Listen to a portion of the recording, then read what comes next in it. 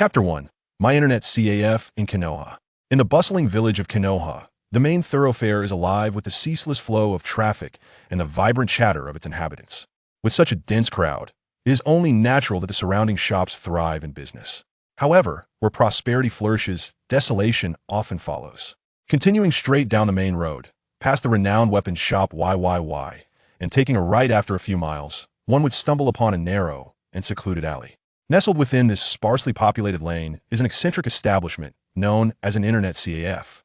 Alas, it has been 3 days without a single customer. At this rate, I fear I may become the first transmigrator to perish from starvation, lamented a seemingly ordinary young man seated at the entrance of the shop. This individual is none other than the proprietor of the Internet CAF, a fellow wanderer of worlds. Jin Yong, an 18-year-old male, was once a lethargic student on Earth. After enduring 2 sleepless days and nights, he finally conquered Mount Blade 2, only to find himself transported into the realm of Naruto, directly activating his extraordinary ability, the Internet CAF system. Yet considering his extensive knowledge of various web novel tropes, Jin Yong could not help but feel he should have been reincarnated into the world of Mount Blade 2. Even if he ended up in the Naruto universe, what was the purpose of the Internet CAF system? Shouldn't it have bestowed him with a power that allowed him to grow stronger through combat instead? After casually expressing his grievances, Jin Yong resigned himself to his fate. Upon activating the Internet CAF system, he became the owner of this modest establishment. It is, in fact, quite small, featuring only 3 computers and a cash register. To call it an Internet CAF will be a disservice. It is a rather rudimentary setup. However, Jin Yong felt powerless to change his circumstances. He did not dare venture outside to attract customers, fully aware of the dangers that lurked in this world from his experiences with Naruto's manga and anime. Fortunately, this humble Internet CAF is a creation of the system, and as its owner, he is invincible within its confines. Kaguya Otsutsuki herself would have to kneel before him and sing his praises. Yet, his invincibility is confined to the CAF outside. He is merely an ordinary individual. To gain strength, he must rely on his unique ability. System task: attract 1 customer to use the computers. Task reward: a copy of the video game Jin Yong's Heroes. Task duration: infinite. In accordance with typical conventions, this novice task is indeed quite simple. Merely entice a single customer, and the game Jin Yong's Heroes will be unlocked. Jin Yong is familiar with this title, developed by the Heroic Studio and released in 1996, a Chinese martial arts RPG inspired by the 14 novels of the esteemed author Jin Yong. The game offers players the opportunity to embark on adventures alongside characters from Jin Yong's literary works, featuring remarkably high freedom. Most characters, martial arts techniques, items, and plot developments remain faithful to the original narratives. For an enthusiast of martial arts, this game is an absolute must-play. Should he manage to unlock the game, Jin Yong would be able to enter it, acquiring invaluable martial arts manuals to aid in his own cultivation. Indeed, engaging in games at this Internet CAF can enhance one's abilities. 3 days. Do you know how I've spent these 3 days, you wretched system? During this span, there were inquiries from passersby regarding the purpose of this Internet CAF. For those who approached, Jin Yong, of course, unleashed his persuasive charm to entice them. However, whenever a potential customer contemplated giving a try, they were invariably deterred by the exorbitant fees for usage. According to the system, the cost for 1 hour of gameplay was a staggering 10,000 ryo. You must be robbing me. Not only did onlookers think this way, but even Jin Yong himself believed that the system was engaging in extortion. From Jin Yong's perspective, drank missions in the Naruto world typically offered rewards ranging from 5,000 to 20,000 ryo, which would then be divided among a 4-member team, with the leader receiving half and the remaining half distributed among the 3 lower-ranked ninjas. The actual compensation left for each individual was quite meager. Let alone the ordinary people who had approached in these 3 days, their wealth paled in comparison to that of ninjas. Even lower-ranked ninjas would likely hesitate to part with 10,000 ryo merely to experiment with this so-called game. As a result, during these 3 days, the CAF had yet to welcome a genuine customer. IT was fortunate that the CAF was stocked with a week's worth of food. Otherwise, Jin Yong would have starved. However, if he failed to attract customers soon, it would only be a matter of time before hunger claimed him at AS for seeking employment in Konohagakure without relying on the system. Jin Yong had considered it but quickly abandoned the idea. After all, he was not a native of this world. In certain everyday habits, he would undoubtedly differ from the locals. Just his fair complexion alone set him apart from the average person in the Naruto world. Only those who lived in luxury or were ninjas possessed such pristine skin, while ordinary folks, well, that was another matter entirely. Imagine a person with such a fair complexion wandering about Kanahagakure in search of work like an ordinary citizen. It would certainly raise suspicions. Such conspicuous traits would undoubtedly attract the attention of the security forces. Ji Yong's identity was bestowed by the system and could withstand scrutiny. However, he himself could not endure an investigation as an ordinary person. He doubted his ability to pass any examination. Thus, in order to avoid an untimely demise, he could only remain in the internet CF, soliciting clients at the entrance. The mere thought of the exorbitant hourly rate of 10,000 Rio and the various other regulations made him feel quite uneasy, and I wonder when I will be able to complete my novice task.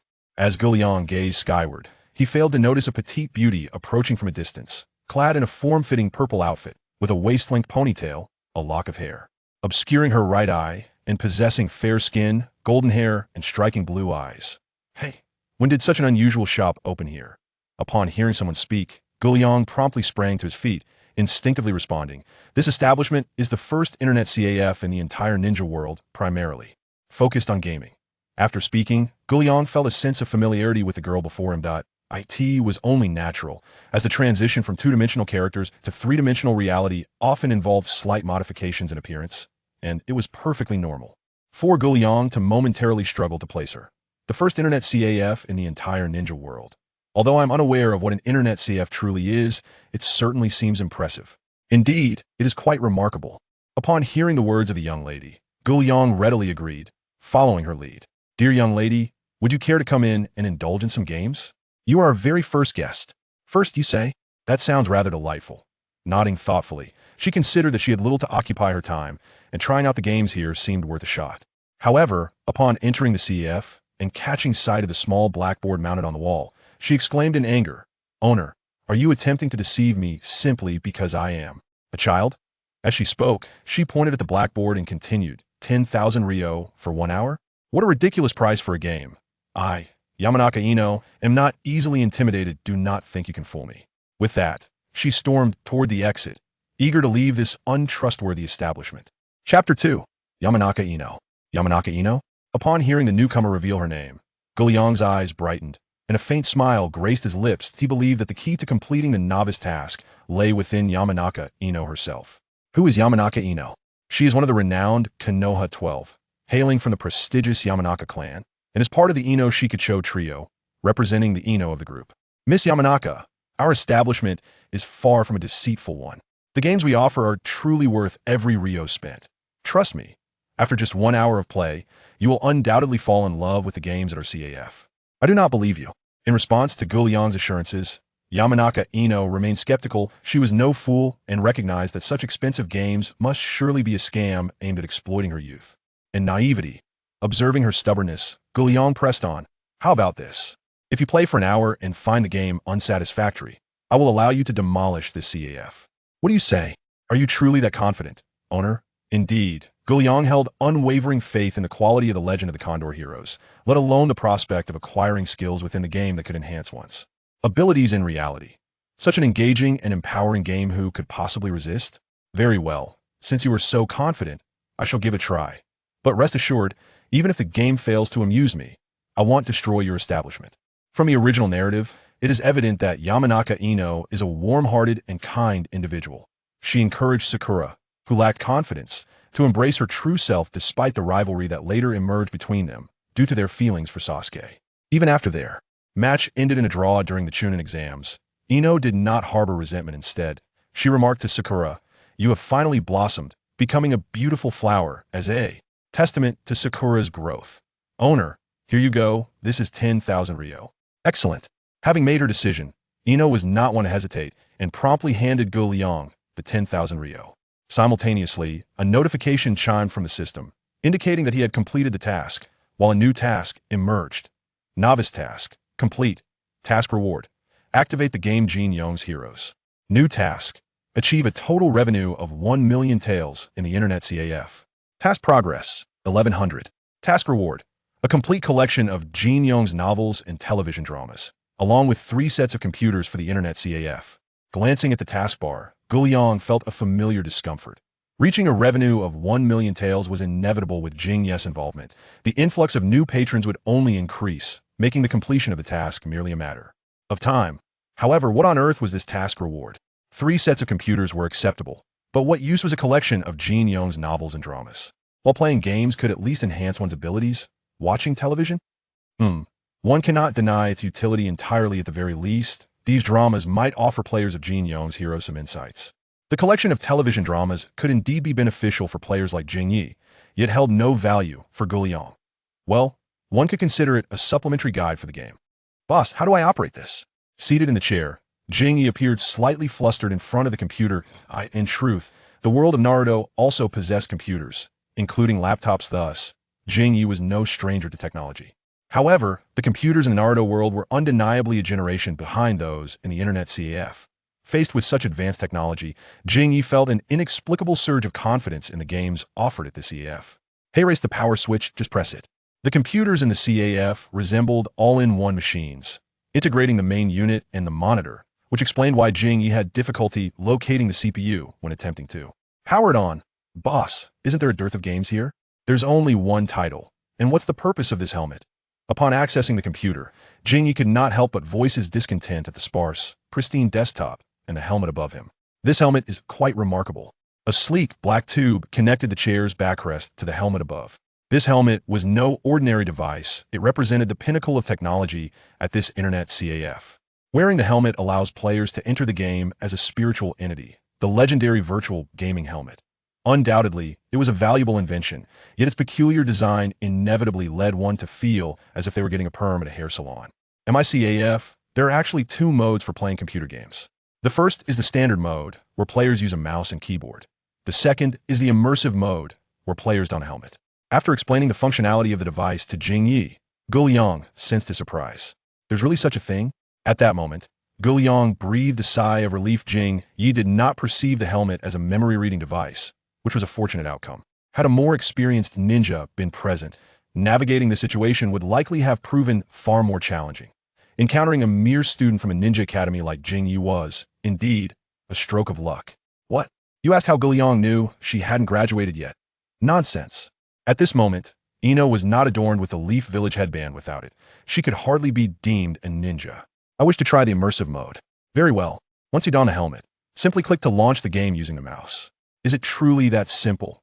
Muttering this under her breath, Ino extended her hands, lowered the helmet, and then placed it upon her head. A word of caution. Should you wish to exit the game, merely think the word exit in your mind. Understood, boss. With that, Ino manipulated the mouse and clicked to open the sole game stored on the computer. As the game initiated, Ino experienced a moment of darkness approximately 1 second later, accompanied by the melodious BGM of the Bamboo Garden love song. 2 options materialized before her. Point 1. Restart. 2. Load progress. Without hesitation, Ino selected restart. Unlike the Earth version, this iteration of the Legend of the Condor Heroes did not assign a name to the protagonist or include a character attribute setup program. The game's name was intrinsically linked to the player, and the protagonist's attributes were determined by the player themselves. In this immersive mode, Ino felt as though she had traversed into the game's realm. Is this an illusion? Confronted with such a real world, Ino immediately speculated that she might be ensnared in an illusion. Consequently, she disrupted her chakra flow in an attempt to break free from the supposed illusion. However, it proved futile. Not only did her in-game self lack chakra, even if she possessed it, breaking free would be impossible, for this was non-illusion at all. What is happening? Where has my chakra gone? Ino surveyed her surroundings, feeling a surge of panic.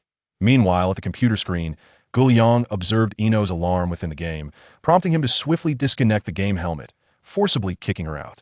Ino, relax, it's merely a game. Do not be so tense, just unwind. Blah blah blah. With Guliang's detailed explanation, Ino gradually calmed down, reopened the game, and prepared for a second experience. Chapter 3. Have I become a master? This time, as Ino entered the game, she felt considerably more at ease, exploring the initial room little by little until she could find nothing more, at which point she ventured outside. She then arrived at the legendary Grand Map. In this expansive map, Ino appeared as a giant. Each step she took spanned several miles, allowing her to reach the nearest inn in mere moments. Upon entering the inn, Ino transitioned from her giant form back to her original size. This is truly remarkable. With a chuckle, Ino mused that such an astonishingly realistic technology was worth the price of 10,000 taels per hour. The game continued, and within the inn, numerous NPCs surrounded her.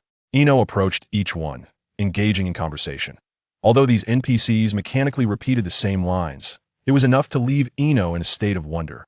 Upon departing from the inn, Ino wandered aimlessly across the expansive map. Before long, she stumbled upon another structure, but as she attempted to enter, she realized that no matter the method she employed, passage remained elusive. This predicament extended beyond just this single building. Many surrounding edifices similarly barred her entry.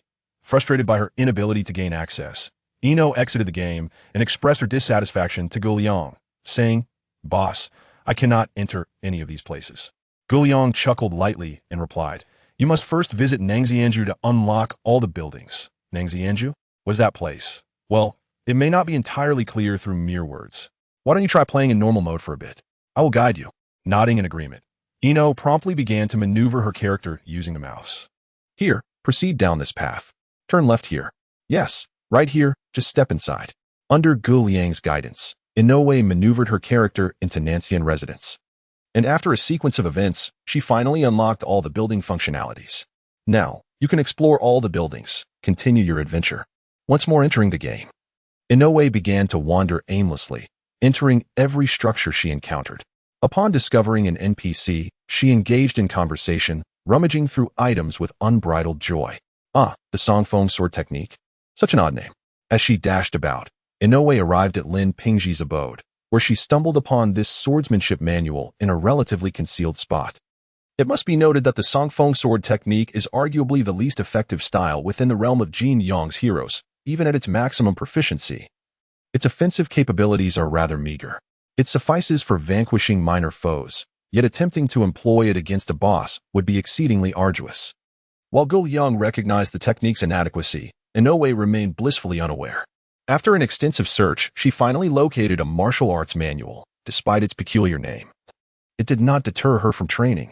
In a manner akin to self-discovery, Inoue grasped the Songfeng sword technique's manual, silently reciting its incantation. And the text transformed into a radiant light, merging with her being. Simultaneously, several sword moves of the Songfeng technique materialized in her mind. The intricacies of this swordplay were remarkable. Unlike the sword techniques in Naruto, the martial arts in Jin Yong's games predominantly emphasize finesse. Whereas Naruto's swordsmanship often leans towards sheer destructive power, prioritizing speed and precision. Although Inoue was merely a student, her perspective was broadened by her affiliation with the Yamashiro clan. Alas, it could only be utilized within the game. How splendid it would be if such skills could be applied in reality. Shaking her head, Inoue dismissed these thoughts and resumed her exploration of the map. Having acquired the sword technique, Inoue was eager to find opponents to test its prowess. After a series of stops and starts, she indeed encountered several feeble NPCs suitable for combat.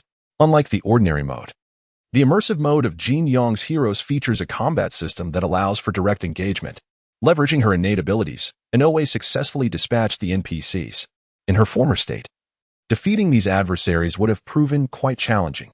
Even the most inept NPCs possessed some level of martial prowess. With this realization, Inoue felt increasingly pleased with the Songfeng sword technique. Just as she was intent on seeking further NPCs to battle and enhance her mastery of the technique, she was abruptly forced out of the game. "What is happening, boss?" Inevitably ejected from the game, Jing Yi was quite displeased. Just as she began to savor the intricacies of martial arts and revel in the joys of the game, she found herself forcibly removed. The annoyance was palpable. With her hour of gaming concluded, a continuation required a monetary investment. "Boss, I have no money left.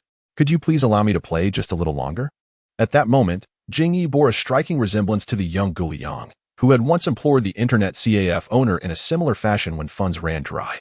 Observing Jing Ye's plight, Guliang, of course, declined her request.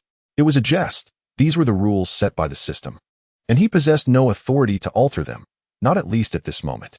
No money, no play. How stingy. Recognizing Guliang's resolute stance, Jing Yi understood that her gaming for the day was likely at an end. "Cunning proprietor, I shall take my leave. We welcome you back at any time."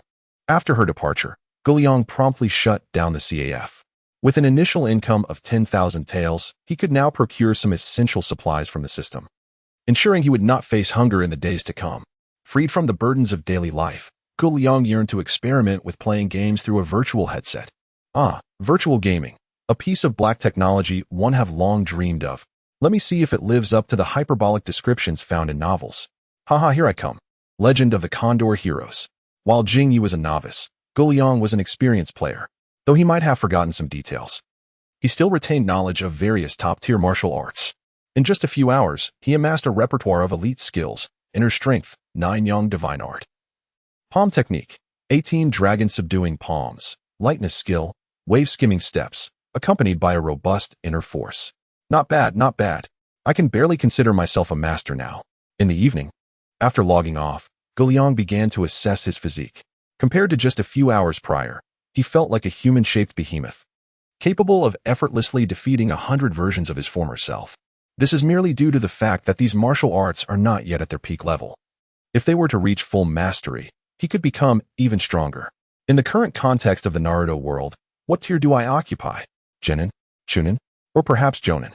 Guliang estimated that even if he were to elevate these 3 martial arts to their utmost potential, he would likely attain the status of a special Jonin, capable of matching an average Jonin in close combat, yet lacking in other critical areas. At the very least, he possesses no ninjutsu, which severely limits his ranged attack capabilities. Close combat is the only domain where he can fully unleash his combat prowess. Alas, no matter how many martial arts he learns in the game, in reality, he can only utilize one set. How splendid it would be if such a limitation did not exist. Shaking his head, Guliang acknowledged that he was indulging in futile thoughts. He wondered if Ino would come by again tomorrow. Chapter 4. Ino versus Sakura the next day. Guliang rose early as usual, hoping for a visitor, yet he found himself waiting until noon without a single guest, not even an inquiry. This starkly illustrated the desolation of the alley. It was sheer luck that Ino had come by yesterday, and fortunately, Guliang seized that opportunity. Otherwise, he could only guess how long he would have to wait for his first customer. Speaking of Ino, what is she up to now? Ino was, of course, attending the Ninja Academy. Soon, the students of her grade would be graduating, and during this period, the teachers would go to great lengths to enhance the students' battle experience. Today, Irika had arranged a practical combat lesson. On the training ground, a group of 12-year-olds formed a circle, watching 2 classmates duel within. With a light thud, a young boy was knocked to the ground. Irika, serving as the referee, rushed over to assess the situation before announcing the victor, Kishimoto Kishi. The 2 combatants performed the reconciliation seal and exited the field. The next match commenced, Yamanaka Ino versus Haruno Sakura. In the crowd, Yamanaka Ino and Haruno Sakura exchanged glances before stepping into the arena. Wide forehead, who would have thought it would be us again today? I warn you once more. Sasuke-kun is mine. You should just concede, Ino declared with a smug grin. Dream on, Ino. Sasuke-kun is rightfully mine, Sakura retorted angrily. The 2 did not engage in combat immediately, but instead chose to argue, much to Irika's chagrin. With a thunderous voice, he exclaimed, Ino, Sakura, start the match now, or you can forget about graduating. Irika's outburst startled both girls, prompting them to bow in apology. We're sorry, Teacher Irika. Once Irika's expression softened, the duel commenced. Ino Pig, prepare yourself. Sakura, wielding a wooden kunai, initiated the assault, prompting Ino to swiftly evade. Observing Ino's deft avoidance, Sakura felt no dismay. Instead, she launched a relentless barrage against her opponent. On the surface, Ino possessed superior prowess, being from a prestigious lineage in Konoha, endowed with the family's secret technique, the mind-body switch technique. However, Sakura harbored a hidden persona, one that had previously overwhelmed Ino during the Chunin exams. When Ino's use of the mind-body switch technique had been thwarted by Sakura's inner self. Thus, the technique proved futile against Sakura. Aside from her secret arts, Ino's physical combat skills were only marginally superior to Sakura's. Just days prior, they had clashed, and after a grueling contest, Ino had emerged victorious. Yet today, something was amiss. To Ino's eyes, Sakura's attacks seemed riddled with vulnerabilities. How could it be that Sakura displayed such glaring weaknesses? The kunai thrust appeared feeble and ineffective. A mere tilt of her head and a jab to Sakura's armpit would dismantle her offensive. Ino pondered the perplexity of the situation. What had transpired? Ino, not one to be easily fooled, had not undergone any deliberate training in the intervening days. How then could she discern so many flaws in Sakura's technique? The answer, she surmised, lay in the events of the previous day's game. Resolute in her hypothesis, Ino decided to test her theory. With a sweeping kick, she forced Sakura back, then leapt several paces away to the outer edge of the arena. Shikamaru, could you fetch me a branch? She called out. I don't want to. That sounds tedious. He replied, notorious for his aversion to trouble, preferring to lounge rather than exert himself. Yet, in matters of significance, he would shed his lazy demeanor and become quite dependable. However, Ino's peculiar request for a branch seemed trivial to him. Please, Shikamaru. This is important to me, Ino implored earnestly. Well, if it's that crucial. I suppose I can help, he conceded. Thank you, Shikamaru. Ideally, find one that's relatively straight. Got it. Stop nagging. Acknowledging Ino's earnestness, Shikamaru begrudgingly set off toward the perimeter of the training ground. What are you up to, Ino? Irika, overhearing their exchange, inquired, puzzled by the request for a branch. It's nothing, Irika-sensei. I'm merely asking Shikamaru to retrieve a weapon for me. A weapon? Irika's brow furrowed skeptically. Using a branch as a weapon? You must be joking. With the branch's fragility, it would likely splinter upon contact with Sakura's wooden kunai. Rest assured, Irika-sensei, I'm merely conducting a small experiment. Well, I hope you do not overestimate your abilities. In his eyes, Ino's strength, without resorting to forbidden techniques, was on par with Sakura's. Abandoning the use of wooden kunai and opting for a mere branch as a weapon was nothing short of seeking one's own demise. Humph, Ino pig, I shall not allow it. Sakura felt insulted. Who would wield a branch in a duel? Nevertheless, she refrained from seizing the opportunity to attack further, choosing instead to remain in place, patiently awaiting Shikamaru's return. In the corner of the playground stood several large trees, and uncertain of how long a branch Ino required. Shikamaru gathered a few, and even climbed a tree to break off several more. Here, take your pick. Upon surveying the collection of branches, Ino selected the one she deemed most suitable, expressed her gratitude once more, and then turned to Sakura, saying, let us continue, wide forehead. Prepare to meet your end. Ino pig. With that, she launched herself towards Ino. Due to her appearance, Sakura despised being called wide forehead, and since Ino was her rival, the combination of these factors fueled her desire to knock Ino to the ground and teach her a lesson about reckless words. Now it was time to validate my thoughts. With a branch in hand and watching the charging Sakura, Ino remained unperturbed, a slight smirk playing on her lips as she silently chanted. Pine Windsword Technique. Pine waves like thunder. The hallmark of the Pine Windsword technique lies in its strength akin to pine, its swiftness like the wind, though unpredictable. It drives straight forward with no retreat. A longer branch, inherently more formidable than a kunai, caught Sakura off guard as she faced Ino's sudden onslaught.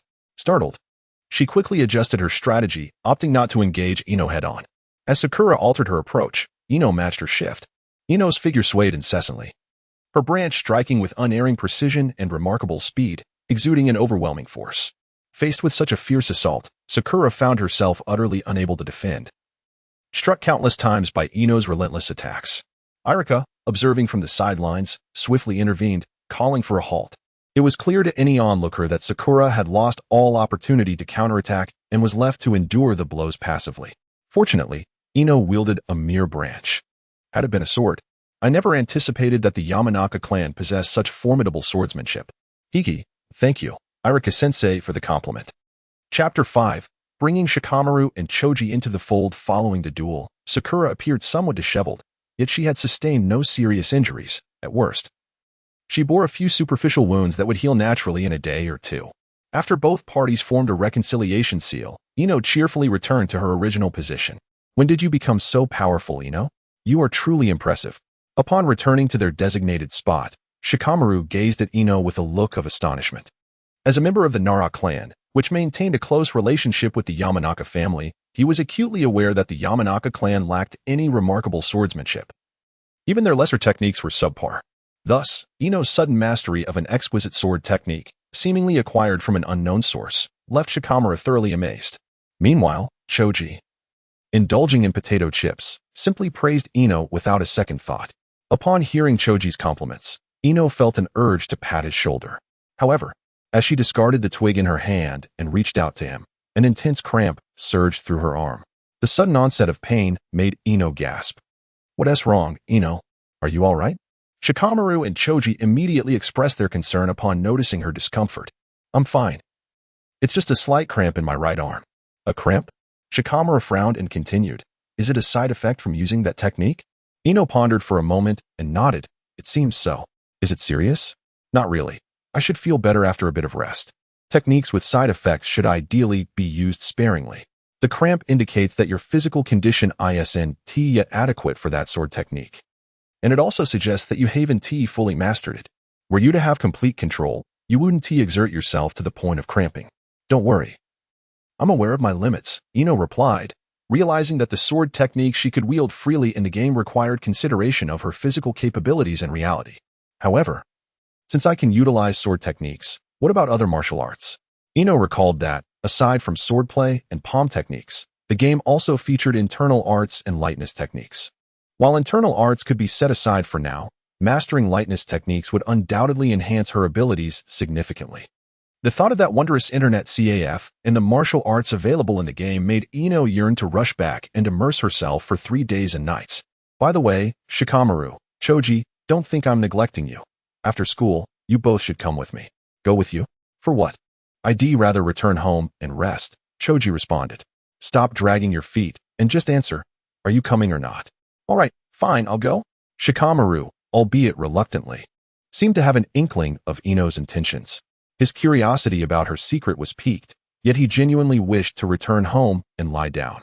Shikamaru's going. What about you, Choji? I have no objections. Great. Then after school, you both will accompany me. In that moment, Ino was persuading Shikamaru and Choji to walk home with her, unaware of the considerable stir her recent battle with Sakura had caused among their classmates. For Sasuke, who was resolutely determined to eliminate that man, Ino's performance had been nothing short of provocative. The swordplay she exhibited was so intricate that even he struggled to discern its clarity, only catching glimpses of indistinct shadows. Upon introspection, he mused that had he faced Ino in her recent form, the spectacle might have been far more captivating, yet defeating her would have posed a formidable challenge. The Nara clan possessed no such sword techniques, nor did Konoha. Ino was undoubtedly concealing some secret. As the second heir of the Uchiha clan, Sasuke harbored a modicum of insight. He recognized that Ino's swordsmanship diverged significantly from the typical techniques employed by ninjas. In the days when the Uchiha clan thrived, some members had indeed practiced the way of the sword. However, Sasuke had never witnessed such an extraordinary application of the blade. After observing Ino for an extended period, he quietly resolved to take action. As the bell rang, the afternoon signaled the conclusion of the Ninja Academy's lessons, prompting the students to begin gathering their belongings to return home. With brisk steps, Ino approached Shikamaru and Choji, inquiring, "Are you ready?"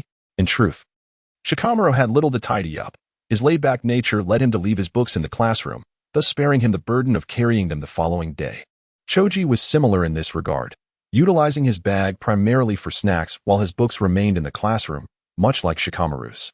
"Once you're done, let us depart," Ino urged. Observing her fervor, Shikamaru let out a silent sigh and addressed Choji. "Let's go, Choji." "All right, Shikamaru," he replied. Subsequently, the trio exited the classroom. Once they departed the school, Ino took the lead, urging Shikamaru and Choji to hasten their pace. Under her relentless prodding, the two had no choice but to quicken their steps. After approximately 10 minutes of walking, they finally arrived at their destination. "Ah, the girl from the Nara family has returned," a voice greeted. "What do you mean by girl? That term is quite unflattering. Please address me as Ino," she retorted. "Very well," the man replied, then turned his attention to Shikamaru and Choji. One was a slothful youth with a pineapple hairstyle, his expression tinged with indifference. The other, a plump boy devouring potato chips with fervor. The man instantly recognized them as Shikamaru and Choji, though he had not previously encountered them. Thus he felt compelled to inquire, "And who might these two be?" "They are my companions, Shikamaru and Choji." "Greetings, young friends," he said. "Hello, sir," they responded in unison. "Sir?" Hearing Shikamaru's address, the man's brow twitched slightly. Realistically, in his current form, he appeared to be in his 20s. Being called uncle seemed rather inappropriate. "By the way, we don't know your name yet," Ino prompted, remaining composed. The man replied, "I am Jin Yong. You may call me boss or Liang-gu. Either is acceptable." "How vain. Who would call you Liang-gu?" Ino scoffed. "Suit yourself." Jin Yong shrugged nonchalantly. "All right, boss, enough chit-chat. Let us play some games." "Very well, as per usual, it's 10,000 taels per hour." "No problem," Ino responded, pulling out 30,000 taels before Shikamaru's incredulous gaze. "Ino, where did you acquire such a sum?" As members of prominent families, they received more generous allowances than the average person, yet to produce 30,000 taels at once was beyond Shikamaru's means. "This is the money I've saved over 2 months. Today, I'm treating you both. Originally, Jinya intended to enjoy a solitary outing today, planning to complete her gaming session within 3 hours, just in time to return home for dinner. However, she was utterly astonished to discover that the martial arts techniques she learned within the game could be employed in real life. Thus, the kind-hearted girl naturally thought of her 2 childhood companions. Ino, 3 hours transformed into 1 hour. How lamentable. Chapter 6. Shikamaru's gaming experience after making the payment. Ino expertly led Shikamaru and Choji to the computer. The technologically advanced computer left both Shikamaru and Choji quite astounded. It was rather peculiar, despite the poor environment. The computer exceeded expectations. Just as Gu Liang placed 30,000 taels into the cash register, he couldn't help but feel exasperated by Shikamaru's complaints. I would also love to renovate properly, but the system simply won't permit it. Why does the system refuse? Do not inquire. The answer is simply a lack of permissions. Shikamaru, Choji, I must tell you, this game is truly remarkable. The trio settled down, and Ino assisted them in accessing the computer while meticulously explaining the nuances of gameplay and where various items could be found within the game. Do you understand? No problem. Understood. With their affirmative responses, Ino entered the game alongside them, and she commenced her own gameplay. This time, she aimed to master more formidable martial arts. Just imagine. Mastering the Matsuke's sword technique would significantly enhance Ino's capabilities. If she were to learn additional skills, wouldn't her prowess increase even more? Thus, she resolved to approach the game with utmost seriousness. Yesterday, she had merely indulged in casual play, lacking a dedicated mindset. However, today, her demeanor reflected an unwavering seriousness, for this was tied to her own strength. Meanwhile, while Ino diligently sought various martial arts, Shikamaru experienced a similar reaction upon entering the game. His first instinct was to believe he had fallen into an illusion. Fortunately, he recalled Ino's words, understanding that this was merely a virtual realm. Aware of his presence in a gaming universe, Shikamaru refrained from hasty actions, instead reflecting on Ino's advice and contemplating the general mechanics of the game before he began his exploration of the initial abode.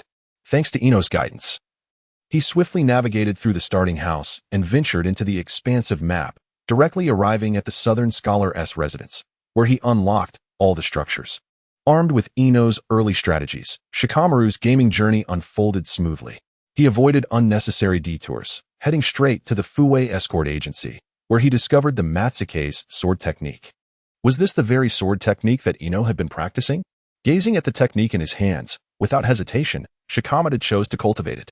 In an instant, his mind, much like Ino's the previous day, was flooded with an array of sword maneuvers from the Matsuke's technique. Having mastered the swordplay, Shikamaru opted not to follow Ino's suggestion of seeking out those inferior NPCs to train further. Firstly, he was inherently laid back and preferred a more leisurely approach to gaming. Secondly, if he were to adhere strictly to Ino's strategies, who would truly be playing the game, him or her? Thus, regarding Lin Pingji from another room, Shikamaru did not ignore him as Ino did after their conversation. Instead, he attentively listened until the end. Shikamaru chose to allow Lin Pingji to join their team. With the destruction of the escort agency and the loss of his parents, was it my duty to seek vengeance for him? Shikamaru was indifferent to the notion of revenge. His primary motivation for including Lin Pingji was the thought that in the event of a battle, Lin Pingji could take the lead, allowing Shikamaru to remain uninvolved. As for training in the Pine Wind Sword technique, he had already mastered it, so whether he practiced or not made little difference. In truth, Shikamaru had no desire to be there. It was Ino who had insisted he accompany her and Choji. All he wished for was to return home and rest comfortably. However, having arrived and finding the game surprisingly engaging, Shikamaru dedicated a modicum of his attention to it. His interest in martial arts was minimal. Rather, he was captivated by the storyline and characters within the game. The desire for revenge for Lin Pingji, the charming rogue Tian Boguang, the refined scholar Duan Yu. During his time in Nanshan residence, Shikamaru learned that the ultimate objective of the game was to collect the 12 volumes of the Heavenly Books, each corresponding to a specific novel. Although he had not read these 12 novels, he instinctively sensed that to gather all the Heavenly Books, one must interconnect these characters and events. A puzzle to solve? How delightful. Shikamaru preferred intellect over brute force. Glancing at the system clock, he noted that only a few minutes remained until the hour was up. With so little time left, he decided to cease his search and instead sat cross-legged, contemplating how to approach the game based on the limited information he had acquired. Indeed, although it diverged from Ino's original intention. Shikamaru had truly been drawn into the game by her. If he were unable to unravel the mystery and collect the heavenly books within a day, he would likely continue playing indefinitely. At last, the hour of gameplay had elapsed. Would you like to extend your time? An hour had swiftly passed, and Ino, along with the others, exited the game. Boss, why does the game prompt me to choose a martial art for real-world application upon logging out this time? What does that signify? Upon disembarking this time, Jin Yi harbored no discontent, only a sense of perplexity. Have you mastered more than one martial art? Upon hearing this, Jin Yi nodded and replied, Indeed, in addition to the initial Song Feng sword technique, I have also learned the pile knife technique, the Zixia divine skill, and the Tiyun zone. The martial arts Jin Yi had acquired were relatively easy to grasp.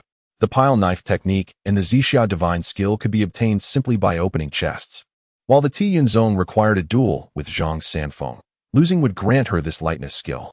Given that Jin Yi had already mastered 2 martial arts, along with 1 internal skill and a lightness technique, when she decided to exit the game, she would receive a prompt to select the martial art she wished to utilize in reality. Only by choosing a martial art for real-world application could Jin Yi successfully employ it during combat. For instance, if she had utilized the Song Feng sword technique yesterday but opted for the pile knife technique today, attempting to wield the Song Feng sword technique in reality would feel exceedingly awkward and lacking in grace, utterly devoid of the elegance she displayed the previous day. Let me clarify this for you. Blah, blah, blah. I see, Jin Yi acknowledged, finally grasping the explanation provided by Jin Yong. By the way, what is this internal skill about, and why can't I learn it in reality? Upon hearing this inquiry, Jin Yong shot Jin Yi a glance and remarked, You already possess a form of internal energy, namely chakra. If you wish to cultivate an internal skill, it's not impossible. However, with both energies within you, can you withstand the clash between chakra and internal force? A misstep could lead to catastrophic consequences. In truth, this serves as a protective measure by the system for players. When a player already possesses a form of internal energy, any additional energy acquired in the game will not directly affect them, preventing unnecessary tragedies. Of course, Jin Yi was already familiar with the energy channeling route of the Zixia divine skill, and if she so desired, she could practice it in reality. Nevertheless, the system would evidently not intervene in such perilous endeavors. Chapter 7. The Envy and Jealousy of Jin Yi, revised. Is it truly that terrifying? Jin Yi gasped, taken aback at the thought of cultivating 2 energies potentially leading to her demise. Fortunately, she refrained from recklessly pursuing this path and instead opted to consult Jin Yong first. At this moment, Ino felt a sense of gratitude for her prudence. After briefly reflecting on her feelings, she turned to her 2 companions and inquired, Shikamaru, Choji, have you made any progress?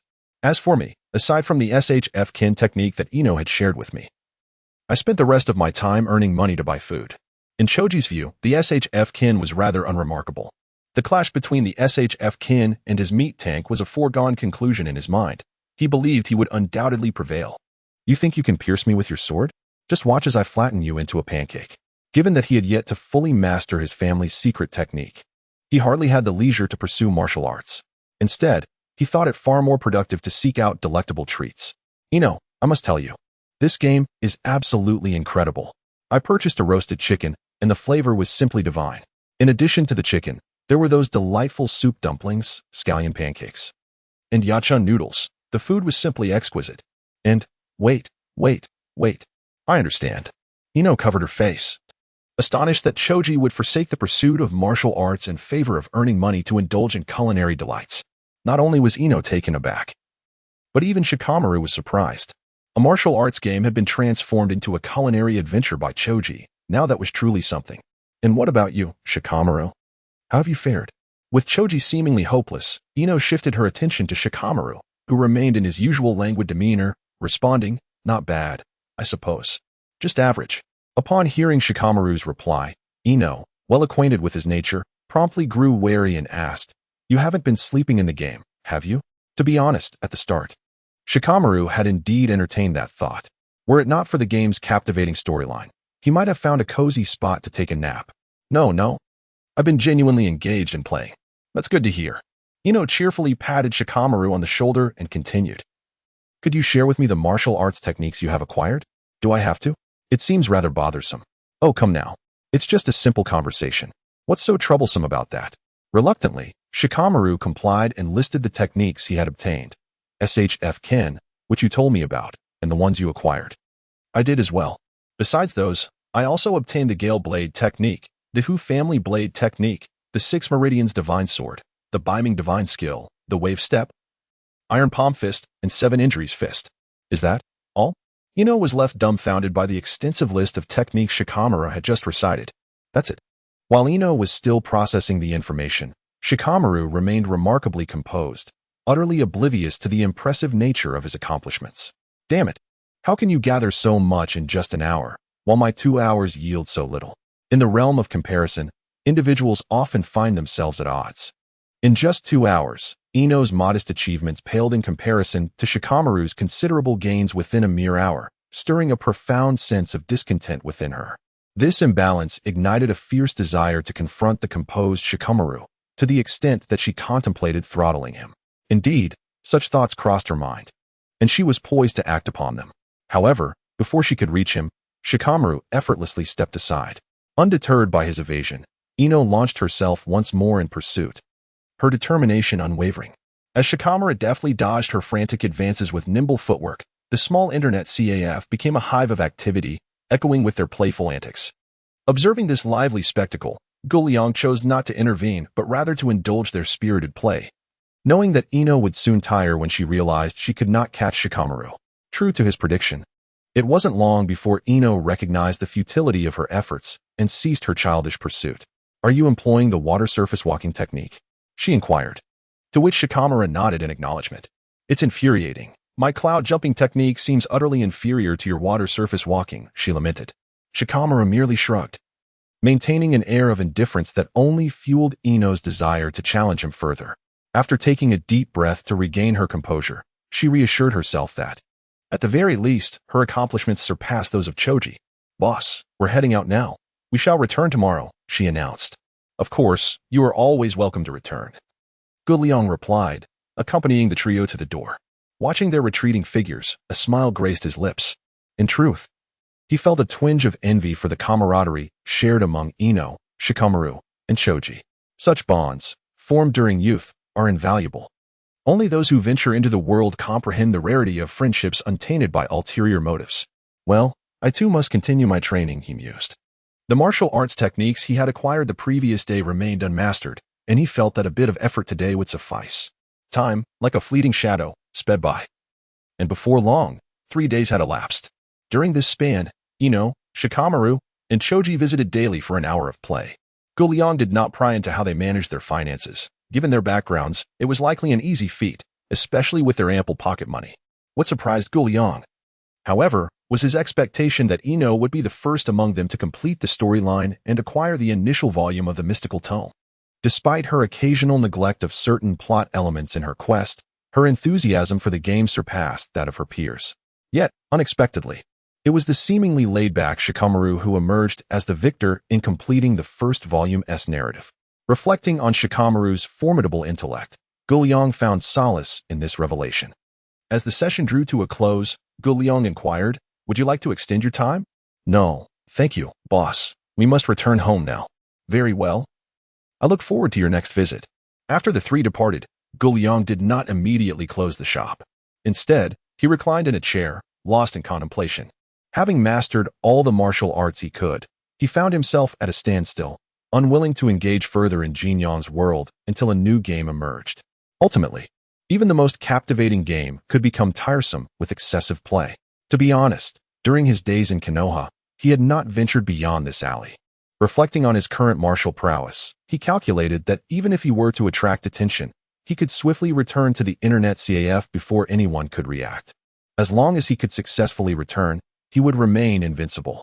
Moreover, it had been quite some time since any new patrons graced the CF, and he yearned to explore outside, hoping to entice fresh clientele. Yet, he harbored fears of encountering unforeseen circumstances that might lead to a clash with Konoha's ninjas. Should I venture outside? Just as Guliang wrestled with this dilemma, Ino and her companions exited the alley, only to find Sasuke waiting for them. Chapter 8, The Six Meridian Sword. Sasuke, were you waiting here for me? Upon spotting Sasuke, Ino promptly abandoned her two companions and approached him, casually linking her arm with his. Sasuke was already accustomed to Ino's exuberance. After all, who could resist the allure of his striking good looks? At this tender age, many young girls are captivated by beauty, and they find it impossible to resist the striking allure of Sasuke. However, not all divine beings are solely enamored with appearances. Hinata, for instance, is not. If Naruto were to refine his appearance, he might also garner some admiration. Yet, given that eating has become a challenge for him, he naturally lacks interest in matters of attire and grooming. Ahem, I digress. Is the secret to your newfound strength that peculiar shop? Sasuke inquired directly, without any circumlocution. Indeed. Sasuke, should you wish to grow stronger, you might consider paying it a visit. Shikamaru has always harbored a certain disdain for Sasuke and is reluctant to divulge any information. Nevertheless, Ino, unbothered by the tension, responds candidly. Surprised by Ino's forthrightness, Sasuke reflects on the fact that in the world of ninjas, power reigns supreme. The secrets that enhance one's strength are typically jealously guarded by clans, fearful of exposure. Even the Ninja Academy merely imparts the most rudimentary techniques. For common students to acquire advanced ninjutsu, they must either exchange contributions or indenture themselves to other ninja clans. Absent extraordinary opportunities, they are merely cannon fodder on the battlefield. Even prodigies who graduate early do so largely because of their familial connections, such as Itachi Uchiha, who benefits from the Uchiha clan's legacy. Even Kakashi Hitaki boasts the family heritage of the Hitaki sword techniques. And what of Minato Namikaze, a genius of humble origins? Had he not crossed paths with Jiraiya? Would he have ever ascended to the position of Hokage? The extensive discourse here merely serves to elucidate a singular truth.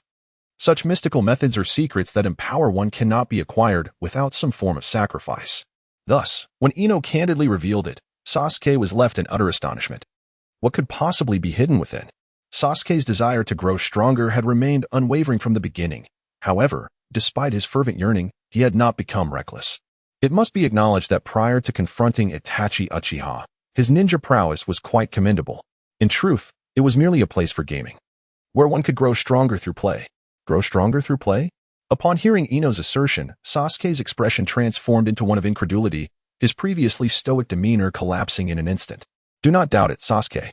Observing Sasuke's unwelcoming countenance, Shikamaru shed his usual nonchalance and spoke earnestly. Ino is not mistaken. It is indeed a wondrous place. And the method to gain strength is simply through gaming. While Sasuke remained skeptical of Ino's words, he found a degree of credibility in Shikamaru's high intellect. If that is the case, then you must have paid a heavy price. In Sasuke's view, Ino had transformed from being evenly matched with Sakura to effortlessly overpowering her, which surely demanded some sacrifice. Moreover, with Ino's newfound strength, it was only natural that Shikamaru and Choji, who accompanied her, had also experienced growth. Speaking of sacrifice, not only did Shikamaru and Ino show signs of contemplation, but even the usually reserved Choji displayed a peculiar expression. You are not wrong. I have indeed paid a significant price. The exorbitant hourly fee of 10,000 ryo for gaming had completely depleted the trio's allowances. It was solely due to the esteemed positions of their families and the influence of their forebears that they were able to procure funds. Otherwise, they could not bear the cost of such gaming fees. Furthermore, as the intellectual pillar of the team, it was only logical for Shikamaru to devise a means of earning money to support their gaming endeavors. This consequently results in a significant reduction of his rest time each day. This could indeed be considered a grave price to pay. Indeed, it should be. Upon hearing Shikamaru's response, Sasuke's expression darkened. He resolved that as long as he could grow stronger, he would not hesitate to offer his body to the devil. However, as he nodded and broke free from Ino's grasp, taking heavy steps toward the internet CF, Shikamaru spoke again. But for you, such a cost should be insignificant, considering the wealth left by your Uchiha clan. Sasuke, who had just passed Shikamaru, froze momentarily, mechanically turning his head to ask with a deadpan expression. Are you implying that this cost is actually monetary? Precisely, the three affirmed with nods. So, as long as I have money, I can become stronger? Indeed, indeed. They nodded once more. Do I look like a fool to you? Sasuke exclaimed angrily, gesturing toward his remarkably handsome visage. I am not that idiot Naruto. With that, without warning, Sasuke launched an attack at the nearest Shikamaru, raising his fist to strike. In the past, Shikamaru might have been caught off guard by Sasuke's ambush. However, now, Shikamaru swiftly dodged Sasuke's strike and created distance, then raised his middle finger in response. This was none other than the Zhongchong sword from the Six Pulses Divine Sword technique. Each pulse of the 6 pulses divine sword possesses distinct characteristics. The right thumb, Shaoshang sword, characterized by its powerful and striking path, akin to a thunderous storm. The right index finger, Shangyang sword, known for its cleverness and elusiveness. The right middle finger, Zhongcheng sword, marked by its grand openings and imposing momentum. The right ring finger, Guancheng sword, which triumphs through its ancient and clumsy style. The right little finger, Shaocheng sword, noted for its lightness and swiftness. The left little finger, Shaozi sword, recognized for its sudden appearances and subtle transformations. Shikamaru did not wish to harm Sasuke, but he also did not want to make it too easy for him. So employing the grand and imposing Zhongcheng sword was the most fitting choice. This is certainly not Shikamaru's intention to insult Sasuke, absolutely not. Do not flee. In the face of Shikamaru's agile maneuver, Sasuke's eyes lit up. He was well aware of the caliber of his opponent. He had not anticipated that in just a few days, even such a lazy individual could evade his ambush. If he were to comprehend the rapid method of strengthening one's abilities, he would surely not divulge it so readily to others. The more he pondered, the more convinced he became that the trio was toying with him. Thus, although he found it curious that Shikamaru refrained from retaliating and merely offered him a middle finger, it did not deter him from continuing his assault. At that moment, Shikamaru's middle finger shifted, suddenly emitting a brilliant white light directed at Sasuke's finger. With a swift Baiyu, the glow on his finger surged towards Sasuke's left arm at an astonishing speed. Caught off guard by such an attack, Sasuke was struck directly. As though he had been dealt a crushing blow, the pain radiating through him eliciting a cry of agony. Down he went, face first. Chapter 9. Sasuke's visit. Sasuke collapsed with a cry of pain, prompting Ino to rush to his side, her heart aching, and assist him to his feet. Shikamaru, you have gone too far. How could you use the 6 paths divine sword against Sasuke? After spending several days in the game, the trio naturally understood that martial arts were ranked in tiers, much like ninjutsu with its S, A, B, C, and D classifications. The first technique Ino practiced, the Matsuke's sword technique, was the most basic level of martial arts in the game. Conversely, Shikamaru's 6 paths divine sword was considered the pinnacle of martial arts. To wield such an elite technique against a child who had yet to graduate from the ninja academy was, in some respects, rather excessive. He initiated the ambush against me. Shikamaru reasoned. He had never held Sasuke in high regard, and had it not been for Ino, he would have likely ignored him entirely. Yet, after Sasuke attempted to ambush him, he refrained from using the Shoshang sword to inflict a wound on Sasuke, which he felt was a gesture of camaraderie. Let go. I do not require your feigned assistance. Rising to his feet, Sasuke forcefully shrugged off Ino's support, glaring at Shikamaru with palpable resentment. Sasuke, I believe you need to calm down. Neither Shikamaru nor Ino has deceived you. The usually quiet Choji sensed that the situation could not continue in this manner. What if another conflict arose and Shikamaru severely injured Sasuke? Whether Sasuke lived or died was of no consequence to him. He was primarily concerned about the potential rift in their friendship. Shikamaru, Ino, let us depart. Once Sasuke enters the internet CAF, he will inevitably realize we have not misled him. Ino, heed Choji's words. We should leave and allow Sasuke to seek the truth on his own. Ino is not a fool. She is acutely aware that, at this moment, no matter what they say, Sasuke will not believe them. Rather than continue in this vein, it would be better to allow Sasuke to experience the wonders of the internet CAF for himself. Sasuke, I must take my leave. Trust me, I am not deceiving you. With a reluctant glance at Sasuke, Ino departed the alley along with Shikamaru and Choji. Could it be that I have truly misjudged them? As he watched the trio walk away, Sasuke found himself lost in contemplation. Why ponder so much? Just as they suggested. If I visit this establishment known as the internet CAF, I will discern whether they are indeed misleading me. Shaking his head, Sasuke clutched his injured left arm and began his journey toward the CAF. Before long, he arrived at his destination, where he noticed a young man reclining in a chair, wearing an expression of deep contemplation. Indeed, to this very moment, Guliang had yet to decide whether to explore Konoha or remain in the CAF. Perhaps lost in thought, he failed to notice Sasuke's presence at the entrance. Ahem, are you the proprietor of this internet CAF? After waiting for a while, and realizing the man remained oblivious to his existence, Sasuke feigned a cough to draw the owner's attention. My apologies, I was pondering a matter. No worries. Sasuke gently shook his head and continued. I have heard that one can become stronger here? Stronger? Upon hearing this, Guliang understood that this young lad must have been introduced by Ino and her companions. Otherwise, he would not have known that this place could enhance strength. He scrutinized the boy, noting his handsome features, cold demeanor, and the Uchiha clan's fan insignia emblazoned on his attire. It was evident that this was none other than Uchiha Sasuke. Yet, something felt amiss. Observing Sasuke's persistent grip on his left arm, Guliang could discern a fine sheen of sweat forming on his forehead. This evidently presents an appearance of injury. In this age group, who could possibly defeat Sasuke? Might it be Lee? Or perhaps Niji Hyuga? Aside from these two, it is truly difficult for Guliang to conceive of any other peer capable of inflicting harm upon Sasuke. As for the adults, well, they are unlikely to stoop to the level of bullying a lone survivor of the Uchiha clan. However, aside from the aforementioned two peers, there are also Ino and her companions. These three individuals possess the strength to injure Sasuke. Ino would certainly refrain from engaging Sasuke in combat. The one who took action must be either Shikamaru or Choji. So, was your injury inflicted by Choji or Shikamaru? Sasuke was taken aback. He never anticipated that Guliang would pose such a question. Yet, in his pursuit of strength, he felt compelled to respond truthfully. It was Shikamaru. I see. Guliang nodded, contemplating Sasuke's unsavory temperament, and he could roughly surmise the circumstances. You truly are remarkable, managing to provoke such a lethargic individual into action. In a sense, you could be considered quite talented. Upon hearing this, Sasuke clenched his teeth but remained silent. Very well, I can indeed help you strengthen your abilities. Follow me inside. Having confirmed his suspicions, Guliang ceased his inquiries and led Sasuke into the internet CAF. To be candid, when Sasuke entered the CAF, he felt a wave of disappointment.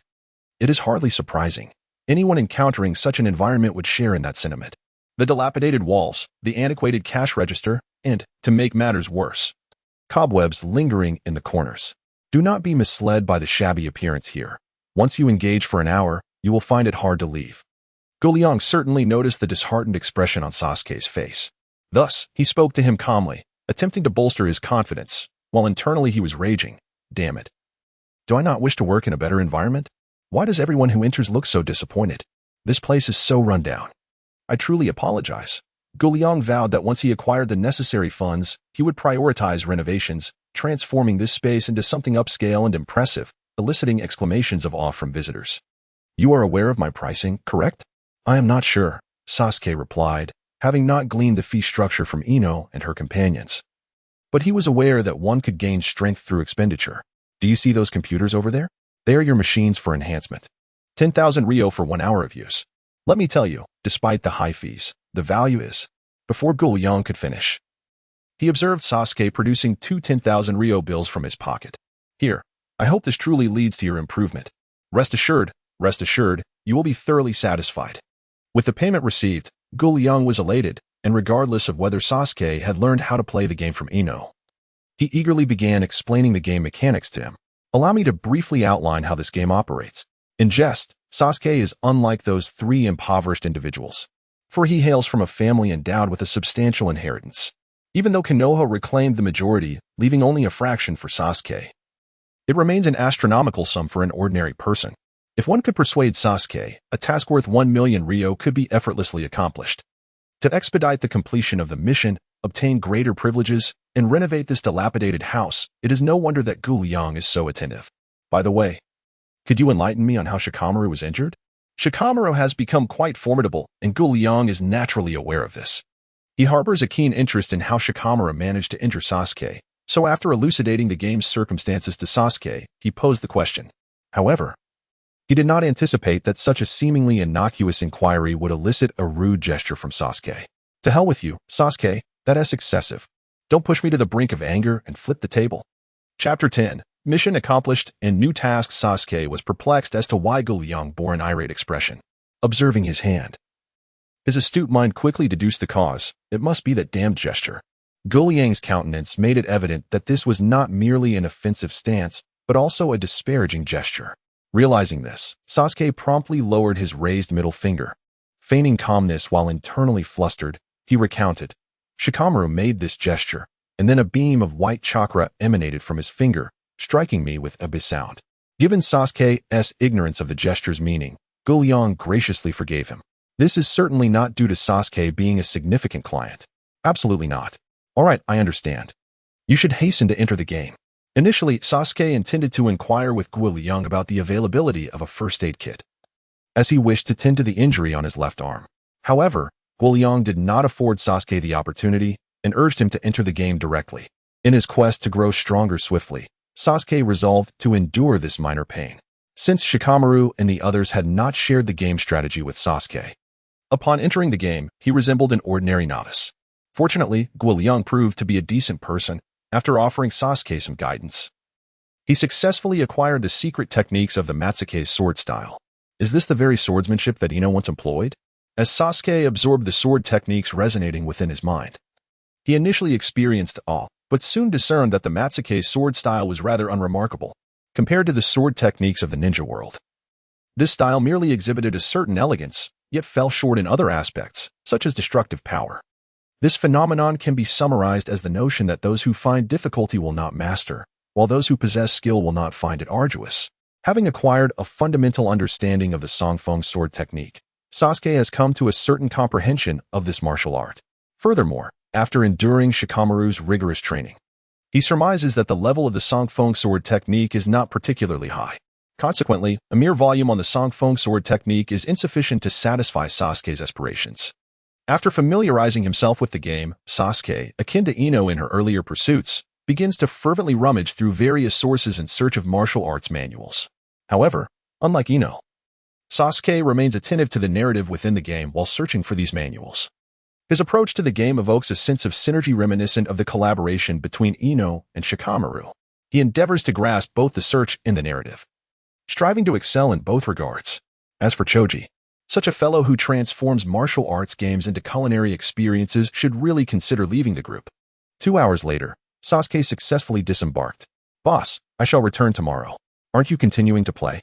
Hearing Sasuke's declaration of cessation, Guo Liang was somewhat taken aback. He was well aware that at this hour, Sasuke possessed an almost maniacal obsession with the pursuit of strength. The shortcut to becoming powerful lay right before him. And yet he could restrain himself from playing? In truth, Sasuke would have loved to continue, but he found himself devoid of the funds necessary for further play. Even though the Uchiha clan bequeathed him a considerable fortune, it did not imply that he would carry tens of thousands of taels with him daily. Today, having 20,000 taels on him felt excessive. Typically, he would only carry a few thousand. Boss, I have a question, though I am unsure if it is appropriate to ask. In that case, perhaps you should refrain from asking. Sasuke. Haha, I was merely jesting. Please, feel free to ask whatever is on your mind. In that moment, Sasuke suddenly wondered if the boss had some sort of issue, finding amusement in playing tricks on others. Do you realize that behaving this way outside could lead to a beating? After taking a deep breath to quell his urge to strike, Sasuke finally spoke. Boss, you are aware that my left arm is injured. Yet in the game, I feel no trace of my wounds. I initially thought there was a problem, but it turns out to be this. Let me tell you, it's actually quite simple. Oh? Sasuke feigned attentiveness. Well, I'm not sure either, came the reply. Sasuke, feeling exasperated, sighed. Boss, I'm leaving now, goodbye. He had no desire to linger any longer, fearing he might succumb to the temptation of physically confronting the insufferable boss. Observing Sasuke's departure, Guo Liang felt a sense of grievance. I truly have no knowledge of such advanced technology. How could an ordinary person like me possibly understand it? Shaking his head, Guo Liang chose not to dwell on it. Instead, he opened the system, glancing at the impressive revenue of 150,000 taels, and nodded in satisfaction. With 150,000 taels, the task's completion rate had already surpassed 1/10. At this pace, it should be possible to complete the task before Ino and the others graduate. In recent days, Guo Liang has engaged in conversations with Ino and her companions, discovering that they are merely a month away from graduation. Within this brief period, even without the addition of new clients, the efforts of Sasuke and Ino alone should suffice to fulfill his tasks. Moreover, it is inconceivable that new users would not emerge within a month. As Sasuke grows stronger, will Sakura, who has long harbored feelings for him, notice this change? If she does, will her curiosity compel her to follow him discreetly? If Sakura arrives, will Naruto, who has always cherished her, also make an appearance? And if Naruto comes, will Hinata and Kiba follow suit? If Kiba arrives, will Shino be far behind? From Guo Liang's perspective, such a chain reaction is highly probable. At that point, He anticipates the system upgrade with eager anticipation.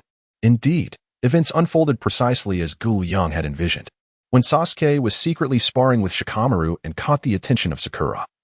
The very next day, she discreetly trailed him to the internet CAF. Unfortunately, Sakura's circumstances are not comparable to those of the others.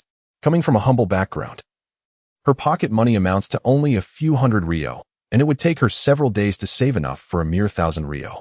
As for Naruto, he is equally impoverished, to the extent that he struggles to afford meals, his situation even more dire than Sakura's. While she could manage an hour of gameplay after saving for over 10 days, Naruto, without assistance, would be fortunate to play even once a month. Fortunately, with the presence of Hinata, the little angel, Naruto is able to log in every few days.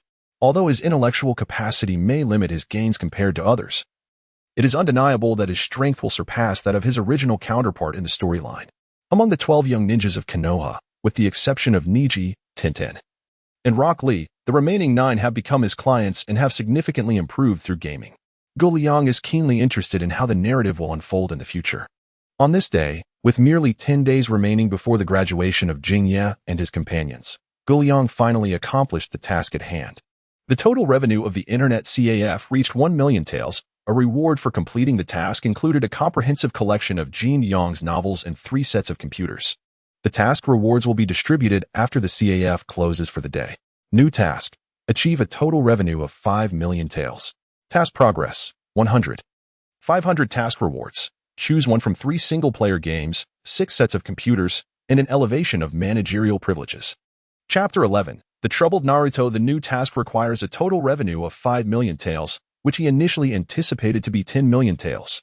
The target amount is merely half of what he expected, a pleasant surprise indeed. However, it was the rewards for the task that truly caught his attention.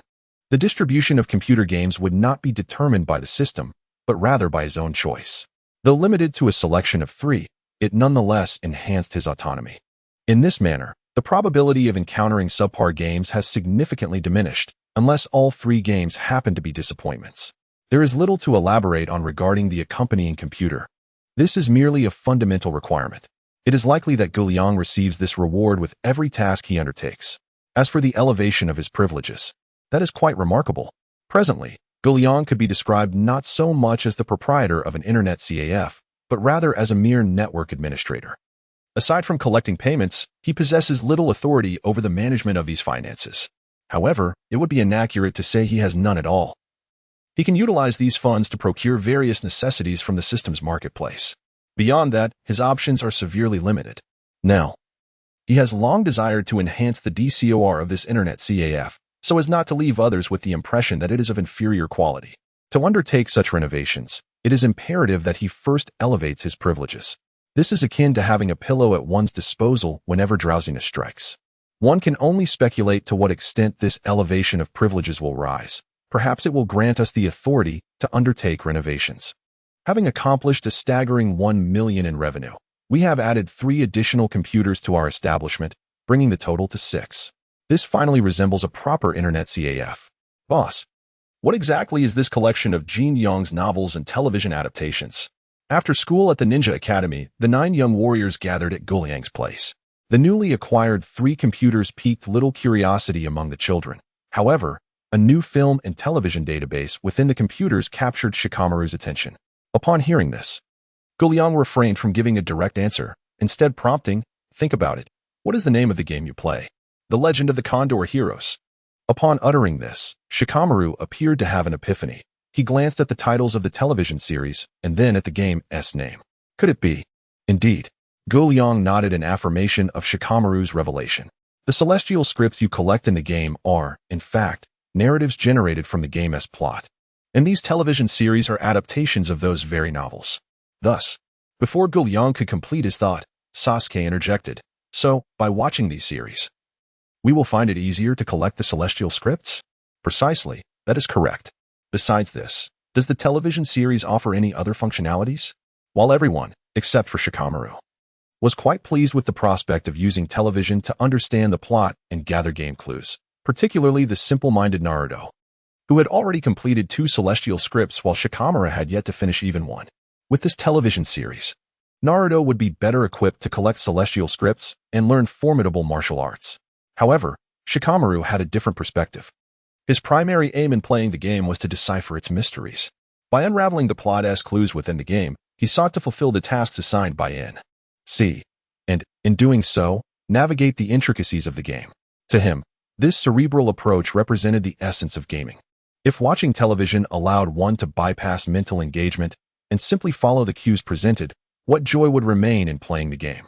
Thus, he was eager to discern whether this television could offer any additional functionalities beyond serving as a game guide. You will find out in due time, I assure you.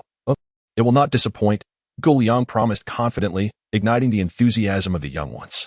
The 6 eager participants immediately accessed the television database, each selecting from 14 series that intrigued them the most. Please select your viewing mode. 1. Standard mode. 2. Immersive mode. Can one truly choose an immersive mode while watching television? Upon seeing this option, the little one's faces lit up with joy. After all, the power of the immersive mode has been vividly demonstrated to them through the medium of gameplay. What would it be like to utilize such a powerful mode for watching television? Unquestionably, the 6 individuals opted for the immersive mode, diving into the captivating drama series. In fact, before the arrival of the 9 young warriors, Guliang had already had the opportunity to experience watching television using the immersive mode. Unlike gaming, where players have direct control over characters, in a drama series, players cannot control the characters but can choose to embody them. It is akin to possessing an elderly figure, allowing for an intimate observation of the actions of those they inhabit. Through this embodiment, players can also sense the various emotions and inner thoughts of the characters. And during combat, it enhances their understanding of the martial arts skills of the possessed.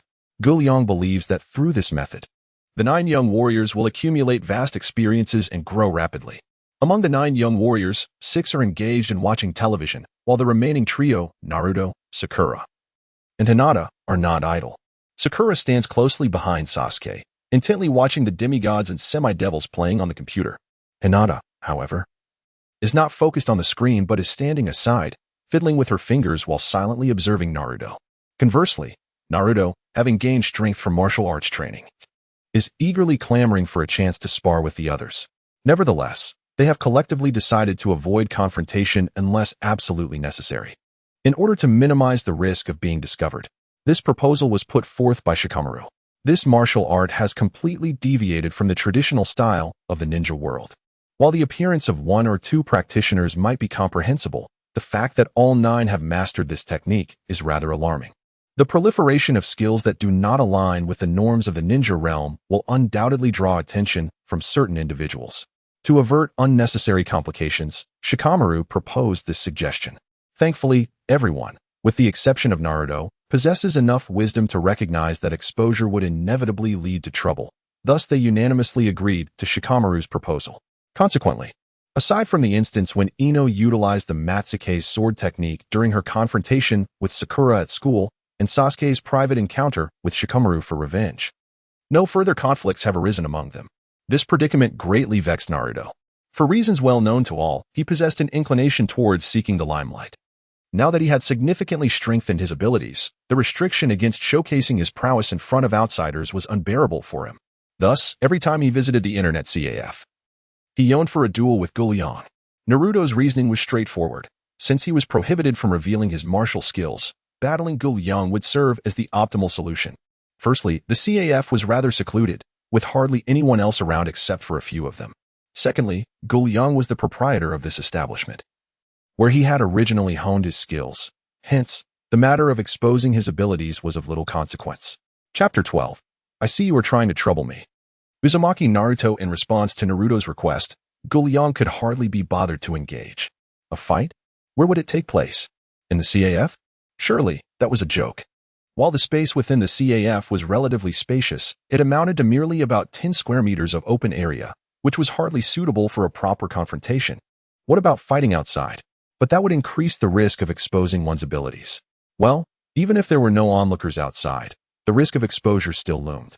However, given Naruto's level of strength, Guliang could not muster even a shred of interest in him. Fighting Naruto? He would rather immerse himself in the game and challenge the top-tier NPCs instead. Guliang had mastered various top-tier martial arts to their fullest extent, whereas Naruto was merely a novice in comparison. To illustrate with game characters, Yong could be likened to a transcendent figure from the legend of the Condor heroes, while Naruto was akin to a character of much lesser caliber, rendering their combat abilities incomparable. Although Yong had a slightly mischievous streak, he bore no inclination to engage in fisticuffs with children. Moreover, considering that Naruto harbored a nine-tailed fox within him, what if, during the fray, Naruto refused to concede and unleash the fox's power? Would this internet CAF remain operational? If the nine-tailed fox were to be revealed, Yong would face immense complications. Not to mention, what would happen if Sarutobi Hiruzen ordered the lockdown of that alley? At this juncture, Yong lacked the capacity to confront the third Hokage head-on. Thus, for all these reasons, Yong would not engage in a duel with Naruto. Uncle, are you afraid of losing? Faced with Yang's indifference, Naruto's mind suddenly sparked with cleverness, and he resorted to provocation. This tactic is ineffective against me, Yong retorted with a roll of his eyes. Recognizing that such a meager provocation would likely deceive only someone as naive as Sasuke, whether useful or not, I fail to comprehend your words. To me, it appears you are simply fearful of losing to me, the future Hokage. How about this, uncle? If you concede that you cannot best me, the future Hokage, then I shall spare you. Observing Naruto's smug demeanor, Yong felt exasperated. Very well, do not say I am unyielding. If you can answer a few questions correctly, I shall begrudgingly agree to duel with you. Really? Hee. I, Yong, am a person of my word. Who could possibly be unaware of that? Well then, go ahead and ask your question. Once I provide the correct answer, we shall engage in a duel. Upon receiving Yang's response, Naruto eagerly rubbed his hands together, impatiently yearning for a spirited match with his boss. Observing Naruto's excitement, Yong couldn't help but smile faintly. Listen closely, Naruto. How many heads does a cow possess? 1. And how many hoofs? 4. Uncle, these questions are far too simple. Do you have anything slightly more challenging? Clearly, after correctly answering 2 consecutive questions, Naruto's confidence swelled, prompting him to request a higher level of difficulty from Yong. Very well, this was your suggestion. A cow has 1 head and 4 hooves. How much hair does it have? Uncle, you? Naruto's eyes widened in surprise. He had never anticipated such a twist in the question. Struggling to answer now, are we? I am a fully grown adult. How could I be outwitted by a hot-blooded fool?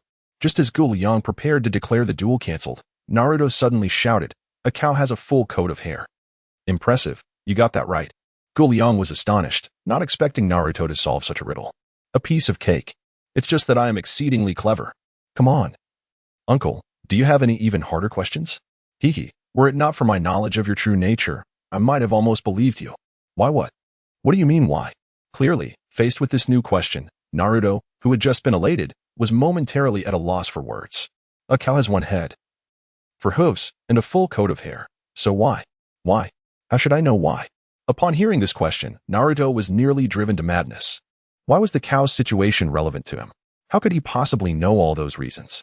I see you, thick-browed, wide-eyed internet CAF owner, are making things difficult for me. Uzumaki Naruto. Indeed, Yong was putting Naruto to the test.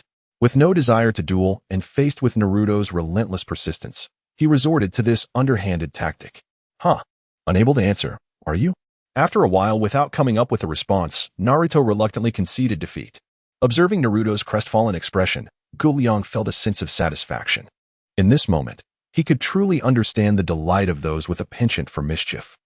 It turned out that the sensation of tormenting the little ones could indeed be so exhilarating. It must be akin to feeding grass. Just as Naruto felt dejected and Yong experienced joy, Hinata softly articulated the answer nearby. Upon hearing the correct response, Yong gave Hinata a thumbs up, exclaiming, indeed. It is feeding grass. What? Such a phrase exists? Of course it does. Did you not notice that I wrote in pinyin rather than in Chinese characters? What the devil is pinyin? I see you are merely trying to trouble me, Uzumaki Naruto. Unable to endure it any longer, he unleashed a powerful palm strike. Such trivial skills, Yong remarked nonchalantly as he effortlessly dodged Naruto's mighty attack with a swift movement. Utilizing the subtle mobility of the Lingbo Weibo technique, he began to dart around Naruto with astounding speed.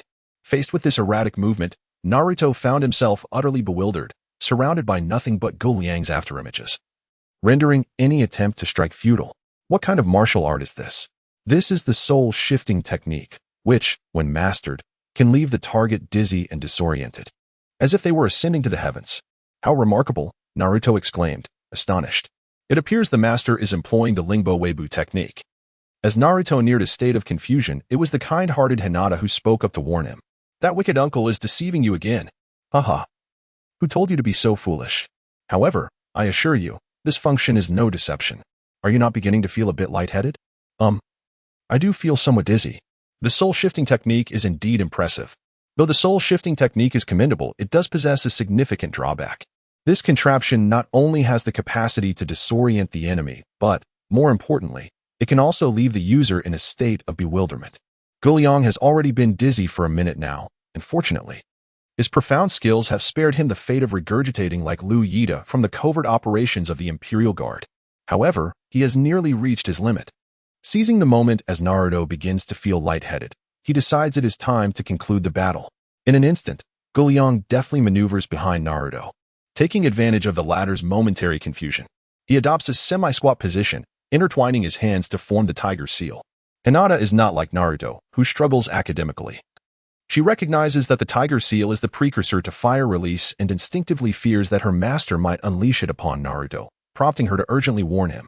Naruto, be cautious of what's behind you. Too late. At that moment, Guliang accelerates, driving the tiger seal directly into Naruto's weakest chakra point. Let me give you a glimpse of the secret body technique of Konoha, 1,000 years of pain. Naruto collapses to the ground, face contorted in agony. Naruto-kun. Witnessing his distress, Hinata sheds her shyness and rushes to his side, her expression filled with concern. Don't worry, Naruto will be fine. With his resilient physique, a heavy injury would heal in no time, especially from something as trivial as the 1,000 years of pain. Are you alright, Naruto-kun? Rest assured, Hinata, I am fine. Naruto maintains his masculine composure, even in pain, striving to portray the image of a robust warrior before her. However, his pained expression lacks any semblance of persuasiveness. Are you two displaying affection? Affection? What a load of nonsense. After a silent scoff, Guliang decides to disregard the pair. He heads straight to the restroom to wash his hands, discarding the handkerchief he had used to wipe his fingers into the toilet, flushing it away. Such a toxic relic should not linger in this world. Reflecting on his recent actions, he feels a pang of regret. I must have lost my mind to have targeted Naruto's most sensitive area. This is undoubtedly a dark chapter in my history. For the sake of erasing such a disgraceful memory, that handkerchief must be obliterated. Yet, he wonders if Naruto will fall prey to Kakashi's tricks in the future. The same technique, the same discomfort. He hopes Naruto will not shed tears then.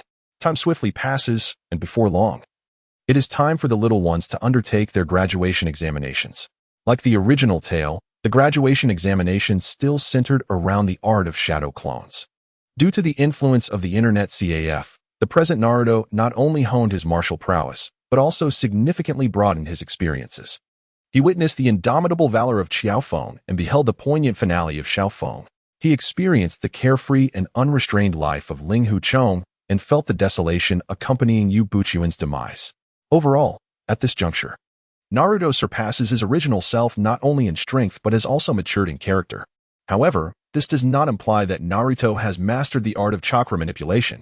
During the examination, due to the interference of the Nine-Tails chakra, he was unable to flawlessly execute the technique of shadow cloning and was deemed unsuccessful by Irika. As the sun descended, Naruto sat dejectedly on a swing at the edge of the playground, enviously watching as the parents of his classmates came to take them home. Is it the disappointment from failing the exam, or the sorrow of being without parents? Only Naruto knows the answer. There you are, Naruto. At that moment, a man with silvery white, shoulder-length hair and a gentle smile approached Naruto, implying he had been searching for him for quite some time. It is Teacher Mizuki. Indeed. The newcomer is Mizuki, the early training opponent of Naruto in the original narrative. Naruto, are you still vexed by your exam failure? He asked. You should be all right, right? Yet, despite his words, the look of dejection on Naruto's face was unmistakable. Naruto, I hope you understand that Irika-sensei did not intend to make things difficult for you. Yes, I understand. The former Naruto may not have comprehended this, but now he had begun to grasp the harsh reality of being a ninja. Those lacking in strength could easily perish on the battlefield. As a teacher at the Ninja Academy, Irika was dedicated to imparting knowledge solely for the benefit of his students. Mizuki was taken aback by Naruto's surprisingly mature response. What is going on? This fool actually claims to understand? What a waste. I had prepared so much to say to you, and now you've ruined it. You must realize that deviating from the script can lead to trouble. As long as you understand, Mizuki replied. Veins bulged on Mizuki's forehead as he struggled to comprehend why the previously reckless and hot-headed Naruto now seemed so insightful. For a moment, he was at a loss for words, and the atmosphere grew awkward. We cannot linger here any longer. Staying too long may raise suspicions. The matter of the Jinchuriki was known to very few within the ninja world, let alone to someone like Mizuki, a mere chunin. He only knew the village rumors that spoke of Naruto as the reincarnation of a fox demon. Such a Naruto would generally deter most people from approaching him. As a teacher at the Ninja Academy, it is certainly within reason to offer comfort to one's students. However, over time, this may inevitably attract the gaze of others. This contradicts his plans. In truth, as the host of the Nine Tails, Naruto is under the surveillance and protection of Umbu. When Naruto first visited the internet CAF, Umbu had already reported to Sarutobi Hiruzen. Upon hearing this, the third Hokage promptly arranged to discreetly inquire with Shikamaru, Ino, and Choji, who were also patrons of the CAF. Discovering that it was merely a venue for gaming, he was unaware that Shikamaru and his companions had already agreed to maintain a unified front, ensuring that the CAF's wonders remained a secret, especially from the Hokage. However, Shikamaru understood that the CAF's marvels could not be concealed for long, yet for the time being, they would keep it hidden. Thus, Sarutobi Hiruzen abandoned the idea of directly investigating the CAF, believing it to be merely a place for a few students to enjoy themselves. Unworthy of his attention. To avoid suspicion, Mizuki had no choice but to press on, asking, Naruto, do you still wish to graduate? Of course, I want to graduate. Oh. Then allow me to share a method by which you can graduate without passing the exam. Is that so? That's wonderful. Hearing that he could still graduate. Naruto appeared to leap for joy on the surface, but internally, he heightened his vigilance. Generally, Mizuki's attitude towards him was rather indifferent. And now he was inexplicably offering comfort and mentioning alternative graduation methods. A saying in the gaming world goes, when someone is overly solicitous without reason, they are either a rogue or a thief. Another method of graduation is to steal. Indeed, after hearing Mizuki's suggestion, Naruto realized that this man was treating him like a fool. Stealing the Book of Seals? Although Naruto was unaware of what the Book of Seals entailed, he understood that stealing was not a commendable habit. It seems Mizuki-sensei's objective is this Book of Seals. However, if even the teachers of the Ninja Academy cannot obtain it, how could a mere student like me manage to steal it? If I could steal it, it would imply that it is of little significance. If it is not important, why would Mizuki-sensei want me to steal it? If it were truly vital, asking me to steal it would be akin to sending me to my death. Ultimately, Naruto, still a child, longed for someone to consult about what to do next, whether to accept Mizuki's proposal to steal or to directly report Mizuki to the third Hokage. What should I do? Chapter 14. Gu Liang's opinion. Mizuki-sensei. Is this true? If I acquire the Book of Seals, will I graduate smoothly?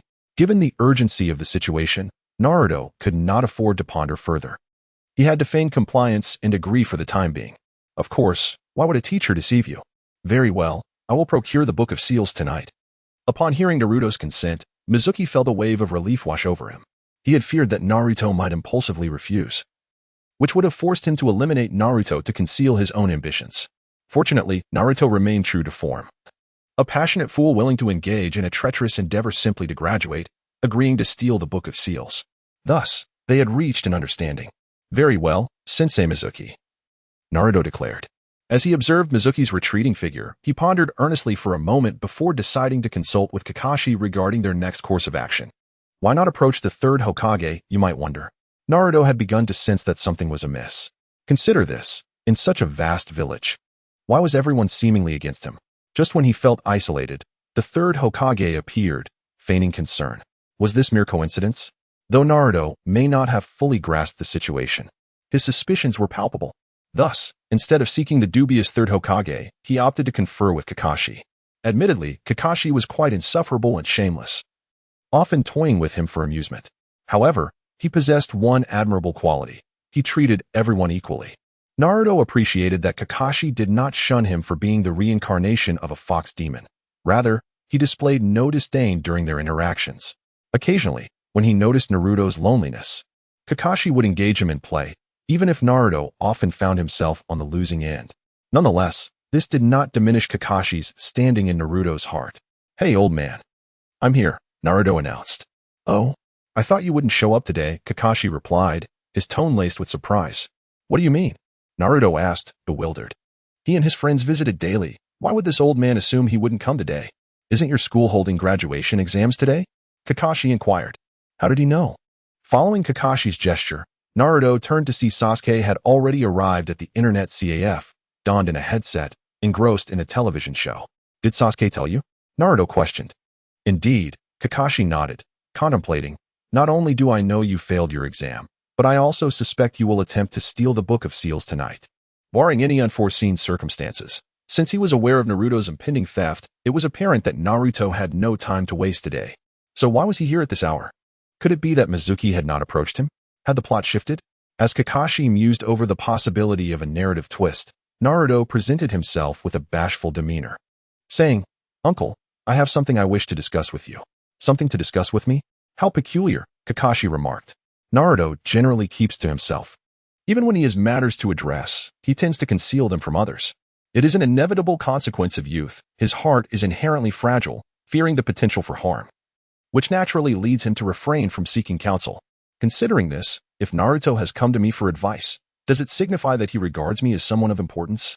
With this thought, Guliang's gaze towards Naruto revealed a hint of complexity. Given Naruto's tragic history, Guliang harbors no animosity towards him. In fact, during his time watching the anime, he found himself somewhat fond of Naruto's confident and optimistic demeanor. Thus, when Naruto visited the internet CAF, Guliang often engaged him in playful antics, ensuring that during moments of inactivity, Naruto would not feel isolated. Though it is true that Naruto was the one being toyed with, that detail seemed inconsequential. What mattered was the unexpected significance he held in Naruto's life, leaving Guliang feeling a mix of emotions. Uncle, I must confess, I did not pass my exam, and Irika-sensei has barred me from graduating. And then, Mizuki-sensei approached me and mentioned an alternative method for graduation. So he suggested you steal the Book of Seals? Huh, how did you know that? Let us not dwell on how I came to know. First, tell me, what is your answer to this situation? Upon hearing this, Naruto looked at Guliang with a troubled expression and replied, I simply don't know what to do, which is why I came to seek your advice. I see. Please allow me a moment to contemplate. With that, Guliang fell into deep thought. The notion of stealing the Book of Seals struck him as a double-edged sword. From the original narrative, it is clear that this so-called Book of Seals is not the authentic version. It is a specially tailored edition created solely for Naruto. The genuine Book of Seals, let alone in Naruto's current state, would be unattainable even for elite ninjas like Kakashi without drawing attention. Moreover, Guliang was acutely aware that Naruto's every move was under the watchful eye of Hiruzen Sarutobi during this attempted theft. In this context, it is evident that Sarutobi Hiruzen will have a clear view of Naruto's confrontation with Mizuki through his peeping technique. Consequently, Naruto's skills would inevitably be exposed, leading the third Hokage to investigate the internet CAF. However, Kairi wrestled with his own selfishness and wanting to prevent Naruto from going. The shadow clone technique was an immensely significant aid for Naruto. As those familiar with the original narrative are aware, when the shadow clones dissipate, their memories and experiences return to the original body. This implies that utilizing shadow clones can expedite the training of techniques and enhance combat experience. In the original story, it was only through the use of shadow clones that Naruto could successfully execute Pants Ninjutsu, grab the kidney, along with subsequent techniques such as Pants Ninjutsu, grab the kidney and liver, Sage Art, I grab the kidney, and Pants Ninjutsu, grab the kidney in hand, all of which are variations of the Rasengan. Thus, the shadow clone technique is of paramount importance to Naruto. Agreeing to let him go entails accepting the risks of exposing his martial arts, while disagreeing raises concerns about whether Naruto will ever have the opportunity to learn this technique in the future. Contemplating this, Kairi glanced at the nearby computer. Even if Naruto were to forego learning the shadow clone technique, the games available here would undoubtedly hone his skills to an extraordinary level. Of course, this would require financial resources. Does Naruto possess any money? Naturally, he does not. Hence, on a deeper level, Kairi found himself in favor of Naruto's plan to steal the book. Naruto, let me analyze this for you, and then you can decide whether to proceed. Okay, uncle. Please go ahead. I want to delve into other matters. I'll simply inform you of the outcome. If you steal the book, you may learn a formidable ninjutsu. one that is crucial for your future as a ninja and essential for enhancing your strength to become a powerful shinobi. But what if you choose not to steal the book? Here, I can also be a channel for your growth. I firmly believe that the skills and techniques within the games are certainly comparable to those ninjutsu. However, you are aware that playing games here requires money. Do you have any money left? Chapter 15, Naruto. I feel insulted upon hearing Kairi's words. Naruto refrained from questioning how he knew that stealing the book would enable him to learn powerful ninjutsu. He only realized that if he did not steal the book to grow stronger, his dream of becoming Hokage would drift further away. Damn it, why am I so poor? TT. In that moment, Jin Yong seemed to shed tears of poverty reminiscent of Naruto. Having said what needed to be said, he patted Naruto on the shoulder and stepped away, granting him the solitude to contemplate his choices. Undoubtedly, Naruto would opt to steal the book, driven by his dreams. Additionally, who could blame him for his impoverished circumstances? Uncle, I have made my decision. I shall steal the book, Naruto declared, and it wasn't long before he resolved to act. Go for it. I believe in you. Yes, I will strive to succeed. Naruto departed, unwavering in his faith in Jin Yong's words. If Jin Yong claimed that stealing the book would enable him to master a formidable ninjutsu, then success was assured. The reason for Naruto's unwavering belief in Jin Yong was largely rooted in trust. It was this trust that led him to seek Jin Yong's counsel. And it was this same trust that allowed him to accept Jin Yong's assertions without reservation. Time would reveal that Jin Yong was not misleading him. The shadow clone technique was indeed a powerful ninjutsu. Now, he awaited the ensuing trouble. After leaving the internet CAF, Naruto returned to his home and prepared a bowl of instant noodles. As he ate, his mind was consumed with scenarios of what might unfold during the theft. However, just when he believed he had accounted for all possibilities, the reality that followed left him utterly perplexed. What is going on? Why is there no one on guard? Upon arriving at the location designated for the theft, Naruto was astonished to find it unguarded, prompting him to momentarily question if he had wandered into the wrong place. Is this some sort of joke? To Naruto, this place, housing something coveted even by the likes of Shimizu, should have been heavily fortified, at the very least, patrolled by guards. Yet, the reality was starkly different. No ninjas were present, and the door that should have been locked stood ajar, as if beckoning him in with an unspoken invitation. Were it not for the ninjutsu promised by his uncle, he would never have fallen for such an obvious trap. Muttering under his breath, Naruto gently pushed the door open and entered. Once inside, he could not suppress a twitch at the corner of his mouth, feeling insulted. The object of his quest, the sealing book, was tantalizingly close, merely a short distance away. Though referred to as a book, it was, in fact, an oversized scroll. Perhaps fearing Naruto would confuse the book with the scroll, those who arranged this setting had hung a banner above the large scroll, boldly inscribed with the words sealing book and a helpful downward arrow symbol. How foolish do they perceive me to be? Had it not been for the solemnity with which the elder spoke, I would have truly been disinclined to take it. Indeed, it is taking, not stealing. To label it as theft would be an affront to the very term itself. Nevertheless, achieving such a feat is no small task for them. With a sigh, the reluctant Naruto resolved to retrieve the Book of Seals, promptly departing for the rendezvous point agreed upon with Mizuki.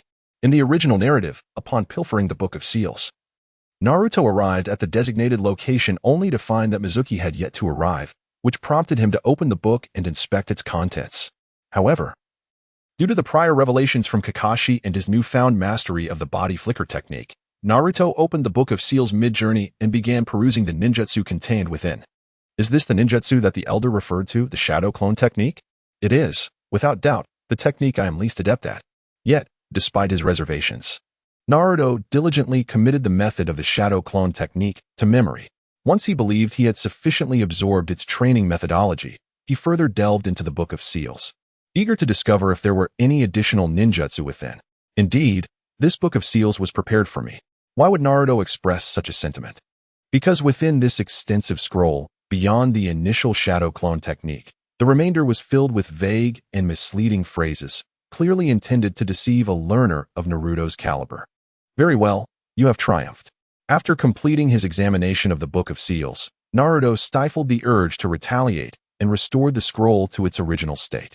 Now, he awaited the arrival of teacher Mizuki. Oh, teacher, please do not let me down. Arriving at the agreed-upon location, Naruto endeavored to steady his emotions while anticipating Mizuki's appearance. Naruto, what on earth are you doing? Stealing the Book of Seals? After a brief interval, he heard someone calling his name. Looking up, he discovered that it was not Mizuki but Irika. "Irika-sensei, what brings you here?" Naruto was genuinely taken aback by Irika's presence. He had envisioned a plan where he would wait for Mizuki to arrive, engage him in conversation, and then decisively teach him a lesson to make it clear that Uzumaki Naruto was not to be trifled with. Why had Mizuki not come? Mizuki? Why would he come here? Naruto pondered, surprised, as he had assumed Irika and Mizuki were in cahoots, considering the remote location. Only someone with a peculiar inclination would venture here. But is Irika truly the type to indulge in such frivolities? The situation was somewhat unexpected for Naruto, prompting him to continue probing. Mizuki had previously mentioned that as long as I acquired the Book of Seals and handed it over to him, he would persuade Irika-sensei to approve my graduation. What? Mizuki instructed you to do this? Upon witnessing Irika's expression of astonishment, Naruto felt convinced that Irika was not an accomplice of Mizuki. Without further ado, the Hokage is already aware of your theft of the sealing scroll and has dispatched a multitude of ninjas to locate you. You must accompany me to the Hokage and clarify the situation. I firmly believe that once you explain yourself, all will be well. Has the third Hokage truly learned of this? Upon receiving this news, Naruto's countenance darkened, as he began to grasp Mizuki's ulterior motives, create a commotion regarding the theft of the sealing scroll, and then discreetly eliminate oneself, leading to a scenario where no one can testify against him, while everyone assumes that he has absconded with the scroll, unbeknownst to them. It is Mizuki who emerges as the true victor, but that doesn't add up. If that were the case, what is the purpose of this counterfeit sealing scroll? And what about the obvious ruse that has been put in place? Could it be that all of Mizuki's actions have been observed by the Hokage? Otherwise, how can all this be explained? It must be said, Naruto now exhibited a cleverness far surpassing his original self in the narrative. With just a moment of contemplation, he identified the crux of the matter. Chapter 16, The Collapse of Mizuki. The more he pondered, the more Naruto sensed the inconsistencies, since the Hokage is already aware of the origins of this incident. Why does he simultaneously cooperate with me while ostentatiously pursuing my capture? Could it be that he is merely playing a part? If so, who is the audience for this performance? Is it for himself, or for the ninjas of the village?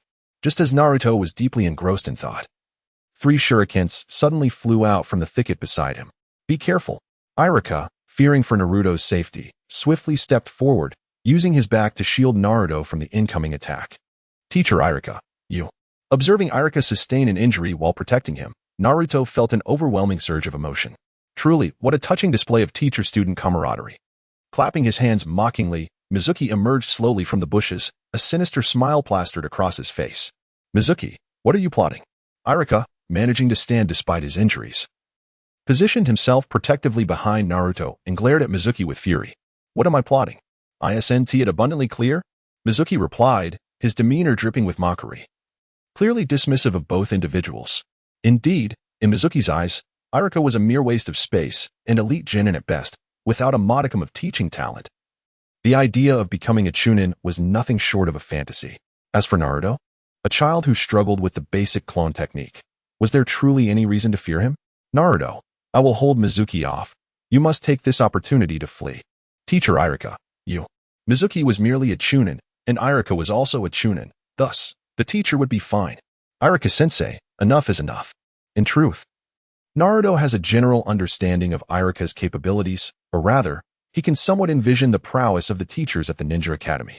If these instructors were genuinely formidable, they would not have been assigned to a school to teach. Moreover, given that Irika is injured, he would undoubtedly be no match for Mizuki. Thus, Naruto initially intended to suggest that he would handle Mizuki himself. However, before he could finish his sentence, Mizuki bellowed, thinking of escaping? Not a chance. With that, Mizuki removed the large shuriken from his back and hurled it directly at both Naruto and Irika. Faced with the oncoming shuriken, Irika leapt with all his might, barely evading the attack. Oh no. It only dawned on him after dodging that Naruto was right behind him. In a moment of panic, he turned around, only to be met with a startling sight. What? In his line of sight, Naruto stood firmly, grasping the very shuriken that had threatened them, his expression grave as he regarded Mizuki. Naruto, you. Irika was bewildered, even at his peak. He would not dare to catch such a large shuriken with his bare hands. To his astonishment, the student he had deemed unfit for the exam had actually caught the massive shuriken with his bare hands. Irika-sensei, just watch me now, Naruto said with a smile, then flicked his right hand. Here you go. The large shuriken soared back towards Mizuki, tracing its original path. As Naruto had anticipated, the instructors at the Ninja Academy were indeed not particularly impressive. Faced with the threat of his own shuriken, Mizuki, much like Iruka, opted to dodge the attack. This little brat. Mizuki was visibly taken aback by Naruto's ability to catch the large shuriken barehanded. However, there was no time for him to dwell on his astonishment, as Naruto charged forward. Prepare to meet your end, Mizuki. Dragon Elephant Prajna Skill.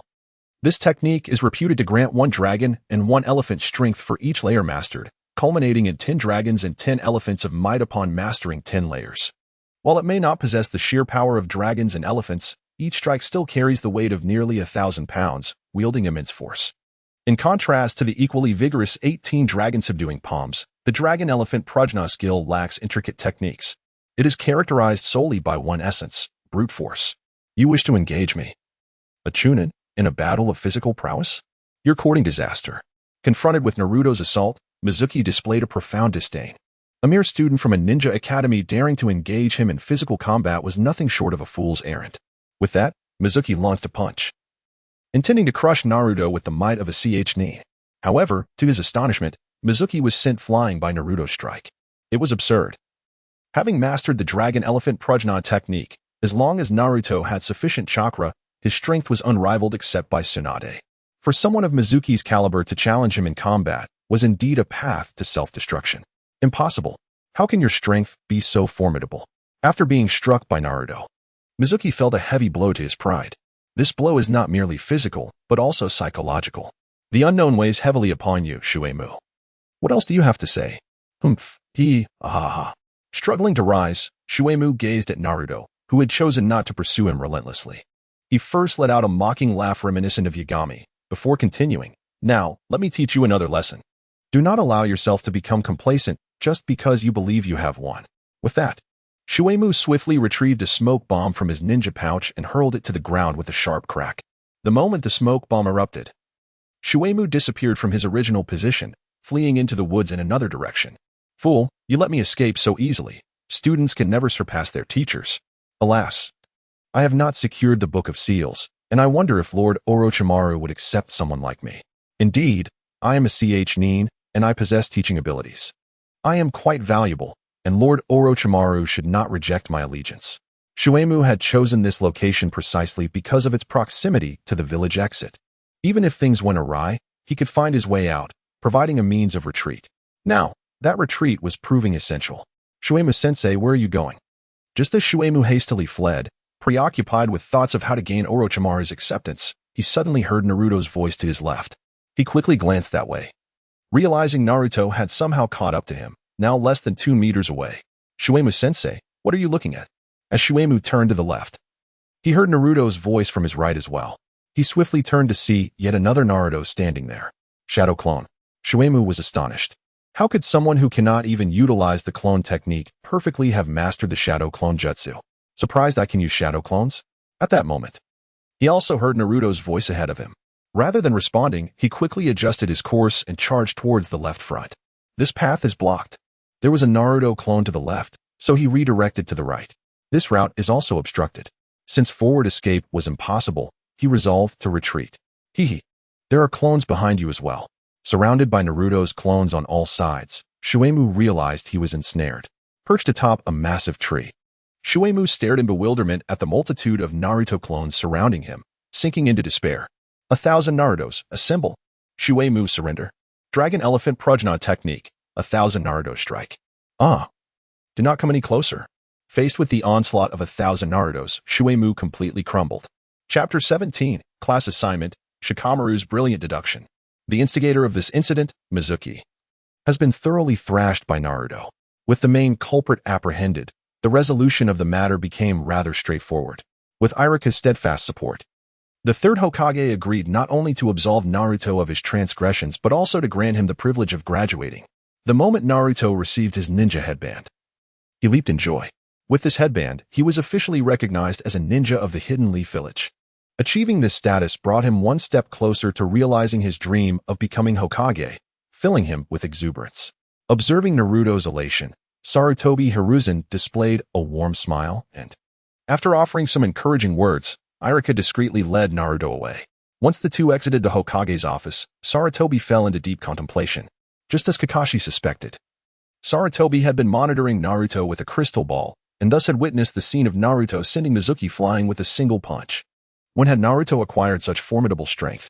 Reflecting on Naruto's past, he noted that aside from frequent visits to a certain internet CAF, nothing seemed out of the ordinary. Could it be that the CAF was the source of this change? After witnessing Naruto's performance that night, Sarutobi had grown skeptical of Shikamaru, Ino, and Choji's tales and felt compelled to investigate the CAF personally. In due time, he would ascertain whether there was indeed an issue there. The following day, as Naruto, adorned with his ninja headband, entered the classroom for class assignments, the majority of his classmates, apart from Sasuke and a few close friends, questioned whether he had mistakenly entered the wrong room. Naruto chuckled lightly and disregarded their remarks, taking a seat beside Sakura. "Naruto, congratulations on your graduation," exclaimed Choji from the back. "I knew it. With Naruto's abilities, he was bound to earn that headband." As soon as he sat down, Shikamaru and Choji began to congratulate him. While others may not have recognized Naruto's prowess, his gaming companions certainly did. Despite his limited time spent on the games, his strength was not far inferior to theirs. As long as he had chakra, Naruto could maintain his extraordinary strength, bolstered by his remarkable recovery abilities. Anyone among his friends who faced off against him would find themselves in a predicament, hit him a few times, and he would remain unscathed, but strike him once, and they would surely be down for the count. It is indeed a matter known only to those who engage in battle. Therefore, while Naruto may not be considered the strongest among his companions, he certainly does not rank as the weakest either. The identity of the strongest remains uncertain, as there has been no confrontation to ascertain it. However, it is undeniable that Sakura holds the title of the weakest. Unfortunately, unlike Naruto, who receives support from Hinata despite their shared humble origins, Sakura, hailing from a common background, finds herself without any assistance. During this period, she had only engaged in a few missions, her prowess ranking among the weakest among her companions. However, even as the weakest, Sakura could still triumph over several freshly graduated genin. Shikamaru, who do you think will be paired with whom in this class division? Almost everyone in the classroom was engaged in speculation regarding the forthcoming arrangements. Even the companions were intrigued by this topic, each voicing their conjectures. Shikamaru remained his usual languid self, taking on the role of listener rather than speaker. Upon hearing Ino pose a question to him, and noticing the keen interest of the others, he did not decline to contribute. After muttering a casual "what a bother," he began to articulate his thoughts calmly. "As for the others, I cannot say for certain, but I believe we will not be separated." "Why is that?"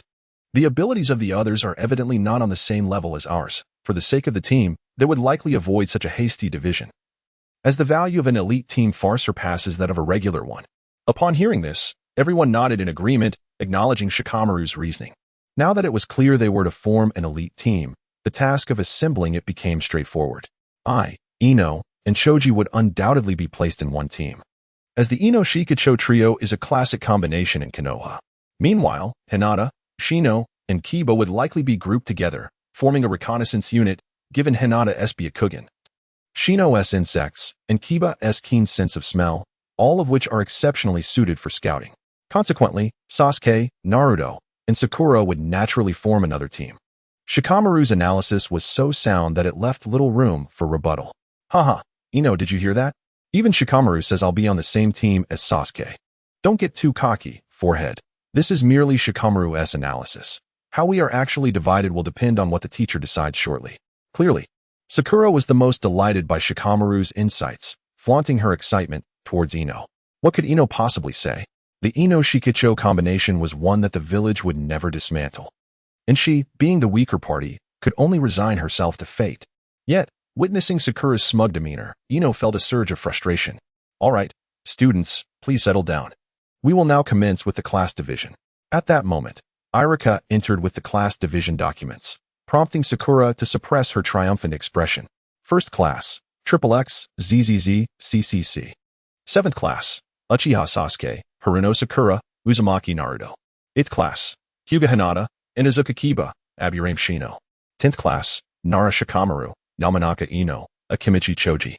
Well then, that concludes the class divisions. You simply need to remain here and await the arrival of your respective team leaders. Having spoken, Irika bestowed upon Naruto an encouraging glance before departing the classroom. In truth, the allocation of squad leaders reveals the village's regard for this particular team. A squad led by a chunin does not necessarily inspire confidence in the village's commitment. Among the multitude of teams, only teammates Kurenai Yuhi, Team 10's Asumasara Tobi, and Team 7's Kakashi Hitaki are led by Jay Nin, while all other teams are under the guidance of chunin. This situation perfectly aligns with what Shikamaru described regarding the distinction between elite teams and ordinary squads. Yet, what could those squad members possibly say? Could they even dare to resist? One by one, the instructors began to appear, leading away the members belonging to their respective teams. Eventually, only the 3 members of Team 7 remained in the classroom. What on earth? Our instructor is rather slow, isn't.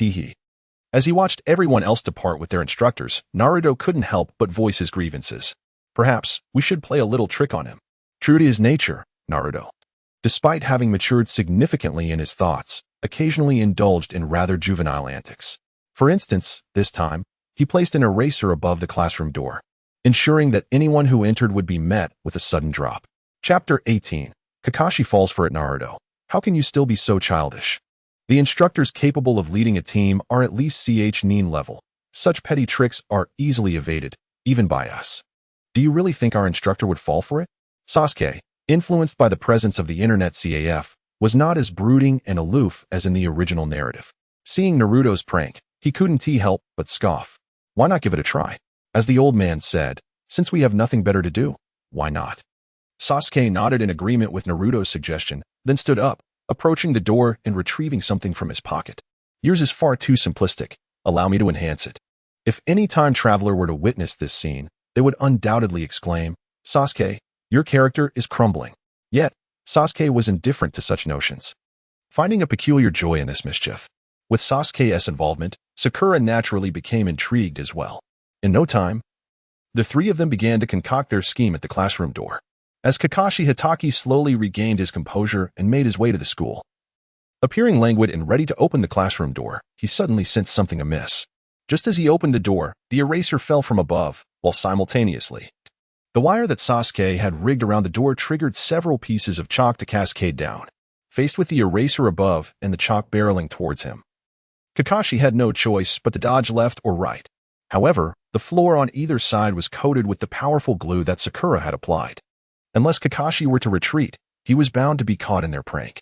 Would Kakashi indeed step back in the face of Sasuke and his companions' mischief? That is certainly not an option. Despite his seemingly nonchalant demeanor, he still possesses the dignity befitting a jonin. If he were to be forced to retreat by rudimentary traps devised by mere recent graduates, it would utterly obliterate his honor as a jonin. Does Kakashi not care for his pride? Without hesitation, Kakashi chose not to retreat or evade sideways, but rather to confront the situation head-on. Such a rudimentary trap was effortlessly evaded by Kakashi's exceptional skills. However, both the blackboard eraser in his left hand and the chalk in his right were coated with glue by Sakura. Thus, Kakashi ultimately fell victim to the prank. How surprising it was that our team leader, so skilled, could be so easily ensnared. The prank succeeded, yet Naruto and his companions did not exhibit a trace of joy. Instead, they appeared somewhat displeased by Kakashi's misfortune. To express my initial impression of you all, it is rather unappealing. Ignoring the stubbornly sticky eraser and chalk in his hands, Kakashi merely stated in a nonchalant tone, I will be waiting for you on the rooftop, hurry up. With a sudden pop, he vanished from sight. Shadow clone. When did that happen? Sasuke and Sakura were bewildered by this phenomenon, but Naruto was well aware. Realizing something was amiss just as he was about to open the door, he had the shadow clone do it without Naruto and the others noticing. This clever maneuver altered Naruto's perception of the teacher from weak to impressive. Naruto, do you know what this is? The clone technique taught in ninja school lacks physical form and is merely a distraction, whereas the shadow clone possesses substance and can engage in direct combat. This is the shadow clone technique, a higher-level form of the clone art. On their way to the rooftop, Naruto shared the details of the shadow clone with Sasuke and Sakura. Upon hearing that the shadow clone could aid in training, both Sasuke and Sakura smiled brightly. However, their expressions fell when they learned about its drawbacks. Nonetheless, education is essential, even if the chakra limits the number of clones created. Producing just one can indeed accelerate their training progress. To deepen my understanding of you all, let us begin with self-introductions. On the rooftop, Kakashi, having already reviewed their profiles, deemed it essential to have this introductory session as a formality for their first official meeting. The primary objective was not merely to ascertain each other's identities, but rather to gather intelligence. The information he had was outdated, and now he sought to update their profiles to lay the groundwork for their future interactions. Shouldn't you introduce yourself first, as our team leader? The trio was intrigued by Kakashi, eagerly wishing to discover what manner of person their teacher truly was. Very well. I shall go first. My name is Kakashi Itaki. I prefer not to disclose my likes and dislikes, and my future aspirations are varied and numerous. After hearing Kakashi's self-introduction, the trio wore expressions of perplexity. Aside from his name, he had shared nothing meaningful. It was as if he were merely toying with them. Kakashi surveyed Naruto, whose profile indicated he was a hot-blooded fool, frequently failing exams and suspected of having intellectual issues. However, it appeared that Naruto's intelligence was quite normal, as he seemed aware he was merely toying with them. Indeed, the information inscribed on paper could not rival the accuracy of intelligence gathered through personal investigation. Had it not been for the earlier introduction, Kakashi might have continued to perceive Naruto as a simpleton. Disregarding these details and acknowledging that ninjas cannot be understood through conventional wisdom, he concluded his introduction and turned to the others. I am Haruno Sakura. And my favorite thing is, Sakura glanced at Sasuke beside her before continuing, I detest poverty. My dream is to become a great kunoichi like Lady Tsunade. Wasn't it written that Sakura despised Naruto? How curious. After Sakura's introduction, it was Naruto's turn. I am Uzumaki Naruto, and I absolutely adore Chiraka ramen, followed by playing video games. My greatest abhorrence, like Sakura's, is poverty. As for my dream, it is certainly to become Hokage and earn respect. Wasn't Naruto's greatest aversion supposed to be Uchiha Sasuke? How peculiar that it has shifted to poverty. After silently critiquing the quality of the gathered information, Kakashi turned his gaze to Sasuke. I am Uchiha Sasuke. There are many things I despise, but I cherish the growth of power, and I must kill that man. Sasuke, your profile remains unchanged. After listening to the introductions of the three, Kakashi nodded, saying, having heard your self-introductions, I now have a slight understanding of each of you. Well then, we shall commence our mission starting tomorrow. Missions? Upon mention of missions, both Naruto and Sakura's expressions brightened with excitement. It was no surprise. They were the two impoverished members of the Nine Strong, and in order to indulge in gaming at the internet CAF, they needed to earn money. Completing missions was indeed the most viable means for ninjas to do so. Chapter 19. Intelligence Gathering Tomorrow. We will begin with a task that only the four of us can accomplish. What kind of task, Kakashi-sensei? Both Naruto and Sakura were preoccupied with thoughts of earning money through missions to visit the internet CAF. However, it seemed Kakashi's notion of a task differed from their interpretation. It is a survival exercise. What? It's merely a drill? Upon hearing this, their expressions immediately soured. Kakashi, thinking Sakura and Naruto might look down upon this exercise, emphasized, this drill is not like those you experienced in school. If your performance tomorrow does not meet my expectations, you will be sent back to the Ninja Academy to repeat a year. What? Such a rule exists. Not only were Sakura and Naruto astonished, but even Sasuke found it hard to accept. As the top graduate of this cohort, he could not bear the thought of being regarded as a failure and relegated back to school. Thus, he declared that they would assemble at 5 o'clock tomorrow morning. A word of caution, do not eat breakfast, lest you risk vomiting. After delivering this stern warning to the trio, Kakashi swiftly departed from the rooftop. With Kakashi gone, the three of them saw no reason to linger on the rooftop and began their descent. Sasuke, who exactly are you planning to kill? Do you want us to assist you? Yes, Sasuke, we are now a team. Do not hesitate to ask for our help if you need it.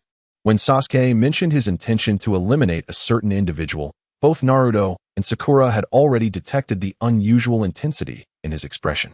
With the internet CAF serving as a bond, their friendship had already deepened significantly compared to the original timeline. Whether as friends or comrades, Sakura and Naruto felt a sense of duty to support Sasuke. It's nothing. This is my own matter. I will handle it myself. Sasuke felt a deep gratitude towards the two. For any other issue, he would likely have invited their assistance. However, this particular man was someone he had to confront alone. Where shall we go now? At this hour, they would typically be in school studying. Now that they had graduated and their instructor had just left, Naruto found himself at a loss for what to do next. Continue with pranks? That was certainly out of the question. The mere thought of how he had once engaged in mischief to garner attention filled him with shame.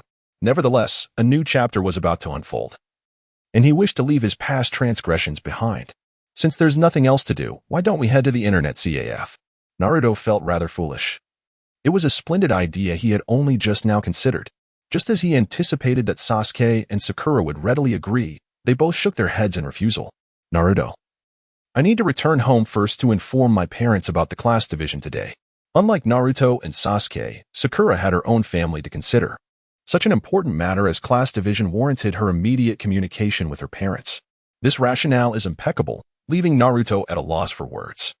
There is a saying in the realm of games, only by knowing oneself and one's adversary can one achieve victory in every battle. Thus, I must gather intelligence on Kakashi. At present, aside from knowing that he is Hatake Kakashi, a jonin, we are oblivious to his mastery of ninjutsu, genjutsu, and taijutsu, as well as his actual combat prowess. Only by acquiring precise information can we formulate an effective strategy to ensure a successful passage through tomorrow's survival exercise. I shall take my leave. With that, Sasuke nodded to Naruto and Sakura before swiftly departing from the school. Observing Sasuke's exit, Sakura promptly followed suit. At this moment, only Naruto remained, meandering leisurely. In truth, Naruto also wished to accompany Sasuke in gathering intelligence on Kakashi. However, Sasuke had not afforded him the opportunity to speak before leaving. Nevertheless, upon reflection, one need not be in Sasuke's company to collect information on Kakashi. Is it not possible to inquire of others? Why not consult the enigmatic uncle? Through the matter of the sealing technique, Naruto had keenly discerned that the internet CAF owner possessed knowledge of certain matters unknown to others. If even the uncle is aware of the sealing techniques, he should certainly have insight into the data of a mere jonin. At this moment, the internet CAF remained as desolate as ever. The only patrons were the 9 young ninjas, who typically arrived around 3 or 4 in the afternoon. It was still quite early. However, today was likely the day for their class divisions and bonding with their supervising instructor. The owner, Jin Yong, surmised that, aside from Team 7, the other 6 young ninjas probably had no time to visit. The human spirit is often unable to withstand incessant chatter. It was with this thought that Jin Yong contemplated the 7th squad, just as Naruto rushed forward with fervor. "Good morning, uncle," exclaimed Naruto. "Oh, Naruto. Good morning to you too." Jin Yong reclined in his usual spot on the porch, but this time, a cup of goji berry tea rested beside him. His languid demeanor even more pronounced than usual. "Uncle, I must tell you, we have been reassigned into different classes today. Yet I find that the teacher leading Team Kakashi seems somewhat unreliable." "Kakashi, you say?" "It appears that the leader of the 7th squad has not changed." Nodding subtly to himself, Jin Yong turned to Naruto and inquired with an air of indifference, "So, what is it you wish to know?" "Oh, well," Naruto scratched his head. Feigning bashfulness, "I was just wondering if you have any information about teacher Kakashi." "Information about Kakashi, you say?" After taking a sip from his tea and adjusting his hair, he glanced at his nails. Noticing Naruto's growing impatience, Jin Yong finally remarked, "It seems I do possess some knowledge regarding Kakashi." "Really, uncle? You truly know? Please, do share." "Naruto, while I am indeed aware of Kakashi's information, I must ask, what do you have to offer in exchange for such knowledge?" "Uncle, as you know, I do not possess any money." Upon hearing that he would need to barter for information, Naruto found himself in a quandary. It is well known that he is quite impoverished, exceedingly so. Such a person, how could he possibly possess anything to exchange for intelligence? Ahem, my shoulder feels inexplicably sore since I awoke this morning, and my legs too. Observing the pretentious Jin Yong, Naruto immediately comprehended the situation and swiftly summoned 2 shadow clones, one to knead his shoulders and the other to massage his legs. "Uncle, does this pressure feel appropriate?" "Uncle, your teacup is empty. Allow me to refill it for you." "Uncle, are you satisfied with my technique?" "Uncle." After a series of attentive services, Jin Yong felt content and waved his hand, signaling Naruto to disperse the shadow clones. With a puff, the 2 clones dissipated into smoke. Regarding Kakashi's intelligence. Chapter 20, Kakashi, the 12-year-old jonin. Hatake Kakashi, the elite jonin of Konohagakure, graduated from the Ninja Academy at the tender age of 5. Became a chunin at 6, and ascended to jonin at 12, a veritable prodigy in his time. What? That unreliable Kakashi-sensei was actually this formidable? With a mere statement. Naruto was left utterly astonished. What does it mean for a 12-year-old to be a jonin? Naruto himself is only 12 now. Kakashi had attained jonin status at 12, while he had only just graduated from the Ninja Academy. Even during wartime, while the graduation criteria may be relaxed, it does not diminish the fact that Kakashi is indeed a genius. However, recalling the ludicrous self-introduction from earlier, Naruto found it difficult to reconcile the notion of genius with Kakashi. He could not help but feel that such a superlative talent should not exude an air of unreliability. By the way, Uncle, you mentioned that he was a genius back then. What about now? Is he not capable anymore? It's not that he is incapable. Jin Yong glanced at Naruto, surprised that he had noticed such a subtle detail in comparison to his childhood achievements. Although Kakashi has made a name for himself in the ninja world and earned the title of copy ninja, he has yet to fulfill the expectations that others have set for him. At this juncture, Jin Yong felt a twinge of regret for Kakashi. Kakashi's father was none other than the illustrious Konoha White Fang, Tsukumo Hatake. Had events unfolded in a conventional manner, Kakashi would have ascended to become another formidable figure akin to his father. Yet, fate took an unforeseen turn. His teammate, Obito Uchiha, perished in battle, leaving behind a Sharingan as a parting gift.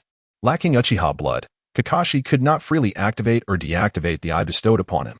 From the moment it was implanted, the Sharingan began to siphon his chakra, imposing an ever-growing burden upon his body. To alleviate this strain, he chose to lower his forehead protector, concealing the eye that bore the Sharingan. It can be said that this eye has forged the Kakashi we know today. Yet it has simultaneously shattered the potential of the once superb genius he was. Outside the internet CAF, Jin Yong shared a wealth of information about Kakashi with Naruto, including details about the Sharingan and the Chidori technique. Regardless of Naruto's comprehension, Jin Yong divulged everything in one go. Meanwhile, Naruto's efforts in gathering intelligence proceeded smoothly, whereas Sasuke's endeavors were less fruitful. His current connections within the ninja community were limited to a few recently graduated peers. Therefore, to obtain information about Kakashi, he had no choice but to consult the instructors of his fellow graduates. However, Sasuke, lacking the influence of the Mutsu no Mi, received scant information from either Asuma Sarutobi or Karin Ayuhi.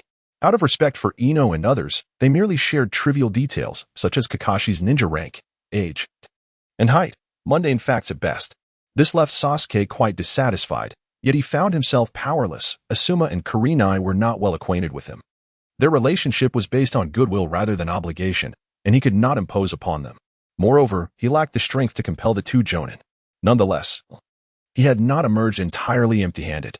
At the very least, he had discerned that Kakashi belonged to the jonin tier, which suggested a commendable level of prowess, thereby reluctantly acknowledging Kakashi's qualifications as their team leader. Before dawn on the following day, the three members of Team 7 had already arrived at the designated meeting spot with Kakashi. Sasuke, Sakura, have you had breakfast? Upon hearing Naruto's inquiry, both shook their heads in response. Didn't Kakashi-sensei say not to eat breakfast? Sakura remarked, puzzled, recalling that Kakashi had indeed stated this the previous day in Naruto's presence. Naruto chuckled and replied, I knew you hadn't eaten. With that, he produced a large lunchbox containing 6 rice balls from behind him. Naruto, you. Come on, let us each have 2, and chat while we eat. Although Sasuke and Sakura found his behavior somewhat strange, they chose not to refuse, believing Naruto had his reasons for doing so. Indeed, while enjoying the rice balls, Naruto shared the intel he had gathered from Guy with Sasuke and Sakura. When they learned that Kakashi graduated from the Ninja Academy at the age of 5, became a Chunin at 6, and attained Jonin status at 12, both gasped in astonishment. However, when Naruto mentioned that Kakashi knew over 1,000 jutsu, their reaction was comparatively subdued. It was clear they were still grappling with the notion of a 12-year-old Jonin. Naruto empathized with their reactions. After all, his own performance at Guy's had not been any better than that of his companions. Would you like to take a moment before I continue? Seeing their expressions, Naruto wished to give them a breather, especially Sasuke, as the next revelation might deeply affect him. We're fine, continue, they replied, taking a deep breath to steady themselves. All right. Besides what I've mentioned, Kakashi-sensei possesses a Sharingan. It is this Sharingan that earned him the title of copy ninja, and that is also why he can utilize over 1,000 jutsu. Sharingan. Upon hearing that Kakashi had a Sharingan, Sasuke's eyes instantly turned red, and his emotions surged with excitement. How did he acquire his Sharingan? Kakashi does not bear the Uchiha surname, which implies that his Sharingan was most likely acquired from one of Sasuke's clan members. If it was a gift from a clan member, that would be one matter. However, should it have been taken by force, no matter the disparity in strength between them, Sasuke would surely confront Kakashi to discuss the issue earnestly. Calm down, Sasuke, Naruto interjected, noticing Sasuke's agitation. Actually, Kakashi-sensei's Sharingan was given to him by his dear friend, As he spoke, Naruto recounted the story of Obito to Sasuke, which somewhat alleviated Sasuke's expression. Nevertheless, the thought that the Uchiha Sharingan resided within the eye of an outsider left him with a complicated feeling. But perhaps this is for the best. I might be able to receive guidance from him regarding the application of the Sharingan. Contemplating the prospect of having a team leader with a Sharingan, Sasuke nodded and continued to inquire, "By the way, where did you gather this information?" He found it curious that Naruto had managed to obtain such comprehensive intelligence. After all, his own efforts had yielded nothing more than some superficial information of little value. I naturally gleaned this from the remarkable uncle," Naruto replied. Everyone had experienced the wonders of the internet CAF. Given the CAF's extraordinary nature, it was hardly surprising that the owner, Jin Yong, might possess such information. Chapter 21, Survival Exercise, Part 1. I wonder if the owner is aware of that person's information. After the exercise concludes, I shall inquire with the owner at the CAF. Regardless of whether Jin Yong knew about that individual, Sasuke felt it prudent to investigate. After all, what harm could come from asking? Speaking of the exercise, Naruto's expression immediately shifted to one of peculiarity. According to the uncle, ever since Obito's death, Kakashi-sensei has undergone a significant transformation, evolving from a diligent and aspiring youth into a lethargic man indifferent to all matters.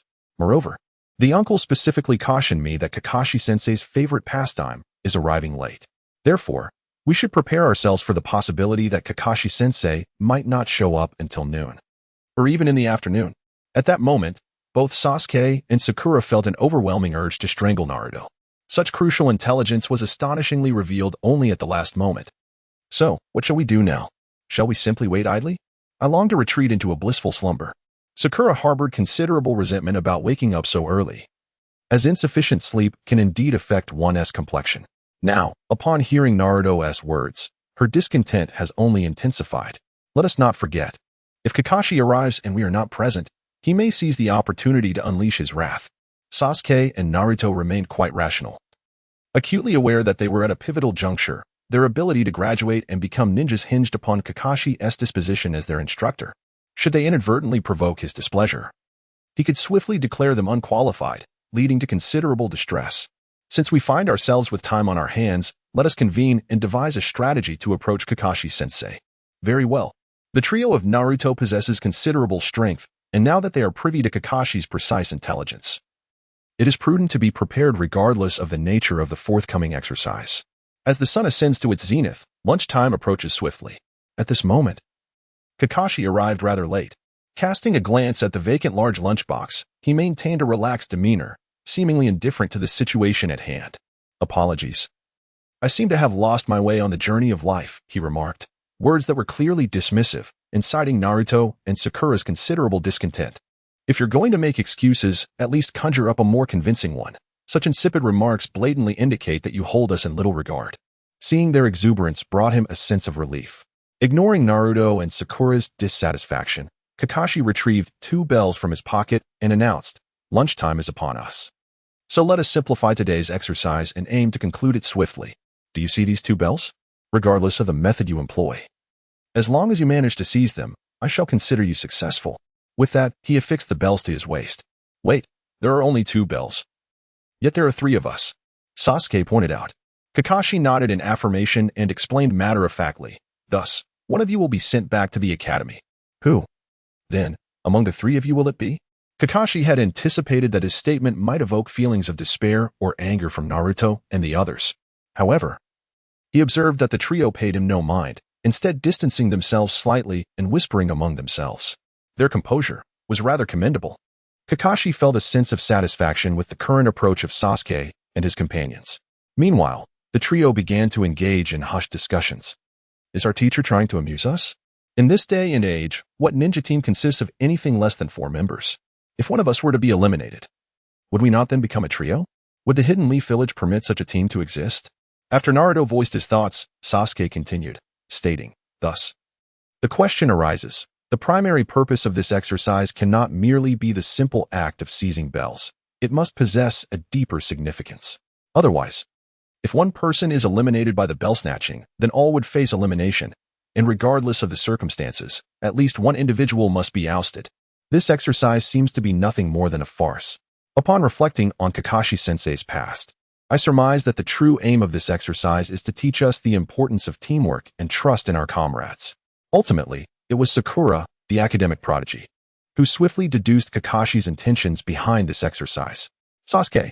Indeed, that is likely the case. Naruto. Sakura is correct. Having reached a conclusion, the trio devised a strategy. What then? Could this strategy entail? Do not inquire. The answer is succinct, reckless abandon. Have we reached an agreement? Indeed, Kakashi-sensei, unleash your challenge upon us. Very well. Since you are prepared, I hereby declare the exercise to commence. With a single command, Kakashi leapt backward, creating distance between himself and the trio. Then retrieved a copy of Ika Paradise from his ninja tool pouch. Observing Kakashi's ostentatious demeanor, the three exchanged glances, and in an instant, Sasuke and Naruto charged forward, while Sakura began to maneuver around Kakashi, not concealing their intentions. It seems these three possess ample confidence in their abilities, narrowing his eyes slightly. Kakashi did not perceive them as mere brutes. Their disregard for his advice, their breakfast consumption, and their earlier discussions suggested they had, to some extent, gathered intelligence about him. Knowing his capabilities yet daring to advance indicated they must have their own advantages. Sasuke, you go left. I'll go right. Understood, Naruto. As they proceeded, Sasuke and Naruto split to the left and right, respectively, unleashing their unique martial arts to launch a fierce assault on Kakashi. Dragon subduing 18 palms. Dragon Elephant Prajna technique. Whether it is the dragon subduing palm or the dragon elephant skill, both are formidable martial arts techniques. Observing the demeanor of Zhuang and his companion, it is evident that they have no intention of seizing the bell. Rather, their focus lies in eliminating Kakashi. The sound generated by the force of their strikes, combined with their relentless momentum, leads Kakashi to deduce that the power behind their attacks is formidable. Exercising prudence, he opts not to confront them head-on but instead evades their onslaught. Gradually retreating to create distance, Kakashi skillfully dodges their assaults by utilizing the space around him. As their martial prowess fails to reach him, Zhuang and his companion exchange glances, each employing their light-footed techniques. Sasuke's wave step is particularly suited for such brief relocations, while Naruto's transformative movement resembles a slippery eel, darting this way and that. With the aid of their nimble footwork, the pressure on Kakashi intensifies. What is happening? As a seasoned jonin, I am being outmatched by two mere children? Kakashi muses, feeling a pang of indignation, realizing the prowess of Sasuke and Naruto in physical combat. He understands that if he does not reveal his true abilities, he risks a humiliating defeat. Chapter 22, Survival Exercise, Part 2. In response to the relentless attacks from Zhuang and Naruto, Kakashi's feet dance lightly as he retreats swiftly, aiming to widen the gap between them. During his retreat, he returns the book Intimate Paradise to his ninja tool pouch. Just as he stows the book, Naruto bellows, Sakura, now's your chance. It becomes clear that Sasuke and Naruto's vigorous assault on Kakashi is a ploy to distract him, allowing Sakura to position herself for a surprise attack. Hearing Naruto's call, Sakura promptly extends her index finger, launching her strike, the family's secret technique, Jin Yong finger, due to his left eye being covered. Kakashi's vision is compromised on that side, which is precisely why Sakura has chosen to attack from the left. The Jin Yong finger technique, capable of both offense and support, serves as a long-range attack, making it the most appropriate skill for Sakura, the weakest among the trio. This is troublesome, Kakashi exclaims. Startled by Sakura's ambush, he had not anticipated her ability to exploit his limited visibility. However, he reassures himself, while you have your clever scheme, I have my own counters. And with a resounding bang, he transforms into a cloud of smoke, vanishing from their sight. Shadow clone technique? When did he use it? Sasuke and Naruto are taken aback, utterly unaware of when Kakashi executed this maneuver as they frantically scan their surroundings for his true form. At that moment, beneath Sakura's feet, Kakashi emerges unexpectedly. Sakura, watch out behind you. Upon noticing Kakashi's true form appearing not far behind Sakura, both Sasuke and Naruto promptly urged her to be cautious. Sakura, exhibiting remarkable decisiveness, did not even glance back but swiftly activated her body flicker technique in an attempt to escape. Unfortunately, the essence of this technique lies in its limited range mobility, rendering it less effective than the more versatile instantaneous movement for such a hasty retreat. Illusion technique, Narukuge no Jutsu. Confronted with Kakashi's Jinjutsu, Sakura fell victim without resistance. Sasuke, Stop licking. That's where people relieve themselves, she implored in a hushed tone, yet Sasuke remained indifferent, continuing his actions. Sasuke, you mustn't lick. It's filthy. Sakura's voice trembled with urgency, but Sasuke persisted in his focus. If you keep this up until Naruto arrives, I will tell him, and he will scorn you. Go ahead and tell, Sasuke retorted dismissively, casting a glance at Sakura before returning to his unsavory task. In Sakura's eyes, Sasuke had always been a paragon of masculinity. And witnessing her idol engage in such a grotesque act was a scene so shocking it rendered her unconscious. Having dealt with the situation, Kakashi gently laid the fainted Sakura on the ground, feeling a quiet relief wash over him. The sight of the oversized lunchbox had already raised his suspicions. And given the exceptional skills of the trio, he had prudently dispatched a shadow clone to probe the circumstances while he concealed himself in the foliage, awaiting the opportune moment. Realizing that the clone was unable to manage the three, he decisively dispelled it and utilized earth release techniques to swiftly position himself behind Sakura. I'm grateful for my cautious nature, he mused. As soon as the entity emerged, it effortlessly subdued Sakura, and in such a moment, if he were not to strike a pose and flaunt his prowess, he would no longer be Kakashi. Shadow clone technique, he declared. Come forth, all of you. I shall deliver a thorough thrashing to teacher Kakashi for daring to toy with us. Naruto, unwilling to grant Kakashi a moment to show off, immediately summoned a multitude of shadow clones. Observing the dozens of clones charging towards him, Kakashi inwardly cursed. Is an abundance of chakra truly impressive? Can one act with impunity simply because they possess more chakra? Were Naruto to overhear Kakashi's thoughts, he would likely retort, apologies. But having ample chakra indeed allows one to act as they please. At this moment, Naruto, if categorized by ninja rankings, would likely be considered of the CH Nin level in strength. The CH Nin here is not the kind of insipid CH Nin one might encounter in a ninja academy, but rather a veritable one. When confronted with this multitude of shadow clones, even Kakashi must approach the situation with utmost seriousness, for the sheer number is overwhelming. As a multitude of shadow clones surged forward, Kakashi would not foolishly engage them with taijutsu. With a swift leap, he not only distanced himself from Sakura but also created space between himself and the approaching clones. In midair, Kakashi swiftly formed hand seals, and upon completing the final seal, he shouted with fervor, "Fire style, great fireball technique." A colossal fireball erupted from Kakashi's mouth, hurtling towards the shadow clones. A series of explosive sounds echoed, boom, boom, boom. Before long, the smoke cleared, revealing that Naruto's shadow clones had been utterly vanquished. Naruto and Sakura had been placed in a safe location by me. To avoid endangering Sakura, Naruto had previously summoned dozens of shadow clones solely to compel Kakashi to reposition himself. Once Kakashi was drawn away, Sasuke could approach Sakura and secure her safety, thereby preventing her from being caught in the forthcoming battle. Very well, since Sakura is safe, let us proceed.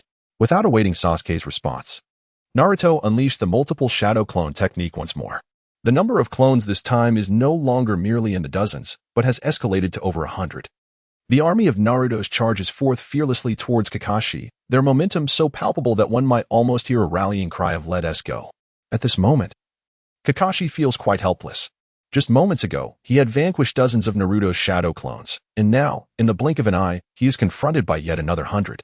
The situation was becoming increasingly overwhelming, leaving Kakashi to ponder how he might navigate through it.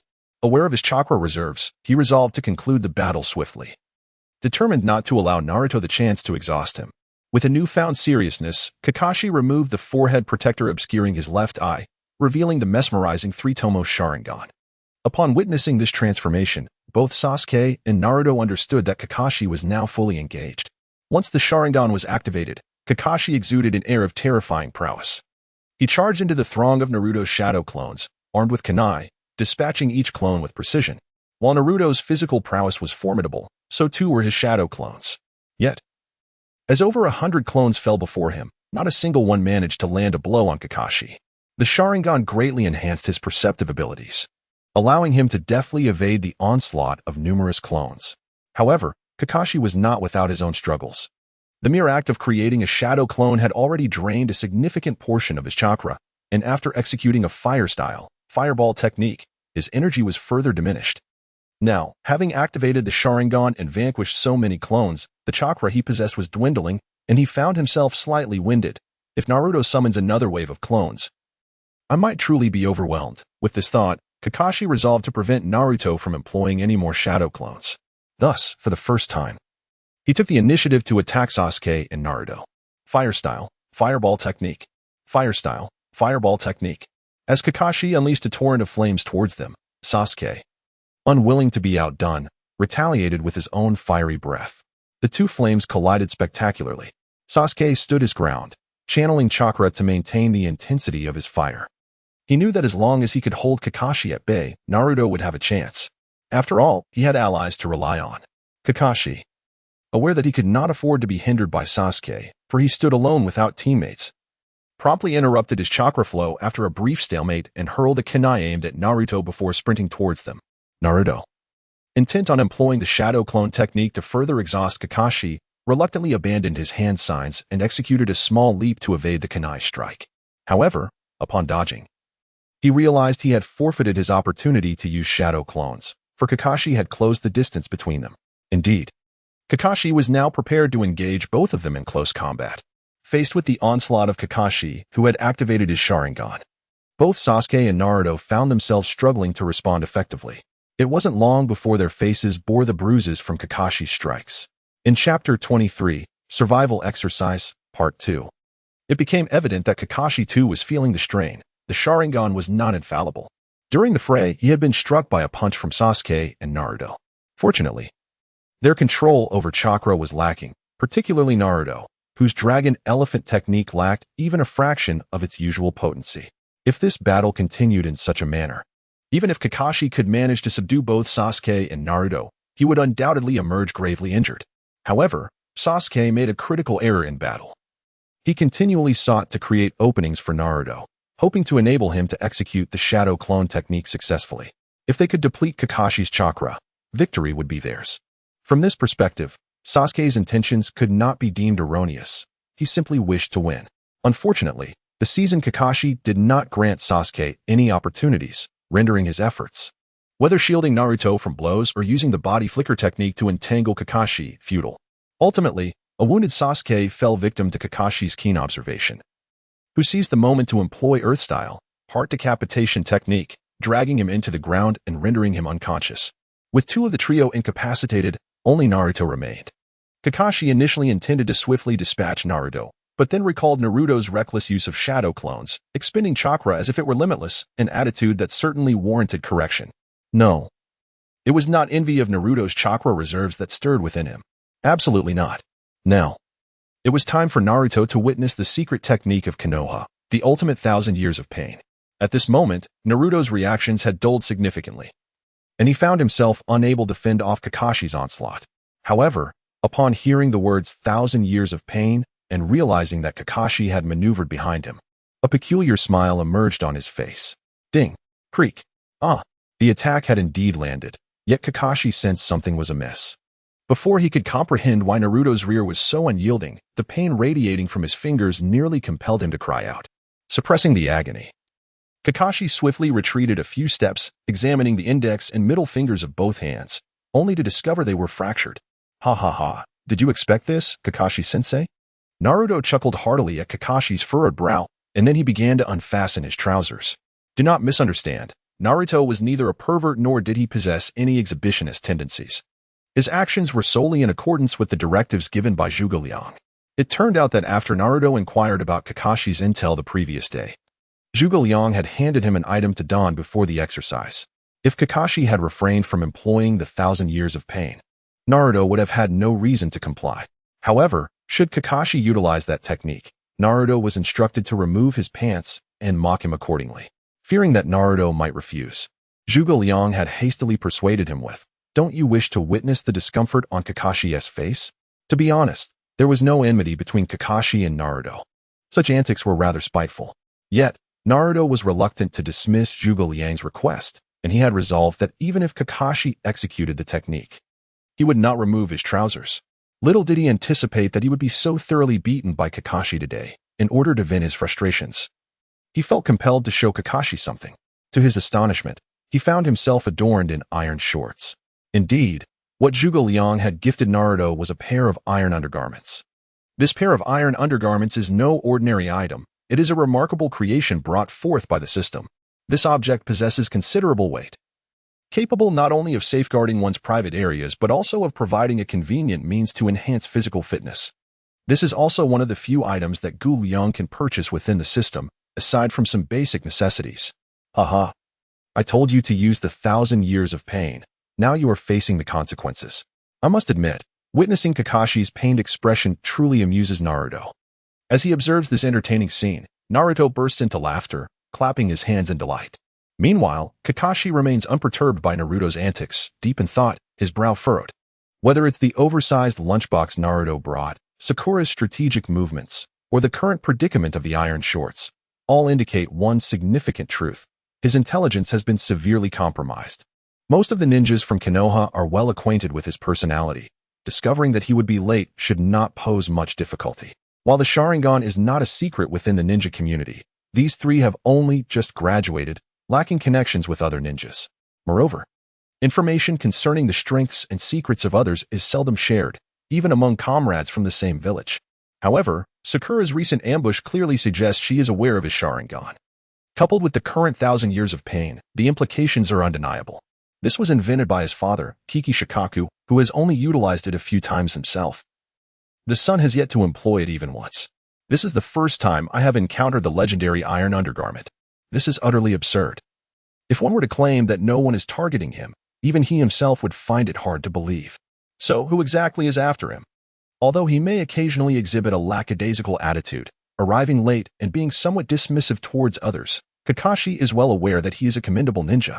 While the shinobi from other villages may be disregarded, there is no justification for facing such inexplicable animosity within Konohagakure. Is it possible that Asuma is envious of my charisma? Or is it that guy seeks retribution for my refusal to engage in a duel with him? As these thoughts spiraled in his mind, Kakashi became lost in contemplation. Meanwhile, Naruto, who was laughing heartily, noticed Kakashi's furrowed brow and seized the opportunity. With a swift motion, he shed his iron shorts to enhance his agility and employed his technique. Shunshin no Jutsu, instantly teleporting to Kakashi's left rear side, reaching out to snatch the bell. Don't be foolish. Kakashi, still preoccupied with his thoughts, was not so easily caught off guard. Instinctively, he delivered a sharp slap to Naruto's face, rendering him unconscious. When Naruto eventually regained consciousness, he discovered that he, along with Sasuke and Sakura, had been bound to a stump. "Oh, you're awake," came the voice of Sasuke, his face bruised and battered.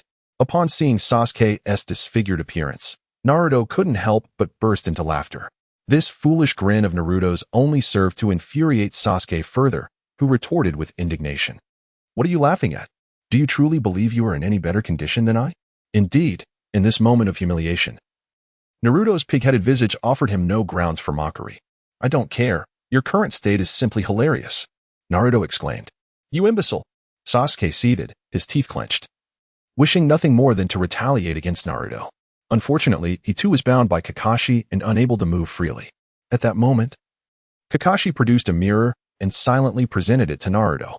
Upon gazing at his own pitiful reflection, Naruto's laughter was abruptly silenced. It was now Sasuke's turn to mock Naruto unreservedly. "Ha ha ha, look at you, with that pig-headed appearance, daring to ridicule me." "Shut up, arrogant Sasuke," Naruto retorted. "I won tea. Come and bite me if you can." Ignoring Sasuke's irritating demeanor, Naruto turned to the serene Sakura and remarked, "Sakura is the best, even in our current state. She has tea." Laughed at us. Naruto," Sakura replied, blushing at his compliment. "Actually, I laughed at you both before you woke up. And now I truly lack the energy to laugh." Naruto. Sasuke. Chapter 24. Sarutobi Hiruzen visits while Team 7 was engaged in survival training. Sarutobi Hiruzen was reviewing the dossier on a certain Jin Yong. From the information, this young man named Jin Yong seems quite ordinary. Sarutobi Hiruzen, relying solely on the intel gathered by the Umbu, could not discern anything particularly remarkable. After all, Jin Yong was a man with a fabricated history meticulously crafted by a system upon his arrival. From his grandfather's generation, the Gu family had settled in Konoha. His parents perished in the Nine Tails incident 12 years ago.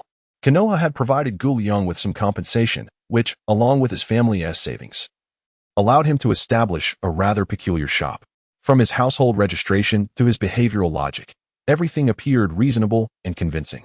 Merely reviewing the documents would not suffice. "I must see him in person," After putting away Gu Liang's dossier and tidying up a bit, Sarutobi Hiruzen left the Hokage office and headed towards Gu Liang's internet CAF. When Gu Liang saw the third Hokage Sarutobi Hiruzen clad in the Hokage robes, he realized trouble had arrived. "Welcome, Hokage-sama," Gu Liang said, standing up from his chair with a nonchalant tone. Sarutobi Hiruzen did not mind Gu Liang's attitude. After all, he understood that Konoha had failed to protect Gu Liang's family, so it was reasonable for Gu Liang to harbor some grievances towards him as Hokage. With a slight smile, Sarutobi Hiruzen addressed him. "Young man, you are Gu Liang, correct?" "Yes, Hokage-sama. I've heard that your business has been doing quite well recently." "Quite well?" Gu Liang's lips twitched. Surely, he must have misunderstood the meaning of well. He did not respond to Sarutobi Hiruzen, but instead welcomed him into the internet CAF. Gesturing toward the empty establishment, with a deadpan expression, Gu Liang said, "Hokage-sama, you call this good business?" Upon entering, Sarutobi Hiruzen felt a bit awkward. He hadn't anticipated Gu Liang to be so forthright. Did he truly hold no regard for my status? After all, I am the Hokage of Konoha. Am I not deserving of some respect? Fortunately, Sarutobi Hiruzen still remembers the purpose of his visit here. After a dry chuckle, he continued to probe Kakashi. "Kakashi, you are aware of Shikamaru, Ino, and Naruto, correct? Their recent transformations have been quite significant. Do you know what has instigated such profound changes in them?" "Naturally, I am well aware of their transformations." Sarutobi Hiruzen was slightly taken aback by Kakashi's candid response. He had not anticipated Kakashi's straightforward admission. He expected him to feign ignorance or act foolishly. However, since Kakashi had acknowledged the matter, it would simplify things. "Could you elucidate the reasons for me?" "Of course," Kakashi replied. In truth, before Sarutobi Hiruzen's arrival, Kakashi had already foreseen that such an event would transpire today. Thus, he had devised numerous strategies in advance. Should he deny everything resolutely, or endure the situation to the end? Or perhaps, should he consider fleeing? The options of denying the truth or fleeing were the first to be discarded by Kakashi. After all, what would be the point of denial? Sarutobi Hiruzen is the Hokage. Should he conduct a thorough investigation, it would not take long for him to uncover the extraordinary nature of the internet CAF. As for fleeing, since its inception, this internet CAF has firmly established itself in this location. The prospect of relocating to another village is utterly inconceivable. Thus, although several paths may appear to be available, for Gu Liang, there exists but a singular route to endure until the end. Regardless of whether one is Sarutobi Hiruzen or Shinja Hashirama, once they step into the CAF, their fates are no longer within their own control. Within these walls, Gu Liang assumes the role of a deity. Those he wishes to perish must meet their demise, while those he desires to survive find it nearly impossible to fall. Given that the Hokage harbors doubts, mere words will not suffice for clarity. Thus, a practical demonstration would undoubtedly illuminate all uncertainties. How shall we demonstrate? Gu Liang's perceptive demeanor greatly pleased Sarutobi Hiruzen, who had already contemplated that as long as the CAF poses minimal threat to Konoha, Gu Liang may continue his operations. Naturally, should this establishment present any danger to the village, Gu Liang's existence would become redundant. The third Hokage is not the benign old man portrayed in the original narrative, but rather a seasoned warrior stained with blood. Should the threat remain negligible, he might extend a measure of clemency. However, if there is any potential peril to Konoha, he would certainly show no mercy. If the Hokage wishes to conduct a trial, well, the fee is 10,000 ryo per hour. Here is your 10,000 ryo. Do you still dare to charge me in the presence of the Hokage? Very well. I suppose I shall simply take you to a swift end thereafter. Gu Liang remained oblivious to Sarutobi Hiruzen's internal deliberations, even if he were aware. It would bear no consequence. At worst, he would never leave the CAF again, seeing who could survive the longest. Soon, Orochimaru would likely arrive in Konoha to bring warmth. In this endeavor, Sarutobi Hiruzen would soon find himself unceremoniously thrust out of existence by Orochimaru. Subsequently, after a time, the fifth Hokage, Tsunade, would take the helm. Given her temperament, in the council of Shikamaru and his comrades, matters should proceed without issue. Of course, this is merely the most pessimistic scenario. What if events do not unfold in such a manner? After all, anything is possible. Hokage, please don this helmet. Having received the payment, Gu Liang led Sarutobi Hiruzen to the gaming area and introduced him to the computer facilities.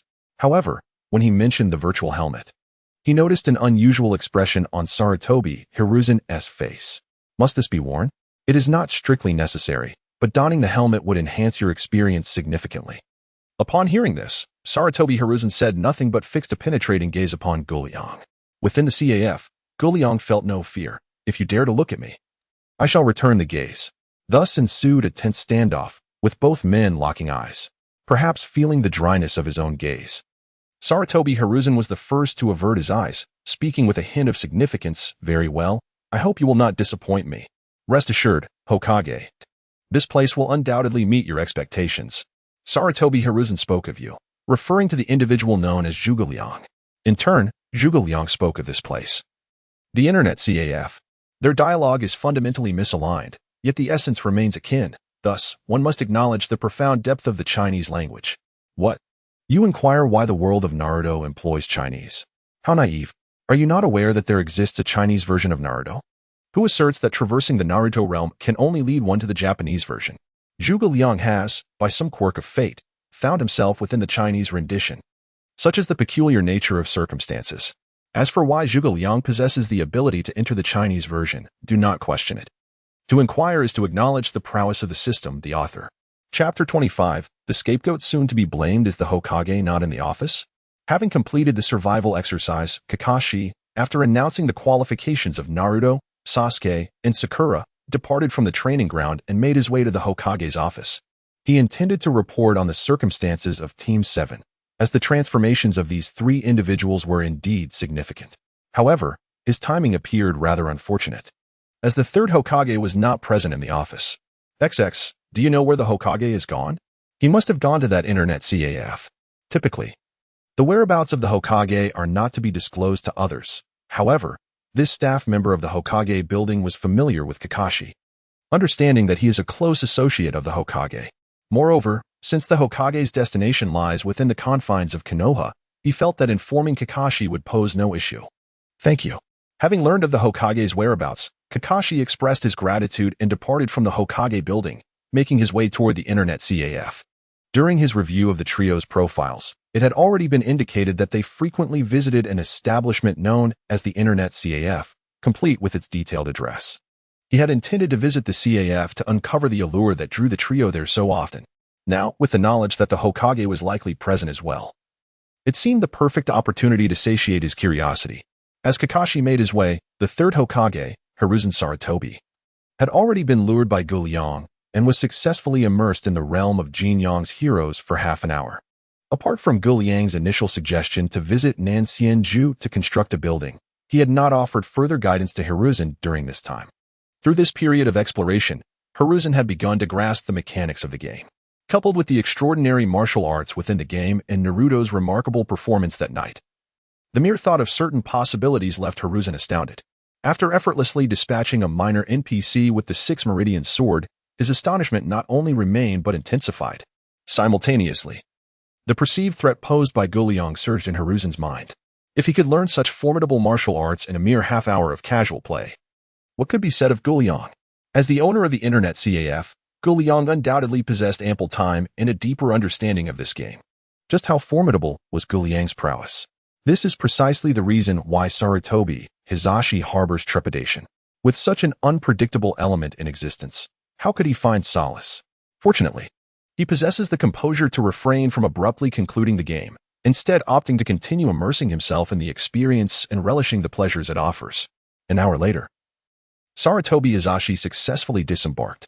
After making his selection of martial arts upon exiting, his countenance appeared considerably improved. In reality, he is restricted to employing only a single martial art and lightness skill, rendering the scope of his abilities significantly limited.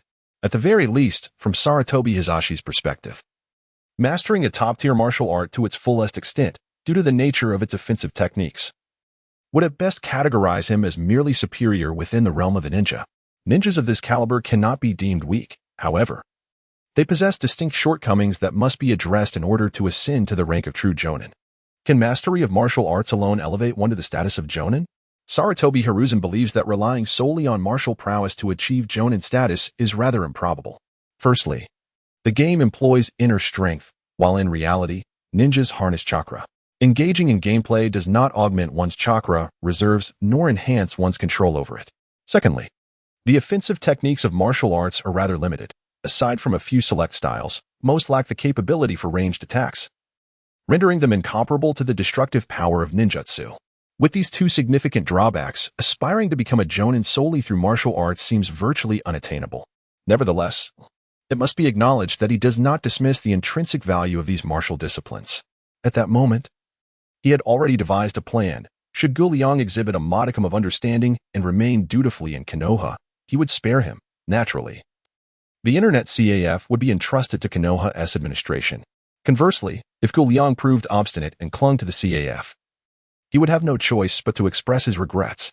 I shall leave this matter to Danzo. For the prosperity of Konoha, he would surely be most amenable. With this thought, Sarutobi Hiruzen smiled warmly at Guliang and remarked, "This game is truly remarkable, powerful martial arts and ethereal agility. It is a pity, however, that inner energy cannot coexist with chakra. Nevertheless, it is wondrous enough. As long as the Hokage is satisfied," he added. "Indeed, I am exceedingly pleased." Nodding with a smile, Sarutobi Hiruzen shifted the conversation, inquiring, "Might I ask, Guliang, do you have any intentions of selling this CAF? Damn it. I knew it would come to this." Guliang cursed inwardly upon hearing those words. He had anticipated that Sarutobi Hiruzen would continue his day of amiability, only to later resort to underhanded tactics. After all, Konoha had a master of blame who could shoulder any misdeeds. Yet, he was taken aback by Sarutobi Hiruzen's eagerness to broach the subject so soon. "You're jesting, Hokage. At present, I have no plans to sell the CAF. Is that so? What a pity." Sarutobi Hiruzen shook his head, feigning disappointment. To an outsider, he appeared to lament the missed opportunity to acquire the CAF, but to Guliang, it seemed he was lamenting Guliang's lack of insight. "Should you decide to sell the CAF, do remember to come to me first. Rest assured, Hokage. If I choose to cease operations, you will be the first I approach. Well then, I have troubled you long enough. I shall take my leave. Safe travels, Hokage." Guliang escorted Sarutobi Hiruzen to the door, just in time to see Kakashi approaching from the alleyway.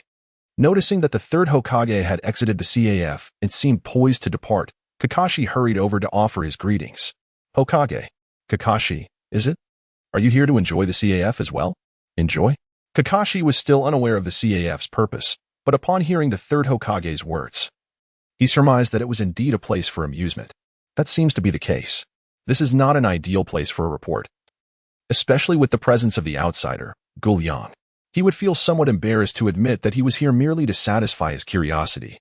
So he followed the words of the third Hokage and replied, "Yes, this internet CAF is quite remarkable. Enjoy yourself. I shall take my leave." At that moment, Sarutobi Hiruzen had already laid claim to the CAF, exuding an air of ownership as he spoke.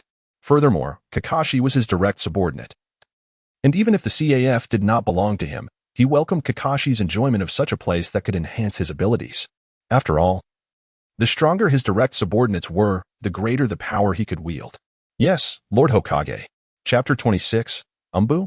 Root? At the entrance of the CAF, observing the demeanor of Sarutobi Hiruzen, Guliang felt quite displeased. Does he believe he has me at his mercy? I am curious to see what tactics he will employ. A fleeting expression of malice crossed his face, but he quickly returned to his usual demeanor. "Kakashi, would you like to come in and play?" Kakashi, who was watching the third Hokage depart, paused at the remark. "You know me? Given your masked appearance, it is unlikely that many would fail to recognize you." Guliang replied. Kakashi nodded. He was well aware of the high recognition factor his appearance held within Konoha, so he did not find Guliang's acknowledgement particularly noteworthy. However, had he known that Naruto and the others had gleaned information from Guliang, he might not have remained so composed. "Oh, your hand is injured?" Upon welcoming Kakashi inside, Guliang noticed that both the index and middle fingers of his hands were wrapped in bandages. "Ah, something like that," Kakashi replied, feeling somewhat embarrassed to admit that he had been outsmarted by his own student. Frankly, who could have anticipated that Naruto would don a pair of iron shorts for a drill? Such behavior is utterly insane.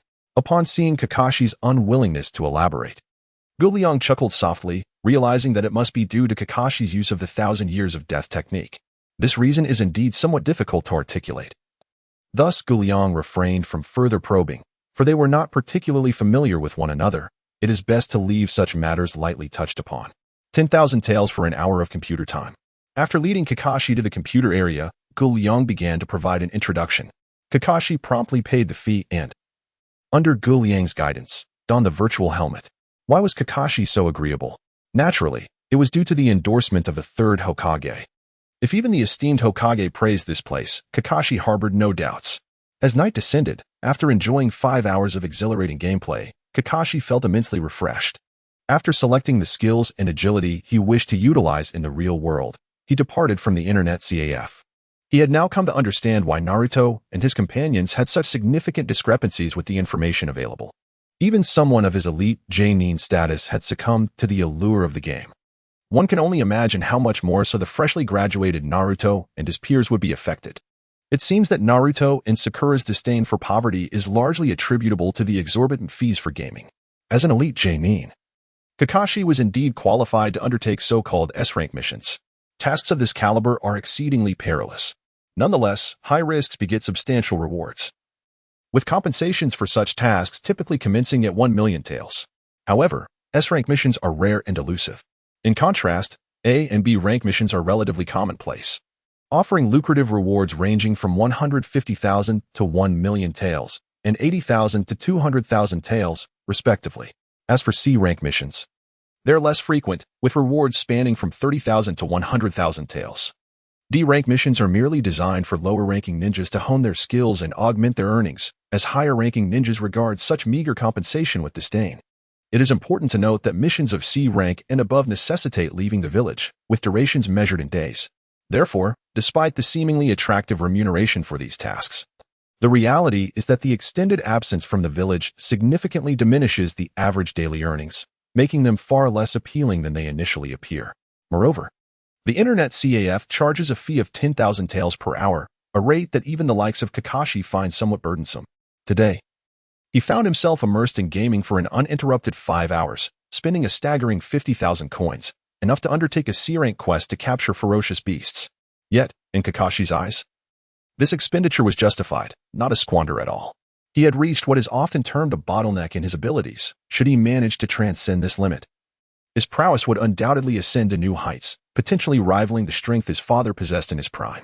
However, should he remain unable to break through this barrier, his life would be forever constrained.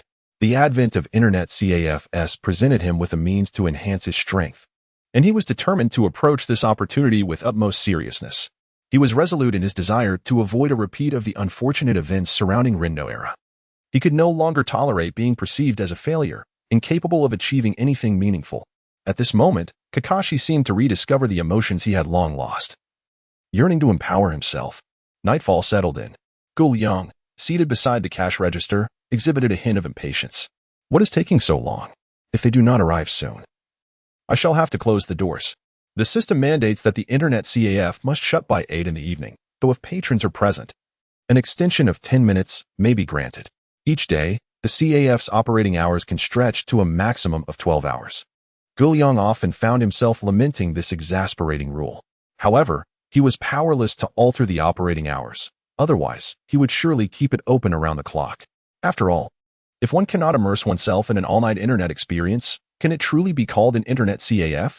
Jin Yong reminisced fondly about those nights spent gaming in the CAF, slurping instant noodles. Back then, his family lacked a computer, and the only way to indulge in computer games was to venture to the CAF. With limited pocket money, the all-night option became his only recourse. According to the CAF's pricing standards, the usual rate was 2 yuan per hour. However, an overnight stay from 10 at night until 8 the next morning, spanning 10 hours, cost only 12 yuan, with a complimentary box of instant noodles. For a student like him, this arrangement was an unparalleled bargain. Unfortunately, ever since his parents uncovered the ruse of him claiming to sleep over at a friend's house, when in reality he was indulging in all-night gaming, he had not been able to revisit the CAF for such a night of leisure. Just as Jin Yong was lost in nostalgia, two figures clad in short-sleeved vests, wielding long blades and adorned with ominous masks, suddenly appeared at the entrance of the CAF. Are you Jin Yong? Come with us. Who are you? To be honest, Jin Yong felt a tinge of disappointment at the appearance of these two ninjas. He had anticipated that Danzo himself would make an appearance. Even if it were not Danzo, at the very least, someone of significance should have been dispatched. For instance, the captain of the Umbu interrogation team, Ibiki, or Danzo's right-hand men, Torian and Fu. Sending these two lackeys felt like an affront to him. In truth, apart from the three mentioned, whether they were members of the Umbu directly under the Hokage or those from Danzo's route, Guliang considered them all mere foot soldiers. Perhaps in the past, the Umbu were brimming with talent, boasting prodigies like Uchiha Shursui and Hitaki Kakashi, but since Itachi's departure from Konoha, there had been a noticeable decline in the quality of its members. There was only the likes of Tintin, who later became known as Yamato, worth mentioning. The rest were nothing more than a band of inept individuals. In the original narrative, during the Chunin exams, Sarutobi Hiruzen found himself ensnared by Orochimaru and his subordinates within the Four Purple Flames formation. What did the Umbu members outside do besides play the role of commentators? It would be inaccurate to say otherwise. At the very least, they learned that the Four Purple Flames formation was off limits. Yet the price they paid was the life of a member of the Umbu. Observe their caliber. To label them as mere novices would not be an exaggeration. However, upon reflection, it is understandable, as most ninjas within the shinobi world have not been educated and are essentially illiterate. One cannot expect much from such individuals. As for the Root, it is even more disheartening. Apart from a few direct subordinates of Danzo, the other members of Root are inferior to those of the Umbu. Chapter 27. Danzo arrives. Do not ask so many questions. Just follow us. In response to Guliang's inquiries, the two individuals appeared quite impatient, urging him to accompany them. Such outward behavior undoubtedly indicated that they were ninjas of Root. If they were Umbu, they would have explicitly stated their identities, despite operating in the shadows. The Umbu's identity is still recognized. However, the Root operates differently. They are akin to maggots hidden in darkness, committing vile acts that cannot bear the light of day. Do you not find your actions rather amusing? You command me to leave, and I am to comply? Who do you think you are? Guliang had no intention of empathizing with the sentiments of these two Root ninjas, speaking to them without any semblance of respect. Upon hearing Guliang's dismissive remarks, the two members of Root launched an attack without any warning. Outside the internet CAF, it might have been challenging for Guliang to eliminate them quietly. But within the confines of the CAF, with a mere lift of his hand, Guliang pointed his index fingers at the two Root ninjas and softly uttered, "Annihilate." In an instant, the two ninjas felt their bodies lose control, their blood ceasing to flow, time halting, and space beginning to warp. In less than a second, the two Root ninjas vanished completely, as if they had evaporated from existence. Indeed, this ability is truly invincible. Personally, ending the lives of two ninjas did not evoke even a hint of discomfort in Guliang. On one hand, he had already experienced the sensation of taking a life within the game. On the other hand, it was due to the overwhelming nature of the annihilation ability, which simply erased individuals without a trace, devoid of any gruesomeness. What shall you do next? In the shadowy confines of a dimly lit basement in Konoha, Danzo awaited the arrival of Kagaya. Sarutobi Hiruzen had divulged no significant intelligence. He merely hinted during casual conversation that Kagaya might pose a threat to Konoha. Having partnered with Sarutobi for many years, Danzo instantly comprehended the implication, prompting him to send two subordinates to invite Kagaya later that evening. The reason for not executing a direct assassination was twofold. Firstly, Danzo was intrigued to meet Kagaya, particularly someone whom Sarutobi had warned him about. Secondly, the roots of his organization thrived in secrecy. Committing murder in public view could lead to troublesome repercussions. Have Oda and Kubo not returned yet? Danzo's dissatisfaction grew as he awaited their return for an extended period. Lord Danzo, Oda and Kubo have yet to arrive. I see. After sipping his tea, Danzo replied nonchalantly. Send two more individuals, and when Oda and Kubo return, allow them to face the consequences themselves. Understood, Lord Danzo. Yamanaka and Noichi complied and departed to fulfill his orders. As time elapsed, Danzo's patience dwindled further. Have they still not returned? Inoichi, well acquainted with Danzo's temperament after many years, began to sweat profusely upon hearing the question. Reporting to Lord Danzo, they have not yet returned. None of them? None have returned. Upon learning that all four dispatched individuals were still absent, Danzo's anger surged. In that case, I shall go personally. Yes, Lord Danzo. Relieved that Danzo had not directed his ire towards him, Inoichi followed closely behind as they set off towards the internet CAF. Nightfall was a time rife with malevolence, a period familiar to the members of the Roots. On such a moonless and windy night, their covert operations would undoubtedly proceed with ease. Before long, Danzo and Inoichi arrived at the entrance of the internet CAF, accompanied by a cadre of Root subordinates. Inoichi, knock on the door. After dispatching the second wave of Root ninjas, Kagaya, adhering to the system's time constraints, had naturally closed the establishment. Knock, knock, is anyone there? Knock, knock, is the owner still present? Knock, knock, guests have arrived. After knocking 3 times in succession without receiving a response, it was not that Gu Liang was unwilling to reply. Rather, he had already succumbed to slumber.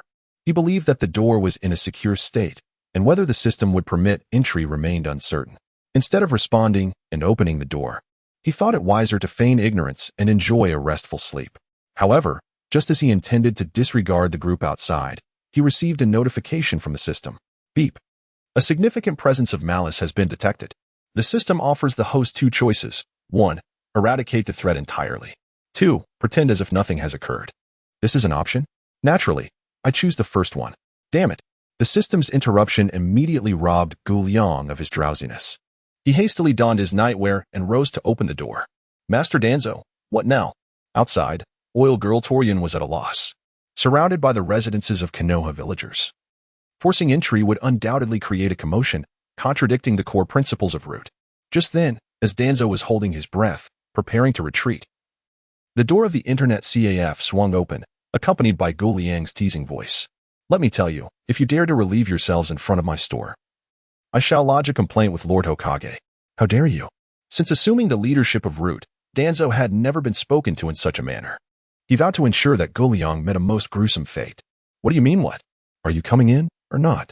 If not, I shall close the door and return to my slumber.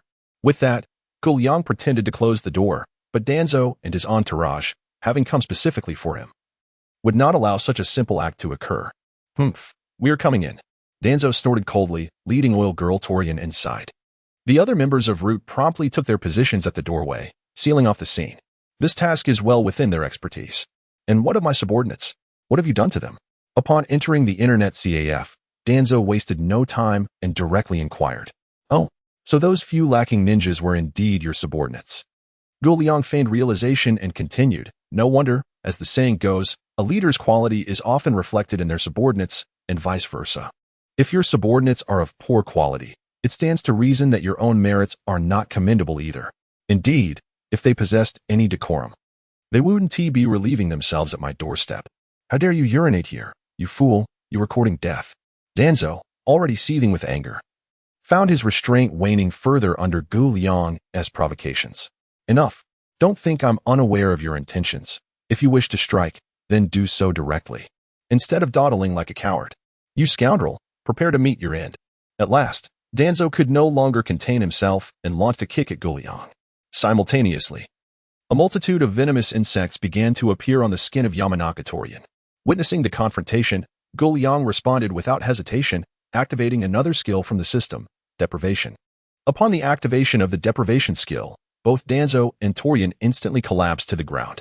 Chapter 28. The Astonished Sarutobi Hiruzen.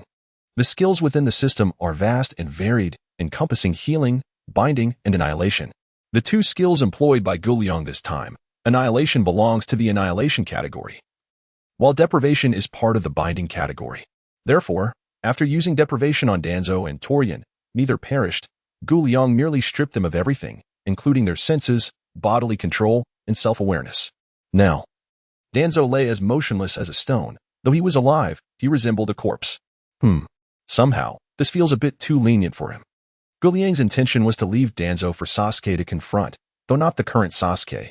Once Sasuke's strength was sufficient, he would reveal to him the truth behind the Uchiha massacre. Upon learning the truth, Sasuke would undoubtedly seek retribution against Danzo, and at that moment, if Gu Liang were to hand over Danzo, he would certainly feel the weight of his actions. It is not that Gu Liang seeks Sasuke's gratitude. Rather, he wishes to prevent any further fratricide among brothers. Should the opportunity arise to establish an internet CAF in the Rain Village with Itachi Uchiha as an informant, it would be highly feasible to gather members of the Akatsuki to partake in online activities. However, for Sasuke to amass adequate strength, he will undoubtedly require time. During this interval, with Danzo's everything stripped away, he will be devoid of any sensation. By the time Gu Liang eventually rouses him, Danzo will merely feel as if he has awakened from a deep slumber, entirely oblivious to the passage of time. Perhaps I shall restore a modicum of his perception. Contemplating, Gu Liang raised his hand, directly restoring some of Danzo's perception and cognition, enabling him to sense everything occurring in the outside world even while in a state of unconsciousness, and to feel the passage of time. This state of perceiving yet being unable to act, trapped in darkness waiting for death, is undoubtedly the most fitting punishment for Danzo. A day or two may be bearable. But as time drags on, there is a real possibility that Danzo will be driven to madness. Jelong, however, is indifferent to Danzo's fate, for ultimately, he is destined to be slain by Sasuke. The question arises, what shall become of Karine? Jelong harbors no significant malice towards the oil woman. She is merely a subordinate following Danzo's orders, essentially a tool wielded by an executioner. Yet, to claim she bears no guilt would be utterly erroneous. Perhaps it would be best to hand her over to Shino when he arrives. Jelong remains oblivious to the connection between the two, but as members of the same clan, he considers it a gesture of goodwill towards Shino. Now, where shall he conceal them? The frustrating system has yet to grant him a personal space or something of the sort. Reflecting on the layout of his internet CAF, Jelong ultimately decides to hide the two in his bedroom. In the dead of night, as he attempts to sleep, he suddenly recalls the presence of two individuals hidden away in his room. The thought sends a shiver down his spine, and he quickly dismisses the horrifying image from his mind. After all, they are merely two immobile corpses. What is there to fear? At worst, he could employ the golden bell shield and iron cloth shirt as an absolute defense. Nevertheless, why does this name sound so absurd? He is certainly no fool like Shai. Fujin, why has Lord Danzo not emerged yet? Outside the entrance, several root members tasked with containment find the situation peculiar. Under normal circumstances, the CAF owner should have been subdued by Lord Danzo by this hour, yet not only has Danzo not appeared, but there is also a profound silence within the CAF. Jin Dao, why don't you go in and take a look? Fujin, you know Lord Danzo's temperament. Do you truly wish for me to walk into my demise? Cut it out. You were the one who lost at cards a few days ago and still owes me money. To hell with you. I'm not returning your money. Fujin, you are courting death. Jin Dao, what can you do about it? Enough of your bickering. I shall enter and investigate. As the captain of this small team, Inoue Yoshihiko senses something amiss and resolves to take a bold step inside. Captain, please be cautious. Captain, add some fuel to the fire. Shaking his head and ignoring their antics, Inoue Yoshihiko strides confidently into the CAF. At this moment, Guliang had already dragged the bodies of Danzo and Toragain back to the bedroom. When Inoue Takehiko entered, he was greeted by the sight of Guliang calmly seated in a chair, sipping tea. What has happened to Lord Danzo? Inoue exclaimed, alarmed. Seeing such a scene, he drew the sword strapped to his back, his expression one of vigilance directed at Guliang. Danzo, I have already dealt with him. Impossible. Upon hearing such dreadful news, Inoue disregarded everything else, let out a cry, and called for the others outside to enter before he charged directly at Guliang. Overestimating oneself. Annihilation. Danzo still held some value, and Toragain, after all, was a member of Shino's clan, but what were these people outside worth? Most of them were merely discarded children of various clans, orphans tricked by Danzo. Guliang had no qualms about them. To instill fear in Sarutobi Hiruzen, it seemed he would have to unleash a massacre today. As the guards from outside rushed in, they caught sight of Inoue's sudden disappearance, causing them to break into a cold sweat. However, they had no choice. They were all cursed with Danzo's sinister marks, and if anything happened to him, they would not be able to escape. Thus, despite their fear, none of the root members present dared to flee, with the enemy refusing to run. Guliang found it quite convenient. With a single command of annihilation, he eradicated all the root members who had charged into the internet CAF, making them vanish from existence. With so many of Root's personnel lost, I am curious to see the expression on Sarutobi Hiruzen's face. The following morning, Sarutobi Hiruzen rose as usual, having breakfast before leisurely heading to the Hokage's office. Just as he arrived and settled into his chair, an Umbu member suddenly appeared in his line of sight. Lord Hokage. Last night, Lord Danzo took a group of root members to that internet CAF. Oh, Danzo is quite efficient, Hiruzen mused with a slight smile, feeling that his old comrade was increasingly attuned to his expectations. He had merely hinted at something, and by that very night, Danzo had already taken action. Has the contract from the internet CAF arrived? Contract? What contract? Hiruzen had assumed Danzo had already taken care of everything. But this Umbu member seemed completely unaware of what the third Hokage was referring to. Oh, it seems our young friend Guliang has quite the backbone. No matter. I shall personally visit Root shortly to inquire about Danzo. Lord Danzo is likely not at Root right now. What do you mean? Hearing this, Hiruzen finally sensed that something was amiss. Given Danzo's shadowy nature, he spent more time at Root than at home. At this time, it was inconceivable for him to be absent. Explain this to me in detail. Indeed, Hokage-sama. After some hesitation, I shall speak plainly. Last night, Danzo-sama and all the members of Root he brought along entered the internet CAF and have not emerged since. What? Sarutobi Hiruzen was taken aback, rising to his feet in astonishment. Are you certain no one has come out? Yes, Hokage-sama. I am quite certain. Very well, you may leave now. Understood. The Umbu member vanished in an instant, leaving Sarutobi Hiruzen alone in the office, his expression dark and contemplative. Chapter 29. Joyful Naruto. To be candid, Sarutobi Hiruzen was genuinely struck by this revelation. He was well aware of Danzo's strength. Even if he did not surpass his own, the difference was negligible. Yet, it was precisely this Danzo who led a contingent of Root members into such a predicament, failing to subdue a mere individual and instead ensnaring himself. Moreover, there was an unsettling peculiarity about the situation. Remarkably, no significant commotion had transpired last night. While Sarutobi could comprehend a disagreement escalating into a conflict, the absence of any disturbance was perplexing. Were Danzo and his Root members merely wooden puppets, allowing themselves to be dispatched at will by this individual? In Sarutobi's view, this scenario exuded an aura of strangeness. Even if the first Hokage were to be resurrected, it would be implausible for such a number to be dealt with silently. Could it be that this individual's power has surpassed that of the first? Sarutobi was reluctant to entertain such a notion, for after all, this person was barely in their 20s. To surpass the first Hokage at such a young age? That seemed utterly ludicrous. However, Sarutobi was oblivious to the vast potential that Naruto and Sasuke would exhibit, both surpassing the legendary Senja Hashirama at the tender age of 16. Becoming the new titans of the ninja world. For the time being, it would be prudent to refrain from provoking this individual. Perhaps it would be wise to send a few to further probe the situation, regardless of whether this person harbored ill intentions towards Konoha. Their actions suggested a willingness to engage with ninjas in games to enhance their prowess. In this light, there was no necessity for enmity. At this moment, Sarutobi Hiruzen felt a tinge of regret. Regret for his initial greed.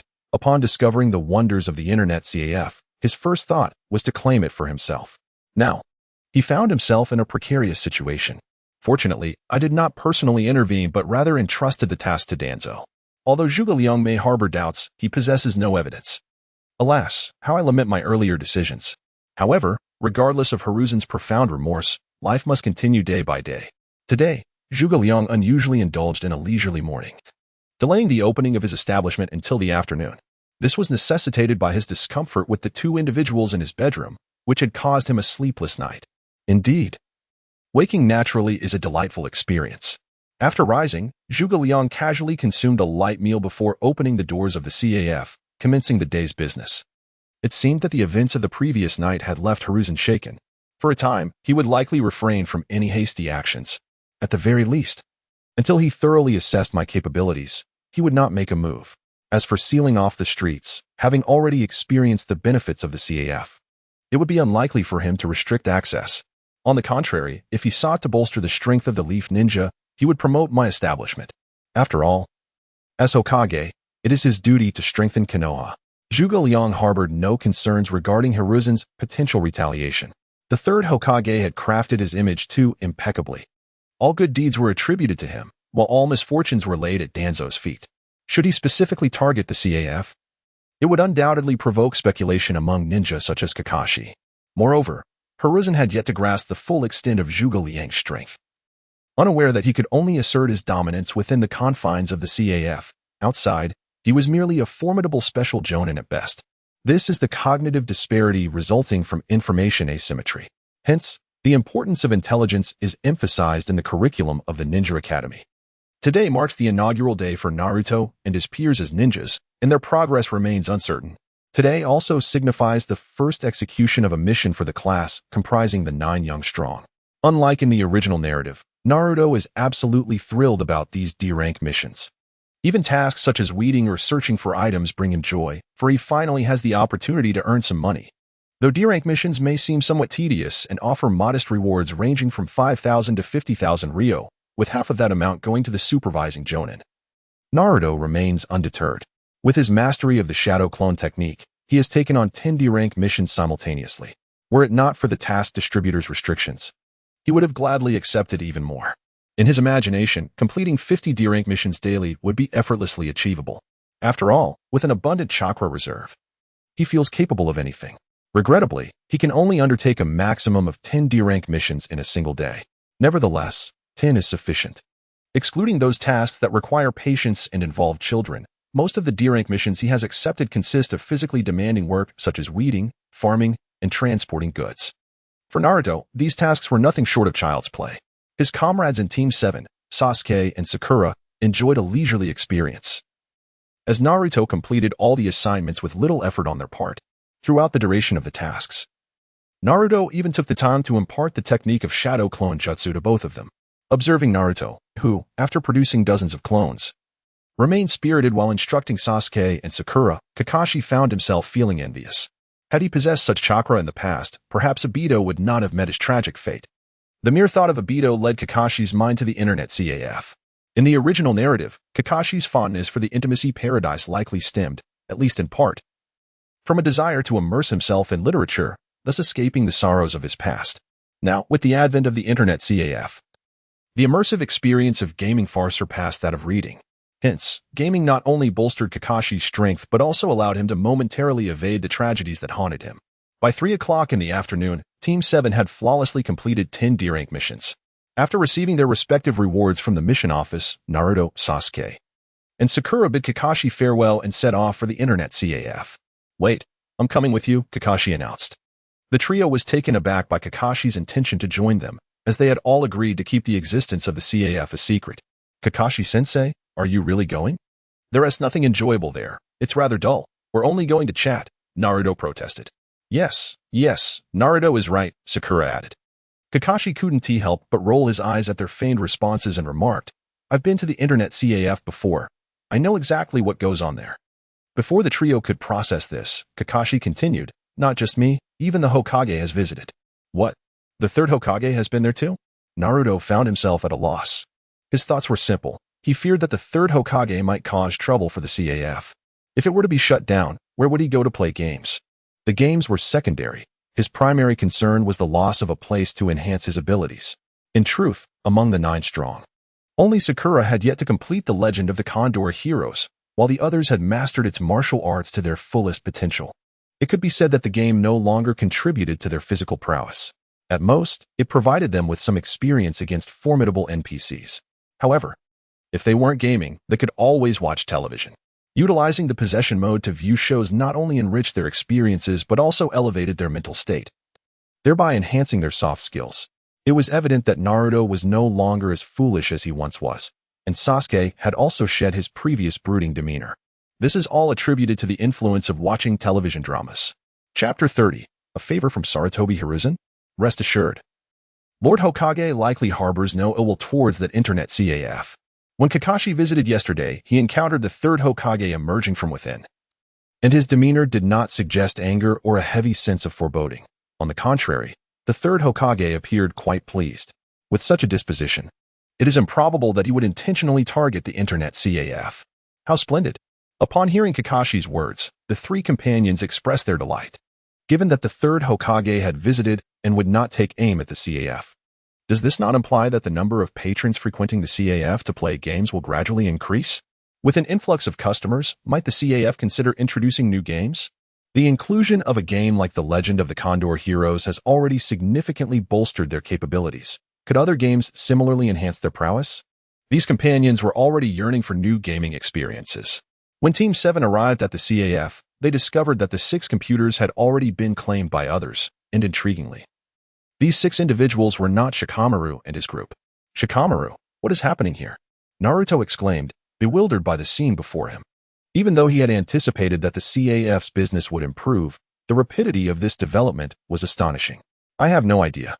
Our team had just completed a mission when Asuma insisted we accompany him to the CAF. I hadn't even had the chance to decline before he mentioned it was Lord Hokage's directive." "Naruto-kun, we are experiencing the same situation here." Hinata timidly interjected upon hearing Shikamaru's response. "Is this all due to Lord Hokage's influence?" Reflecting on the fact that the third Hokage had previously visited this place and personally experienced it, it is not inconceivable that such a situation has arisen in order to enhance the strength of the ninjas. In the past, only the 9 strong would frequent this establishment, allowing for a relatively spacious environment. However, today, with Naruto, Shikamaru, Hinata, In their respective teams, along with their leading jonin, the total number of participants has reached 12. Furthermore, they are not alone. Several lesser-known jonin have also joined the gathering. To be candid, upon encountering such a scenario, Jin Yong initially found himself quite perplexed. It soon dawned on him that this was a gesture of goodwill from Sarutobi Hiruzen. Nevertheless, the swiftness of this action was rather astonishing. Just after he had opened the door, he witnessed Asuma arriving with Shikamaru and the others, followed shortly thereafter by Kurenai and her team. Gradually, more jonin and chunin began to appear. What Naruto observed was merely the second wave. The first wave of ninjas had already departed after an hour. Naturally, Jin Yong welcomed the improvement in the internet CAF's business, as the revenue directly influenced his mission. Indeed, he felt inclined to commend Sarutobi Hiruzen for his actions. With the business thriving, perhaps it is time to consider adding more computers and games. Naruto's inquiry echoed the thoughts of his companions, all eager to know when additional computers would be introduced, as they wondered when it would be their turn to play. The exact number of ninjas in Konoha remained a mystery to them. Excluding the Jinin, there were surely several hundred chunin and jonin combined. With only 6 computers available for hundreds of users, they pondered how long it would take for everyone to get a turn. Rest assured, given the current circumstances, it won't be long before we can add new computers and games, Jin Yong reassured them. He calculated that with only 6 computers operating for 12 hours, the potential daily revenue could reach a staggering 720,000 Ryo. With over 3.8 million Ryo still needed to complete his mission, he realized he could achieve his goal within as little as 5 days. Will there be new games introduced? Can the boss reveal what kind of games they will be? As the CAF's most loyal patron, Ino was particularly eager to experience new offerings. As for Jin Yong, he mused, "You ask me, but who can I ask in return?" Unbeknownst to him, he had yet to fulfill his mission, thereby lacking knowledge of which 3 games the system would allow him to select. In an effort to maintain an air of mystery, he responded enigmatically, "You will find out in due time." His vague answer left Ino and her friends feeling dissatisfied, yet they had no choice but to accept his reticence. "Do you think the new games could potentially enhance our ninjutsu or genjutsu abilities?" Uncertain of what the new game entails, their imaginations remain unbridled. "I find it highly plausible." Shikamaru nodded in agreement with Ino's words and continued, "The game The Legend of the Condor Heroes enhances our martial arts skills, be it in terms of combat techniques or agility. Given that our physical prowess has been augmented, might we not anticipate the emergence of games that enhance ninjutsu or illusionary arts in the future? I believe it is inevitable." As the intellectual anchor of his peers, Shikamaru's insights are rarely misguided. How I long to experience the new game soon. In this moment, the companions are speculating about the new game. Meanwhile, Kakashi is leading Asuma and Kurenai out of the internet CAF. "Asuma, Kurenai, do you not find this situation rather peculiar?" Kakashi inquires. Asuma and Kurenai, puzzled, express their lack of understanding regarding Kakashi's words. "Let me put it this way. Given your personalities, one would expect you to have little interest in an internet CAF. So, what brings you here unexpectedly?" Kakashi's curiosity is piqued, particularly since Asuma's pursuit of Kurenai is no secret among the elite ninja circles. His sole focus, aside from his duties as a team leader, seems to revolve around Kurenai. While Kurenai, with her strong convictions, dedicates her time to honing her genjutsu skills, rarely diverting her attention elsewhere. Thus, the appearance of the two at the CAF raises Kakashi's eyebrows. Upon hearing Kakashi's words, Kurenai points at Asuma and says, "It was Asuma who informed me that coming here could enhance my abilities." After her statement, she turns her gaze toward Kakashi alongside Asuma. "What?" Asuma, under their scrutiny, scratches his head and explains, "Last night, my father mentioned that I can spend some time here at the CAF during my leisure. You know I'm not particularly interested in such things, but he then earnestly told me that it could bolster my strength. I immediately thought of Kurenai. And the next morning, I informed her. After Shikamaru and Hinata completed their mission, we came over one after the other." Kakashi, still intrigued, points towards several ninjas seated at their computers and asks, "And what are those individuals?" Asuma responds, "They are likely following my father's orders or something similar to be here." However, he is not entirely certain about those present. What he can affirm is that these individuals are direct subordinates of his father. Having resolved his curiosity, Kakashi prepares to take his leave. Since he cannot engage in gameplay, remaining here serves little purpose. He might as well return home to read. Chapter 31, Completing the Mission? A New Game? After exchanging farewells, Kakashi departs. Once he is gone, Asuma and Kurenai bid their students goodbye and exit as well. As they walk, they engage in conversation. What a pity that there are so many people today. The owner has mandated a 1-hour limit per person. Asuma sighs, lamenting the enchanting martial arts within the game, wishing for just a bit more time to play. Indeed. Kurenai agrees. Regrettably, Hong experienced a notable increase in her prowess after merely an hour of play. In truth, she is merely a newly appointed jonin, whose overall capabilities cannot possibly be compared to the seasoned jonin such as Kakashi and Asuma. Due to her insufficient foundation, much of her strength is concentrated in illusion techniques. Moreover, as she has dedicated the majority of her time to honing her skills in Jinjutsu, her Taijutsu and Ninjutsu are rather lacking when compared to her peers. The game The Legend of the Condor Heroes imposes a particular emphasis on physical prowess, which explains why Hong felt such a significant enhancement in her abilities within such a short span of time. In contrast to Hong, Asuma is an experienced jonin with no apparent weaknesses, thus, an hour is insufficient to markedly augment his physical skills. He merely finds the martial arts within the game to be exceptionally intricate, as if it has opened a portal to a new realm, captivating him and leaving him yearning for more. I believe this setting would undoubtedly appeal to Kai. Kai? The fervent training enthusiast? As a newly appointed jonin, Hong is not well acquainted with Kai, but as a fellow ninja from the Hidden Leaf Village, she is aware of some of his exploits, such as his penchant for training relentlessly, even while asleep, truly a fanatic. Indeed, that is him. Unfortunately, he is currently out on a mission, otherwise. One of the individuals in the internet CAF would surely be him, for he would never refuse anything that could enhance his physical abilities. Is that so? Do you happen to know what mission he is undertaking? Hong is keen to learn, and Asuma is naturally inclined to share. I'm not quite sure. I only know that he is likely. Thus, the two continue their conversation as they stroll through the streets of the Hidden Leaf, enjoying each other's company. Meanwhile, the group of 9 young ninjas remained even after their instructor had departed.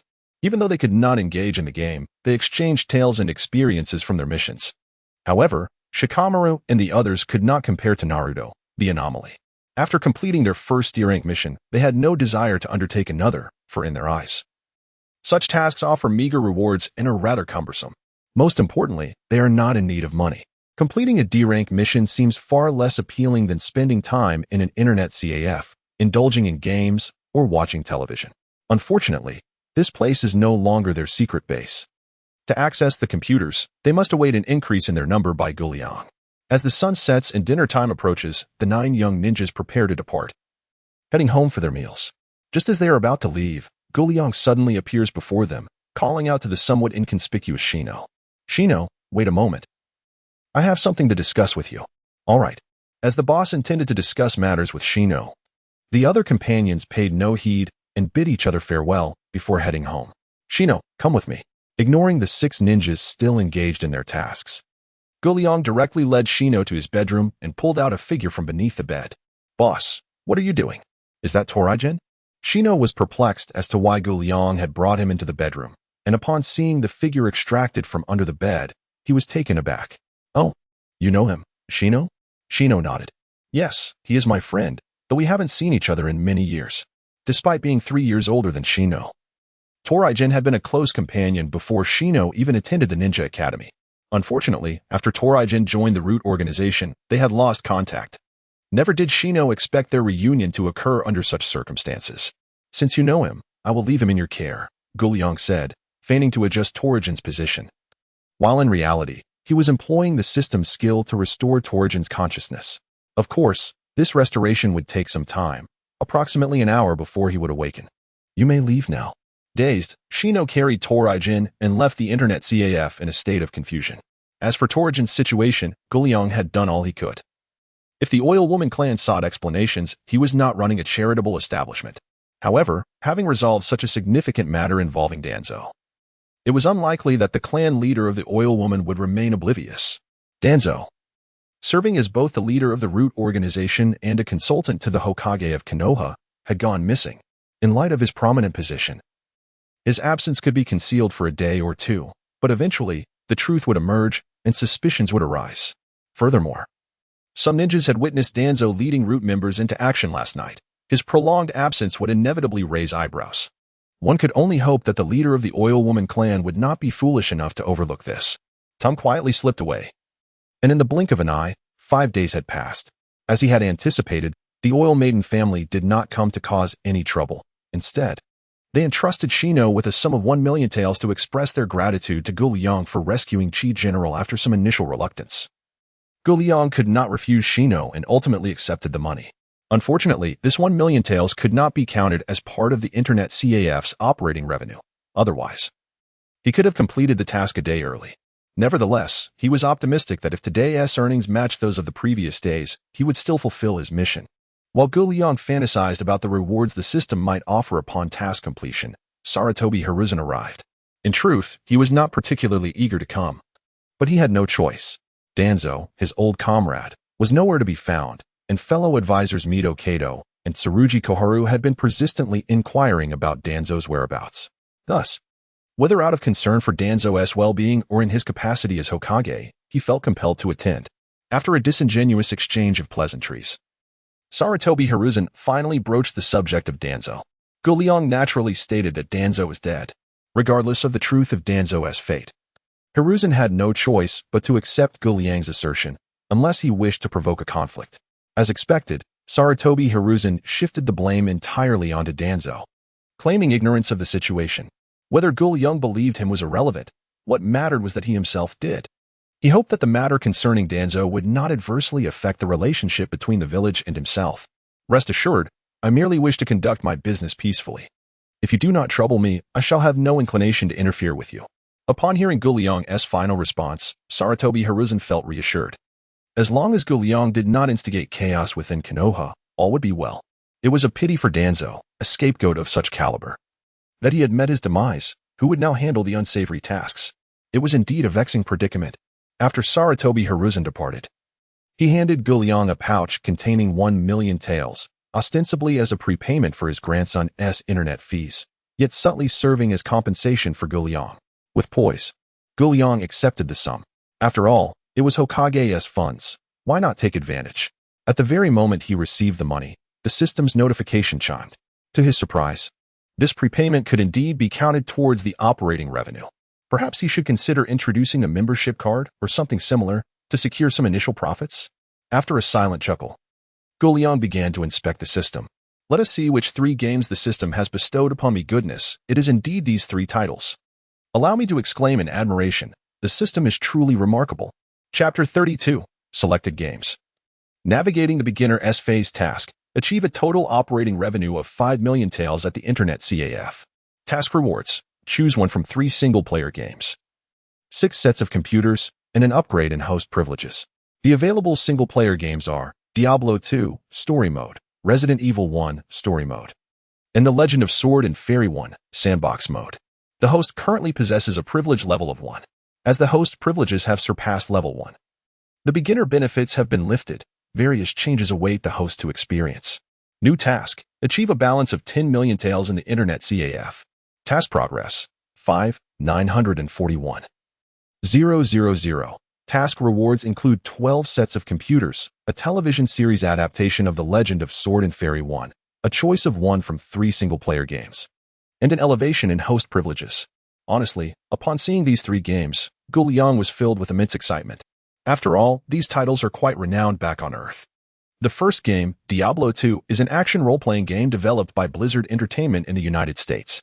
In the game, players create their own characters and traverse the Dark Lands, battling foes, seeking treasures, and evolving, ultimately defeating the dark forces that dominate various continents to save the diverse races within the game. While the storyline may seem somewhat cliché, the gameplay is undeniably exceptional. Furthermore, this game allows for online play with friends, making it an ideal choice for Internet CAFs. The second game, Resident Evil 1, was released even earlier than the former and achieved a phenomenal sales record in its time, matching Diablo 2 in terms of classic status. However, despite its acclaim, this game may not be entirely suitable for the current environment of Internet CAFs. After all, the game lacks extraordinary abilities, relying instead on an array of powerful firearms. To the untrained eye, these firearms may seem immensely powerful. However, in the face of ninjutsu, their might pales in comparison. It is important to note that we are speaking solely of firearms, without reference to nuclear weapons. The third game, The Legend of Sword and Fairy 1, was the first role-playing game that Gu Liang played on his computer. The narrative follows the ordinary innkeeper's apprentice, Li Xiaoyao, whose life takes a fateful turn when he encounters Zhao Linger, a descendant of the goddess Nuwa. When Zhao Lingo's homeland, the mystical Xianling Island, falls under attack, Li Xiaoyao takes on the solemn duty of escorting her to Miaojiang in search of her mother. Throughout their journey, Li Xiaoyao befriends Lin Yuru and Anu. As Zhao Lingo aids the Miao people in their prayers for rain and battles against malevolence, the mysteries surrounding her lineage and her mother's whereabouts gradually unravel. At this juncture, the nefarious schemes of the antagonist, the moon-worshipping sect master, come to light. Yet Li Xiaoyao and Zhao Linger remain unaware that their confrontation with this villain will forge an everlasting tragedy. In summary, while the gameplay of The Legend of Sword and Fairy may first not rival that of Diablo 2, its narrative undoubtedly evokes deeper emotions. Enhanced by the incorporation of elemental spells and swordsmanship techniques characteristic of the cultivation genre. This cultivation technique is indeed a remarkable treasure that can extend human lifespan. Although the cultivation manuals in Xianjian may first not grant true immortality or transcendence, mastering them to a profound level should allow one to live several decades, or even a century longer, without question. Among the three games, Gu Liang outright dismissed Resident Evil 1. It is not due to any deficiency in the game itself, but rather its current unsuitability for his internet CAF. However, he found himself torn between Diablo 2 and Xianjian 1. When considering the game mechanics, the former boasts fantastical magic, while the latter features cultivation spells. Both possess formidable power and distinct advantages, yet the aspect of longevity afforded by the cultivation spells piqued Gu Liang's interest. From this perspective, Xianjian 1 holds a distinct advantage over Diablo 2. Next, considering gameplay, Xianjian 1 falls slightly short when compared to Diablo 2, which supports online play with up to 8 participants. Thus, in this regard, Diablo 2 clearly holds the upper hand. The difficulty in choosing between the two is precisely what leaves Gu Liang in a state of indecision. What does this story version mean? Earlier, in his excitement over the new game, Gu Liang had overlooked the text in parentheses following the title. It now seems that this game might possess some differences from those he previously played. System, could you elucidate the meanings of story version and sandbox version for me? Unfortunately, as an unintelligent tool, the system did not respond to Gu Liang's inquiry. However, this did not hinder his speculations. The story version likely guides players along a predetermined narrative, which seems quite similar to the standard version. Or perhaps my assumptions are misguided. The sandbox version, on the other hand, is more straightforward. Jin Yong's Heroes can also be considered a sandbox game, devoid of a fixed plot, allowing players to engage as they wish.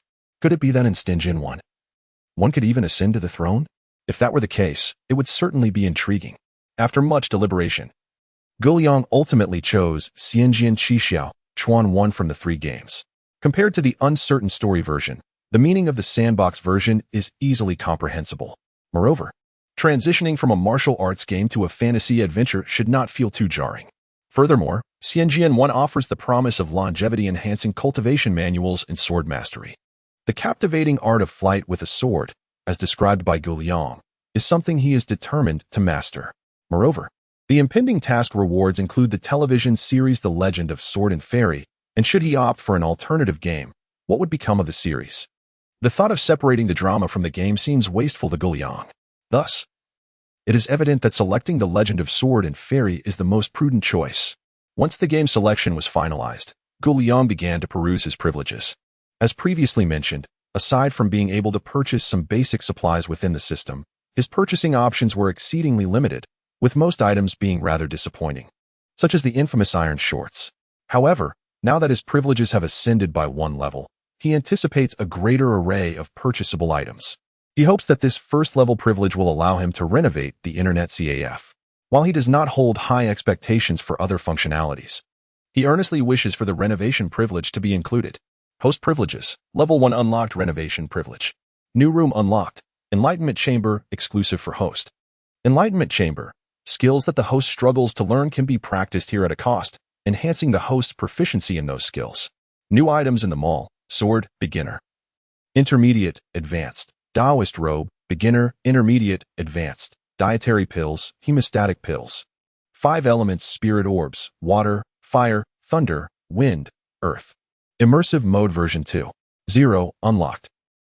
After some contemplation, Gu Liang realized that this is not merely an internet CAF system. It is unequivocally a pay-to-win system. Having surpassed the novice phase, Items that were once complimentary in the CAF now require payment for access. For instance, the skills Annihilation and Deprivation, which he utilized against Danzo, now necessitate a monetary expenditure for usage. To his astonishment, employing either of these advanced skills costs an exorbitant 10 million coins. Chapter 33. Is this an internet CAF system? It is undeniably a pay-to-win system. The cost for a single use amounts to 10 million coins. Upon seeing this figure, Yong nearly erupted in expletives. Fortunately, the system boasts hundreds of skills, and aside from these two premier skills, there remains a plethora of secondary-level skills available. The expenditure for these skills is significantly reduced, and Yong can currently afford it. Aside from these unfortunate tidings, there is also good news. The unlocking of renovation permissions and the emergence of the Enlightenment Room have brought great joy to Yong.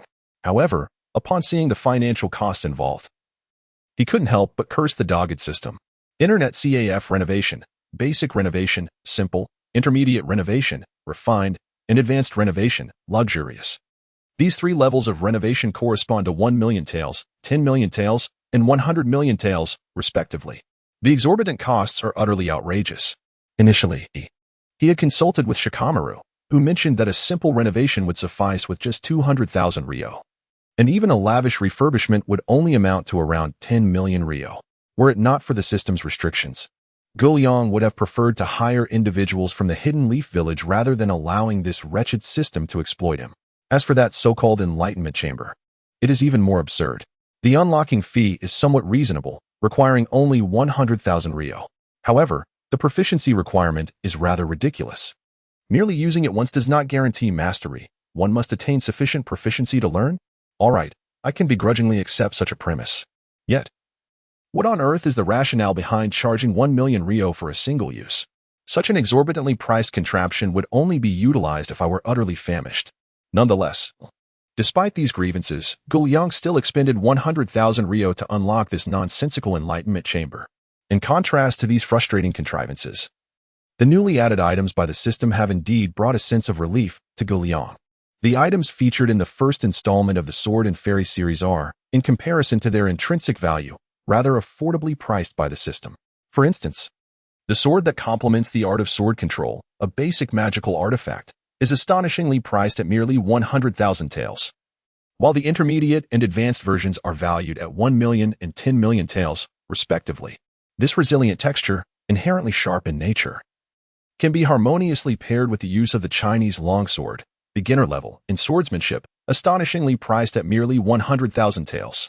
Moreover, the pinnacle item from the first installment of the Immortal Sword, the 5 Spirit Pearls, is available for a mere 100 million taels each, which is undeniably a bargain.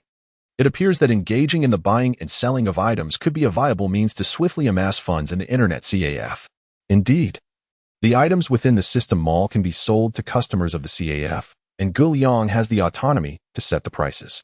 An example is Naruto's iron shorts, which were gifted to him by Yong without any charge, as they are rather inexpensive, costing only a few hundred taels. However, the accompanying computers are somewhat pricey, with each unit priced at 1 million taels. Having achieved a turnover of 5 million taels, Yong will be adding 6 additional computers tomorrow, bringing the total to 12 units in the CAF. 12 computers are evidently insufficient. Furthermore, concerning the immersive mode 2.0 version, Yong has long felt that while this mode is commendable, players encountering issues must disconnect the headset to restore their consciousness before seeking assistance. Fortunately, with the introduction of version 2.0, this dilemma will be elegantly resolved. Players will now be able to engage in the immersive mode while simultaneously being aware of their surroundings and conversing, achieving a perfect balance. This resembles an extraordinarily enhanced version of virtual reality on Earth. Unlocking this mode is surprisingly affordable, requiring merely 1 million taels. Gazing at his current total revenue, Yong gritted his teeth, first purchasing basic renovations and subsequently unlocking the immersive mode 2.0, along with acquiring 3 matching computers. Task progress, 841,000. The funds for the internet CAF have drastically diminished, causing the task progress to similarly decline. What was once a mere 400,000 taels short of completion has now escalated to over 900,000. However, with 15 computers and the sale of items from the new game, the target of 10 million taels should not take long to achieve, should it? The following day, as Yong opened the door, He was greeted by the sight of the trio from Class 7 standing at the entrance. "Aren't you all supposed to be out on a mission today? Why are you here so early? Today happens to be our day off." Naruto replied cheerfully before leading the way into the internet CAF, with Sasuke and Sakura closely following. "Wow, your changes are remarkably swift, old man. It was nothing like this when we arrived yesterday. How could it have transformed so completely overnight?" The trio expressed their astonishment at the revamped internet CAF. They had just been there the previous day, and when they left in the evening, the CAF had yet to undergo any renovations. How could it now be fully remodeled? "This is rather swift, isn't it?" Hiki, with the flourishing business and newfound wealth, it is only natural to enhance the customer experience.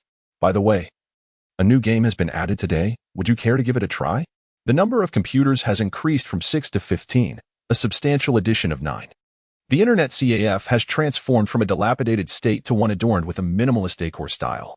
I must say, the system's output is indeed exquisite. Although the renovations are basic and lack new decorations, they impart a sense of simplicity that is anything but ordinary. In summary, the 1 million in renovation costs, in Guliang's opinion, was well spent. Guliang is in high spirits today and does not mind chatting with Naruto. However, Naruto has little to say, merely eager to play. "Here, uncle, this is 120,000. Today, I, Uzumaki Naruto, intend to play all day." Thanks to Sarutobi Hiruzen's favorable disposition, the internet CAF is not lacking in patrons. Each time the 9 young ninjas complete their missions and arrive, there are no available computers, as they have all been occupied by other ninjas in recent days. Consequently, Naruto has not had the opportunity to play even for an hour, and after days of mission work, even his keen interest in earning has begun to wane. Finally, with a day to rest, not only Naruto but also Sasuke and Sakura wish to enjoy a full day of gaming. "Hey, have you been here long enough not to know the CAF's rules?" "Rules? What rules?"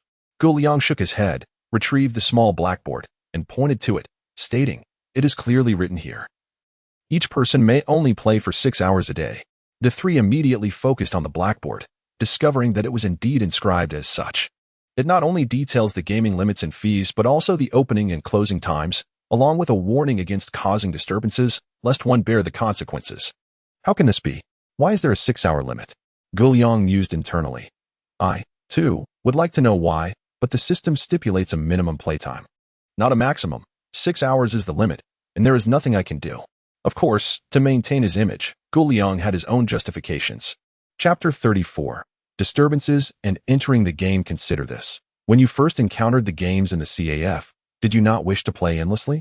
Naruto nodded, saying, "Indeed. If I had nothing else and sufficient funds, I would certainly play nonstop." Sasuke and Sakura nodded in agreement. "If that is the case, then you should be able to deduce that if everyone acted in such a manner, those who arrive early would play, while those who come late would be unable to." The three pondered, and it indeed seemed quite plausible. On the day Asuma arrived, had it not been for Guliang imposing a limit on each individual's gaming time, it was likely that neither Asuma nor Hong would have had the opportunity to play. Well then, 6 hours it is, since the internet CAF has its rules. Despite Naruto's reluctance, he found himself with no recourse. After the three dutifully paid for their 6 hours of gaming, they proceeded towards the gaming area. At that moment, another individual entered the CAF. Who is the proprietor here?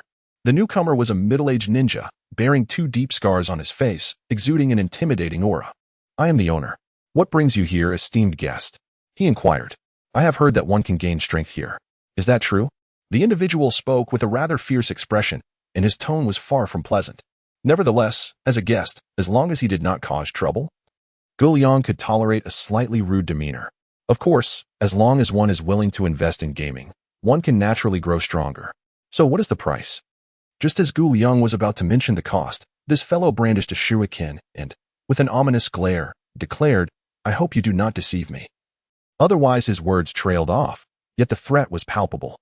This establishment prides itself on fairness, yet one fears that some may not be able to afford the experience. Guliang quickly discerned that this individual was not a direct descendant of the famed Sarutobi clan. He had evidently heard rumors of the power that could be gained here without taking the time to gather proper intelligence before arriving. "Am I unable to afford it? Here, take the money." Guliang's words seemed to provoke him further, as he slammed the cash onto the counter with an air of nonchalance, as if wealth were no concern for him.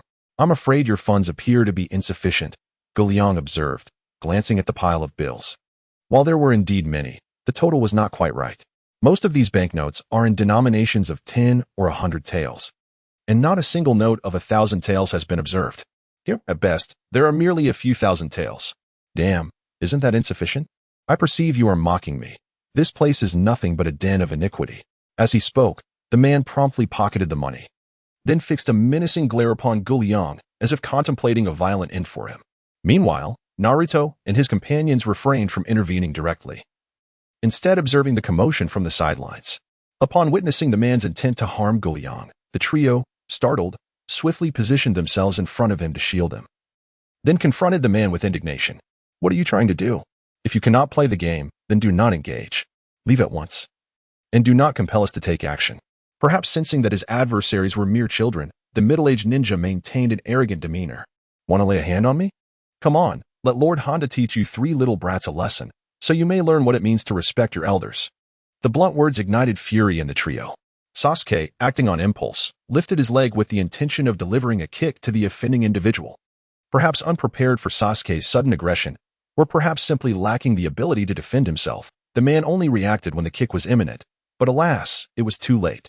Just as Sasuke was about to make contact, Jin Yong intervened, deftly grasping Sasuke's foot, preventing what would have undoubtedly been a forceful ejection. Why are you stopping me? Sasuke questioned in confusion. Jin Yong's reasoning was clear. You are my guests. How could I allow you to handle troublemakers on my behalf? He understood that patrons visited the internet CAF to enjoy gaming, not to engage in conflict resolution. In the future, should such incidents arise, there would be no need for them to intervene. They could simply focus on their games. As for the ninja named Honda, he was rendered speechless, trembling in fear to the point of almost losing control. Naturally, those who caused disturbances deserved punishment. With a snap of his fingers, Jin Yong summoned a surge of electricity that enveloped Honda for approximately 10 seconds, crackling and sending him into a euphoric state. Fortunately, Jin Yong was judicious. This minimal level of shock would not render anyone unconscious. Think carefully about the consequences before causing trouble in the future. Now, be gone. At Jin Yong's command, Honda shuddered and hastily scurried out of the CAF. All right, you all can return to your games. Understood. Naruto and his companions resumed their gaming, while Jin Yong remained unable to partake, knowing that the remaining 12 machines would soon be occupied by other ninjas. If he wished to play, he would have to wait until closing time at 8 in the evening. For now, he decided to have breakfast and observe their gameplay, familiarizing himself with the sandbox version of The Legend of Sword and Fairy 1. The motor, valued at 10,000 taels, was of little concern to Jin Yong, who promptly turned his attention to breakfast. Meanwhile, while Jin Yong was enjoying his meal, Naruto and his companions had already embarked on their adventure within the game. Upon entering, they were greeted by an opening animation. Accompanied by the sound of a flute, a man and a woman, clad in ancient attire, stood upon a small boat, gliding gently across the water. The soft breeze rustled the willows, creating a picturesque scene reminiscent of poetry.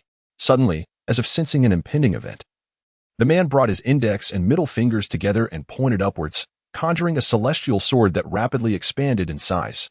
Grasping the woman's hand, he leaped onto the colossal blade, soaring into the sky. At the same moment, in the far-off Nanzhao kingdom, a charismatic man with an alluring presence was performing a ritual. With a flourish of his extravagant gestures, he successfully summoned a monstrous 8-headed serpent.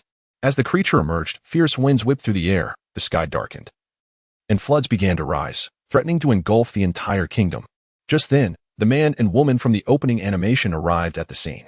The man wielded the celestial sword to engage in battle with the charismatic figure, while the woman transformed, taking on a serpentine form to combat the beast. In an instant, a dazzling array of formidable spells erupted on the battlefield, as if the very earth would crack and the heavens would split apart, until the screen faded to black, signaling the start of the game. Don't fade to black. I want to know what happens next. After viewing the opening animation, the trio was utterly captivated by the extraordinary spells. Whether it was the sword-spirited spell of summoning the sword god or the thunderous, fiery elemental spells, they left a profound impression. Most intriguingly, the opening animation concluded with an air of suspense. It seemed that the resolution awaited their own exploration. Chapter 35. The intelligent version of the legend of the swordsman Thud. You lazy brat, get up and get to work. In a small room, Naruto lay on the bed, still unaware of his surroundings when an iron pot struck his head. Fortunately, the assailant had not exerted much force. Otherwise, he might have sustained a considerable bump. What is going on? Why was I hit as soon as I entered the game? Is this an enemy attack? But it doesn't seem like it. Dazed by the unexpected blow, Naruto quickly reminded himself that he was indeed in a game. The pot strike must have been part of the opening plot. With this realization, he ignored the woman who had struck him and began to survey his surroundings. Why does everything feel different this time? This observation stirred a subtle sense of difference within Naruto. It was not the game itself that felt altered, but rather his perception upon entering it. In the previous game, namely The Legend of the Condor Heroes, Naruto found himself severed from reality the moment he immersed himself in the virtual world. In stark contrast, this time he could still sense the external environment. For instance, he felt as though the uncle, the proprietor, stood right behind him. "Uncle, what are you doing standing behind me?" As the words escaped his lips, Naruto was taken aback. "I can actually speak in the real world?" Noticing Naruto's bewildered expression, Jin Yong seemed to grasp his thoughts and calmly explained, "In order to enhance your gaming experience, I have upgraded the immersion mode. Now, should you encounter any issues within the game, you may directly ask questions instead of needing to sever your connection to the game as before." So that was it.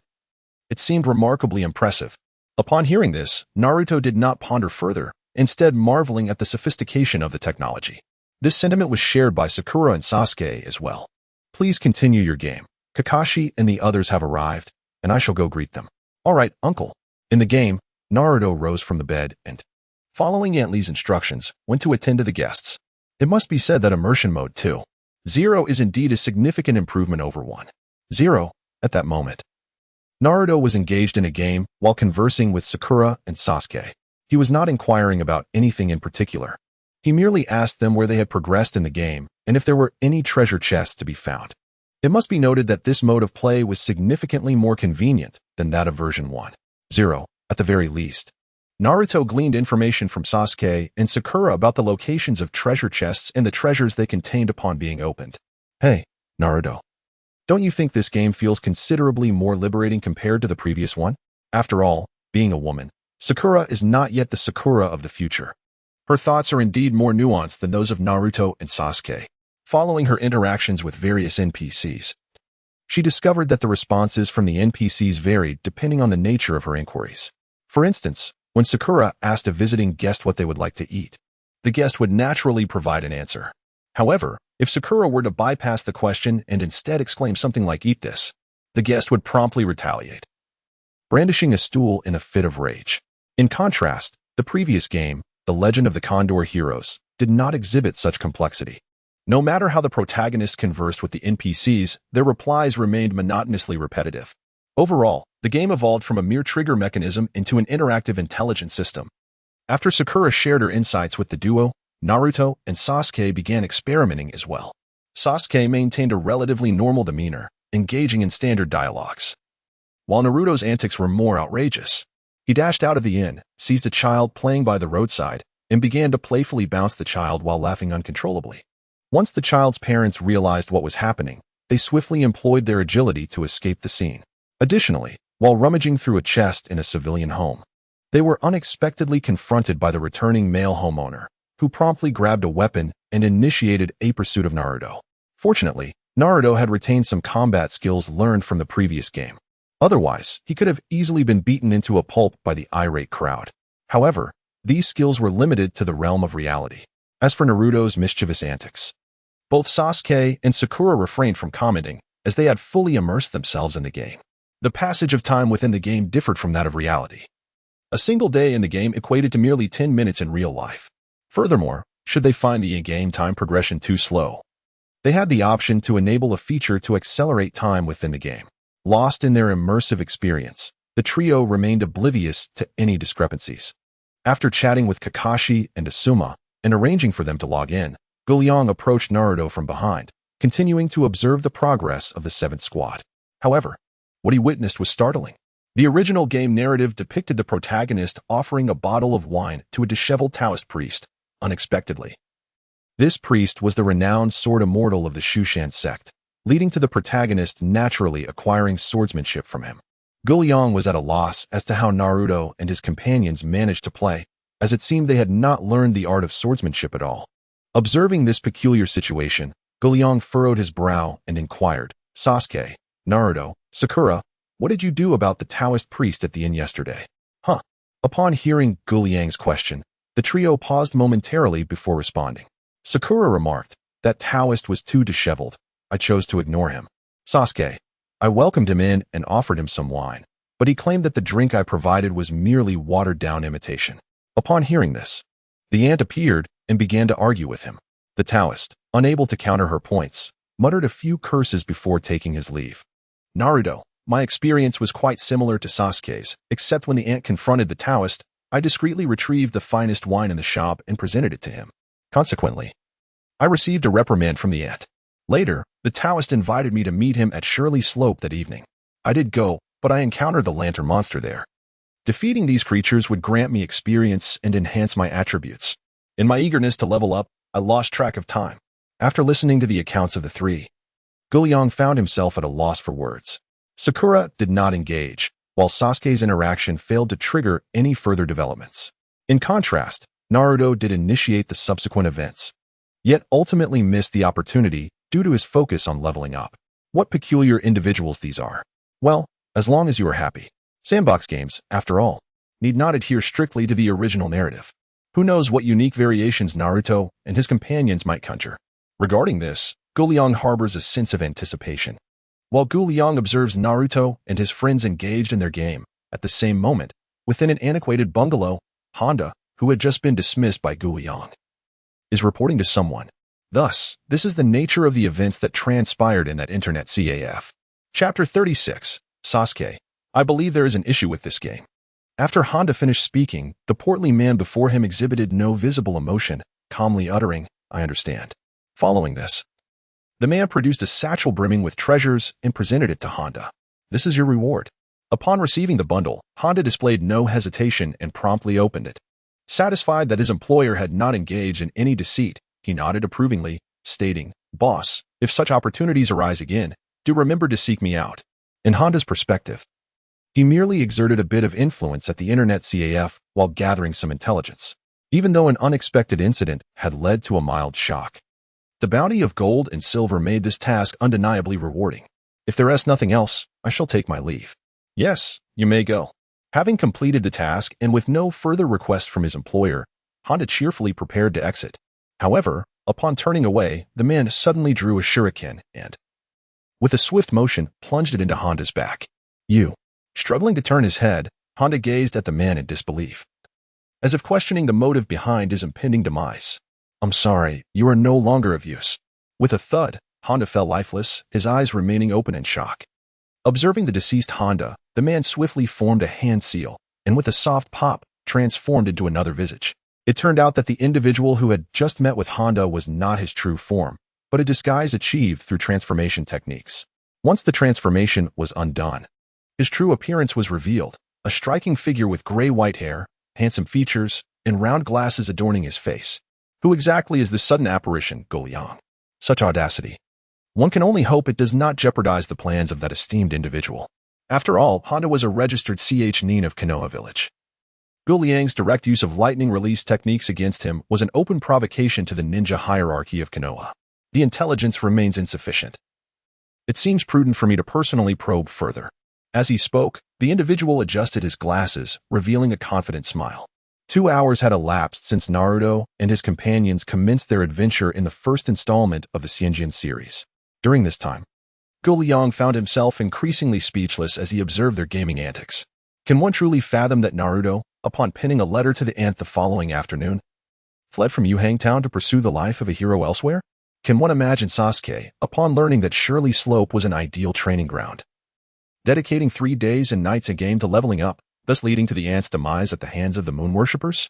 And can one envision Sakura, in her quest to rescue the aunt, inadvertently causing the death of Zhao Linger's grandmother upon arriving on Xianling Island? It must be said that a game enhanced by a system is undeniably impressive, even when the narrative has unraveled to such an extent that it is unrecognizable. The gameplay somehow persists. Guliang, while bemused, continued to watch with keen interest, eager to see what further absurdities these three characters would conjure. Boss, this new game feels incredibly challenging. I can't seem to grasp it, inquired a nearby ninja, whose appearance suggested he was not a character from the anime, rendering Guliang unfamiliar with him. However, as a courteous host, Gu Liang felt obliged to respond. What part are you struggling with? I don't understand any of it. The ninja replied, prompting Gu Liang to feel a flicker of irritation, suspecting the individual was jesting. Nonetheless, he pressed on with his inquiries. Are you new here? I just started playing yesterday, the ninja nodded. Gu Liang, having grasped the situation, offered a suggestion. I recommend you first try playing The Legend of the Condor Heroes to familiarize yourself before tackling Xianjian 1. Is that so? After a moment of contemplation, the individual resolved to heed Gu Liang's counsel and exited Xianjian 1, subsequently launching Jin Yong Kunxiajuan. In truth, Gu Liang directed him to play Jin Yong Kunxiajuan to avoid the futility of his own discourse. Although both are sandbox games, the non-player characters in Jin Yong lack the intelligence exhibited by those in Xianjian 1. Moreover, the primary quest of the former is clearly outlined at the onset, revolving around the collection of 14 tomes of celestial scriptures. In contrast, Xianjian 1 features non-player characters that exhibit lifelike intelligence, and its main storyline is not divulged at the beginning. For a novice encountering a game of such complexity for the first time, queries such as who am I? Where am I? What am I to do? Would undoubtedly arise. To circumvent the squandering of words, Gu Liang deemed it prudent for novices to first engage with the initial game. Once they grasped the mechanics, they could then proceed to the latter. Naturally, this approach not only prevents the wastage of discourse but also extends player engagement time, thereby generating increased revenue. After 6 arduous hours of gameplay, Naruto successfully established himself as a somewhat renowned hero within Xianjian 1. Sakura, having slain Zhao Linger as grandmother, found herself irrevocably at odds with the female protagonist, and was relentlessly pursued by Zhao Linger. Meanwhile, Sasuke harbored no intentions of avenging the elder, instead immersing himself in relentless monster slaying and level grinding. He advanced from Shirley Slope to the Serpent Cave, and although his levels surpassed those of Sakura and Naruto significantly, his lack of mastery in swordsmanship meant that despite his elevated status, he merely augmented his basic attributes without acquiring any skills or spells. The art of sword control encompasses far more than merely the sword control technique. It encompasses sword flight, the myriad sword technique, the celestial sword, the demon-slaying sword control, and the ultimate compendium of the sword deity. It is worth noting that the character Li Xiaodao in the game is nothing short of a glitch. Possessing such a comprehensive mastery of the techniques, he astonishingly learns them after a single reading, a level of comprehension that utterly eclipses so-called geniuses. My good sir, this game is simply delightful, far surpassing the previous one. It is evident that Naruto is thoroughly satisfied with his role as a heroic figure within the game. Conversely, I find this game utterly abysmal. I was relentlessly pursued by Zhao Lingo for a full month, and just as I managed to escape her clutches, I fell into the hands of yet another enchanting adversary. Unlike Naruto, Sakura's gaming experience has been nothing short of dismal, as she too was hunted by Zhao Linger for an entire month, truly an unfortunate fate. I sense there is something amiss with this game. Observing Sasuke's furrowed brow, Gu Liang wore an expression of amusement. Oh, what do you find problematic? Do share your thoughts. Chapter 37. A new mechanism. I initially intended to elevate my level and then seize some techniques for cultivation. Yet despite vanquishing countless monsters, beasts, and bandits, I have failed to obtain any techniques. It appears that Sasuke's approach to leveling up was driven by this very thought. Indeed, in Jin Yong's Legends of the Condor Heroes, defeating certain NPCs grants players access to their techniques. However, the Legend of Sword and Fairy is not akin to Jin Yong's work. Defeating monsters yields only currency, items, and experience, without any cultivable techniques. For further insight into this matter, one might observe how others navigate the game. Among the currently active ninjas, there are indeed some talented individuals, such as Kakashi and Asuma. Having progressed beyond the initial phase of exploration, they have successfully mastered the art of sword control. As their levels increase, they also come to grasp other spells within the sword control repertoire. Of course, this does not necessarily indicate that they excel in gameplay compared to Sasuke and his companions. After all, Naruto has also triggered the task of the Wine Sword Immortal, albeit delayed by his leveling pursuits. Boss, there appears to be an issue with your game. At this moment, Gu Liang had just succeeded in persuading Sasuke to leave, when Kakashi, who had just disembarked from the aircraft, approached him and expressed sentiments akin to those of Sasuke. Kakashi-sensei, what brings you into the realm of gaming? By the way, have you managed to rediscover your lost self? Perhaps due to Kakashi's habitual tardiness, even Naruto could not resist the urge to tease him. Rolling his eyes, Kakashi chose to disregard Naruto's remarks and instead addressed Jin Yong, saying, I have mastered swordsmanship within the game, yet I feel incapable of applying it in reality. Incapable? That is precisely the point. Upon completing his quest and encountering the introduction to the Enlightenment Chamber, Jin Yong had already formed a rough idea. Now, hearing Kakashi's statement, he solidified his thoughts. During the novice phase of the game, which is none other than Jin Yong's Legends of the Condor Heroes, regardless of the martial arts one acquires within, players can momentarily grasp them upon entering the game. The sole distinction lies in the matter of proficiency. And what of Xianjian 1? This game is no longer one for novices. To master the spells within, one must rely on personal cultivation. Indeed, by substituting chakra for true essence, one can practice according to the methods outlined in the manuals in reality. You recall the training content of the sword control technique, do you not? Kakashi reflected for a moment, and upon realizing he indeed remembered, he nodded. Since you remember, why not attempt to cultivate in reality? After all, the knowledge regarding meridians and acupoints was acquired in the previous game. If your comprehension is adequate, you should surely succeed. Is it not possible to learn the sword control technique outright in this game, akin to the Jin Yong's Legends of the Condor Heroes? Kakashi did not doubt the veracity of Jin Yong's words, yet he voiced his inquiry nonetheless.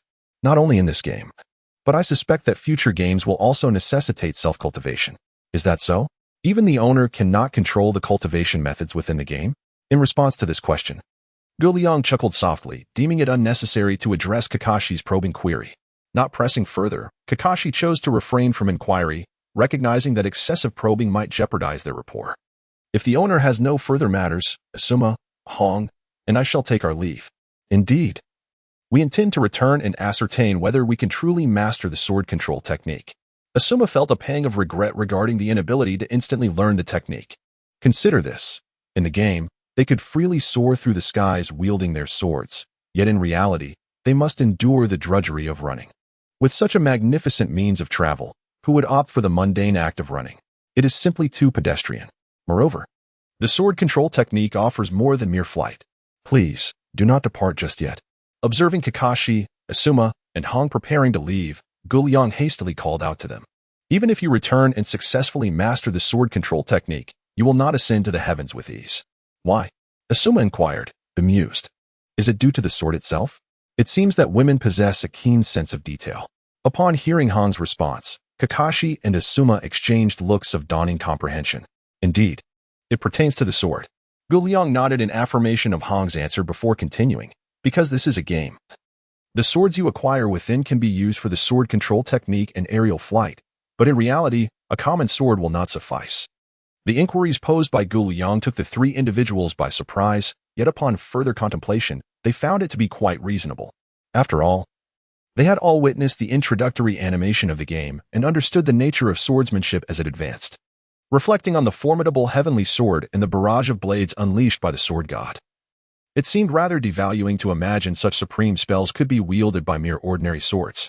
Moreover, the intrinsic quality of an ordinary sword simply lacks the capacity to channel such formidable magic. Recognizing that chakra also necessitates specialized weapons for its manifestation, they could comprehend why ordinary swords fell short. So how might we acquire a sword capable of executing swordsmanship? This was indeed a pertinent question. Jin Yong regarded Asuma with an expression that suggested he was eager to impart knowledge. He called out to Kakashi and the others. And all his previous remarks had a singular purpose: promotion. Observe, this longsword perfectly meets your requirements. With a mere thought, Jin Yong expended 100,000 ryo to procure a longsword, a basic magical artifact, from the system. What is this space-time ninjutsu? The sudden appearance of the longsword in Jin Yong's hand astonished not only Kakashi and his companions, but also the other ninjas who had been observing. It is well known that space-time ninjutsu is an exceedingly powerful technique. Konoha's Flying Thunder God technique is a prime example. The legendary Eternal Girl Minato Namikaze wielded this technique during the Third Great Ninja War, instilling terror in the hearts of his enemies and compelling even high-ranking officials to abandon missions upon encountering him without fear of repercussions. This illustrates the formidable nature of Minato's use of the Flying Thunder God technique. Thus, witnessing Jin Yong's apparent mastery of space-time ninjutsu was certainly a shock. Do not focus on the ninjutsu I employed. Rather, behold the sword in my hand. Finding it too cumbersome to elaborate on his skills in space-time ninjutsu, Gu Liang tacitly accepted the matter, as there was no detriment to him. Can this sword indeed perform swordsmanship? Steadying his thoughts, Kakashi accepted the long sword and scrutinized it closely. This was no ordinary blade. It was a magical artifact. A magical artifact? Noticing the puzzled expressions among the group, Gu Liang refrained from extensive explanation and simply shrugged. Your progress in the game has not yet reached that stage. In due time, you will come to understand what constitutes a magical artifact. Boss, are you harboring ulterior motives? Seeking to drain our wallets? Will you play or not? Of course, only a fool would refuse to play. All the ninjas recognized the significance of the game. So even if it meant their wallets would be emptied, they willingly acquiesced. Chapter 38. Gu Liang, don't miss out. A clearance sale is underway. After interacting with the customers, Gu Liang noticed that Kakashi had completed his examination and casually inquired, Kakashi, what do you think of this sword? Excellent. Before Kakashi awakened his Sharingan, he was already a master of wielding blades. In the land of the rising sun, swords and knives are often regarded as one and the same. For instance, in a certain anime, a character renowned as a swordsman ironically employs a knife. Thus, Kakashi is indeed qualified to offer his insights on swords. Oh, what makes it exceptional? Upon hearing Kakashi commend the sword, Asuma could not help but inquire. Firstly, the sword boasts remarkable craftsmanship, resilient yet possessing an admirable elasticity. As he spoke, Kakashi flicked the blade with his finger, producing a crystalline ding sound that resonated through the air. Secondly, the sword exhibits exceptional chakra conduction capabilities. Following this assertion, Kakashi infused his own chakra into the blade he held. Instantly, a soft azure aura enveloped the sword, illuminating it with a gentle glow. This aperture is not merely an illusionary effect. Rather, it is the manifestation of high-density chakra being projected outward. Such a phenomenon can only be observed on weapons with excellent conductivity. The emergence of this chakra signifies not only an enhancement in the weapon's power, but also an extension of its attack range. Indeed, weapons possessing chakra-conducting properties are exceedingly rare, let alone those exhibiting such exceptional qualities. The short blade once wielded by the White Fang of Konoha was a weapon with chakra conduction. Yet its inferior material failed to extend its reach, and shortly after being passed to Kakashi, it was broken. In contrast, Asuma, the son of the Hokage, possesses a remarkable set of chakra-conducting knuckle blades. By channeling his own chakra into them, he not only amplifies the weapon's power, integrating the chakra into the blade itself, but also adjusts the weapon's attack range according to the amount of chakra infused. It is evident that even the esteemed White Fang could only utilize such commonplace chakra weapons, underscoring their scarcity throughout the shinobi world. My good sir, how do you intend to price this sword?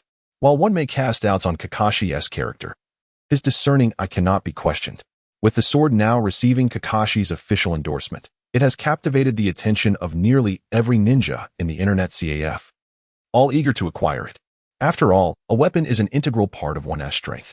Who would not desire a fine weapon? Moreover, a quality weapon can be a lifesaver in critical moments. This sword was brought forth for sale by a mysterious proprietor, and with Kakashi's endorsement, they naturally felt no fear of being deceived. This rudimentary magical sword is offered to you at the price of 1 million taels each. What do you think? For merely 1 million taels, you can acquire such a weapon of exquisite quality. Are you not thrilled? Are you not tempted? If you are indeed tempted, then act upon it. 1 million taels ensures you will not suffer losses. 1 million taels guarantees you will not be swindled. As this splendidly crafted rudimentary magical sword is yours for just 1 million taels. Do not let this opportunity pass you by. If you purchase 10 at once, you will be entitled to a group discount. Miss this chance, and you shall not find this establishment again. Initially, the crowd was quite enthusiastic about the sword, with some contemplating whom to borrow money from should the price be steep. However, upon hearing the words of a clearance sale, their excitement soared even higher. Are you certain you haven't misspoken? Just 1 million taels? Since there are rudimentary magical swords, are there also intermediate and advanced ones? Do you have many of these rudimentary magical swords available? All right, please pose your questions one at a time.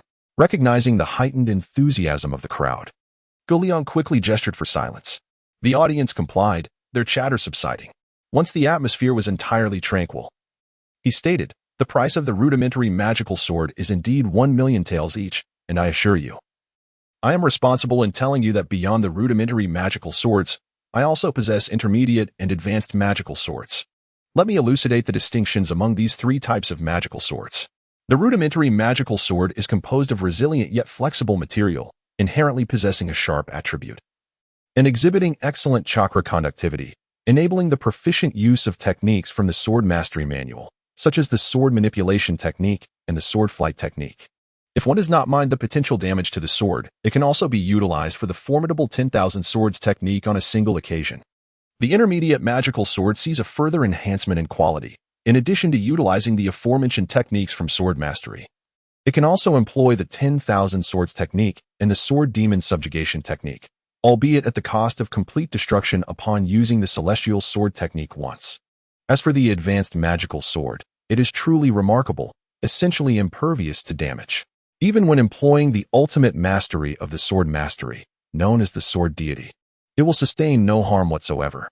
You may wonder, if the rudimentary magical sword is priced at 1 million taels, what then of the intermediate and advanced magical swords? A pertinent inquiry indeed. The intermediate magical sword is available for merely 10 million taels, while the advanced magical sword is offered at the modest sum of 100 million taels. Such an extraordinary quality of weaponry at such affordable prices, believe me, you stand to gain immensely. Initially, the crowd's enthusiasm was exceedingly high, for chakra weapons are a rarity and command exorbitant prices. To illustrate, Asuma's fist blade cost him a staggering 35 million ryo, precisely the bounty on his head. Therefore, when the initial grade magical sword was priced at merely 1 million ryo, the audience was thoroughly captivated. Moreover, the intermediate grade magical sword, priced at 10 million ryo, was deemed worthy given its superior quality. However, the pricing for the advanced magical sword was utterly outrageous, 100 million ryo. It is important to note that the annual funding received by the Hidden Leaf Village from the feudal lord is approximately 10 billion ryo. This single sword could cover 1/10 of Konoha's annual budget. Among those present, it is likely that only Asuma could barely afford it.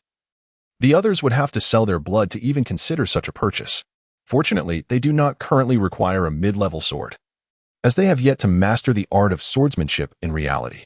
As for using a mid-level sword for combat, they simply do not possess the means to squander on such extravagance.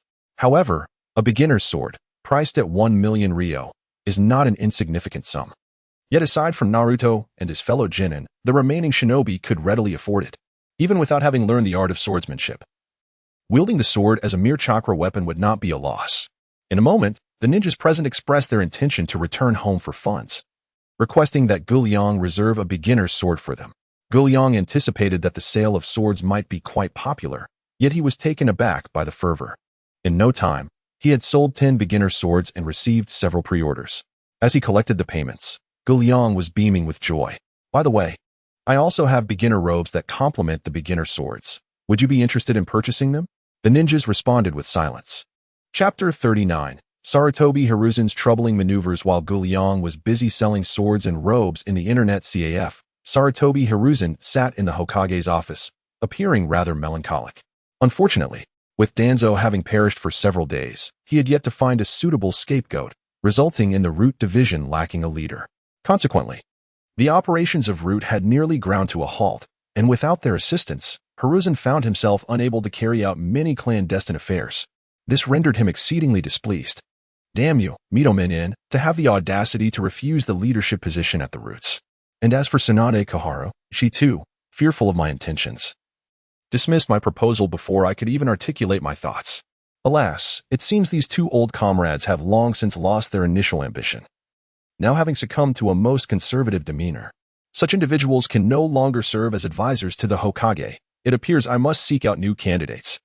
The repeated refusals from Mito Minin and Tsunade Koharu left Sarutobi Hiruzen profoundly dissatisfied. Is it merely the occasional burden of blame that causes such reluctance? We are all striving for the betterment of Konoha. What harm is there in shouldering a little blame? Did not Danzo embrace his share of responsibility with such enthusiasm? Why, then, does it falter here in your hands? At this moment, Sarutobi Hiruzen, besides continuing to search for a leader for the Root organization, also contemplated the replacement of his two advisors. Given that unity was no longer attainable, it seemed unnecessary to retain those who might cause him frustration. Change was imperative. Yet, the question lingered, who would assume leadership of the Root? The matter of replacing the advisors could be postponed, but the situation regarding the Root could not afford further delay. Hiruzen's mind raced, conjuring images of various qualified ninjas capable of inheriting the Root.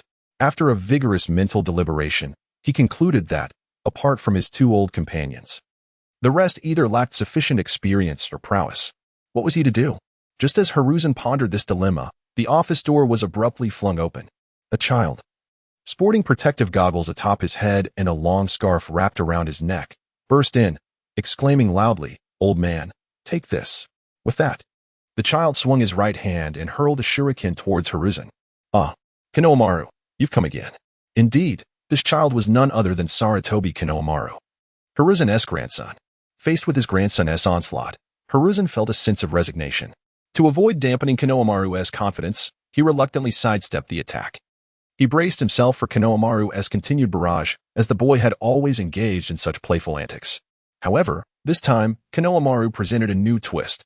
Instead of persisting with his assault, he formed hand seals and declared, "Old man, watch my newly learned jutsu, the alluring technique of Naruto-sensei."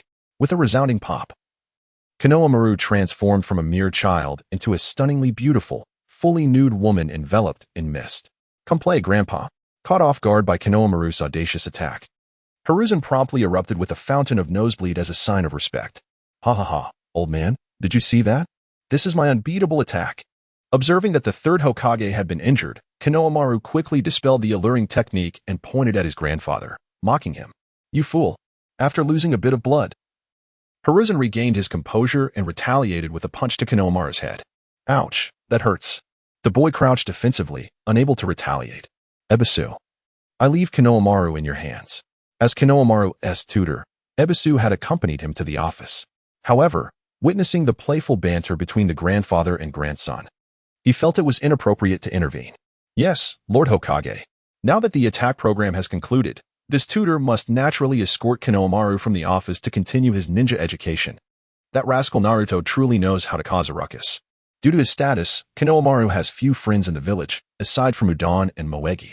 Therefore, when he learned of Konohamaru's contact with Naruto, he did not intervene.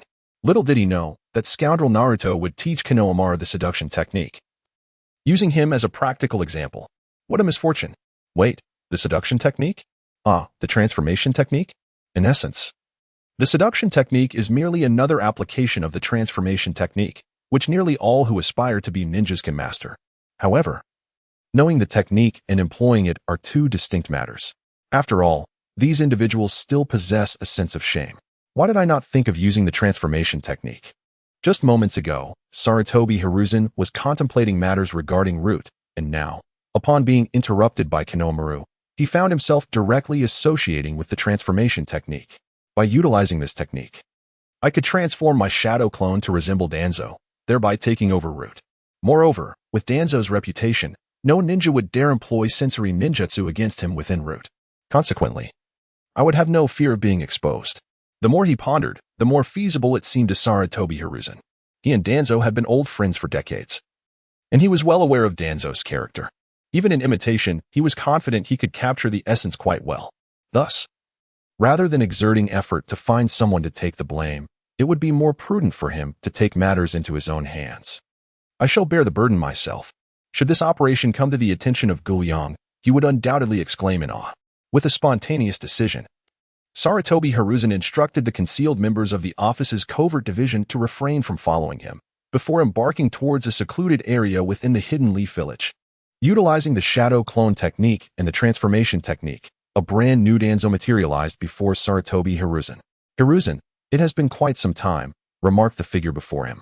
Nodding in acknowledgement, Hiruzen replied, "Danzo, I appreciate your efforts these past few days. Welcome back to the village." On that day, Danzo re-emerged, successfully reclaiming his position as the leader of the Root. Meanwhile, Sarutobi Hiruzen elucidated to certain individuals that Danzo had merely been engaged in the execution of a covert mission, until the task was completed. He was unable to disclose any details to prevent compromising its secrecy.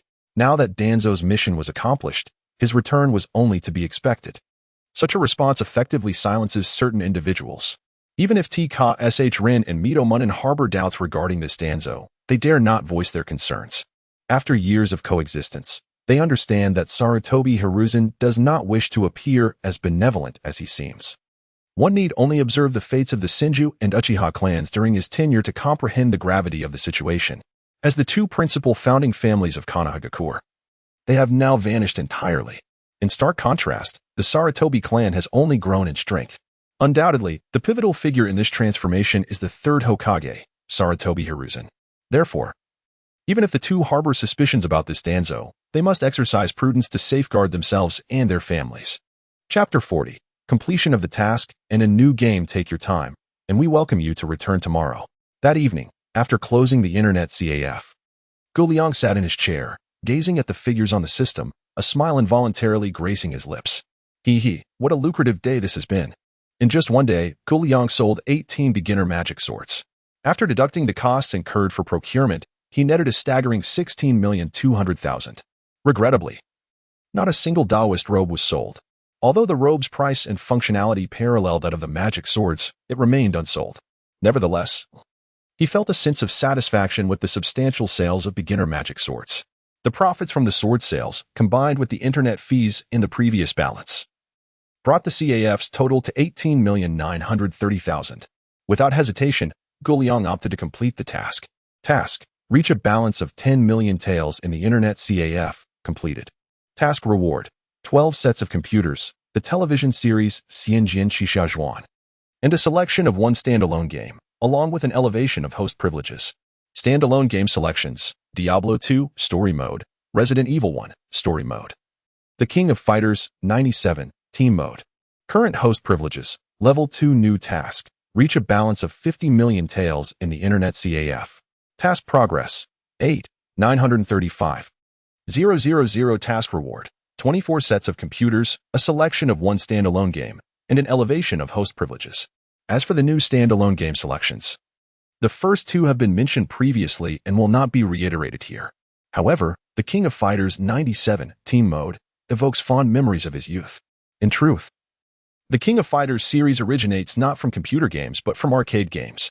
Nevertheless, with compatible joysticks available, players can engage in the game even in standard mode, let alone the immersive mode.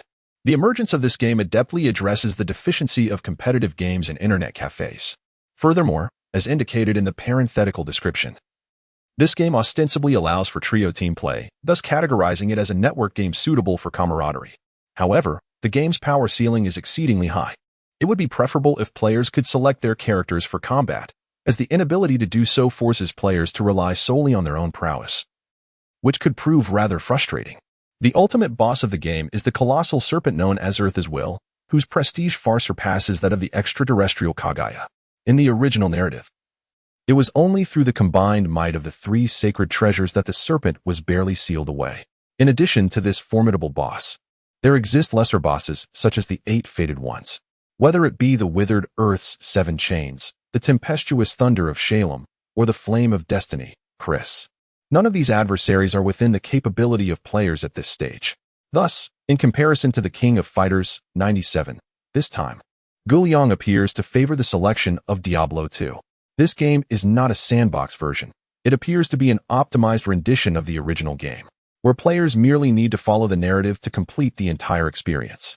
Unlike The Legend of Sword and Fairy 1, where players could spend an entire day enjoying the freedom to engage in various activities without a clear understanding of the main quest, this game provides a more straightforward journey.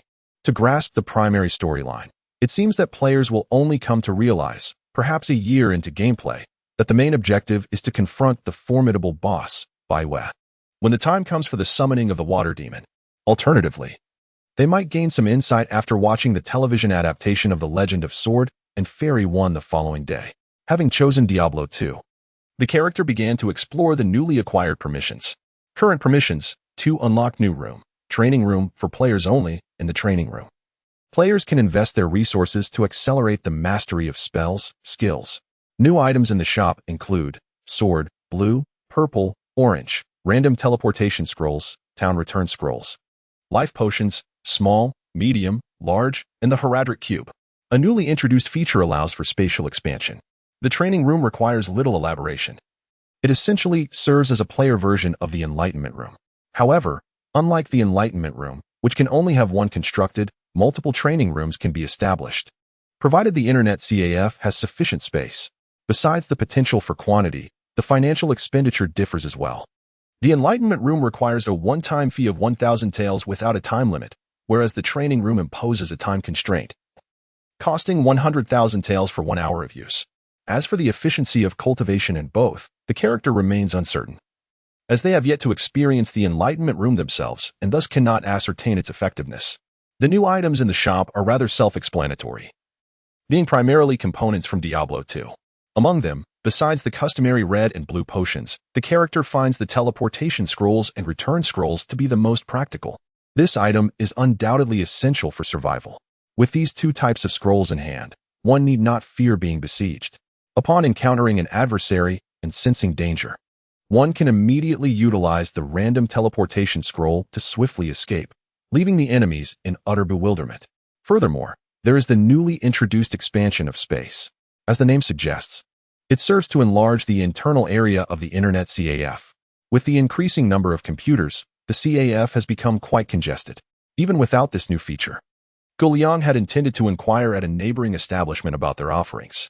Fortunately, he need not ask. He can simply employ the system. The cost for expanding the space is quite reasonable, priced at a mere 100,000 taels per square meter. Without hesitation, Guliang purchased 55 square meters of space and subsequently acquired 3 additional computers to complement the 12 awarded by the system, thereby elevating the total number of computers in the CAF to 30. Gazing at the remaining balance of 430,000 taels, Guliang invested 300,000 taels to open 3 training rooms. After reviewing the spatial layout provided by the system, he realized that despite the acquisition of 55 square meters, the addition of numerous computers in the training rooms still rendered the upgraded CAF somewhat cramped. A bit of crowding is manageable. After all, the upgraded space is certainly more spacious than before. With the CAF matters settled, Guliang finally had the opportunity to indulge in some gaming. He had played Sword and Fairy 1 more than once and was well versed in many of its plot points. In the same duration, his efficiency far surpassed that of Kakashi and his companions. In merely 4 hours of real time, he vanquished the Red Demon King in the General's Tomb. This was to be expected, as the immersive mode is significantly different from the standard mode. However, Guliang felt a tinge of dissatisfaction. During his marriage to Zhao Linger, he had anticipated an intriguing narrative, eagerly looking forward to it. Yet, the system unexpectedly blacked out, and before he knew it, it was already the following day. This situation is somewhat absurd, causing Guliang to become quite irate. He spent an entire hour within the game vehemently cursing the flawed system, feeling utterly unsatisfied. Chapter 41. The Apothecary's Visit. The following day, Guliang arose an hour earlier than usual. He felt that every time a new game or television series was released after completing a task, he had to explain everything to his customers one by one. While he could manage a couple of inquiries patiently, the sheer number of questions became overwhelming. Therefore, he decided to prepare a small blackboard on which he wrote the new content available after completing tasks. It seemed like a good idea. Pleased with his notes, Guliang nodded in satisfaction and hung the board in a prominent position visible upon entering.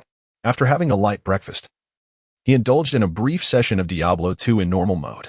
As the clock struck 8 in the morning, Guliang logged off and opened the doors of the internet CAF, ready for business.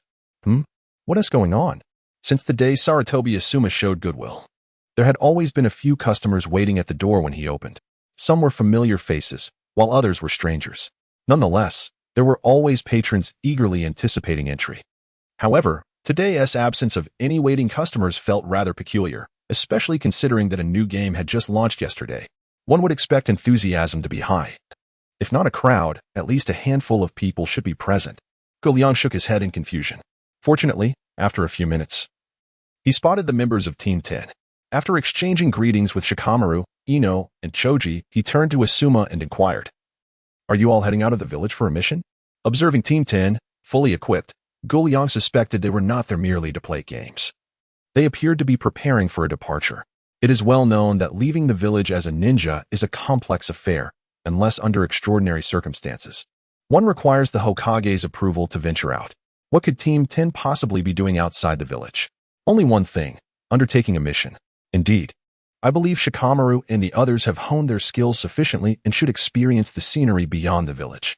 As for what kind of scenery that entails, Asuma did not elaborate, but Guliang could easily surmise. "I wish you all a successful mission. May you return swiftly." A successful mission was all but assured, provided they did not encounter any deceitful individuals like Dazuna. With the combined strength of Shikamaru's trio and Asuma, an elite jounin, they could handle nearly all C-rank missions. And unless faced with an A-rank task, even B-rank missions would pose little challenge. Thank you for your kind words. We are pressed for time, so we must take our leave. Wait a moment. Turning around to the empty CAF, Guliang suddenly remembered he had a question to ask. What is the matter? The members of Class 10, who had already walked a few meters away, turned back upon hearing Guliang's call. Guliang took a few steps forward, pointed to his empty internet CAF, and inquired, "Do you know what the situation is?" The astute Shikamaru instantly grasped the implication. Boss, even ninjas need to earn a living. When they run low on funds, they naturally seek missions to earn money. Upon hearing Shikamaru's response, Guliang slapped his forehead, feeling rather foolish. So, it was that simple. Including members from Class 7, Class 8, and Class 10, the CAF currently had approximately 40 regular patrons, excluding these three classes. The remaining customers were all elite members of the 3rd Hokage's lineage, specifically members of the Umbu. Yesterday, 18 basic magic swords were sold, apart from Kakashi purchasing one. The other 17 were acquired by those Umbu members. A sum of 1 million ryo is not an insignificant amount. Given this considerable expenditure and the restricted freedom of Umbu members, the CAF's sparse attendance today was entirely understandable. Returning to the CAF, Guliang played Diablo 2 while awaiting customers. It wasn't until after 9 o'clock that the CAF welcomed its first patron of the day. Welcome. With a customer arriving, Guliang naturally rose to greet them, fulfilling his duty as a service provider. However, when he caught sight of the visitor, his eyes narrowed. This action did not go unnoticed by the individual, who adjusted his glasses and chuckled. "Do you recognize me, boss? If I am not mistaken, you must be Yakushi Kabuto?" I didn't expect the owner would remember someone as insignificant as me. Being identified by Guliang didn't fluster the professional spy Yakushi Kabuto. Rather, he remained composed. "I am quite certain I do not know you. So could you enlighten me on how you became aware of my identity? How did I know? I might say I learned about you through anime. Would you consider that absurd?" "Oh, it's nothing. I just happened to hear a ninja mention you. Having participated in multiple CH-NIN exams without success for 4 consecutive years, I found myself quite curious about such a genin, so I inquired about your appearance. Generally speaking, a genin aspiring to become a CH-NIN must participate in the CH-NIN exams organized by various villages, or obtain special permission from the village leaders. An ordinary genin, after failing 1 or 2 CH-NIN exams, typically refrains from further attempts for a year or 2. Only participating again when they feel their strength has improved and possess confidence. Yet, as for Yakushi Kabuto, he would attend every CH-NIN exam he heard of. Over 4 years, he attended all exams without passing.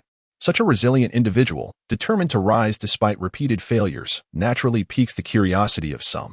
Thus, when Guliang articulated his thoughts, Yao Shirdo exhibited no skepticism, feigning a hint of embarrassment as he remarked, "There's little I can do. My family's financial circumstances are rather dire. You are well aware, boss, that upon becoming a chunin, the rewards from missions and the benefits from the village are significantly superior to those of a genin. It is my earnest desire to improve my situation that drives my ambition to ascend to chunin." Understanding this, Guliang nodded in acknowledgement and proceeded to elucidate the wonders of the internet CAF. Is it truly so remarkable? Upon hearing that gaming could enhance one's abilities, Yao Shirdo displayed no trace of doubt, instead wearing an expression of palpable excitement. This sentiment aligned perfectly with the persona he had crafted for himself. Of course, those who have played have sung its praises. I have yet to receive a single negative review. Very well then. With Guliang's assurances, Yao Shirdo reluctantly extracted a sum of 10,000 ryo. As he handed the money to Guliang, a barely perceptible expression of reluctance flickered across his face. Yao Shirdo's subtle expression is truly unparalleled. In terms of acting, the charismatic Guliang would deem you the strongest. Chapter 42, The Mission of the Land of Waves? Regarding Yao Shirdo's arrival, Guliang exhibited no discernible change in demeanor. Whether he was a spy or involved with Konoha held no relevance for him. As long as Yao Shirdo did not provoke him, Guliang had no intention of targeting him. Speaking of which, with Yao Shirdo here, might Orochimaru make an appearance? Guliang pondered the likelihood that if Yao Shirdo provided a comprehensive report to Orochimaru regarding the CAF's marvels, there was a significant chance he would come. However, even if Orochimaru does arrive, it is of little consequence. As long as no disturbances occurred within the CAF, all would be manageable. Should trouble arise, the example of Danzo, who lay beneath his bed, would serve as a cautionary tale for any would-be troublemakers. An hour later, upon concluding his session. Yao Shido bid farewell to Jin Yong and departed the CAF. Today, Naruto was as exuberant as ever. When he left the CAF yesterday, Kakashi had already informed the trio about the method to acquire the art of sword mastery. The ability to soar through the skies upon a sword was something Naruto yearned to master. Unfortunately, even if he learned the technique within the game, he would still need to undergo rigorous training in reality. Moreover, even with successful training, he would require a basic magic sword to take to the skies. The price of a basic magic sword was considered quite reasonable by many jonin. However, for Naruto and his fellow genin, it was rather daunting. Despite the 7th squad completing 10 D-rank missions daily, their earnings amounted to only 200,000 to 300,000 Ryo each day. The remuneration for this task exceeds that of a B-level assignment. However, despite the seemingly substantial earnings for the day, these funds must be equally distributed among the remaining members of Team 7. Consequently, the amount he receives daily barely covers his gaming expenses. Naruto ponders when he will ever manage to save enough to purchase a basic magic sword. Thus, he contemplates whether he should reduce his gaming time. Naruto engages in gaming primarily to enhance his skills. Unlike the early days of the Internet CAF, when it first opened and was still in its novice phase, allowing players to directly learn martial arts within the game, the scenario has changed. Since the inception of the Legend of the Swordsman, the Internet CAF has long since outgrown its beginner stage. To wield spells from games other than the Legend of the Condor heroes in reality, one must undergo rigorous training anew. This prompted Naruto to contemplate the issue of reducing his gaming time. However, regardless of whether he lessened his time spent on the computer, the task still needed to be completed. After tidying up, washing his face, and hastily consuming a piece of bread, Naruto set out. Upon arriving at the designated meeting place, the 4 members of Team 7 gathered and proceeded to the mission hall of the Hokage building, ready to select their tasks for the day. As they entered the mission hall, Kakashi was about to approach the task board when a member of the Umbu suddenly appeared beside him. Kakashi Hatake, Naruto Uzumaki, Sasuke Uchiha. Sakura Haruno, the Hokage requests your presence. Upon hearing that the 3rd Hokage summoned them, the 4 said nothing and followed the Umbu upstairs to the Hokage's office. What do you need from us, Hokage-sama? If there is nothing urgent, please don't delay us from our tasks, Naruto remarked. At this moment, Naruto was no longer as foolish as he had been in the original narrative. Through various experiences, he had come to realize that the Hokage before him was not as benevolent as he appeared. Yet, despite this understanding, Naruto lacked the strength to resist. Therefore, in front of the 3rd Hokage, he maintained his previous demeanor to avoid raising any suspicions. I summoned you for a specific task, the Hokage stated. It would be unrealistic to claim that Sarutobi Hiruzen was unaware of Naruto's transformation. However, he had only experienced the game The Legend of the Condor Heroes once and was not fully aware of the impact such narratives could have on individuals. Even though Umbu had informed him of the issues related to the series, without personal experience, his understanding would inevitably differ from theirs. Thus, he deemed Naruto's changes as insignificant. After all, did he not observe that Naruto still behaved as he always had in his presence? What does this signify? This indicates that Naruto regards him as family, unreservedly expressing his emotions without pretense. What mission does the Hokage have? Pray tell, is it the legendary S-rank task? Indeed, only an S-rank mission would befit me. After all, I, Naruto Uzumaki, aspire to become the Hokage. Observing Naruto's foolish demeanor, Sasuke remarked with a hint of disdain, do you truly wish to become the Hokage? Or merely a man worthy of being Hokage? This statement left Naruto momentarily speechless. Can it be interpreted that way? Sasuke replied, that's exactly what I mean. You are simply foolish. You bastard. Sasuke, how dare you call me foolish? It's not merely my assertion, it's an undeniable truth. You scoundrel. No one can stop me. I shall strike. Before Naruto could finish, Kakashi intervened with a well-placed fist of love, halting Naruto's antics. Now, behave yourself in the presence of the Hokage. Hokage-sama, please continue. Noticing Naruto's silence, the 3rd Hokage smiled kindly and addressed the entrance, come in. As soon as the Hokage's words fell, an inebriated old man stumbled into the room. Are the ninjas that Kimura arranged for me? Upon the man's arrival, Sarutobi Hiruzen promptly introduced him to the members of Team 7. This is the mission's client, a bridge expert, Mr. Tazuna. Your task is to escort him back to the Land of Waves and ensure the successful construction of the bridge. As this mission poses little challenge, it is classified as a C-rank task. Do you have any questions? Once the 3rd Hokage concluded, it signified that they were free to depart. except for Naruto. The other members of Team 7 prepared to leave, while he lingered, unwilling to exit so easily. Wait, Hokage-sama, I have a question. You haven't mentioned the reward for this mission. Did I not mention it? The third Hokage feigned confusion before suddenly recalling, feigning enlightenment as he said, I've grown old and forgetful. I neglected to mention the reward for this task. Since it is a C-rank mission, the remuneration is a mere 60,000 ryo. Upon hearing that the task was only of C rank, Naruto felt he might incur a loss. However, when he confirmed the reward was indeed 60,000, he realized it was not merely a loss but rather a catastrophic loss. Chapter 43. Naruto's Tactics. This C-rank mission merely offers a reward that exceeds the highest amount of a D-rank task by a mere 10,000 ryo. Naruto contemplated that rather than undertaking this time-consuming and laborious C-rank mission with such a meager reward, it would be far more prudent to remain in Konoha and complete D-rank tasks. Sarutobi Hiruzen, being astute, could undoubtedly perceive Naruto's reluctance towards this assignment. However, he found himself in a predicament. The distribution of this C-rank mission to Team 7 was not a whimsical decision, it was a calculated choice. Team 7 exhibited an extraordinary efficiency in completing D-rank tasks, while other teams deemed it impressive to finish a single D-rank mission in a day. Team 7 accomplished 10 in the same span, yet still yearned for more. At this rate, Konoha's reserves of D-rank missions would soon be depleted. Without these tasks, how could the remaining genin sustain themselves? They relied on these lower-tier missions to earn a modest living. The absence of tasks would equate to a lack of income, leading to a surge in criminal activities. For the prosperity and stability of Konoha, not only Team 7 was dispatched outside the village, but even Team 8, Team 10, and any genin squad possessing a modicum of combat prowess were also assigned C-rank missions. The third Hokage's strategy was astute. By sending these elite genin out on missions, he could broaden their horizons while simultaneously increasing the stockpile of D-rank missions during their absence. It was a perfect twofold solution.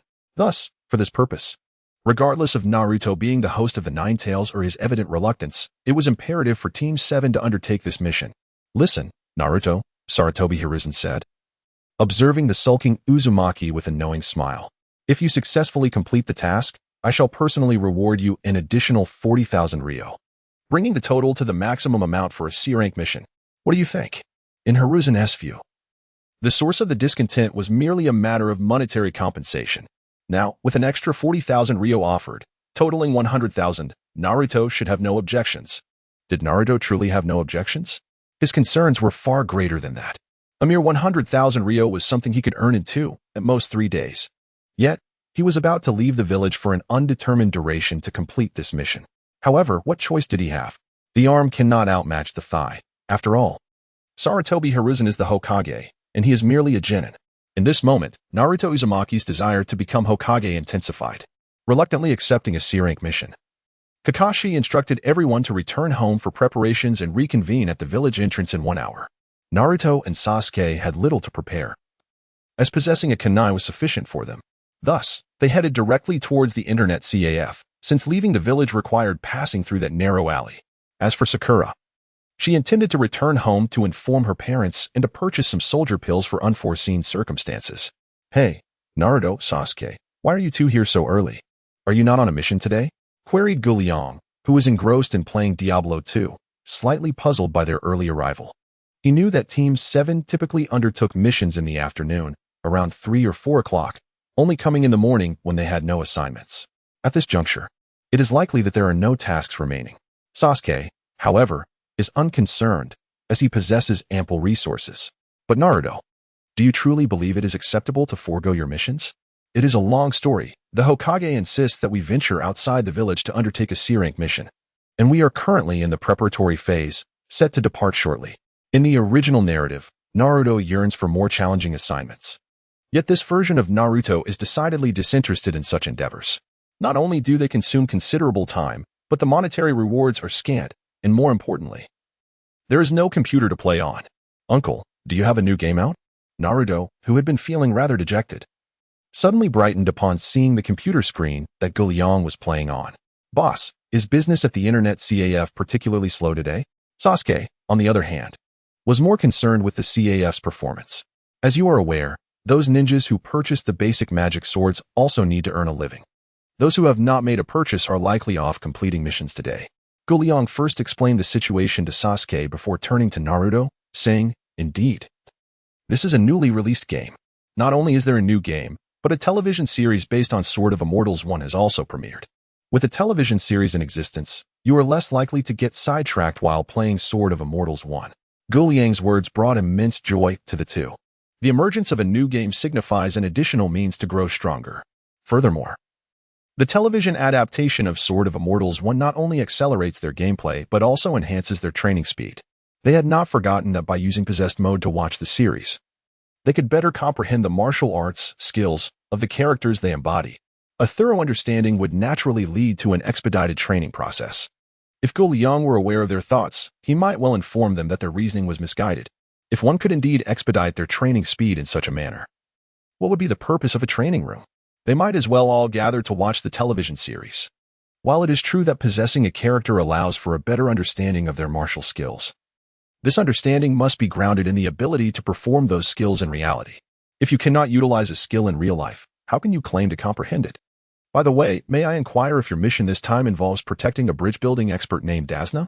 As soon as Guliang began to speak, he employed a skill known as sound isolation, ensuring that the remaining patrons of the internet CAF could not overhear the conversation among the three of them. The primary purpose of utilizing this skill was merely to avert unnecessary complications. Otherwise, upon receiving a report from the Dark Faction, Sarutobi Izashi would undoubtedly question how Guliang came to know about the mission he had just issued. Would he suspect that there was an informant among his ranks? In pursuit of the truth, Sarutobi Hizashi would likely come to investigate personally, leading to a series of insincere inquiries. What a hassle. Ah, uncle, you are aware again. How did you know, boss? The two individuals remained oblivious to the fact that their voices had been isolated. At that moment, both displayed a profound sense of astonishment. Particularly Naruto, who had recently been informed by Guliang about the Book of Seals. Now, to learn the name of the mission's handler was utterly bewildering. What was the cause of such astonishment, especially for you, Naruto? Did I not tell you that there are very few things in this world of which I am unaware? I refuse to believe it. Naruto resolutely shook his head, indicating his disbelief in Guliang's fanciful claims. Alas, now speaking the truth renders one disbelieved. Guliang also shook his head, lamenting the harshness of the world, where truth is met with skepticism. Very well, if you, dear uncle, claim to possess all knowledge, then tell me, do you know who my parents are? Could it be that this lad intends to deceive me? Chapter 44. Naruto's heritage upon uttering this statement. Guliang could distinctly sense Naruto's anxiety. Thus, Guliang was quite certain that Naruto was attempting to ensnare him. He feigned disbelief in Guliang's knowledge of all matters, only to suddenly pose a question that, if the respondent did not react swiftly enough, could indeed lead to entrapment. Was Guliang's response sluggish? Certainly not. So, was he ensnared? Absolutely not. It merely occurred to Guliang that, since Naruto had ventured to inquire to such an extent, coupled with his own discontent towards the various actions of Konoha village, revealing Naruto's lineage at this juncture was of little consequence. Very well, if you wish to know, then I shall enlighten you. With that, Guliang rose and declared, "Follow me." The two followed Guliang to the entrance of the internet CAF, where he gestured towards the distant Hokage rock, stating, "Your father's likeness is up there." Upon hearing Guliang's words, not only was Naruto taken aback, but even Sasuke was greatly astonished. Currently, there were only 4 Hokage faces adorning the rock. The first, second, and third Hokages could not possibly be Naruto's father. Thus, the remaining 4th Hokage must be Naruto's father. Then, the outcome was utterly unexpected for both individuals. Uncle, are you saying that my father is the 4th Hokage? Indeed, Gaara affirmed, nodding in response to Naruto. Your father is the 4th Hokage, Minato Namikaze, and your mother is the 2nd Jinchuriki of the Nine Tails, Kushina Izumaki. You, my friend, are the 3rd Jinchuriki of the Nine Tails. Jinchuriki? What is that? As previously mentioned, the concept of Jinchuriki is generally unknown to most ninjas. Naruto and Sasuke, being novices who had only recently graduated from the Ninja Academy, were naturally unaware. A Jinchuriki is one who is host to a tailed beast or the chakra of such a beast, serving as a vessel to seal the beast or its chakra. However, it would likely be futile to explain it to you, so I suggest you delve into the meaning of Jinchuriki yourself. Before Naruto could fully comprehend, Gaara suddenly flashed into Naruto's inner world, bringing along his conscious self. Where's this? This is the depth of your heart. You wish to understand what a Jinchuriki is, did you not? Well, if you approach the massive door ahead, you may grasp its significance. As Naruto surveyed the cold and damp environment of the sewer, he felt a sense of astonishment. Is this the depth of my own heart? Yet why does this place possess such an environment? Naruto, perplexed, obediently approached the enormous door ahead. Why is there a door within my heart? As he spoke, Naruto reached out to touch the door. However, before his fingers could make contact, sharp claws suddenly burst through the gap. Fortunately, Naruto reacted swiftly, employing his transformation technique to evade the attack. What is happening? Why am I being assaulted? After calming himself, Naruto looked up at the colossal door, only to witness a massive fox gradually emerging from the shadows within. Hey, little brat. Come here, let me end your life, it growled. Wah, uncle, what is this? This is a tailed beast, and the most powerful among them, the Ninetales. Observing Naruto beside him, the Ninetales remarked nonchalantly, I never expected an outsider would enter here. It seems you possess some uniqueness. The depths of a Jinchuriki's heart are not accessible to just anyone. From the original text, it is evident that aside from the Jinchuriki themselves, only those from the Uchiha clan who have awakened at least 3 Sharingan Tomo can enter. Of course, the absence of certain characters in the original narrative does not imply their non-existence. At the very least, Jin Yong was certain that those with the Rinnegan could also enter. Ninetales, refrain from interrupting. Allow me to explain the situation to Naruto first. Damn it. The Ninetales, initially composed, was instigated by Jin Yong's dismissive tone and immediately became furious. I am the Ninetales, use silence. This is the depth of Naruto's heart. While his physical body remains in the internet CAF, thus Jin Yong could still utilize the CAF skills here. With a single silent spell, the Ninetales was rendered mute. Nevertheless, the Ninetales did not yield. It rose from its resting position and began to pound against the door with its paw, creating a cacophony of noise. Humph. If you won't let me speak, then I shall create a ruckus for you. Indeed, that was the Ninetales' intention. Ugh. I have a feeling this Ninetales is rather petty. Lie down. Jin Yong was not inclined to indulge the Ninetales, swiftly casting a command that rendered it completely still. With the Ninetales no longer causing disturbances, Jin Yong finally nodded in satisfaction and turned to Naruto, saying, where was I? Uncle. You were talking about the tailed beasts. Yes, the tailed beasts. After gathering his thoughts, Jin Yong continued. The reason the villagers perceive you as the reincarnation of the fox spirit is due to this Ninetales. Then why does this tailed beast reside within me? Could it be because of my father? Indeed. The 4th Hokage, Minato Namikaze, saved the Hidden Leaf Village from the chaos of the Ninetales rampage. A tale enshrined in the curriculum of the Ninja Academy. Regardless of Naruto's struggles in academics, he possessed a rudimentary understanding of this significant event concerning the Hokage. Thus, upon encountering the Ninetales, a flicker of uncertainty ignited within him. At this moment, Jin Yong unequivocally affirmed his thoughts. Therefore, you are not the reincarnation of a malevolent fox. Rather, you are the son of a hero, the savior of the Hidden Leaf Village. Upon reaching this revelation, Jin Yong noticed silent tears streaming down Naruto's face. He comprehended Naruto's emotions. The transformation from a harbinger of calamity to a beacon of hope was an overwhelming shock for the young boy. Nonetheless, this revelation was a positive development, for Naruto now understood his true identity. In the past, after school, he often gazed enviously at his classmates being picked up by their parents, harboring resentment towards his own for their absence. Now, however, he had come to realize that his parents did not abandon him willingly. Their sacrifices were made for the sake of the village and its inhabitants, sealing the Ninetales within him to make him the village's savior. Typically, a hero's offspring, a savior of the village, would lead a life of comfort even in the absence of their parents. Alas, fate had other plans. Sarutobi Hiruzen sought to maintain absolute control over the power of the Jinchuriki, enforcing silence upon the ninjas involved in the Ninetales incident to prevent them from speaking freely. Under his watchful yet indifferent gaze, Danzo spread rumors of Naruto being the reincarnation of the malevolent fox, isolating him completely.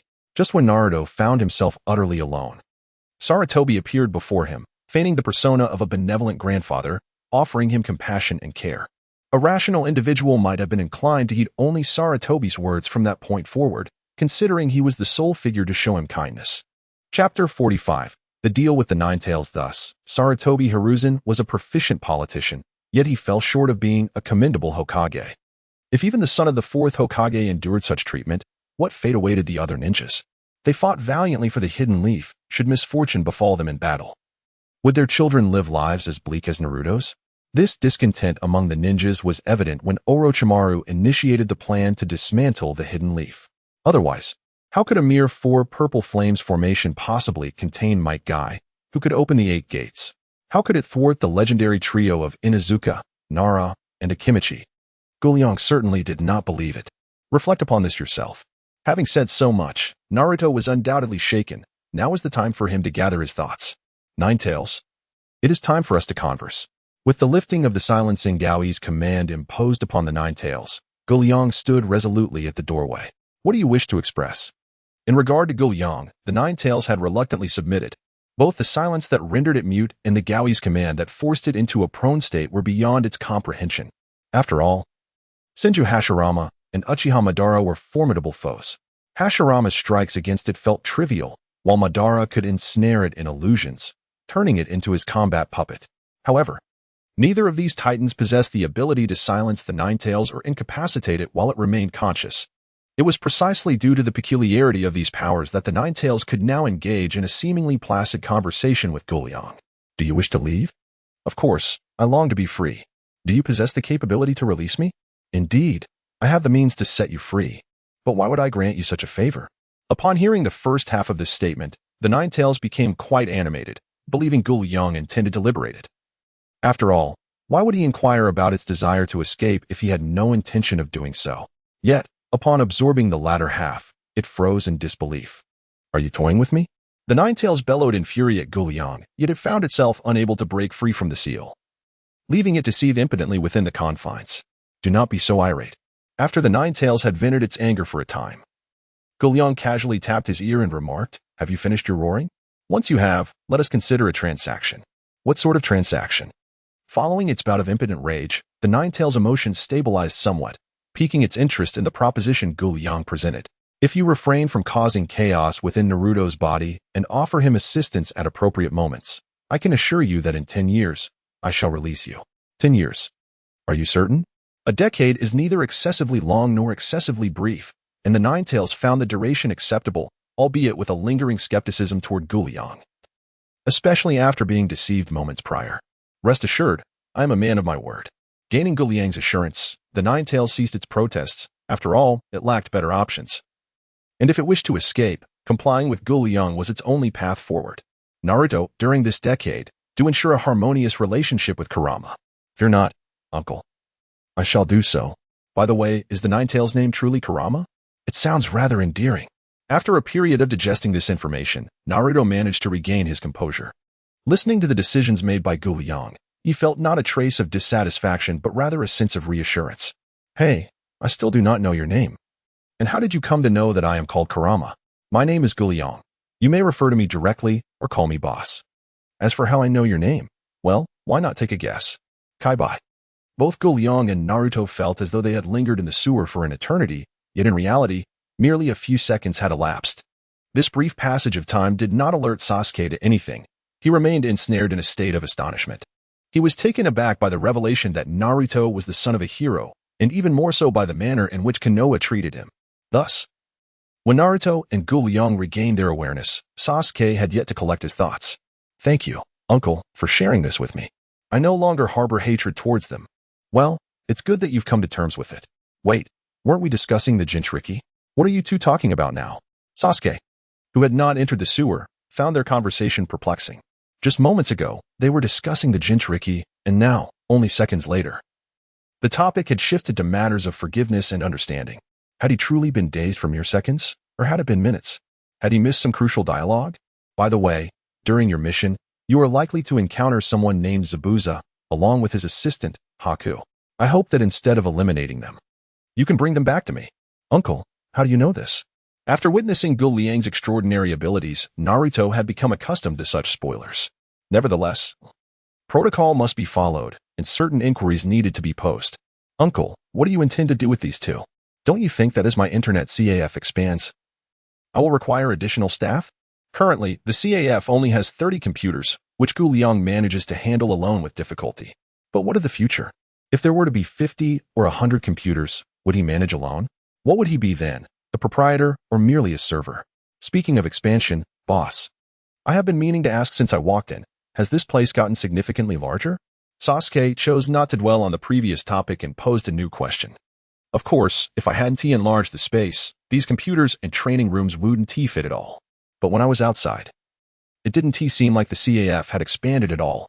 After speaking, Sasuke took a few steps outside the CAF and observed the shops on either side, noting that they had not merged with the CAF. Yet upon re-entering, he felt that the space had indeed increased considerably. What is the situation? Observing Sasuke's perplexed expression, Jin Yong calmly replied, this involves a certain spatial technology. Even if I were to explain it, you would not comprehend, so I shall refrain from doing so. In truth, Jin Yong himself did not fully understand it. If pressed to elaborate, he would have little to say. Meanwhile, Naruto glanced at the time and felt it was about time to depart. Well then, sir, we shall take our leave for now. Upon completing our mission and returning to the village, we will come back. With that, Naruto tugged Sasuke along, leading him out of the internet CAF. Naruto, don't pull me. I have questions for the owner. Naruto, let go. All right, Sasuke, it's nearly time. We must gather at the village entrance. Nearly time? There is still half an hour left. Why the rush? Watching the two depart, Jin Yong smiled faintly. At last, there would be some staff available, allowing him to indulge in his gaming pursuits. Chapter 46, The Ghost Brothers, Downfall. Regarding the mission in the Land of Waves, Jin Yong felt no concern. In the original narrative, their group managed to navigate the challenges with ease, and now the situation was even more favorable. The three young heroes had indeed been significantly enhanced compared to their original portrayals, and with Jin Yong having granted Naruto access to the Nine Tails' power. Should they still fail to contend with Zabuza and Haku, he would accept the outcome. As for how Zabuza and Haku would infiltrate Konoha, he was untroubled. There was no reason for Konoha to offend Jin Yong over two rogue ninjas. Sarutobi Hiruzen was a politician. He would weigh the pros and cons of the matter judiciously. Boss, I heard you have games here?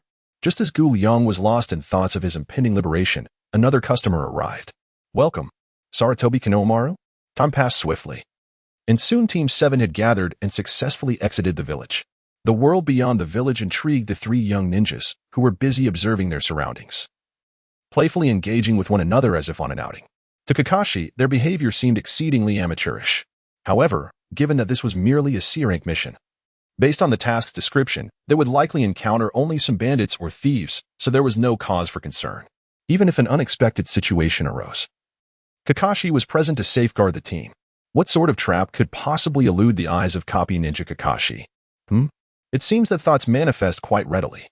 Glancing ahead at two small puddles in the path, Kakashi found himself at a loss for words. In recent days, the sun has shone brightly in the clear sky. And with no rain, where could there possibly be puddles? The ambush method employed by these ninjas is utterly absurd. I must express my discontent. Kakashi noticed the puddle, and naturally, the three young ones did as well. Sasuke discreetly signaled Sakura and Naruto, who, upon receiving the gestures, maintained their composure, appearing as if nothing was amiss. As they traversed the puddle, it was uncertain whether Sakura's hand trembled, but she inadvertently dropped an explosive tag, which fortuitously landed beside a somewhat exposed puddle. Just as the group passed the puddle, and the explosive tag was on the verge of detonating, the ghostly brothers, who had transformed into the puddle, immediately dispelled their transformation and reverted to their original forms. However, by then, it was too late. With a resounding boom, the explosive tag detonated, severely injuring one of the ghost brothers, Meitu, rendering him incapable of further combat. Meanwhile, Yada swiftly seized the opportunity presented by the explosion's force to charge towards Tazuna, intent on eliminating him at the earliest moment. However, the three young ones had been on high alert, and it was inconceivable that he would succeed so easily. Dragon subduing 18 palms. Dragon Elephant Prajna technique. One young finger. Before Kakashi could intervene, the three young ones had already brought Yada crashing to the ground, incapacitated. TSK. Are the ninjas from other villages really this weak? Don't say that, Naruto. Have you not noticed their headbands? They are none other than the mist ninjas from the Land of Water. Their leader is known as the Mizukage, so it is somewhat understandable that their strength is lacking.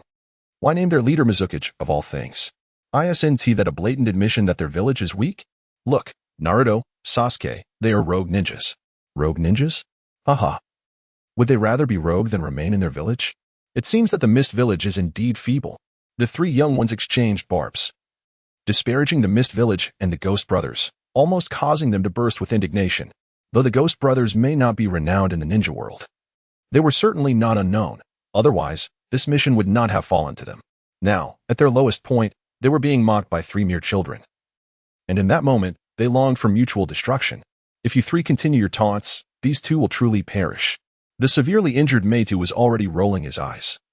While Yada fared slightly better, yet was equally pale, clearly on the verge of collapse from anger. Rest assured, Kakashi-sensei, they are not in immediate danger of death.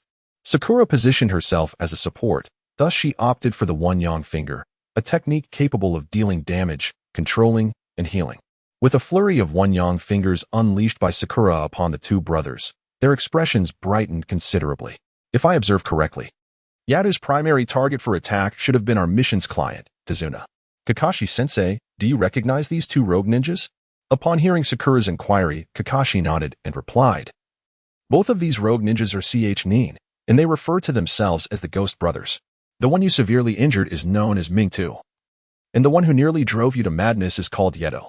After offering this brief introduction, Kakashi turned to the task's client, who was cowering on the ground, and asked, Mr. Tazuna, do you not wish to say anything? What can I say? Tazuna feigned ignorance, appearing utterly perplexed by Kakashi's words. The reason I refrained from engaging the rogue ninjas upon discovering them was to ascertain their target. If their objective were us, the ninjas, there would be little to discuss. However, Yedo's initial target was you, which raises my suspicions.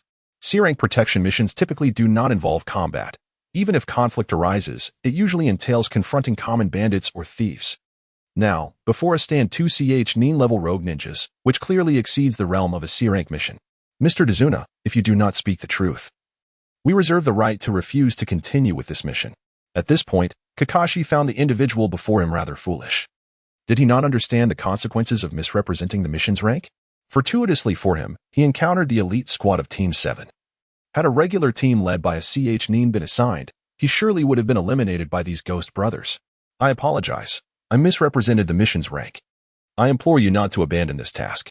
Upon hearing that Kakashi was considering refusing the mission, Tazuna panicked and knelt on the ground, beseeching everyone. If you wish for us to continue the mission, you must elaborate in detail, and remember, no more lies this time. Left with no choice, Tazuna divulged the circumstances. The situation is as follows. It turns out that the destination of this journey, the Land of Waves, is a small island nation devoid of a hidden village and nearly bereft of ninjas. The number of ninjas within the country is virtually non-existent, and the economy is severely impoverished, leaving the populace in dire straits. Only by constructing a grand bridge to connect with the outside world can the Land of Waves hope to escape such destitution.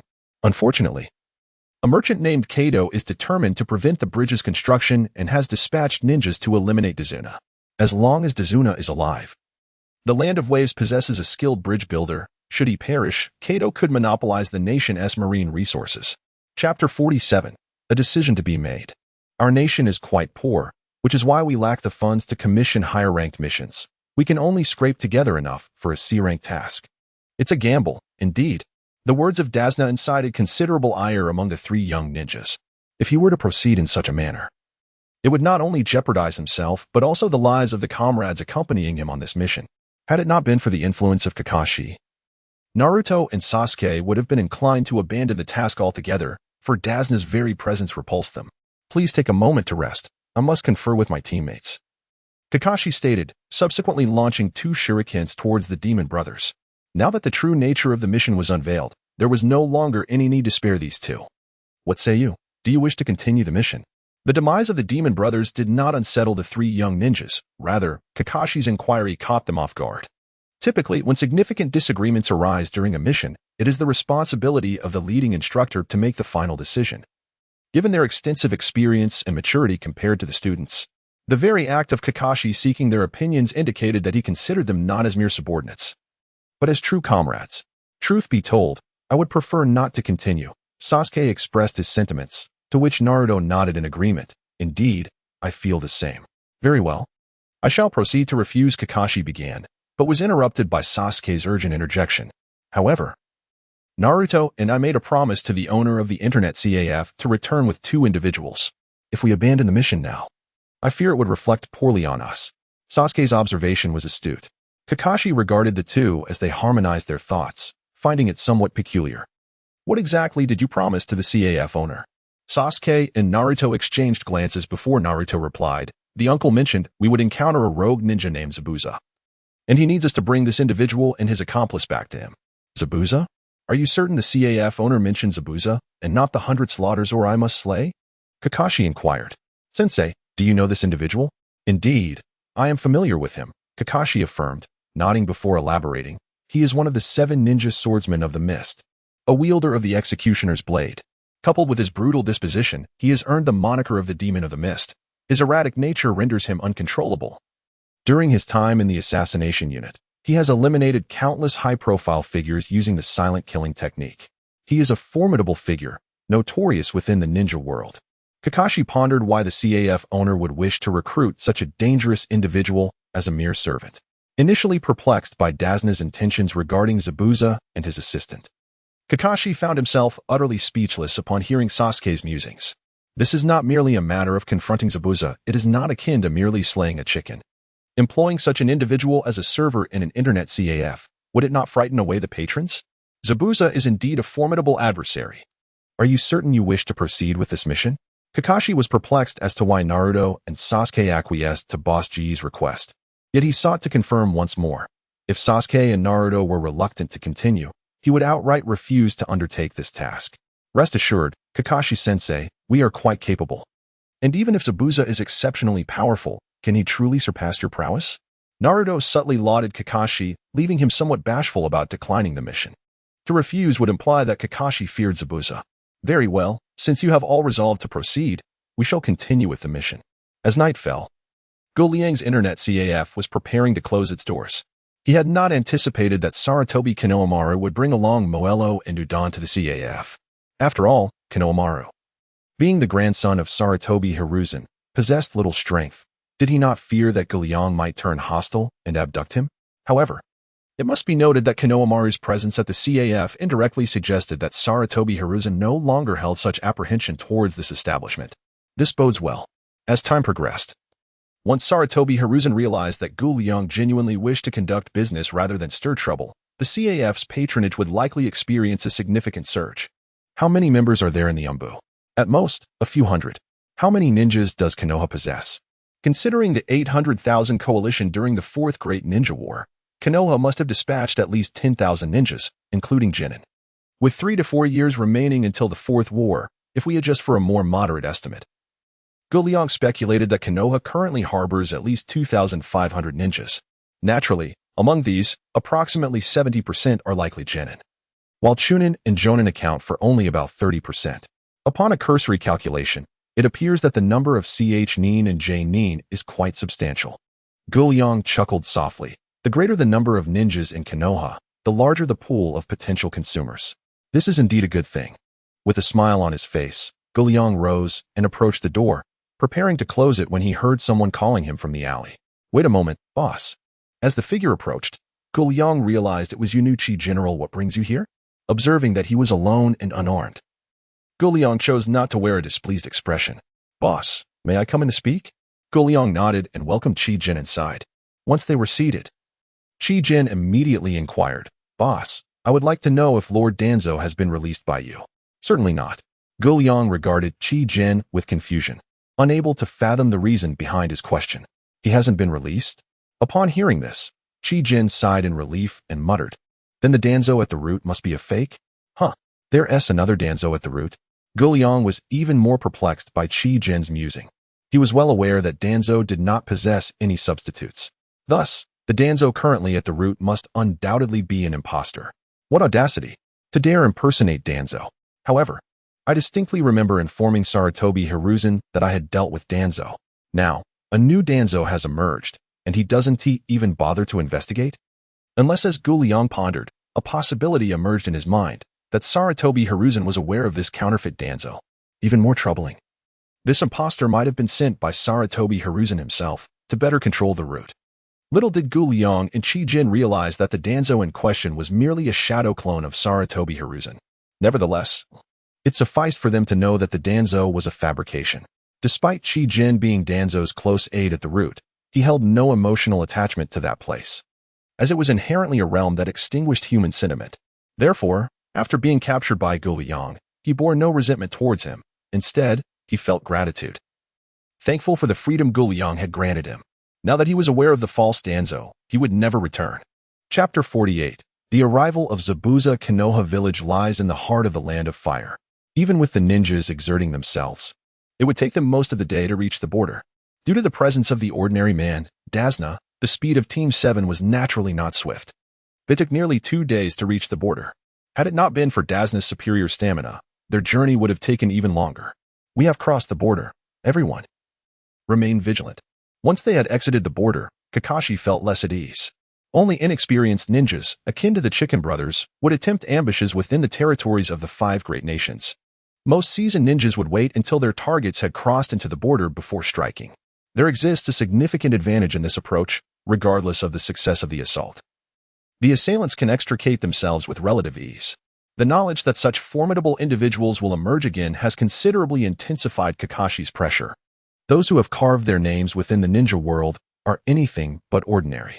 As for the moniker Demon Brothers, it is merely a self-proclaimed title, lacking recognition from the multitude of ninjas in the realm, rendering it a mere counterfeit. Had I known this, I should have taken them with me when I left the village. In the absence of the Sharingan, Kakashi's prowess was primarily vested in the Konoha swordsmanship.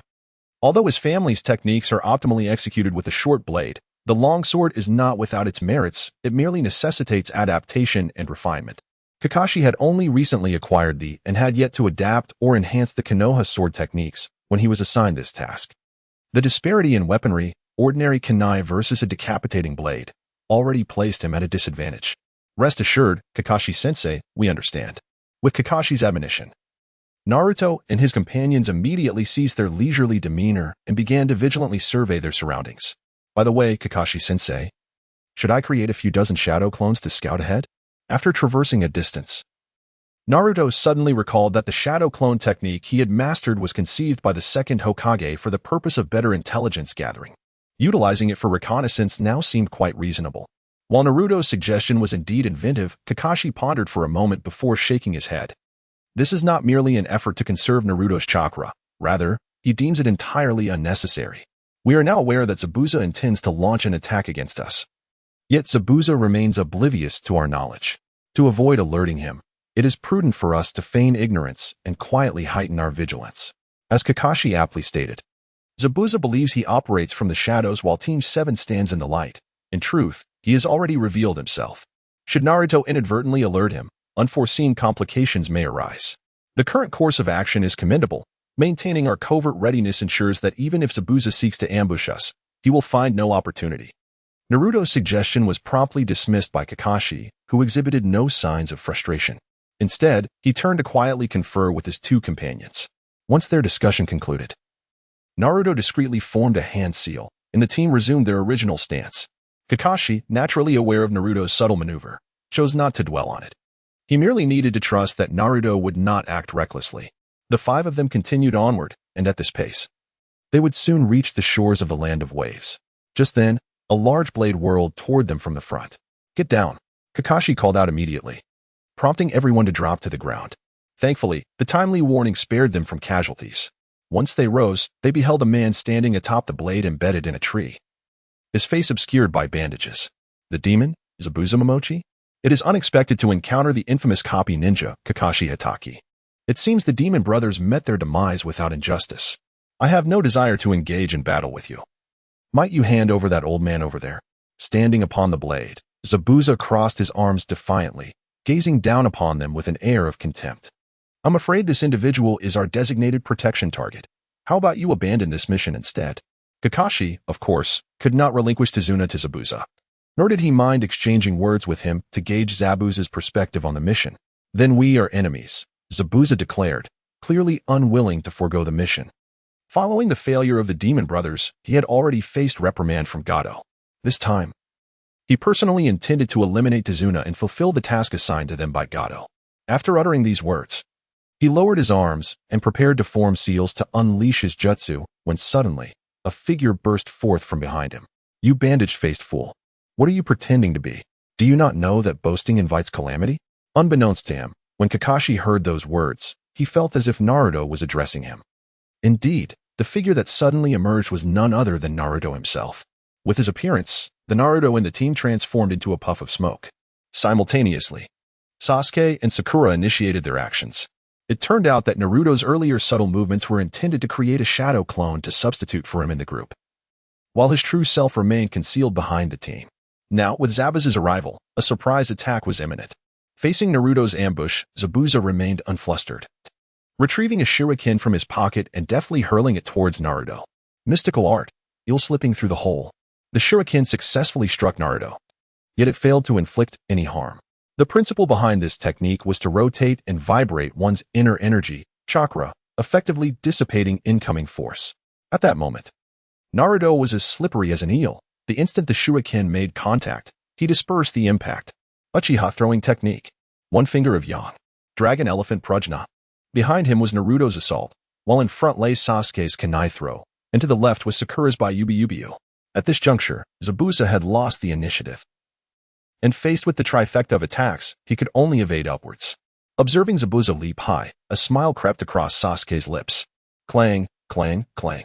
The thrown kunai, upon colliding with one another, altered their trajectories and surged directly towards the airborne Zabuza. At this moment, Zabuza found himself in a precarious state, having exhausted his old strength while yet to summon new energy, rendering him incapable of evading Sasuke's kunai assault. Swish, swish, swish. 3 kunai struck their mark. Witnessing this outcome, Sasuke was poised to remark, Zabuza is nothing but mediocre. However, with a pop, Zabuza transformed into a wooden stump. Chapter 49, Zabuza's Downfall. Substitution Technique. How infuriating. Zabuza was no mere amateur like the Ghost Brothers. Observing Sasuke's frustration, Kakashi offered him a comforting word. In Kakashi's view, the trio's coordination was commendable. Had they not encountered a seasoned Genin like Zabuza, their chances of success would have been significantly higher. Kakashi, the 3 young ones you lead seemed quite promising. In the forest, Zabuza remained hidden, yet he acknowledged the trio's earlier assault with a commendable assessment. Alas, they were destined to perish here. Water style, hidden mist technique. As Zabuza cast his jutsu, the area was instantly enveloped in a thick fog. You 3 protect Mr. Tazuna, leave Zabuza to me. After speaking, Kakashi signaled to Naruto with his gaze, then lifted his forehead protector to reveal his 3-tomo Sharingan, subsequently forming a series of hand seals. Fire style, fireball jutsu. Kakashi did not haphazardly unleash the technique. Instead, he directed the flames towards the direction of the decapitating sword. He believed that Zabuza would undoubtedly attempt to retrieve the sword at the earliest opportunity, for with the weapon in hand, he could more effectively employ his silent killing technique. Indeed, Kakashi's predictions proved accurate. After performing the mist concealment technique, Zabuza aimed to reclaim the decapitating sword. Just as he reached for it, Kakashi's fireball surged forth. Water style, water wall. Fortunately, Zabuza reacted swiftly, erecting a water barrier to defend against the fireball. However, this maneuver exposed his position. Naruto, Kakashi shouted, and Naruto immediately responded. Understood. Multiple shadow clone jutsu. In an instant, Naruto conjured dozens of shadow clones, charging towards Zabuza. What? Does this brat fear for his life? Zabuza, well versed in the characteristics of the shadow clone technique, recognized that typically, due to human limitations, one would only create a few clones for assistance in battle or reconnaissance. He had never encountered such an anomaly as Naruto, who could produce dozens at once. It was not that others could not create so many, but rather that they did not dare to, unless one wished to experience the sensation of sudden demise. Thus, while the shadow clone technique is a standard ninjutsu, the multiple shadow clone technique is considered forbidden. Just mere shadow clones. Faced with Naruto's multitude of shadow clones, Zabuza hesitated for a moment before launching an assault on them. While shadow clones may be tangible and capable of inflicting damage, they are inherently fragile. A single strike would cause them to dissipate. As the second inheritor of the decapitating sword, Zabuza's taijutsu was formidable, and even with Naruto's clones employing the body flicker technique to attack and evade, the results were minimal. In no time, Zabuza had dispatched all the shadow clones. Kakashi, let us. Multiple shadow clone jutsu. Just as Zabuza was about to utter something, Naruto conjured yet another wave of shadow clones. At this moment, Zabuza's feelings were sheer disbelief. He had just eliminated a group of clones, and yet, more had appeared? Was that boy a monster? Did he not tire? With no other choice, Zabuza had to remain cautious of Kakashi while continuing his assault. After a while, as Zabuza vanquished the latest batch of clones, he thought to himself, surely this time, there are no more left. As Zabuza pondered, having consecutively vanquished 2 waves of shadow clones. Even an Iron Man should be utterly exhausted by now. Kakashi, let us perform the multiple shadow clone technique. Zabuza, feeling a surge of anger, thought to himself, is this little monster truly capable of continuously producing so many shadow clones? Brandishing his formidable sword, Zabuza struck down each shadow clone one by one, his frustration escalating with every swing. The force behind his strikes had intensified, as if he believed that by augmenting his strength, he could slay the original. With a resounding clang, he unleashed another blow, only to find that a shadow clone that should have dissipated remained intact. Zabuza immediately sensed something was amiss. But it was too late. With a powerful impact, Kakashi's fist collided with Zabuza's cheek, sending him soaring into the air. Naruto and Sasuke understood the cue. With a decisive move, they unleashed their techniques, the 18 dragon-subduing palms and the dragon-elephant prajna skill. Suspended in midair, Zabuza yearned to evade their onslaught, but alas, he had no leverage. Both arms fell prey to their strikes, and with a gasp, Zabuza fell to the ground, blood spilling from his lips. Hee. How do you like my strategy? Naruto chuckled as he gazed at the gravely wounded Zabuza. It turned out that Kakashi's intent in signaling to Naruto was to have him use shadow clones to locate Zabuza's position, subsequently allowing him to deal with Zabuza. Unexpectedly, Naruto suggested to Kakashi that he and Sasuke employ transformation techniques to conceal themselves among the shadow clones, seizing the opportunity to ambush Zabuza. This simplistic tactic surely would not deceive Zabuza, and Kakashi contemplated rejecting it at that moment. However, Naruto proposed that he could employ several rounds of shadow clones to disrupt Zabuza's mindset. Even if Zabuza maintained a stable mentality, it would still divert his focus, thereby diminishing the chakra input into the hidden mist technique. With reduced chakra, the surrounding mist would naturally thin, and once visibility was restored, Kakashi could engage as well. Acknowledging Naruto's comprehensive plan, Kakashi chose not to decline. As long as Naruto could endure, the situation was likely to unfold as he had described. Originally, Naruto had prepared to execute numerous rounds of shadow clones, even readying the Ninetales chakra for support. Unexpectedly, Zabuza's mental state faltered significantly. Naruto managed only 2 rounds of shadow clones before Zabuza's composure began to waver. There was nothing more to say. It was simply time to conclude matters. Little brat, may I ask your name? Zabuza's arms had essentially been rendered ineffective by Naruto and Sasuke. Nevertheless, he bore no resentment. The life of a ninja is a perilous one, where one either takes lives or faces death themselves. Having taken many lives, he was naturally prepared for his own demise. In these final moments, he wished to know who had bested him. Are you asking me? Listen closely, I am Naruto Uzumaki, destined to become Hokage. So, are you aspiring to be Hokage? Or merely a man destined to be Hokage? For reasons unknown, every time Sasuke heard Naruto utter this phrase, he felt an urge to retort. Damn it, Sasuke. Do you want to fight? Huh? You think I fear you? Not afraid? Then come at me. I've wanted to punch you for quite some time. Come if you wish to humiliate yourself. Chapter 50, Zabuza's return. Zabuza observed the playful antics between Sasuke and Naruto, and inexplicably, memories of his former companions from his training days flooded his mind. In truth, he longed to grow alongside these young ninjas, to shine upon the grand stage of the ninja world. Alas, upon learning the grim graduation requirements, such aspirations were rendered impossible. The only rule for graduating from the Mist Ninja Academy was that one must take the life of at least one fellow classmate. With no alternative, Zabuza, in order to ensure his own survival and to voice his disdain for this brutal regulation, resolved to eliminate all his peers. As Zabuza pondered the course of his life, several Senbon needles swiftly pierced his neck, plunging him into a state of apparent death. In that instant, Naruto and Sasuke ceased their playful brawl. Naruto dashed toward the direction of the Senbon attack, while Sasuke unleashed a fireball towards the same point. Their raucous play had served a purpose, to distract from the hidden presence of Zabuza's assistant, whom they suspected was covertly observing the unfolding events. Indeed, they had gambled on the assumption that this assistant was lurking in the shadows, and it seemed fortune favored their wager. Please do not misunderstand, the hidden figure declared. I am a member of the Mist Assassination Force, here primarily to retrieve the body of the rogue ninja Zabuza. Faced with Sasuke's fireball and Naruto's charge, it was evident that without the use of ninjutsu, this individual struggled to cope. Particularly, Naruto's dragon elephant skill proved formidable. Had the figure not adeptly employed a substitution technique, he might well have found himself in a position akin to Zabuza, lying incapacitated on the ground. Yet, despite the substitution mitigating much of the attack's force, He was still injured by the dragon-elephant technique. Meanwhile, aside from Sakura, who remained to tend to Tazuna, Kakashi and Sasuke approached the scene. Well, we have deduced that you are Zabuza's assistant. Your name is Haku, is it not? Naruto boldly stated, confident in their advantage with the arrival of his comrades. How did you come to know? Haku inquired, visibly astonished by their revelation. Guess, Naruto replied with a grin, remaining evasive.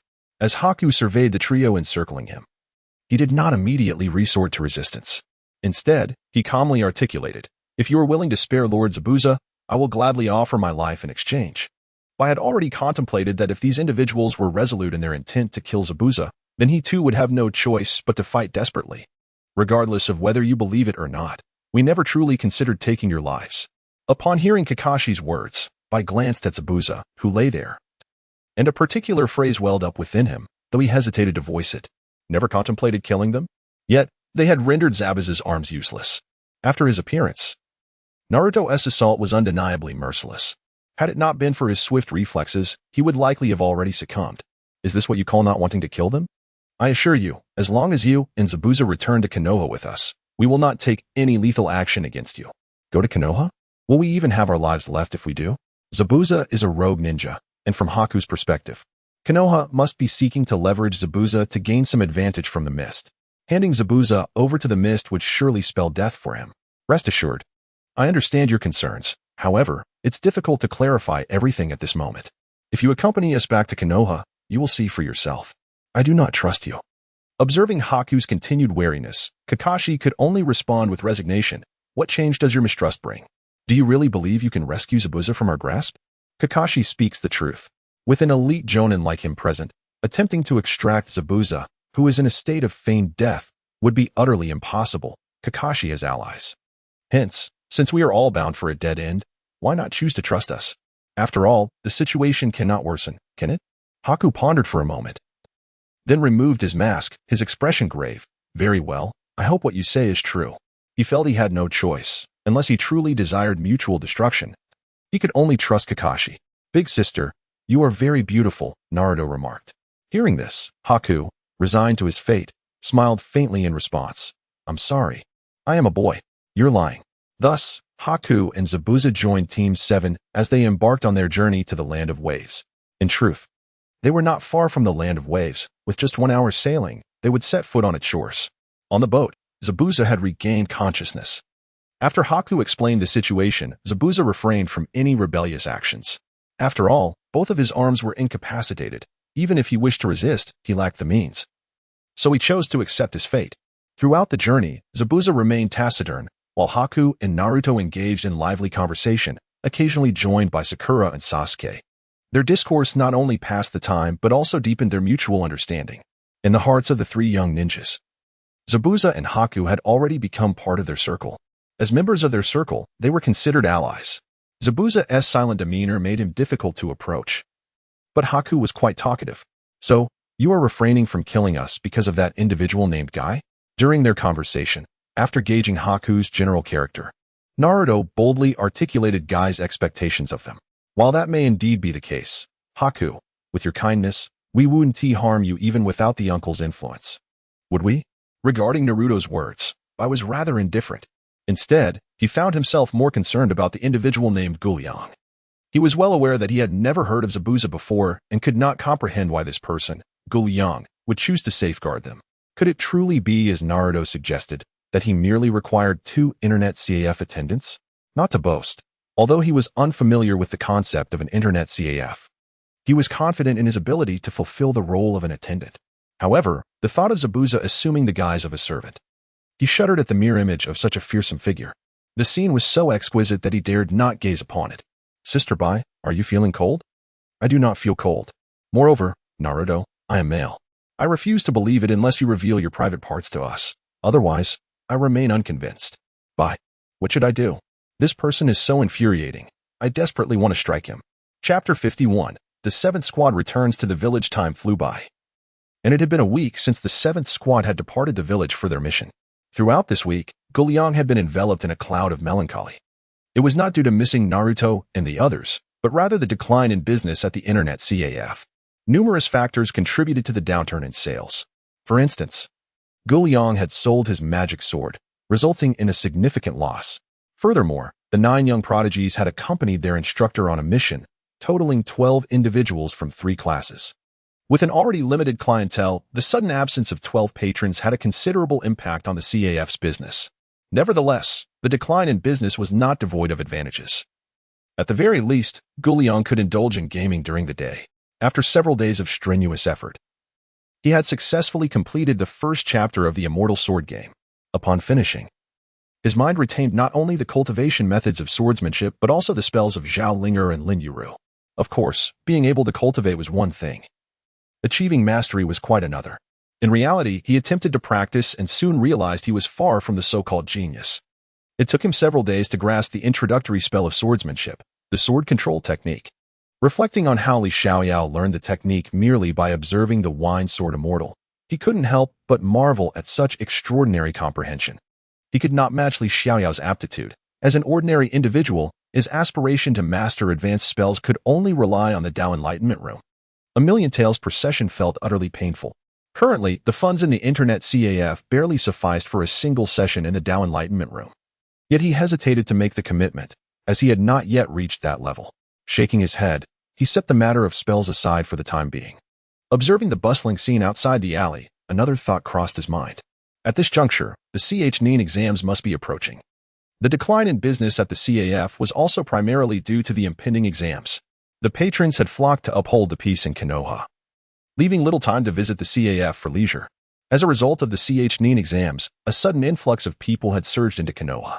Some of these individuals are ninjas from other villages participating in the Chunin exam, while others are nobles from foreign lands who have come specifically to witness the event.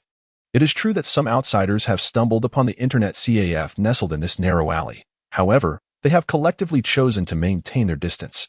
The exorbitant rate of 10,000 Rio per hour for Internet access is simply outrageous. Until they ascertain the purpose of this establishment, they are reluctant to squander their money.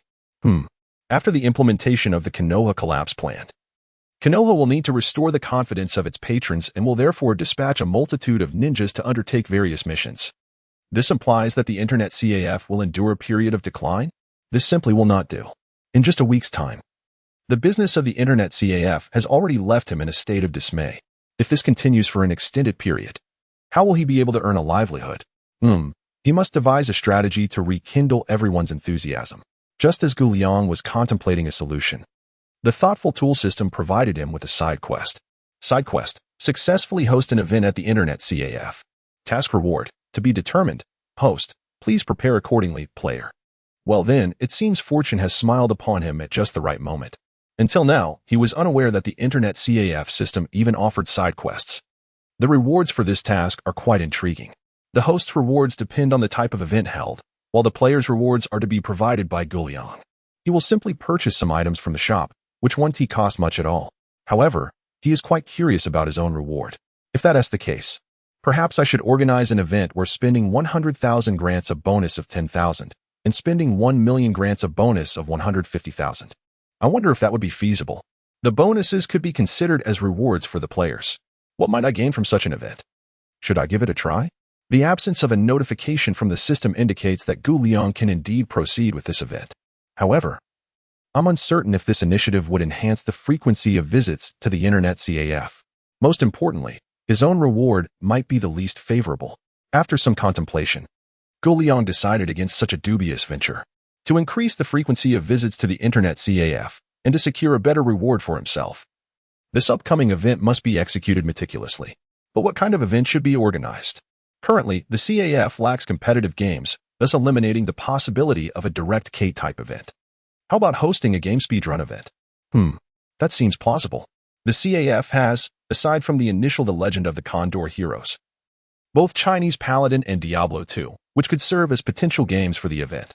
The challenge lies in deciding which game to utilize. Gu Liang must ponder this carefully. Just then, as Gu Liang was deep in thought, Sakura, Sasuke, and Naruto returned after completing their mission. Welcome back. It appears that your task was executed with ease, Gu Liang remarked, noticing that their garments remained pristine, unlike the disheveled appearance described in the original narrative, indicating that their mission had been quite successful. It truly went smoothly. The trio exchanged satisfied smiles, pleased with their accomplishment. Could you share the details with me? Jin Yong asked, intrigued by how they, possessing significantly greater strength than in the original tale, managed to complete the mission in the Land of Waves. Let me tell you. Naruto began to chatter animatedly as he took a seat in the CAF. This time, aside from the obstacle posed by the battle against Zabuza, the subsequent progress of their mission can be described as smooth sailing. Accepting Zabuza and Haku into their ranks, they swiftly arrived in the Land of Waves. True to the original narrative, Kato appeared on the nearly completed bridge, accompanied by a band of unruly samurai, arrogantly taunting Zabuza. Then, he was swiftly dispatched by the combined efforts of Zabuza and Haku. According to Zabuza, this act served as a declaration of loyalty. A rogue ninja had eliminated his employer, making it exceedingly difficult for him to find work in the underground market thereafter. Henceforth, if he wished to survive in the shinobi world, he would have to accompany Kakashi to Konoha and seek refuge with that enigmatic internet CAF owner. With Kato's demise, no further disturbances arose, and the bridge was completed in no time. Subsequently, Team 7 traveled for a day and returned to the village without incident. Kato is dead. But did you all consider claiming his possessions? Sasuke, Sakura, Naruto. Upon hearing Gul Yang's remark, the trio was momentarily taken aback. Is such a thing even possible? Chapter 52. Kakashi, what are you thinking? Uncle, this seems inappropriate. To kill Kato and then seize his assets. This approach seems decidedly villainous. You all are quite naive. Gul Yang shook his head and continued. As a monopolist controlling nearly all resources in the Land of Waves, Kato's wealth must amount to several million ryo. I wouldn't be surprised if it exceeded 100 million.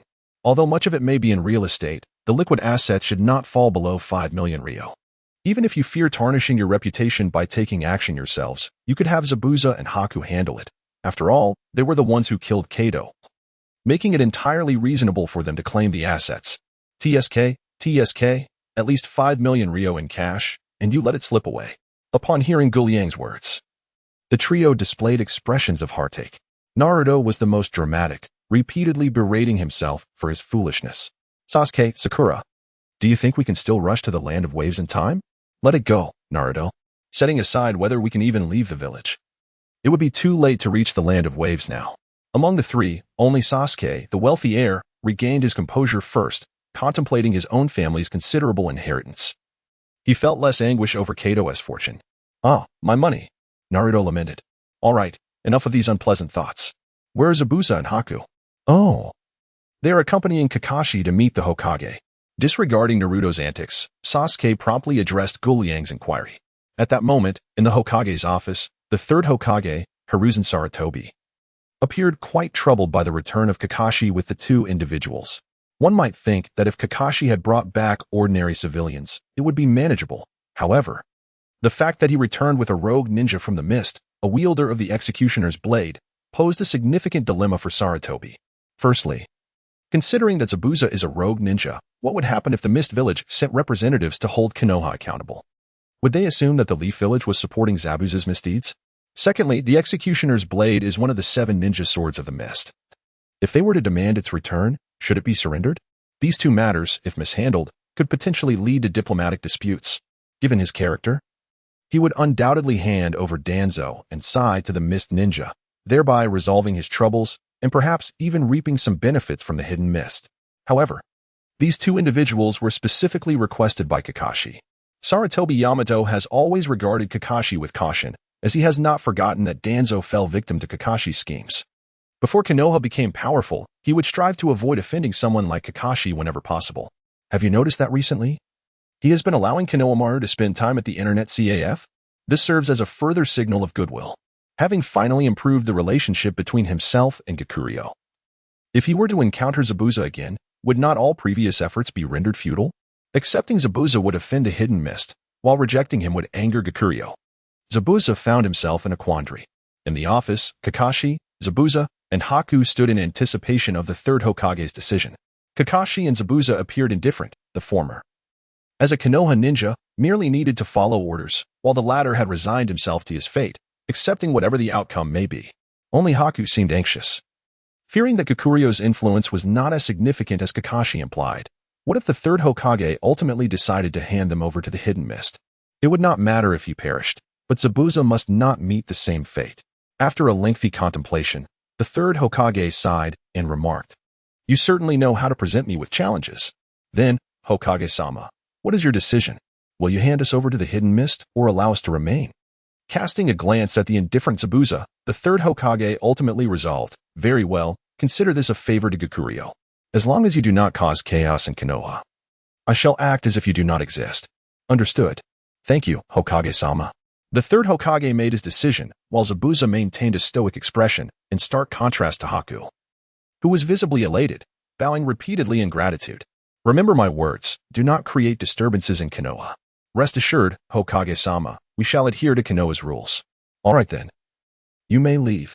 The third Hokage dismissed them, and Kakashi naturally led Zabuza and Haku out of the office. Once outside the Hokage building, Haku inquired, Kakashi-senpai, are you taking us to meet Gakuryo-sama? Kakashi nodded in response, indeed. Aside from Gakuryo, there were no common topics among the three. And Kakashi had already conveyed everything necessary outside the village, thus silence enveloped them after Haku's question. Upon their arrival at the internet CAF, they encountered a weary Naruto, alongside a distraught Sakura. What has happened? Upon Kakashi's inquiry, Sasuke promptly recounted the events that had transpired. After listening to Sasuke, Kakashi's eye involuntarily twitched. Naruto and the others might be oblivious, but how could Kakashi not be aware? As the Nine-Tails Jinchuriki, Naruto, despite the presence of the elite Jonin Kakashi in the team, still left the third Hokage feeling uneasy about the safety of the Jinchuriki. After their departure from the village, a team of Umbu covertly followed them. Should danger arise, they would promptly intervene to avert any peril. In this instance, nothing unexpected transpired in the Land of Waves. Logically, this team of Umbu should have returned to the village alongside them. However, after dispatching Kato, Kakashi discovered that the Umbu personnel had vanished. As for their whereabouts, need I elaborate? At present, Naruto laments his earlier decisions after hearing Guliang's words. Kakashi can only think, you are overthinking. Even if Naruto had intended to claim Kato's assets, what awaited them were merely some immovable properties of no value. Do you really believe you can seize a feast from the hands of Konoha? I dare say you are dreaming. Naturally, to uphold Konoha's image as anything but a bandit, Kakashi would refrain from expressing this sentiment. Having suffered a significant financial loss, does Sasuke not feel vexed? Kakashi finds himself intrigued by Sasuke's remarkable calmness, especially when Naruto appears to be grappling with existential despair. Even Sakura wears a look of distress. Why is it that Sasuke remains so composed? Well, my family left me some funds, so, you understand. Kakashi. What a fortunate lad. Chapter 53. They have returned as Sasuke conversed with Kakashi. Guliang approached Zabuza and Haku, wearing a broad smile as he regarded the two. To be frank, Zabuza, with his face exposed, cannot be deemed unattractive, merely unremarkable. In contrast, Haku's appearance left even Guliang, who has encountered numerous cross-dressers on Earth, utterly astonished. Haku, are you truly certain you are male and not female? While Guliang observed the duo, Zabuza and Haku were equally scrutinizing him. Externally, Guliang appeared quite ordinary, resembling an amiable neighbor boy. Before grasping the situation, they found it hard to believe that such an unassuming lad could command considerable respect from the third Hokage. As they pondered how to greet him, Guliang's unexpected inquiry left Zabuza and Haku momentarily speechless. They had not anticipated that the first thing he would ask upon meeting them would be such a question.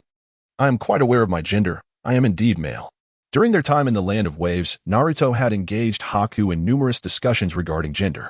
Now, upon entering Konoha, encountering the same question left Haku feeling exasperated. It is not my fault for being attractive. My apologies for my abruptness. Indeed, to pose such questions upon first meeting is rather forward. Thankfully, Haku's amiable disposition allows for such inquiries. If it were anyone else, who knows what reactions might ensue? It is quite all right. I have grown accustomed to it. Haku accepted Guliang's apology and found him rather admirable for his willingness to apologize. After all, Naruto had not offered him any such courtesy and continued to address him as sister. Haku mused, one day, I shall castrate Naruto. And then we shall all refer to each other as siblings. What a delightful notion. After engaging in a brief conversation with Zabuza and Haku, Guliang proceeded to inform them about the circumstances of the internet CAF. Upon hearing that playing games could enhance one's strength, both of them found it somewhat incredulous. However, Zabuza cast a glance at the trio, particularly at Naruto, pondering that if such a fool could become so powerful, perhaps the notion of gaining strength through gaming was not entirely implausible. To facilitate their understanding, Guliang generously funded an hour of gameplay on the Legend of the Condor Heroes. Of course, while it was termed as treating them. It was merely a matter of exchanging one hand for the other, considering it was all his, the CAF's, money. An hour was ample time for them to grasp the veracity of Gu Liang's words. After validating the internet CAF's situation, Zabuza began to comprehend why Sarutobi Hiruzen held Gu Liang in such high regard. The ability to run such a remarkable internet CAF suggested that the proprietor was indeed exceptional. Perhaps Sarutobi had suffered some misfortune at his hands, one could speculate. Thus, Zabuza and Haku successfully secured employment, becoming two of the CAF's attendants. As the system had yet to unlock the employee feature, they were still regarded as patrons, albeit somewhat special ones. Only after the system enabled employee status could they truly become attendants of the CAF. Nevertheless, Gu Liang was not a tyrant. He would not exploit others for labor. Given the recent decline in business, during quiet hours, Zabuza and Haku were permitted to play games for free, albeit on the standard mode. And they were required to attend to customers when necessary. Gu Liang found it quite straightforward to address Zabuza's injuries. His arms were merely incapacitated, not lost. After expending a substantial sum, Gu Liang utilized his system skills to restore Zabuza's arms. Regarding accommodation, as previously mentioned, since they were not formal employees, Haku and Zabuza could not reside in the CAF.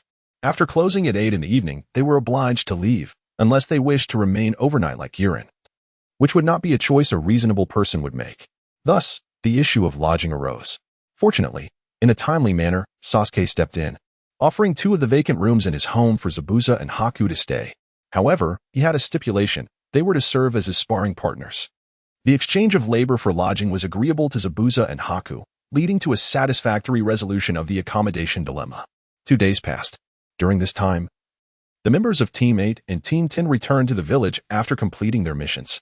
Unlike Team 7, they were not so fortunate as to encounter elite jonin during their tasks. Their missions were rather mundane, primarily consisting of escorting individuals to specific locations. They faced no significant adversaries, but the distances were considerable.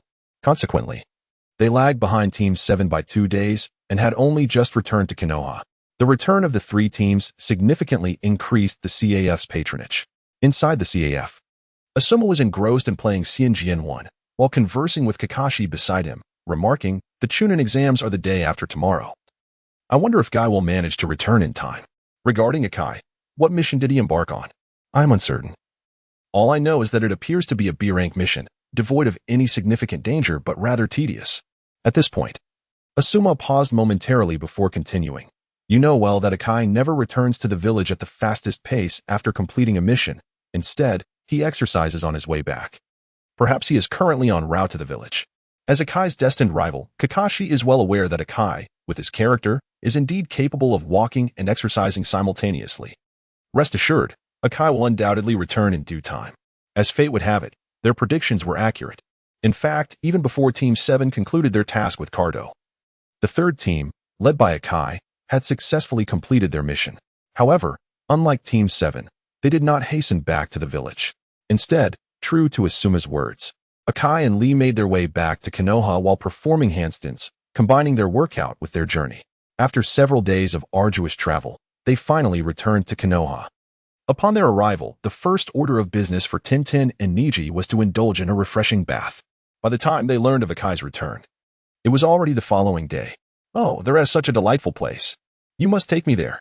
In the Hokage's office, Akai, having submitted the examination participants, found himself intrigued upon overhearing Asuma and Kakashi discussing the internet CAF. "Akai, the official examination commences tomorrow. There are many unfamiliar faces in the village. As high-ranking ninjas, we must diligently maintain the peace of Konoha." Indeed, both Kakashi and Asuma felt it prudent to refrain from visiting the internet CAF on such a significant day. A high-ranking ninja must uphold their dignity, even if they are not part of the Umbu. Chapter 54, Conflict? Very well, since you all insist. I shall run 300 laps around Konoha, considering it a patrol, Akai declared before dashing out of the Hokage building, disappearing in the blink of an eye. All right. Let us take our leave as well. Indeed, Kakashi and Asuma certainly do not behave like Guy. They each possess their own unique styles of conduct. For instance, Kakashi stands in the bustling heart of Konoha, engrossed in his Ika paradise while simultaneously surveying his surroundings.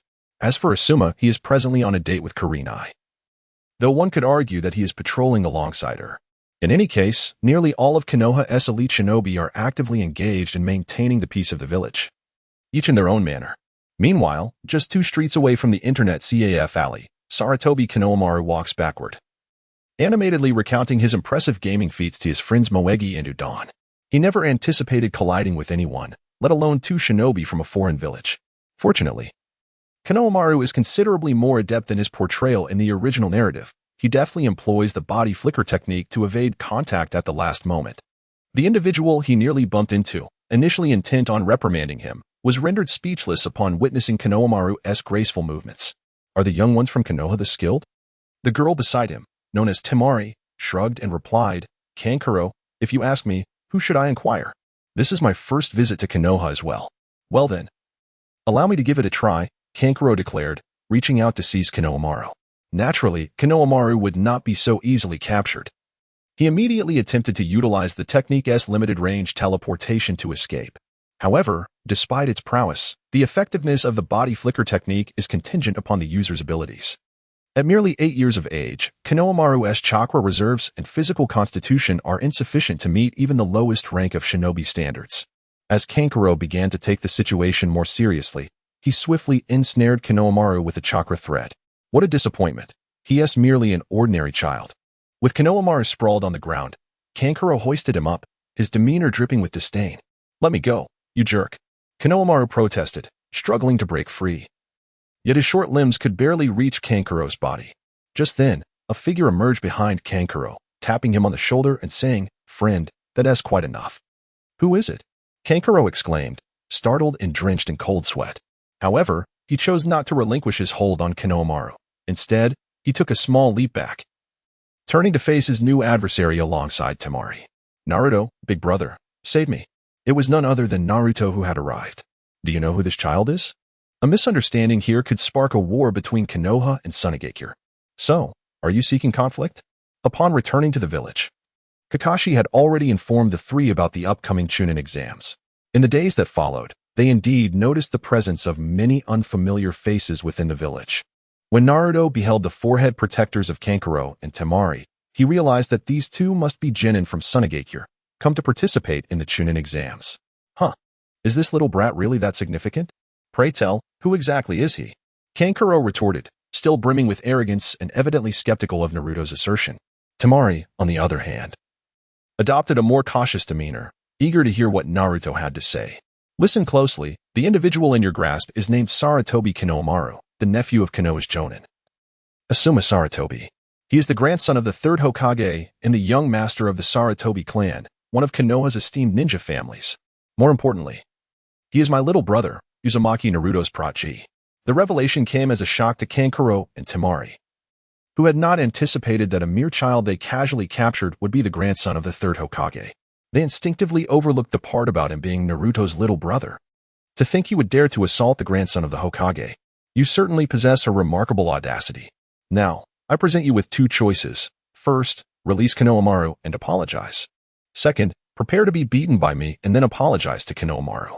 Initially, Kankuro had considered letting the matter slide upon learning Konohamaru's identity. However, Naruto's proclamation ignited a fire within him that he could no longer suppress. I, too, am the son of the 4th Kazekage. In terms of background, I am no less significant than your little brat. Oh, I shall witness if your prowess matches your bravado. With Kankuro refusing to release his hold, Naruto found himself with no alternative but to form hand seals. Multiple shadow clone technique. In an instant, Naruto produced at least 100 shadow clones. The sheer number was primarily a precaution against any harm Kankuro might inflict on Konohamaru. If Kankuro could be intimidated by these clones, it would be an ideal outcome. Truth be told, Kankuro was indeed taken aback. The ability to generate such a multitude of shadow clones was something he had neither seen nor even heard of before. Nevertheless, Kankuro was a man concerned with his pride, and caught in this predicament, he felt conflicted. To heed Naruto's words and release Konohamaru would undermine his dignity. Yet to disregard them would likely result in a confrontation he felt ill-prepared for. Fortunately, he was not alone. As Temari's older sister, she was acutely aware of her brother's disposition. Just as Kankuro seemed destined for a beating, she swiftly seized Konohamaru from Kankuro's grasp and released him. Are you all right, Konohamaru? Udon and Moegi, who had been anxiously awaiting his return, rushed forward to inquire. I'm fine, just a bit of pain in my hand. Thank goodness you're unharmed. In this moment, Konohamaru is engaged in conversation with his two companions, while Naruto, upon seeing Konohamaru's return, promptly disperses the multitude of shadow clones. Congratulations on making the right choice. Now, as long as you apologize, this matter can be considered resolved. Naruto believes his request to be reasonable. After all, merely apologizing for bullying someone is not a significant affair. At this juncture, Shino has something to say. However, Kankuro does not share this sentiment. You scoundrel. We've already released him, and now you expect us to apologize? I assure you, that is out of the question. With Kankuro on the verge of making a fool of himself, his sister Temari swiftly bows and addresses Konohamaru, saying, I apologize, young one. It was our fault earlier. Please forgive us. Very well. In light of the beautiful older sister, I shall grant you forgiveness, Konohamaru replies, understanding the situation. If they continued to escalate the matter, it would surely lead to trouble. Given that it is currently the time for the Chunin exams, he does not wish to cause his grandfather any hassle. All right. Konohamaru has forgiven you. This matter is concluded. Sakura, there is no need for you to keep watching, and Sasuke, you need not concern yourself with that one carrying the gourd. We can leave now. What? Upon hearing Naruto's words, Temari and Kankuro are once again taken aback. They follow Naruto's gaze and discover a girl with pink hair standing on a nearby house, observing them from a distance of about 5 or 6 meters. Not far from her, perched on a large tree, is a handsome man vigilantly watching the shadows nearby. Just then, a figure emerges from the shadows, carrying a gourd and bearing the symbol of love on his forehead. Gaara. Temari and Kankuro are astonished. They are shocked not only by the girl's gaze upon them, but also by the unexpected restraint exhibited by the usually reckless Gaara, who is being held back by the handsome man. Indeed, they believe Gaara is being restrained. Otherwise, with his temperament, he would have acted long ago. This is intriguing. The ninjas of Konoha are indeed fascinating. Tell me your names, Gaara states, his demeanor a blend of calmness and madness. For reasons unknown, Naruto feels an inclination to befriend this Gaara. I am Uzumaki Naruto. Uchiha Sasuke. Haruno Sakura. After the trio of Team 7 presents their names, Temari quickly interjects. I am Temari. Subsequently, Kankuro follows suit, declaring, Kankuro. Having exchanged names, Team 7 prepares to escort Konohamaru's group away, when suddenly, since you are all so interesting, then you shall all perish here. He throws a handful of sand shuriken. Without any forewarning, Gaara made his move. The trio of young ninjas reacted swiftly. Naruto swiftly embraced the members of the Konohagakure team and retreated from the scene. Sakura instantaneously positioned herself in front of Kankuro and Temari, attempting to restrain them. Meanwhile, Sasuke directed his jutsu straight at Gaara. Fire release. Great fireball technique. With chakra infused, he expelled a massive fireball, approximately 3 to 4 meters in diameter, hurtling towards Gaara.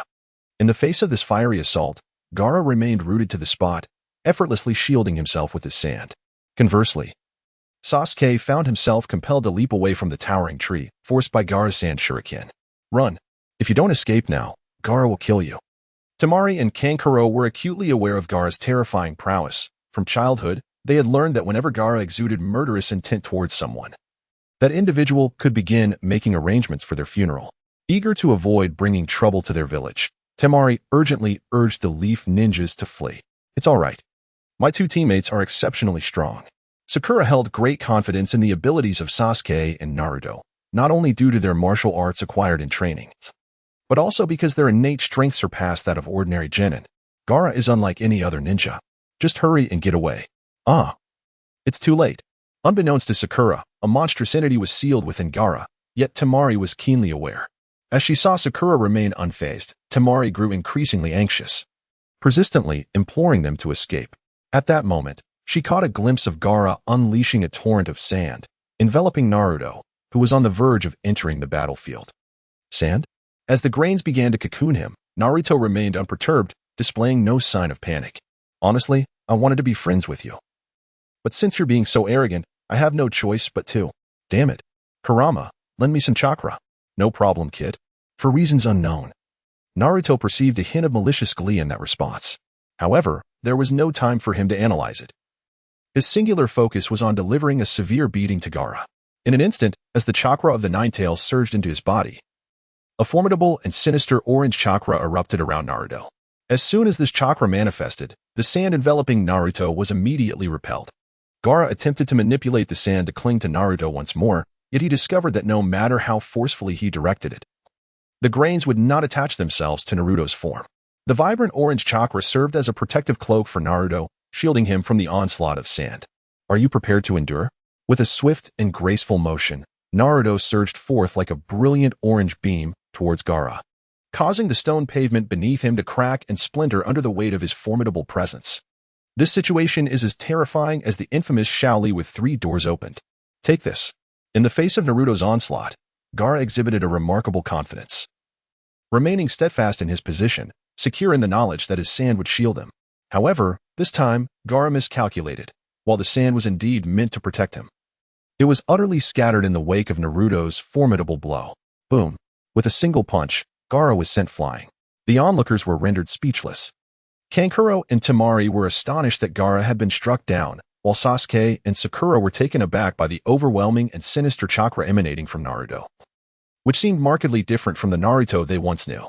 Meanwhile, the Konohamaru Corps remained oblivious to the gravity of the situation, simply cheering for Naruto. Damn it, Uzumaki Naruto. I will kill you. I am determined to kill you.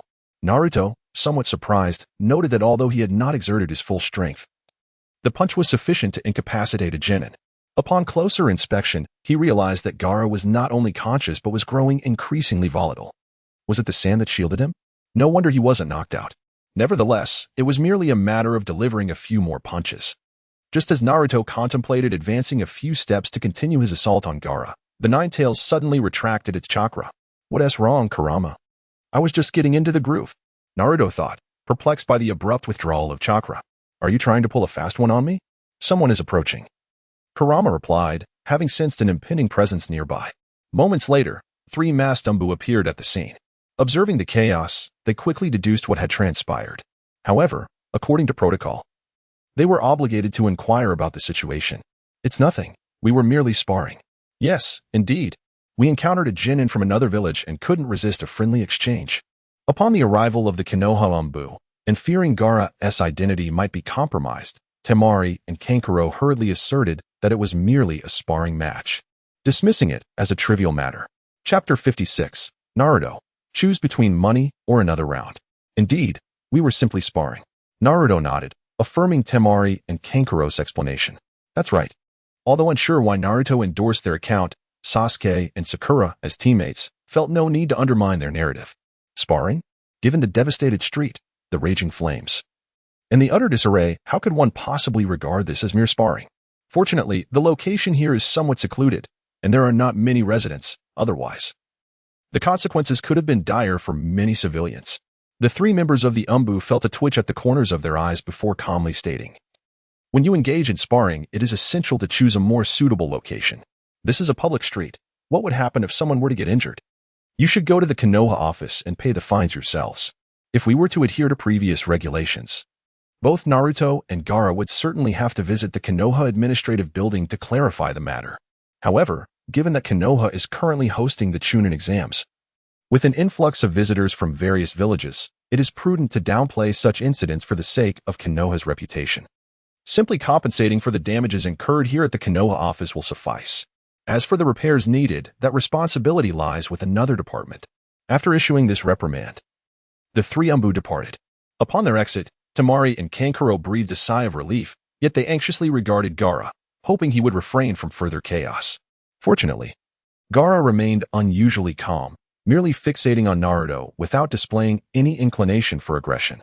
With the matter concluded, Team 7 and the Konohamaru Corps prepared to take their leave. Very well, you should handle the payment for the repairs here. We shall take our leave now. Huh? Are we to bear all the costs? Don't you hold any responsibility? Temari protested. It's not that we cannot afford the payment. It's simply that this is a shared responsibility between both parties. Why should only you be accountable? Naruto laughed upon hearing Temari's remark. First, you should be well aware of the circumstances that led to this incident. If you prefer, I can have Konohamaru inform his grandfather, and you can discuss it directly with him. Second, it was that person with the gourd who initiated the attack against us. We were merely defending ourselves. If you disagree, shall we engage in another bout? It is widely recognized that Uzumaki Naruto is rather frugal. He is willing to fight, but the prospect of paying is out of the question. Moreover, His reasoning is both sound and justifiable. It was your side that instigated the conflict. And it was your people who struck first. Why should I be held accountable for the costs? I, Uzumaki Naruto, am a man of reason. If you can persuade Konohamaru's grandfather or defeat me, I would not hesitate to contribute a single coin. The idea of having Temari and the others convince the third Hokage? That is simply implausible. As for defeating Naruto, from the moment Naruto unleashed his vibrant orange chakra, it became evident that this young man might indeed be a formidable entity. Even though Temari harbored great confidence in Gaara, it was not the right moment to reveal the full extent of his powers. Thus, they had no choice but to accept this setback. Noticing that Temari and Kankuro had fallen silent, Naruto nodded and beckoned his companions to depart from the scene. The Chunin exams would officially commence tomorrow, and today they sought to unwind at an internet CAF. Indeed, Naruto, the illustrious older brother, effortlessly dispatched that bespectacled opponent with a single punch, demonstrating remarkable prowess. Not having ventured far, Konohamaru could not contain his admiration for Naruto Uzumaki. Udon and Moegi chimed in, affirming, yes, brother Naruto is truly impressive. With a chuckle, Naruto neither confirmed nor denied their praise. He then engaged in light-hearted conversation with the three youngsters, steering the topic towards games. As they became engrossed in their lively discussion, momentarily forgetting the earlier encounter, he silently summoned the Nine Tails. Kurama, do you happen to know that Gaara? Naruto recalled Kurama's earlier tone filled with mischief and felt compelled to seek clarification. I do not know that brat, but I am familiar with what resides within him. What resides within him, could it be? Indeed, he too is a Jinchuriki. The tailed beast within him is Shikaku. Now it makes sense. No wonder I felt a strange resemblance upon first seeing him. I was puzzled by our similarity, but it turns out we are both Jinchuriki. From his discussions with Gaara, Naruto learned that most Jinchuriki endured a tragic childhood. He surmised that Gaara's upbringing was likely quite similar to his own, deprived of food, forced to subsist on scraps, devoid of friends, and constantly facing the animosity of those around him. Such days are truly known only to those who experience them. Kaibai, what is your relationship with the other tailed beasts? Since you both belong to the same category, your bond must be quite amicable, right? Who told you that all tailed beasts share a harmonious relationship? Oh, is it possible that your relationship is rather strained? Indeed. That fellow named Shikako is nothing short of a narcissist. Despite possessing the fewest tails among us, he frequently challenges me, aspiring to be the leader of the tailed beasts. Naturally, I do not indulge him, and I consistently defeat him, which has only exacerbated our discord. So, does that imply that the strength of the tailed beasts is determined by the number of tails they possess? Naruto pondered simply, reasoning that since Kurama claimed to be the strongest tailed beast with the most tails, more tails must equate to greater power. Not quite. The number of tails merely indicates the capacity of chakra one possesses. Shikaku has the least chakra among us, yet he is not the weakest. Nodding in agreement, Naruto acknowledged Kurama's words. Considering his own chakra volume, it surpassed that of most jonin, yet he could not defeat them without relying on the explosive power of Kurama's chakra. Even if he did unleash it, victory would still be far from guaranteed. As for the ranking among the nine-tailed beasts, Kurama remained silent, and Naruto wisely refrained from inquiring further. Naruto, what is that orange chakra of yours? Throughout their journey, Sakura and Sasuke appeared quite troubled. They were eager to uncover the nature of that ominous chakra, yet they hesitated to ask, fearing it might upset Naruto and jeopardize their friendship. However, the uncertainty gnawed at them. While Sasuke maintained his composure, having heard Kurama discuss tailed beasts, he speculated whether that chakra was related to them. Sakura, unaware of what tailed beasts were, ultimately voiced her curiosity to Naruto. Regarding that chakra, let's discuss it privately once we reach the internet CAF. Matters concerning tailed beasts and Jinchuriki are considered relatively confidential within the ninja world, and Naruto was uncertain how the trio from the Konohamaru Corps might react upon learning this information. Thus, he felt it wiser to share the details with Sakura in a more private setting. All right, she replied. Chapter 57. Zabuza, boss, I am injured. I require rest.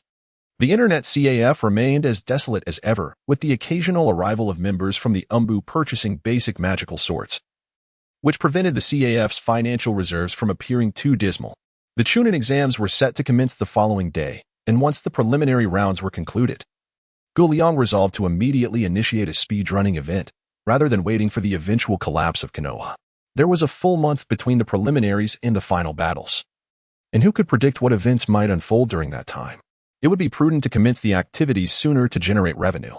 The game of choice would be Diablo 2, as its multiplayer capability allowed for two distinct competition formats, solo and cooperative.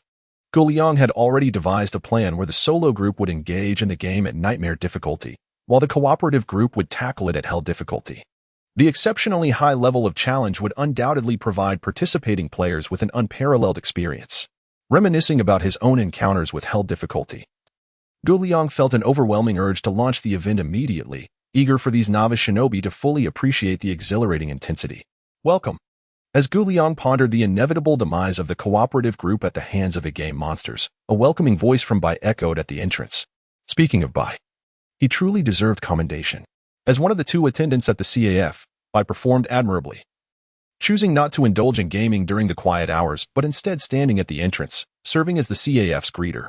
In stark contrast, Zabuza was quite the opposite. Upon entering the CAF, he would directly seek out a computer to play games. Were it not for Guliang's concern for Bai's feelings, he would have been tempted to expel Zabuza from the CAF. Boss, set me up with a computer. A raspy yet somewhat magnetic voice reached Guliang's ears. Without lifting his gaze, he accepted the 1,000 taels while seated at the computer. There are many available computers. Feel free to choose any. If you have any questions, you may consult Bai, the greeter at the entrance. Ah, I understand. The individual said little more and simply selected an available spot to sit. Not long after the individual had seated himself, the trio from Class 7, known as the Three Little Strong, arrived at the Internet CAF. Boss, we're here. Upon entering, the three greeted Guliang before dispersing to find their own spots. Tomorrow marks the Chunin exam. Aren't you all preparing? Guliang paid little heed to the trio. After all, the considerable sum of 1 million ryo entrusted to him by Saratobi Hizashi remained ample, sufficient for the trio to indulge for many days. His attention shifted to the Three Little Strong ones. Typically, prior to such significant examinations, parents would provide their children with intensive coaching. Did you not notice that no one from Class 8 or Class 10 showed up today? We have nothing to prepare, Naruto remarked. Upon hearing this, Guliang pondered. And indeed, it made sense. Naruto and Sasuke were orphans, devoid of any guidance. Sakura, while not an orphan, had parents of humble means who were unaware of the exam's content. How could they possibly coach her? Consequently, the three decided that a day spent at the Internet CAF would be far more enjoyable. Boss, let me tell you. Just as Naruto intended to share the recent events with Guliang, a gravelly voiced man suddenly rose from his seat, excitement illuminating his face as he looked at Sasuke. What good fortune today? I need not seek you out. At that moment, Guliang finally beheld the appearance of this individual, with pale, delicate skin, long hair as dark as the night, a slender and graceful figure, and piercing lavender eyes, complemented by a hoarse voice. It was unmistakable that despite possessing a feminine visage, this person was undoubtedly Orochimaru. Just as Guliang recognized the identity of this figure, Orochimaru suddenly extended his neck, revealing fangs, and lunged directly towards Sasuke. Sasuke remained motionless, not due to a lack of reaction, but because he was aware that Guliang would surely intervene in any disturbance within the Internet CAF. Just as Orochimaru was about to sink his teeth into Sasuke, and Guliang prepared to act, a shadow darted forward, seizing Orochimaru by his elongated neck and flinging him out of the Internet CAF. Oh, I didn't expect you to take action. Indeed, it was Zabuza who had intervened. After all, I am a member of this Internet CAF. Do not regard me as someone who merely consumes without contributing. Very well. You shall henceforth be the security guard of the CAF. Guliang was naturally pleased with Zabuza's intervention, as it allowed him to conserve his funds for utilizing skills. At this moment, Guliang felt that it was unwise to delay any further. Zabuza had indeed resurfaced. Zabuza? I never anticipated that this rogue from the mist would appear in Konoha. How intriguing, Orochimaru remarked, observing Zabuza with keen interest, and scathed and not inclined to attack. Do you know me? Zabuza inquired, furrowing his brow, for he did not recognize this long-necked, menacing figure. No need to reveal your identity. I have no interest in the nameless. With that, Zabuza turned to Guliang and asked, Boss, shall I eliminate him? At that moment, Zabuza felt a sense of exhilaration.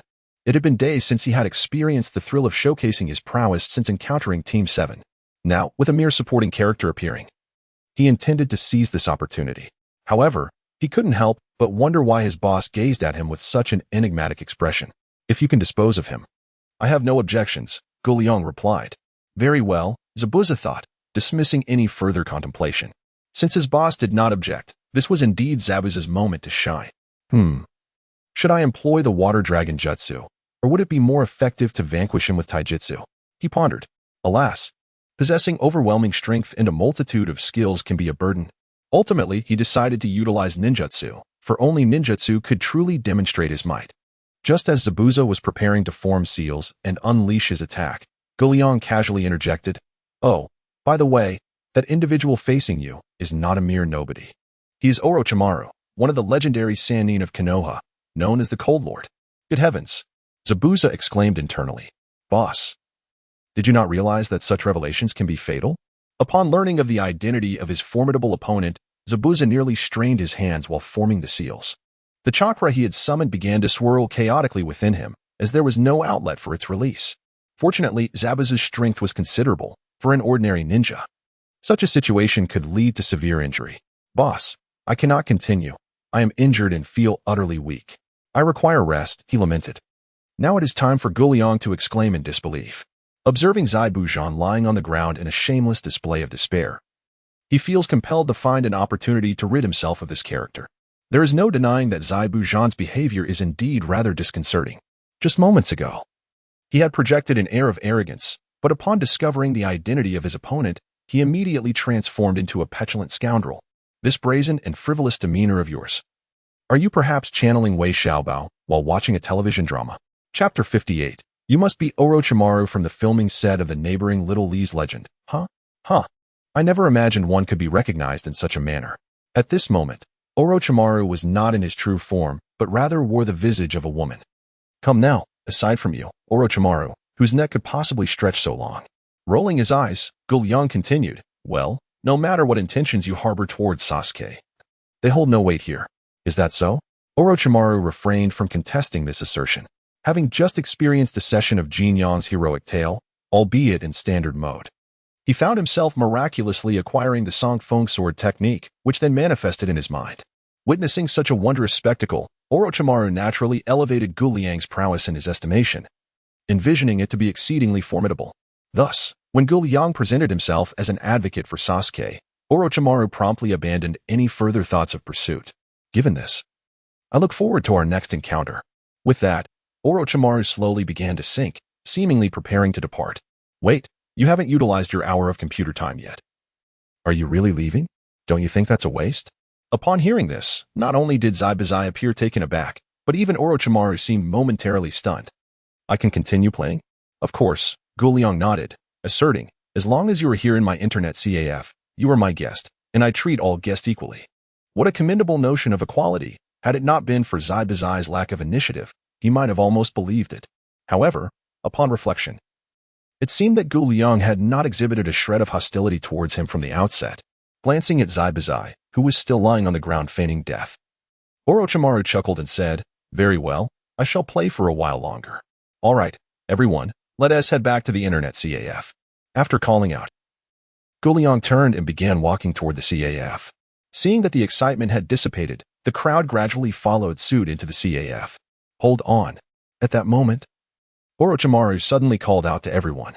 What do you want? Guliang inquired, eyeing the portion of Orochimaru's body that was still visible. It appears I'm stuck. Could you help pull me out? Darn, are you all sent by heaven to amuse me? First, there was Zaibuzai, and now Orochimaru. While Zaibuzai, a minor early game boss, could be overlooked, you, Orochimaru, are a character of high stature. Are you truly so ridiculous? Covering his face, Guliang turned to Naruto and said, Naruto, please go and help him out. All right, uncle. Naruto readily agreed, yet in the presence of such an eccentric individual, he did not act foolishly. Instead, he summoned 2 shadow clones to assist. The clones approached Orochimaru, each grasping one of his arms, and with a firm tug, they pulled him free. Fortunately, this fellow isn't resorting to any further tricks, thought Guy, wary that Orochimaru's arms might stretch as unnaturally as his neck. Thankfully, everything remained normal. Upon returning to the internet CAF, the Konohamaru Corps dashed off to indulge in gaming. Meanwhile, Zabuza, after some deliberation, chose to stand guard at the entrance alongside Haku, perhaps feeling a bit embarrassed by the earlier scene. Once back inside the CAF, Orochimaru intended to pass the remaining time. Genuinely intrigued by the game, His interest was not in the martial arts within the game, but rather in understanding its underlying mechanics. How is it that by merely dabbling in the game, you seem to have acquired a new sword technique? For a scientist like Orochimaru, the essence of the game was irrelevant. What mattered was grasping the principles behind it. If he could comprehend the mechanics, might he not also create such a computer? Could he not open his own internet CAF? At that moment, Sasuke approached Orochimaru with a cold expression, inquiring, "Why did you attack me earlier?" Amused, Orochimaru thought, "I didn't expect you to possess such audacity." However, he refrained from answering Sasuke directly, opting instead to compliment him before stating, "What would you do if I said it was because of Itachi Uchiha?" According to information from Kabuto, Sasuke would fall into a rage at the mere mention of Itachi's name, losing his composure. Should Sasuke lose his cool, Orochimaru would seize the opportunity to manipulate him. Yet, this time, Orochimaru miscalculated. Upon hearing the name, Sasuke did not succumb to fury. "Tell me, where is that man now?" Sasuke, unlike his original portrayal, was not as reckless. He had begun to doubt the truth behind his clan's massacre. There were too many inconsistencies. For instance, amidst such a monumental event, what were the other ninjas of Konoha doing? Why had Itachi Uchiha slaughtered his entire clan, leaving only him alive? After learning about Naruto's background, Sasuke increasingly felt that the darkness within Konoha was beyond his imagination. If Konoha was indeed so corrupt, could the truth he had uncovered be the reality? Perhaps the Uchiha massacre was orchestrated by the shadowy figures behind Konoha. Observing Naruto, the son of the fourth Hokage and a hero of the village, receiving such treatment only amplified his doubts, especially regarding the Uchiha, who had significant conflicts with the village. "Why should I tell you?" Sasuke's inquiry did not elicit a refusal from Orochimaru. Rather, it was a matter of reciprocity. Having provided intelligence regarding Itachi, he sought a commensurate return. "What do you desire?" Upon hearing this, Orochimaru flicked his tongue and licked his lips, responding, "Your body." How utterly perverse. Had Sasuke not been acutely aware of his inability to contend with Orochimaru, he would have surely struck him as he departed. "What nonsense! I have no interest in such matters, you fiend." Annoyed, he resolved to maintain a considerable distance from Orochimaru in the future. Not for any other reason than to safeguard his own virtue. After all, his chastity was meant to further the Uchiha lineage. As Sasuke exited, Orochimaru remained unfazed. After all, he had encountered numerous individuals who regarded him as a deviant. Sasuke was hardly unique in this regard. He did not mind being perceived as a pervert, as long as he could achieve his objectives. Was this acceptable? He voiced it so bluntly. It mattered not. He believed that as long as Sasuke harbored an insatiable desire for strength and an obsession to vanquish Itachi, he would inevitably seek him out. Originally, Jin Yong had anticipated that Orochimaru would unveil some grand scheme, but was instead met with this. "Indeed, you must be the eccentric Orochimaru from the neighboring Naruto universe." "Orochimaru, what do you mean by that?" "Jin Yong, do you think this internet CAF serves merely as a pastime? The Uchiha clan has bequeathed a substantial inheritance to Sasuke. Do you truly believe that with such wealth, he cannot grow stronger under my guidance?" Orochimaru. Winky face, Chapter 59, Revelation. Very well. Orochimaru conceded that he had indeed become rather foolish. With the existence of this remarkable internet CAF, it was merely a matter of time before Sasuke attained greater strength. Thus, a new dilemma arose. Without the pretext of enticing Sasuke with enhanced power, how would Orochimaru manipulate him? Surely, his primary motivation for desiring Sasuke's body stemmed from the Sharingan. It appears that nothing escapes your keen discernment, boss. In the original narrative, prior to the unfolding of events, Orochimaru exhibited no covetousness towards the Sharingan. Otherwise, given his collaboration with Danzo, procuring a pair of 3-tomo Sharingan would have been a trivial endeavor. At that time, he had yet to experience the wrath of Itachi Uchiha's Mangekyou Sharingan. It was only after being swiftly defeated by Itachi's Mangekyou within the Akatsuki that he realized the formidable nature of the evolved Sharingan. At this moment, he developed a profound interest in the Sharingan. "If I were to bestow upon you a pair of Sharingan, would you relinquish your pursuit of seizing Sasuke's body? Do you possess Sharingan here?" Orochimaru pondered with intrigue before responding. "It seems rather challenging, for I lack the Uchiha bloodline. Even if I were to acquire Sharingan, I would not be able to freely activate and deactivate it. Moreover, what I truly desire is the Mangekyou Sharingan. I hold little regard for the ordinary Sharingan." Jin Yong nodded in agreement, recognizing that for those without the Uchiha lineage, utilizing the Sharingan is rather cumbersome, as evidenced by Kakashi. Typically, Kakashi conceals his left eye with his forehead protector, only revealing the Sharingan during combat. The inability to deactivate it at will is indeed quite bothersome.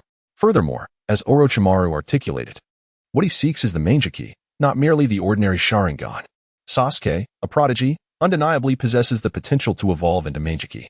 However, when it comes to the Sharingan, Yong suddenly realized that he seemed to have overlooked a significant detail, the matter concerning Sasuke's Sharingan. In the original narrative, Sasuke's Sharingan awakened long before during the Uchiha Massacre night, when Itachi cast the Genjutsu Tsukuyami upon him. At that time, he had only awakened a single eye and was unaware of it.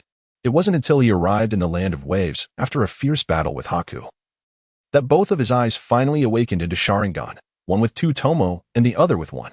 However, considering that their mission in the Land of Waves was completed quite smoothly without any arduous battles, currently, Sasuke possesses only one Sharingan, and he remains oblivious to this fact. Is this a detriment to Sasuke? This matter is indeed difficult to articulate. Boss, I find it somewhat perplexing. You profess to treat all customers equally, yet why do you show such favoritism towards Sasuke? Upon hearing Orochimaru's words, Yong pondered and realized that there was indeed a semblance of bias towards Sasuke. After all, Orochimaru's desire to seize Sasuke's body had nothing to do with him. Yet he intervened to thwart Orochimaru, which certainly felt a bit unjust. Very well, since you are so resolute, I shall not hinder you. Ha ha ha. Then I must thank you in advance, dear boss. With Yang's response, Orochimaru's expression instantly brightened with excitement. In his view, without the protection of the internet CAF owner, a mere Uchiha Sasuke would be easily subdued. If you have no further matters, I shall take my leave. With the agreement reached, Orochimaru naturally wished to depart, as he still needed to refine his plans for Konoha's downfall. Wait a moment, allow me to show you something. Noticing Orochimaru's intent to leave, Yong immediately called him back and led him to the bedroom, where he unveiled the vegetative state of Danzo. Danzo? Upon seeing the infamous figure, Orochimaru's pupils dilated in shock, quickly replaced by a sense of relief. It was fortunate he had not acted against Yong. Otherwise, he might have ended up like Danzo. To be able to safeguard Danzo within his own bedroom in Konoha, and for Hiruzen Sarutobi to remain unfazed, one must possess formidable strength to accomplish such a feat. After feeling grateful for his prudence, confusion followed. Not confusion regarding why Danzo was there, but rather the apparent existence of another Danzo. This Danzo is indeed the real one. Observing Orochimaru's bewilderment, Yong promptly unwrapped the bandages binding Danzo's right arm. Gazing at the arm adorned with Sharingan, Orochimaru was convinced of this Danzo's authenticity. For he had been the one to assist Danzo in acquiring those eyes. No one else was aware of the multitude of Sharingan embedded in Danzo's right arm. What does this signify, boss? It signifies nothing, merely a desire for you to see. Ha. I find that hard to believe. For someone like Orochimaru, every action is driven by ulterior motives. To assert that Yang's intention in showing him this vegetative state held no purpose would be utterly incredulous. Indeed, Yang had his own intentions, albeit ones too delicate to articulate openly. Fortunately, Orochimaru was astute enough to grasp the underlying motive with a moment's contemplation.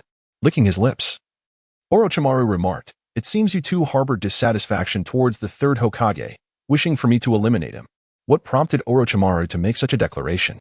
It is evident that Orochimaru is aware of the collusion between Danzo and himself. During the assault on Konoha, Danzo undoubtedly played a role in the orchestration.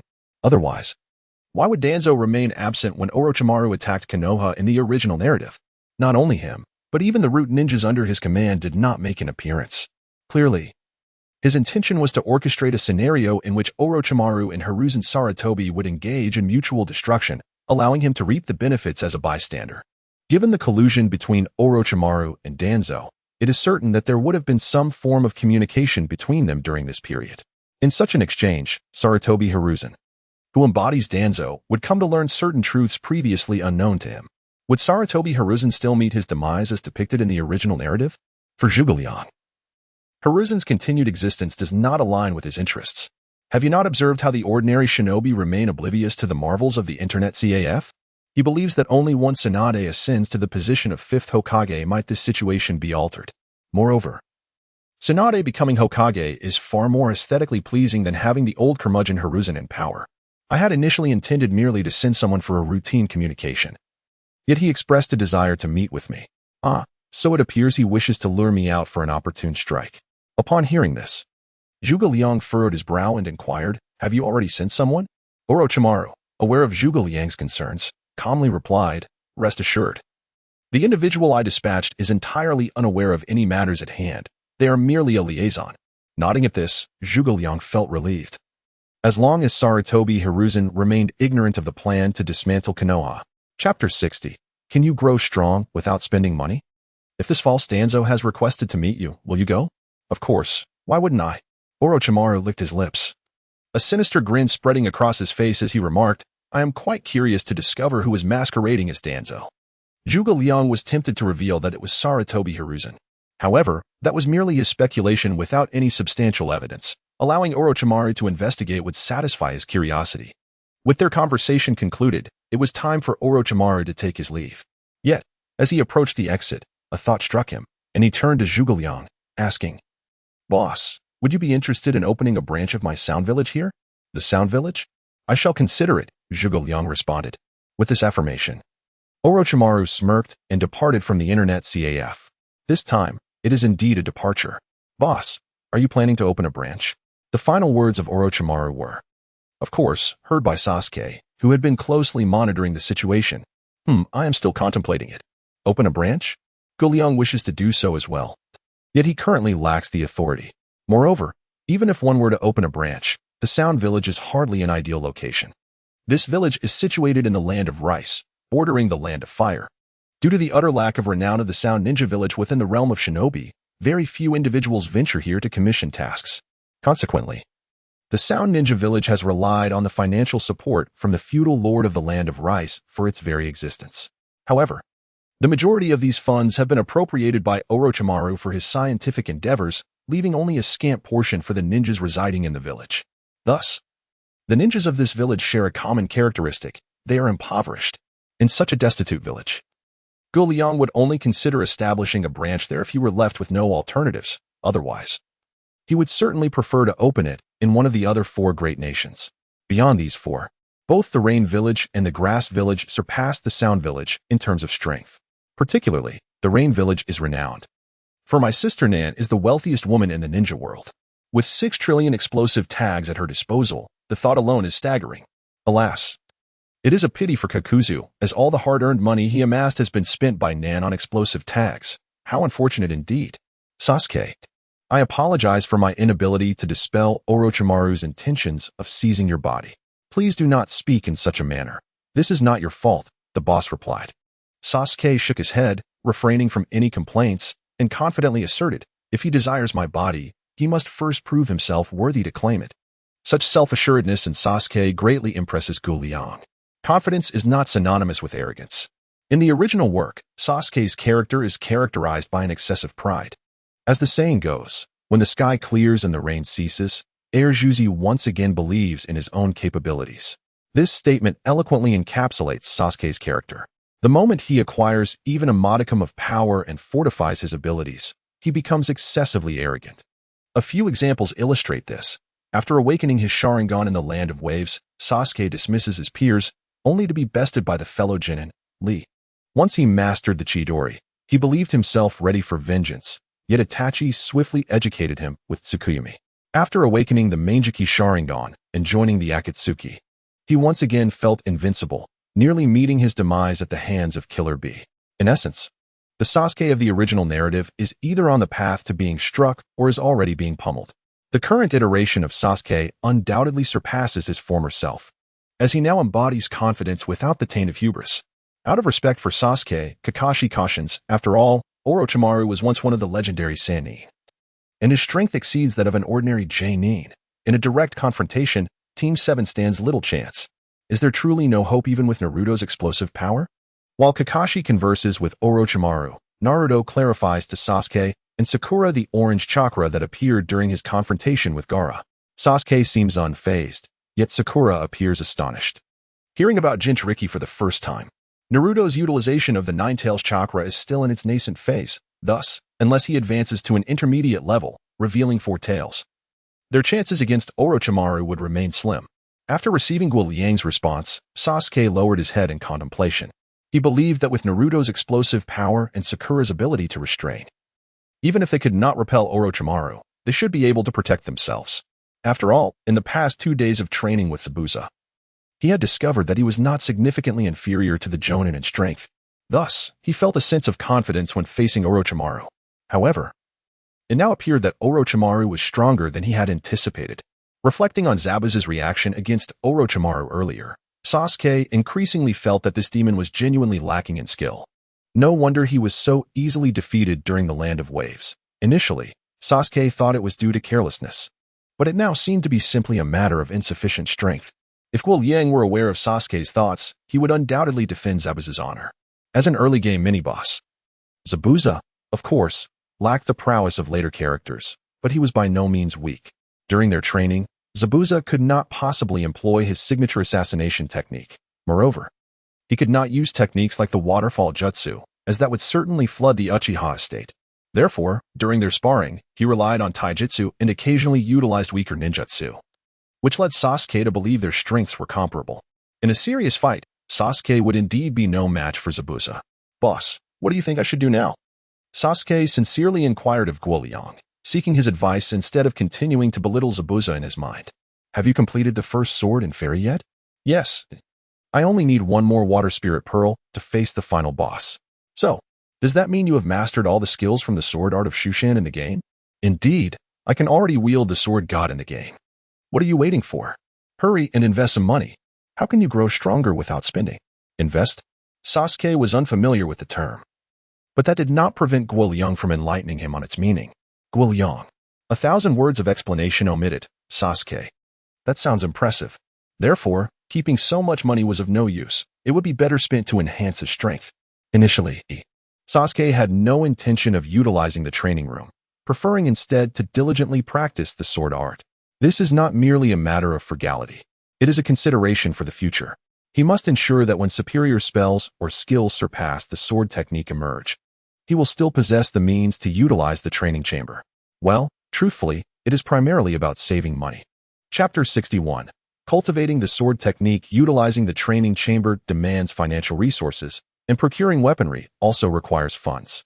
Consider, for instance, if you master the celestial sword but lack an intermediate magical sword, it would be of no use. Likewise, acquiring the sword god ability is futile without an advanced magical sword, leaving one merely staring blankly. Although Sasuke currently has a considerable inheritance at his disposal, he cannot afford to squander it recklessly. However, upon hearing Guo Liang's words, he felt they bore a significant truth. The circumstances have changed in the past. A methodical approach to cultivation was sufficient, but now he finds himself under the watchful eye of Orochimaru. If he does not hasten to enhance his strength, this body may soon bear a different surname. Calculating his remaining assets and estimating the level of proficiency required in the sword technique to defeat Orochimaru, Sasuke pondered for a while before arriving at a decision. "Boss, please wait for me. I shall return shortly to retrieve some money. Come back early." Noticing Sasuke's intention to leave, Naruto and Sakura, prioritizing safety, decided to accompany him home to fetch the funds. Meanwhile, Guo Liang, remaining in the internet CAF, bore the countenance of a sly merchant, eagerly anticipating how much money Sasuke would bring back. He calculated that to vanquish Orochimaru, mastering the sword technique to the level of the 10,000 swords should suffice. However, to truly eliminate Orochimaru, one would need to reach the level of the sword technique of demon suppression. Even the celestial sword might not be enough to defeat Orochimaru, as this individual possesses formidable substitution techniques. If he cannot be defeated, he can still flee. Moreover, even with the sword technique of demon suppression, it is impossible to truly kill Orochimaru, as he can resurrect from the cursed seals he has placed on others. To genuinely slay Orochimaru, one would need to employ soul-targeting spells or the Seeking Dao Jade. Otherwise, he is extraordinarily difficult to eliminate. Thus, it is highly probable that Sasuke will only cultivate to the level of the 10,000 swords and refrain from further progress. As for the magical sword, it is likely he will opt for an intermediate one. There is no alternative. A low-level magical sword can only be used 3 times with the 10,000 swords technique before it becomes unusable. Given this, it would be wiser to directly purchase an intermediate magical sword, as all techniques within the sword technique, aside from the sword god, can be used freely provided there is sufficient chakra. I wonder, though, if employing chakra to drive the sword technique would significantly diminish the power of the spells. For instance, the energy source of a vehicle typically derives from gasoline. However, should one attempt to substitute gasoline with diesel, the vehicle would be rendered inoperable. Although both are forms of fuel, the distinction is indeed significant. Thus, without the support of a system, utilizing the chakra-driven swordsmanship would likely be futile.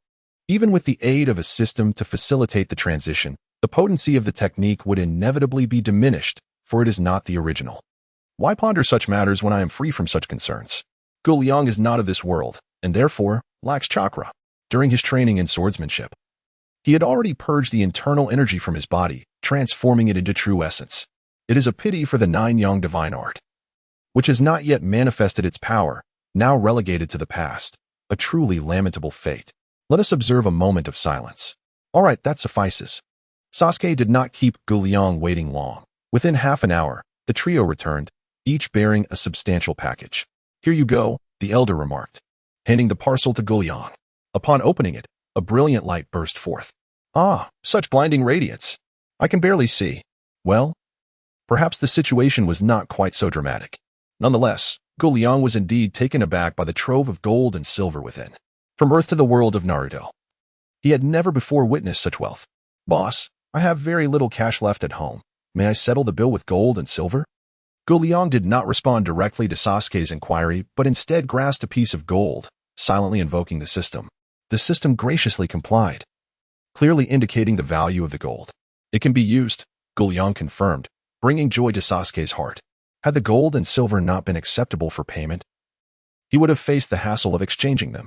Now, it was simple. They could settle the bill directly with their treasure. Then, could you calculate how much this gold and silver is worth? Very well. Nodding in agreement, Jin Yong examined each piece of gold and silver before concluding. The total value amounts to 23 million taels. Would you like to use it all for the internet fee? The trio was momentarily stunned upon hearing the staggering sum. Sasuke was taken aback, as he had little concept of the value of gold and silver. He had expected it to be around 10 million taels, only to discover it exceeded his expectations by an additional 10 million. As for Sakura and Naruto, they were preoccupied with thoughts of the same package, with the knowledge that this individual possessed 4 more at home. Naruto exclaimed, "Damn, what a wealthy individual." Sakura remarked, "Sasuke is so cool." Hey, focus. With Jin Yong's interruption, the trio regained their composure. Sasuke waved his hand grandly and proclaimed, "Boss, let us exchange all this gold and silver for the internet fee." Certainly. With a sly smile, Jin Yong noted the influx of over 20 million, realizing that the completion of his task was now within reach. "Boss, I wish to utilize the training room immediately. By the way, is there anything I should be mindful of while cultivating in there?" "Nothing to concern yourself with. You will naturally grasp it once you enter." "Very well." After expending 600,000 taels, he activated 6 hours of access to the training room and stepped forward, ready to commence his cultivation. Observing Sasuke's retreating figure, Naruto and Sakura displayed signs of envy. Fortunately, Sasuke did not forget his 2 companions. As he opened the door to enter, he turned to Jin Yong and said, "Boss, please arrange 6 hours for Naruto and Sakura as well." Without waiting for a response, Sasuke stepped into the training room. "From this moment onward, Sasuke, you shall be my brother by another mother," exclaimed Naruto. "Sasuke, I shall bear your children," added Sakura. Intrigued by the spatial dimensions of the training room, Sasuke found himself quite curious. Despite its modest size, being designated as a training room suggested it held something extraordinary. The room was rather empty, containing only a single mat in the center, devoid of any additional furnishings. This fleeting moment of disappointment washed over Sasuke, who was filled with curiosity. Fortunately, it dissipated as quickly as it had come, for he was acutely aware that he had entered to cultivate his swordsmanship. Upon noticing a meditation mat in the room, he did not hesitate and promptly seated himself. Once seated, a luminous screen materialized before him, displaying several prominent options, beneath which were a series of smaller selections. These options naturally represent the spells and skills that Sasuke is poised to choose for his training. Faced with an array of choices, Sasuke did not hastily make a selection. Instead, he closed his eyes. In the darkness, he discovered that he could still distinctly see these options. This indicated that the light screen did not manifest before his eyes, but rather within his mind. Upon realizing this, Sasuke decided to keep his eyes shut and selected the art of sword control as his primary focus. The training of sword control necessitates a sequential approach, sword control technique. Sword flight, 10,000 swords technique, celestial sword, sword subduing demons, and sword god. having barely mastered the sword control technique in reality. He resolved to begin his training with sword flight. Once he confirmed his choice, Sasuke suddenly found himself in a mystical mountain shrouded in mist. At the peak's edge floated an ancient yet remarkably sharp celestial sword. Below the summit, a sea of clouds and mist adorned the forest, accompanied by a diverse array of rocks, rushing rivers, and grazing horses. Such a poetic scene compelled Sasuke to compose a verse. O mountain of the celestials, how lofty you stand. O bamboo grove, how exquisite your beauty. O river, why do you flow with such abundance? Beneath the steeds, for legs do abound. What a splendid poem. After crafting this verse, Sasuke nodded to himself, appreciating his literary flair. Having expressed the poetry of his heart, he understood that he was to practice sword flight here. Whether this place was a genuine environment or a mere illusion, who could say? In any case, it mattered not to him. He had come solely for the purpose of honing his sword skills. Approaching the edge of the mountain peak, Sasuke leapt onto the blade of the celestial sword. Standing upon the sword, braced against the wind, even the likes of Jin Yong would have been compelled to remark upon the striking youth before them. Alas, such beauty was fleeting. Just as Sasuke was preparing to employ the sword control technique and experience the thrill of sword flight, the celestial sword suddenly tilted downward. Sasuke, help. Sasuke met a grim fate, one so tragic that he was left without a complete form. Fortunately, this was a training space, not a real environment. And soon he reappeared atop the mountain once more. Gazing at the floating celestial sword, he wore an expression of sheer terror. The sensation of death was far from pleasant. In fact, during his descent, he inadvertently awakened his Sharingan. Not merely a single pair of Tomo, but both eyes bore the full 2 Tomo Sharingan. The sheer horror that could provoke such an awakening speaks volumes of its terror. Yet, what does it matter how frightening it may be? With the money spent from his own pocket, he persevered through tears to complete his training. After countless falls, Sasuke finally managed to gain a tenuous control over the celestial sword. Although he still wobbled unsteadily while flying, it mattered little. The essential lesson was learned, and only proficiency remained to be attained. He was now capable of practicing the 10,000 sword technique, yet he refrained from rushing. Instead, he took the time to familiarize himself further before transitioning to the next stage of his training with the 10,000 sword technique. As the focus of his training shifted, the scene transformed abruptly, changing from the ethereal celestial mountains to a graveyard adorned with an array of broken swords. In this scene, Sasuke is no longer alone. At the edge of the sword tomb, a figure clad entirely in black, barely discernible as humanoid, looms. Before Sasuke can contemplate whether to greet the shadowy presence, it employs a sword technique, launching an attack towards him. Initially, Sasuke considers evasion, but to his dismay, the flying sword multiplies in midair. 1 becomes 2, 2 become 4. 4 become 8. Soon, the sky is densely populated with the silhouettes of countless swords. Faced with such an onslaught, Sasuke can only curse under his breath before he is pierced by the blades. Indeed, Sasuke has met his demise once more, and in a rather gruesome fashion. Nearly reduced to a pulpy mess by the onslaught of swords, it dawns on him the true nature of this training chamber. To avoid death, he must push himself to the limits and master his skills with haste. This hardly qualifies as a training room. It resembles a chamber of self-torture. Nevertheless, despite his complaints, Sasuke earnestly begins to practice the sword technique, delving into the myriad swords technique. 6 hours may seem neither long nor short. By 5 o'clock in the afternoon, while Jin Yong contemplates dinner options, the trio emerges from their training, reappearing in the internet CAF. Among them, Sasuke and Sakura wear pale expressions, their conditions evidently lacking vitality, while Naruto appears flushed and exuberant. Observing the trio's exit from the training room, Jin Yong hurries to inquire about their experiences. How do you feel? Sasuke and Sakura exchange glances, then shake their heads in unison, indicating their reluctance to speak.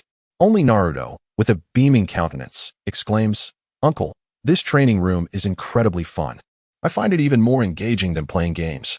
Sasuke and Sakura are left in a state of bewilderment. "Naruto, could you elaborate on how you trained inside?" Jin Yong prompts. "Well, uncle."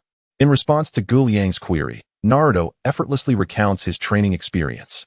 The first scene involved practicing sword flight. Typically, one would seek to stand upon a flying sword, and indeed, that was Sasuke and Sakura's instinct. However, Naruto took a different approach. He utilized his shadow clones rather than his own body. Indeed, Naruto was training through his shadow clones. Since his original self remained unscathed, he could continuously employ shadow clones without interruption in his training progress. Whenever one clone fell, another would instantly take its place. When fatigue set in, he would leap off a cliff, respawn, and resume creating shadow clones. The second scene involved training in the myriad swords technique. In this instance, Naruto exhibited remarkable ingenuity, employing shadow clones as a shield, thus daringly advancing to confront the dark figure. With a deft evasion, the shadow was subsequently pierced by a flying sword that had followed Naruto's lead. The shadow lamented, "Am I truly impaling myself?" Surprisingly, after vanquishing the shadow, Naruto adeptly mastered the technique of the myriad swords. The third scene unfolds with the cultivation of the heavenly sword. This scene mirrors the second, taking place within the sword tomb where a shadow looms.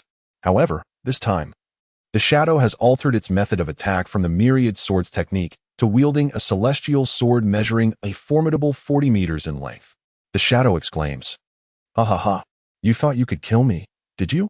Now I shall use this grand sword to end your life." Confronted by such a colossal weapon, Naruto finds himself utterly defenseless. At the very moment his training session concludes and he is expelled from the training room, he still remains pursued by this ominous figure. Yet, putting aside the matter of his training, he undeniably relishes the experience.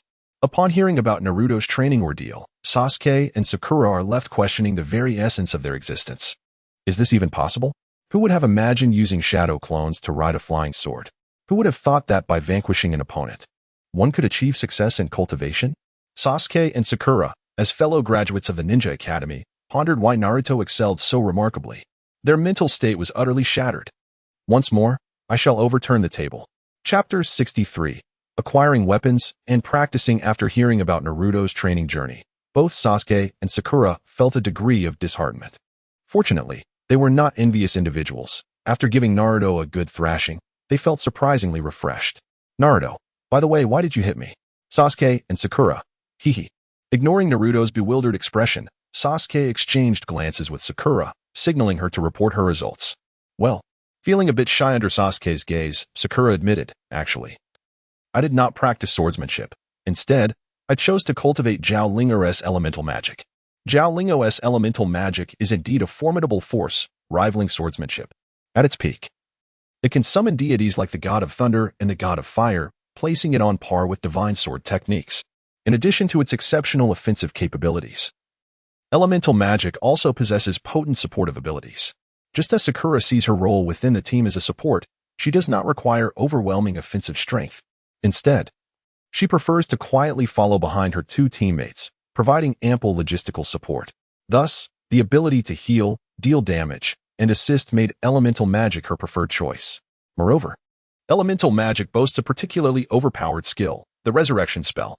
In the game, this spell revives fallen comrades during battle and restores 10% of their health. This skill allows one to resurrect others within the game. It seems illogical that such a phenomenon should not exist in reality. While the application of such an ability in the real world would undoubtedly come with formidable constraints, it is, after all, a genuine resurrection spell. Would it not be a pity not to learn it? Regrettably, the soul revival incantation can be acquired early in the game, yet in reality, such a remarkably overpowered ability would certainly not be easily attainable. The study of elemental spells resembles that of swordsmanship, both requiring one to start from the very basics. However, unlike swordsmanship, which follows a singular path, the elemental arts compel Sakura to select one of the 5 elemental spells, wind, thunder, water, fire, or earth, as her starting point for cultivation. Once she has mastered the foundational skills of the elemental arts, she may then choose to pursue auxiliary and restorative spells. Sakura's intention is clear. She aspires to be the support of her team. Therefore, within the training chamber, she directly opted to cultivate the most fundamental spells of the elemental arts. Fortunately, as a ninja, despite the fact that ninjutsu is not precisely sorcery, there remains a semblance of overlap. Thus, she dedicated merely 5 hours to mastering the basic elemental spells. In the remaining hour, she chose to practice the Guanyin incantation. In the game, the Guanyin spell serves as a single-target healing ability. In reality, this incantation not only heals both internal and external injuries but, more importantly, has the capacity to restore the user's chakra to a certain extent. It is akin to the utilization of Sakura's chakra by the wielder, which also possesses the ability to heal certain injuries. If Sakura's chakra were abundant, this skill would be nothing short of miraculous. Unfortunately, Sakura is not Naruto. She estimates that after utilizing her chakra a maximum of 5 times, she would be utterly depleted. As for the efficacy of her healing capabilities, she remains uncertain due to the absence of any injuries to assess.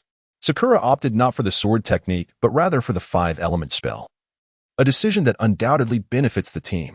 Sasuke did not reproach Sakura. He merely urged her to swiftly master the resurrection spell, as he wished to ascertain if the skill could bring his parents back to life. Of course, he was aware that such a formidable ability must come with its limitations, and should it ultimately prove ineffective, he would not hold Sakura accountable. With everyone having learned the skills they desired, it was now time to select their weaponry. The trio concluded their discussion, and this was the perfect moment for Jin Yong to interject. "Boss, I would like a mid-level magic sword. Provide Naruto with a basic magic sword, and give Sakura a basic magic staff." The mid-level sword costs 10 million taels, while the 2 basic weapons total 200,000 taels, along with the trio's training room expenses of 180,000 taels. This amounts to a total expenditure of 13,800,000 taels. Truly, as the wealthy patron, such spending is indeed extravagant. "Here you go." Having exchanged for the 3 weapons from the shop, Jin Yong directly handed them over. Compared to the rather unremarkable weapons of Naruto and Sakura, Sasuke's mid-level magic sword was evidently superior at first glance. The hilt bore additional engravings compared to the basic sword, and the blade itself appeared more lustrous and sharp.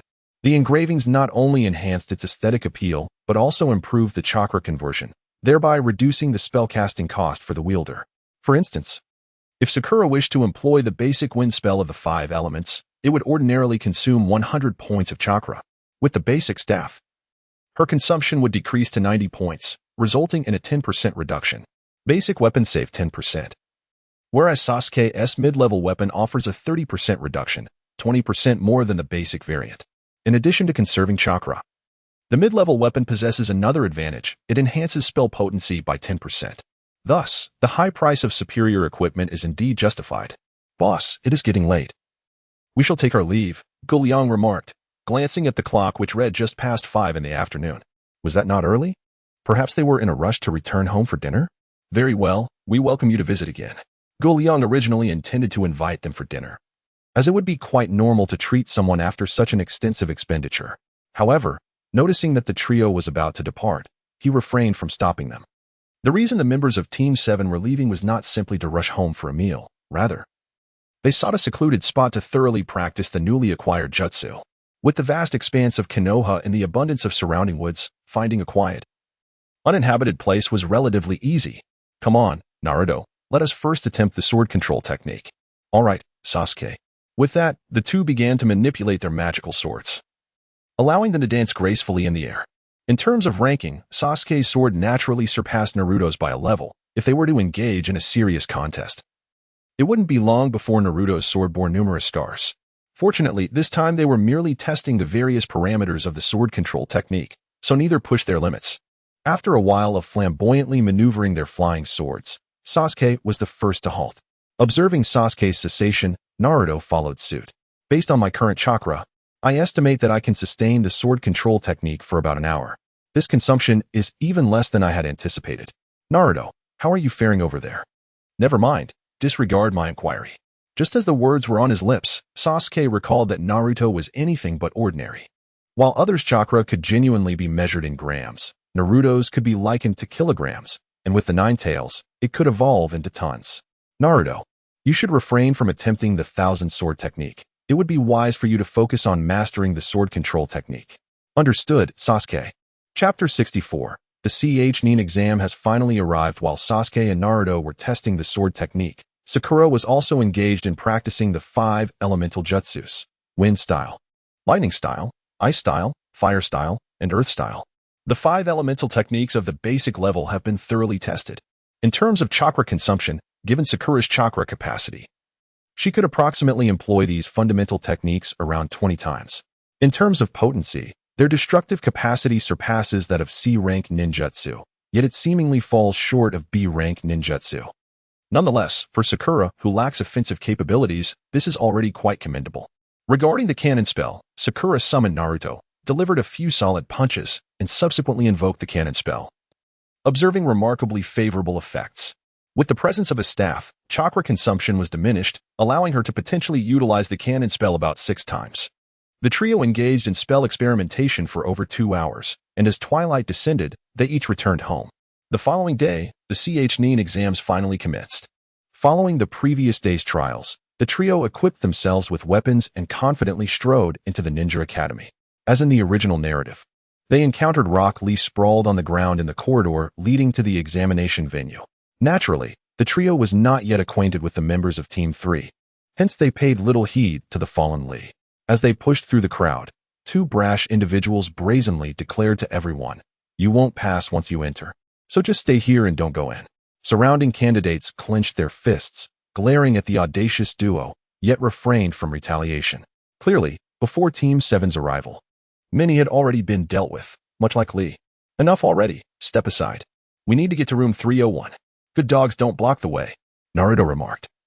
Feeling that the two were overly arrogant, thus his words were less than courteous. "Humph, a mere rookie fresh from the Ninja Academy dares to act so pompous? As your senior today, I shall teach you a lesson, so you understand that freshly graduated ninjas should remain humble." The mention of calling them dogs incensed the two, prompting one to swiftly charge towards the trio of Team 7, covering the short distance in the blink of an eye, a speed clearly beyond that of an ordinary genin. It appeared that their ability to confront many candidates indicated that they were not simply average. As the ninja approached, Naruto remained unperturbed, calmly delivering a punch. Observing Naruto's strike, the assailant opted to retaliate with a punch of his own, aiming to meet Naruto's fist. Just as their fists were about to collide, a figure abruptly intervened between them, seemingly intending to halt the confrontation. Naruto's punch was not to be trifled with. Sasuke, observing closely, recognized that the figure attempting to intercept Naruto's punch was none other than Rock Lee. Seeing Lee's audacious attempt to intercept Naruto's blow, Sasuke couldn't help but smirk and mutter a remark. Bang! As anticipated by Sasuke, when he saw someone stepping in to intervene, Naruto intended to retract his strength to prevent any unintended harm. Unfortunately, Rock Lee was positioned too close, and Naruto could only lessen a fraction of his force. The majority of it still landed upon Lee's hand. In that fleeting moment of contact, Lee was sent flying, colliding against the wall. Just moments ago, he had been tending to Lee, and upon witnessing his comrade being struck away, he hurriedly rushed to the wall, exerting all his strength to pull Lee down from his precarious position. At that moment, the ninja who had earlier desired to spar with Naruto, upon witnessing the disheveled state of Lee, broke into a cold sweat, grabbed his companion, uttered not a word, and swiftly vanished without a trace. Sakura decided to attend to the browbeaten individual. With no one to obstruct the exit, Sasuke naturally intended to depart. However, considering the severely bloodied brow of the injured individual, despite his inferior strength, he recognized the goodwill behind the actions of Naruto, and thus deemed it necessary for Sakura to provide him with medical attention. All right. Sakura nodded in response to Sasuke's suggestion and proceeded to cast the healing technique upon Lee. It is worth mentioning that the utilization of elemental jutsu does not necessitate hand seals, theoretically, as long as the chakra within the body flows swiftly enough. It can be executed instantaneously. Nonetheless, Sakura had yet to reach that level, requiring approximately 0.7 seconds to perform a single technique at her current capacity. However, this speed greatly surpassed that of traditional ninjutsu. As she invoked the healing technique, Lee, who had been bleeding profusely just moments ago, found his nosebleed ceasing, and the bruises adorning his body began to fade rapidly. "All right, let us go." "Wait."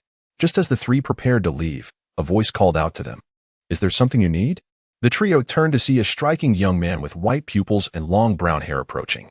Upon sighting this individual, Sasuke furrowed his brow, not from familiarity, but due to the distinct white eyes he possessed. It is well known that Konoha houses 2 prominent ocular clans, the Uchiha clan, to which Sasuke belongs, and the Hyuga clan, represented by the young man before him. Given the rivalry between these clans, Sasuke assumed this encounter might lead to trouble. "You injured my teammate and expect to leave so easily?" the young man inquired. Upon hearing this, Sasuke dismissed his earlier assumptions and pointed at the now upright Lee, stating coolly, "Does he appear to be injured to you?" The young man turned to look, realizing that aside from his slightly soiled attire, Lee bore no visible injuries whatsoever. "Lee, what is going on?" "It's Niji," Lee began to explain. It turned out that Niji, having been positioned at a distance, only witnessed Lee being sent flying and had not seen Sakura's healing intervention. Hence, he approached the trio seeking retribution for his comrade. Now, upon hearing Lee's account, Niji recognized that Lee had instigated the situation himself. Why meddle in a duel between 2 others? In the end, his attempt to showcase prowess had resulted in embarrassment instead. My apologies for the misunderstanding. I am Hyuga Niji, and you must be the top graduate of this cohort, Uchiha Sasuke. Indeed, that is I. Ha. I look forward to our eventual duel. After Niji and Sasuke became acquainted, they departed alongside Lee and Tenten. Observing this, Sasuke beckoned Sakura and Naruto to follow in Niji's wake, leaving the area. In the original narrative, Lee would challenge Uchiha Sasuke on their way to the examination hall. However, at this moment, Lee harbored no such intentions. After all, if he could not even best Naruto, the perennial underachiever, how could he possibly contend with this year's top graduate? Uchiha Sasuke, Naruto. Hey, I feel somewhat offended. Lee. Chapter 65. The written examination commences as they advanced. Team 3 and Team 7 successfully arrived at the examination hall, which was merely a large classroom. Upon entering the room, Sasuke, Naruto, Sakura, and several other talented individuals greeted one another before taking their respective seats. The loud commotion typical of the original story was conspicuously absent. After all, Naruto was no longer that hot-blooded fool. If the atmosphere in the classroom were to persist, it seemed that Kabuto would hardly have an opportunity to make his entrance. He certainly could not shamelessly approach Sasuke and engage in forced small talk. Fortunately, he was not alone. He had a divine teammate. Are you Uchiha Sasuke? Hearing someone call his name, Sasuke turned to see a figure clad in a garish yellow outfit adorned with 3 ominous characters, who was glaring at him with an air of arrogance. And you are? Remember this. I am Sak of the Sound Village. Unfazed by Sasuke's gaze, Sak continued to provoke him. You're nothing special. I fail to understand why that esteemed individual has taken an interest in you.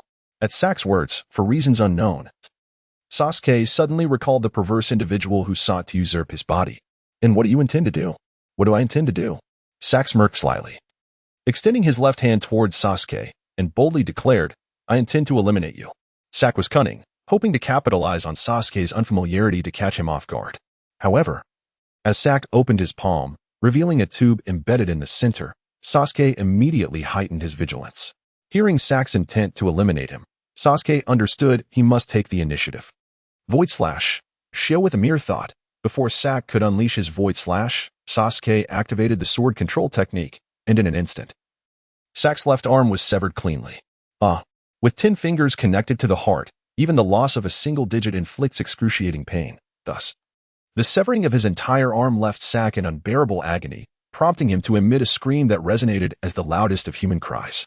Sak's agonized wail captured the attention of all the examinees in the classroom.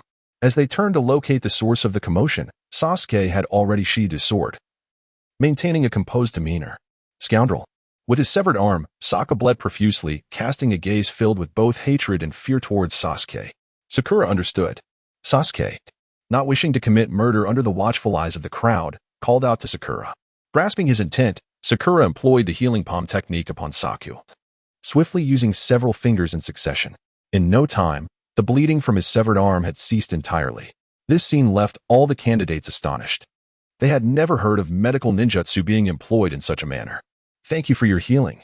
However, we shall not let the matter concerning Sokka slide so easily. Tors, the strongest among the Sound Ninja trio, picked up Sokka's arm and, after expressing gratitude to Sakura, turned to Sasuke to signify his stance. It's fine. No matter how you wish to proceed, we shall accept it.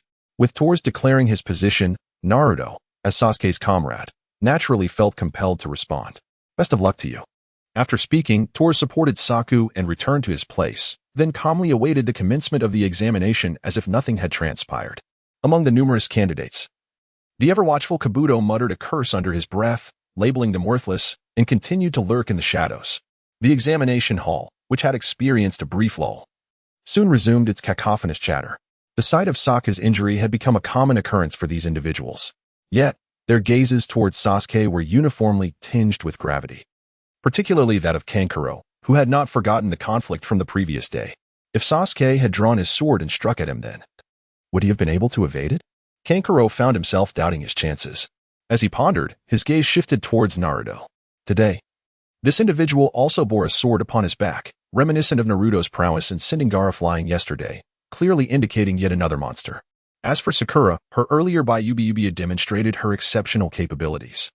Reflecting on the trio of Team 7, Kanjiro could only exclaim, these 3 are quite formidable. Silence, you rascals. Time passed, and it was now time for the examination. The proctor, Abiki, arrived fashionably late. His opening remark was a verbal flourish, a display of eloquence. Of course, this was not due to a lack of decorum, rather. It was a tactic to intimidate the lower-ranked shinobi. Can someone enlighten me on the situation here? Before he could inform the gathered individuals of the examination rules. He caught a whiff of blood. Following the scent, he discovered a large pool of crimson staining the corridor. Nothing to worry about. Someone provoked me. And I merely imparted a lesson. Abiki glanced at the composed Sasuke, choosing not to comment further, but instructed his subordinates to tend to the blood. They acted swiftly. And within moments, the area was cleared, leaving only a faint trace of the metallic scent. All right, let us commence the examination. With the blood cleaned. Abiki began to outline the rules. In essence, it was merely a written test. The examination format was straightforward. 10 questions with a point deduction system. Answering incorrectly would result in a loss of 1 point, and if any member of the trio scored 0, it would signify failure. The 10th question was not included on the paper and would be revealed later by Abiki. Surely this ISNTHS? It seems exceedingly difficult. Fortunately, I am capable of handling these questions. Observing the test paper, emotions varied. Some were elated while others were dismayed. For the first round of assessments, the requirement was to calculate the total score of the 3 team members. This left Sakura and Sasuke feeling quite uneasy. As for Naruto's theoretical knowledge, it was well known among his peers, not just Sakura and Sasuke. Anyone from his cohort was aware of it. Thus, upon seeing the exam questions, Ino Yamanaka, Shikamaru Nara, and Shino Aburame exchanged glances with the members of Team 7, their eyes tinged with sympathy. Among them, the usually carefree Kiba Inuzuka nearly burst into laughter. Gazing at the contents of the paper, Naruto felt an overwhelming sense of despair. He truly could not comprehend any of it, internally lamenting his plight. After a while, Hinata Hyuga, seated beside Naruto, noticed his lack of progress and hesitated momentarily, her expression shifting to one of resolve. She gently touched Naruto's right arm. Suddenly, Naruto sensed the peculiar warmth of her touch and turned his head in confusion. Before him appeared a test paper, startlingly close, allowing him to discern its contents with ease. His heart raced, and he quickly shifted his gaze to Hinata. Chapter 66, Question 10? Hinata signaled to Naruto with her eyes, her lips moving silently as if urging him to copy her answers. In that instant, Naruto felt a sense of rebirth. Hinata appeared to him as an angelic figure. Just as he raised his pen to begin copying, the moment the pen's tip brushed the paper, he froze. This examination was under the watchful eye of the proctor. Any clumsy attempt at cheating would lead to dire consequences. If discovered, the entire team would be disqualified. The words of Mori no Ibiki echoed ominously in Naruto's mind. He swallowed hard, caught in a struggle between the dread of receiving a 0, potentially jeopardizing Sakura and Sasuke's results, and the certainty that being caught cheating would result in disqualification for all 3 members of the team.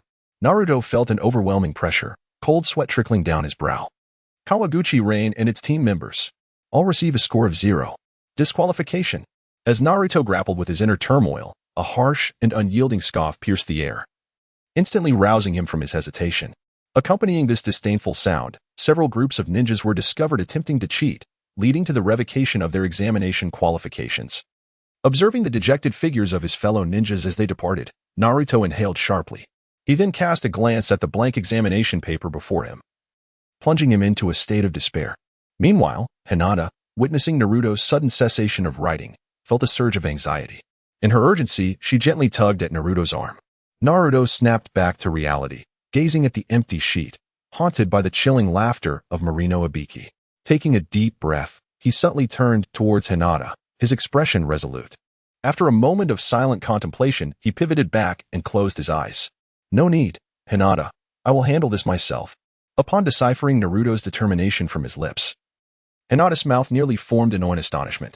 Though her concern for Naruto lingered, she recognized that he had made his choice and felt it inappropriate to insist further. Moreover, under the watchful eyes of numerous examiners, she hesitated to make any bold moves. At that moment, Naruto compelled himself to remain calm, sensing an underlying anomaly within the examination.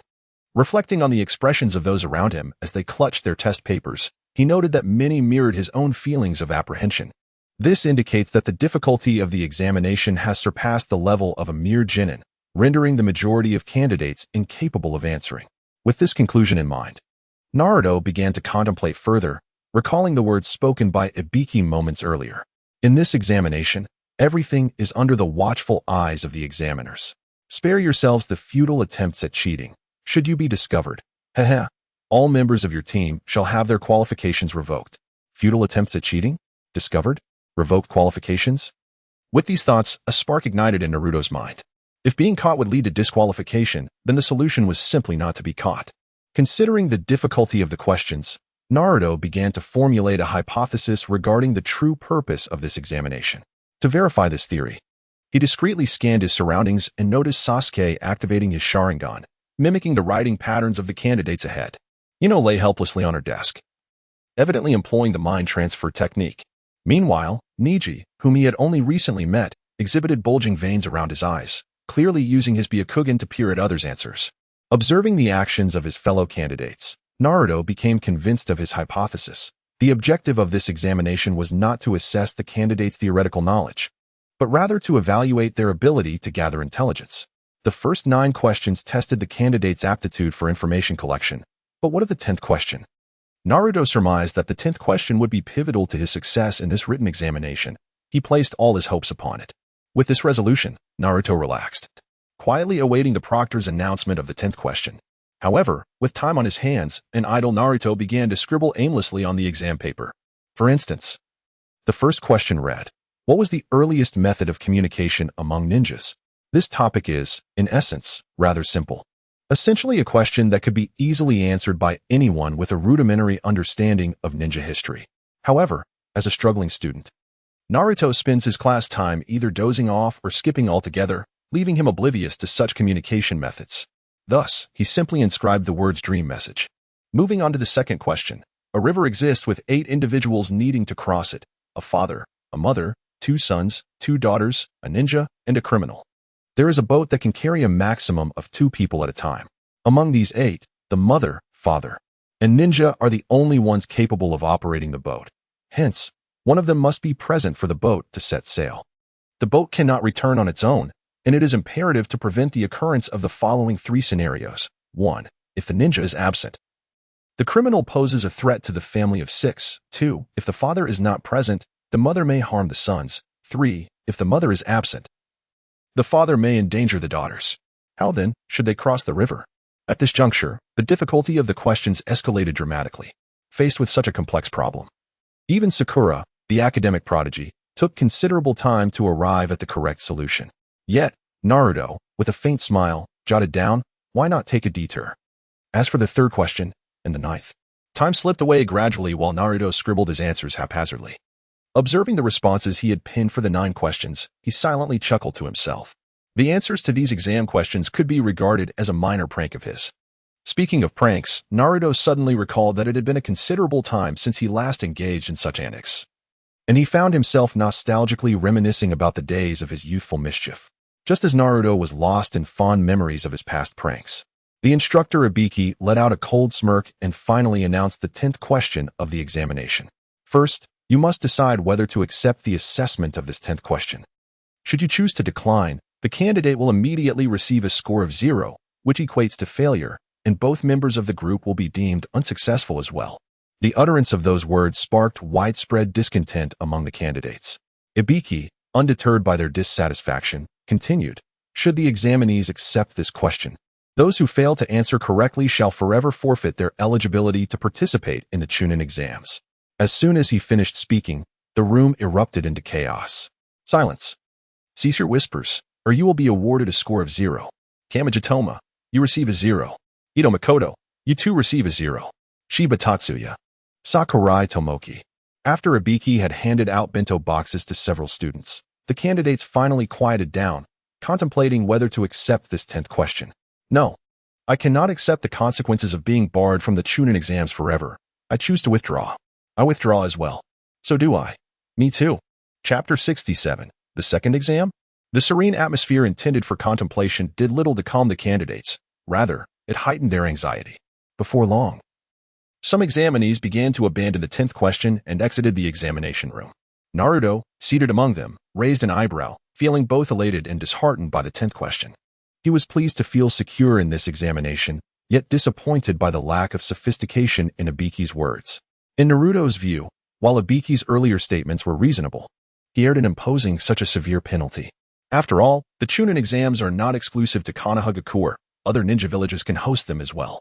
Were these words uttered by the third Hokage, Naruto might have been inclined to believe them, for perhaps other villages would honor the third Hokage's reputation. However, Ibiki is merely the examiner for this round. What authority does he have to make such a declaration? Even if he could, would other villages heed his authority? His influence is not that substantial. Therefore, Naruto was certain that the 10th question was merely a facade, with Ibiki's primary aim being to reduce the number of candidates.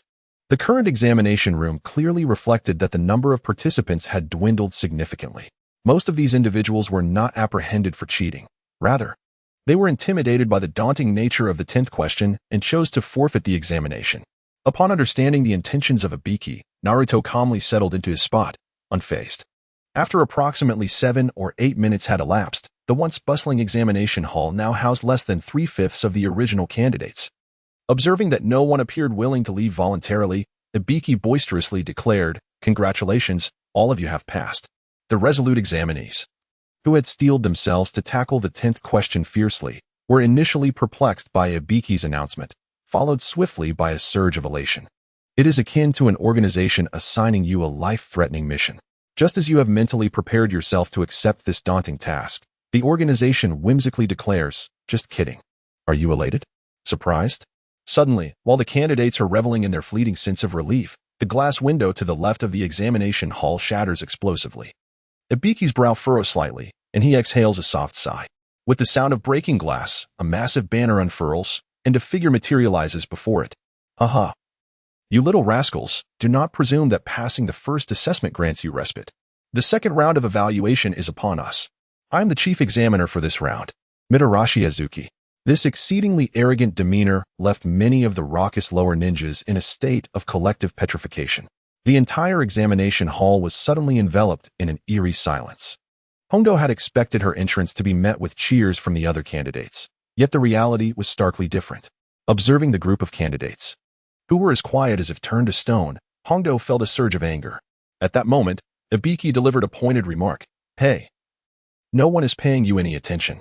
His tone was remarkably flat, yet Hondo couldn't shake the feeling that Ibiki was mocking her, the expression on his face. The slight curl of his lips, the irritating smile, it all seemed to taunt her. After a silent outcry within, Hondo took a deep breath, forcing herself to regain her composure. "Humph, mind your own business."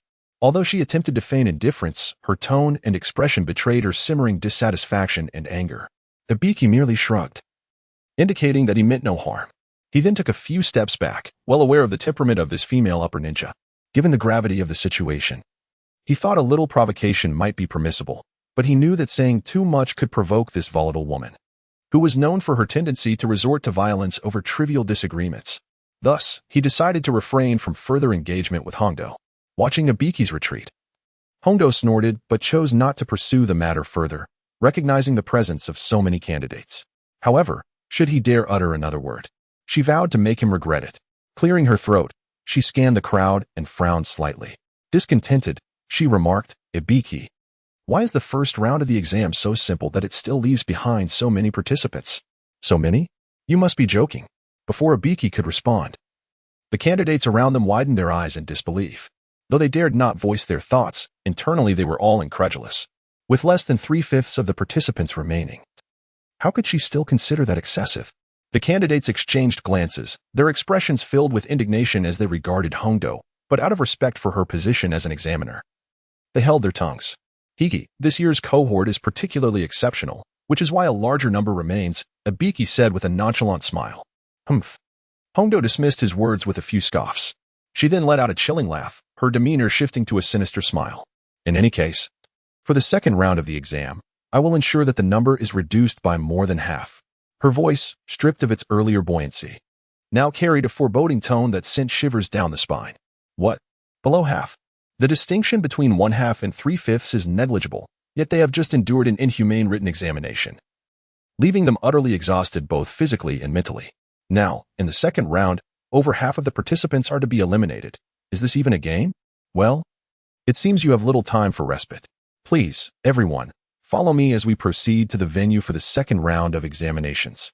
Hongdo, indifferent to the reactions of those present, merely smirked slightly and continued speaking to himself. With a swift motion, he vanished through the previously shattered window. Departing from the examination hall, a mischievous grin lingering on his lips as he declared, "Those who cannot keep up with me will cause their entire group to lose their qualification for the assessment, haha." After Hongdo's departure, the crowd finally came to their senses, a wave of shock washing over them. They hurriedly followed in Hongdo's footsteps towards one of the forbidden areas of Konoha village, the Forest of Death. Once the candidates had left, Ibiki began to collect the examination papers. The others' papers were manageable. Even if they contained errors, the answers reflected earnest effort. However, upon glancing at Naruto's paper, Ibiki was momentarily paralyzed. Dreams? Circumventing? Approximately this size? How could you possibly know? What on earth are these? Ibiki, seasoned in numerous battles, had witnessed all manner of scenes, yet he had never encountered such a ludicrous examination paper. Uzumaki Naruto? Truly an amusing little rascal. Chapter 68. Jin Yong finally steps out. The location of the second examination is known as the Forest of Death. This is one of the distinctive locations in the village hidden in the leaves, and it could also be deemed one of its forbidden grounds. However, the term forbidden is relative, primarily concerning the ordinary inhabitants of Konoha. For the shinobi of the village, the Forest of Death merely serves as an excellent training ground. It is often utilized for various simulated assessments and combat training, with no real danger present. After all, the most formidable threats within are merely the large wild creatures. Yet, these beings pose little threat to seasoned ninjas. Standing at the outskirts of the Forest of Death, Akamichi Karui announced the rules of this examination. The guidelines were straightforward, a competition for scrolls. Prior to entering the forest, each team would receive a scroll, either of heaven or earth. Only those teams that successfully combined both scrolls would be permitted to proceed to the next phase of the examination. At last, it was time for a test that truly measured their strength. This announcement stirred excitement not only in Naruto but also among the other participants. After all, they had been thoroughly exhausted by the initial written examination, and now they were eager to engage in battle and express their pent-up frustrations. Indeed, the rules of the second round permit them to engage in combat openly, which is simply splendid.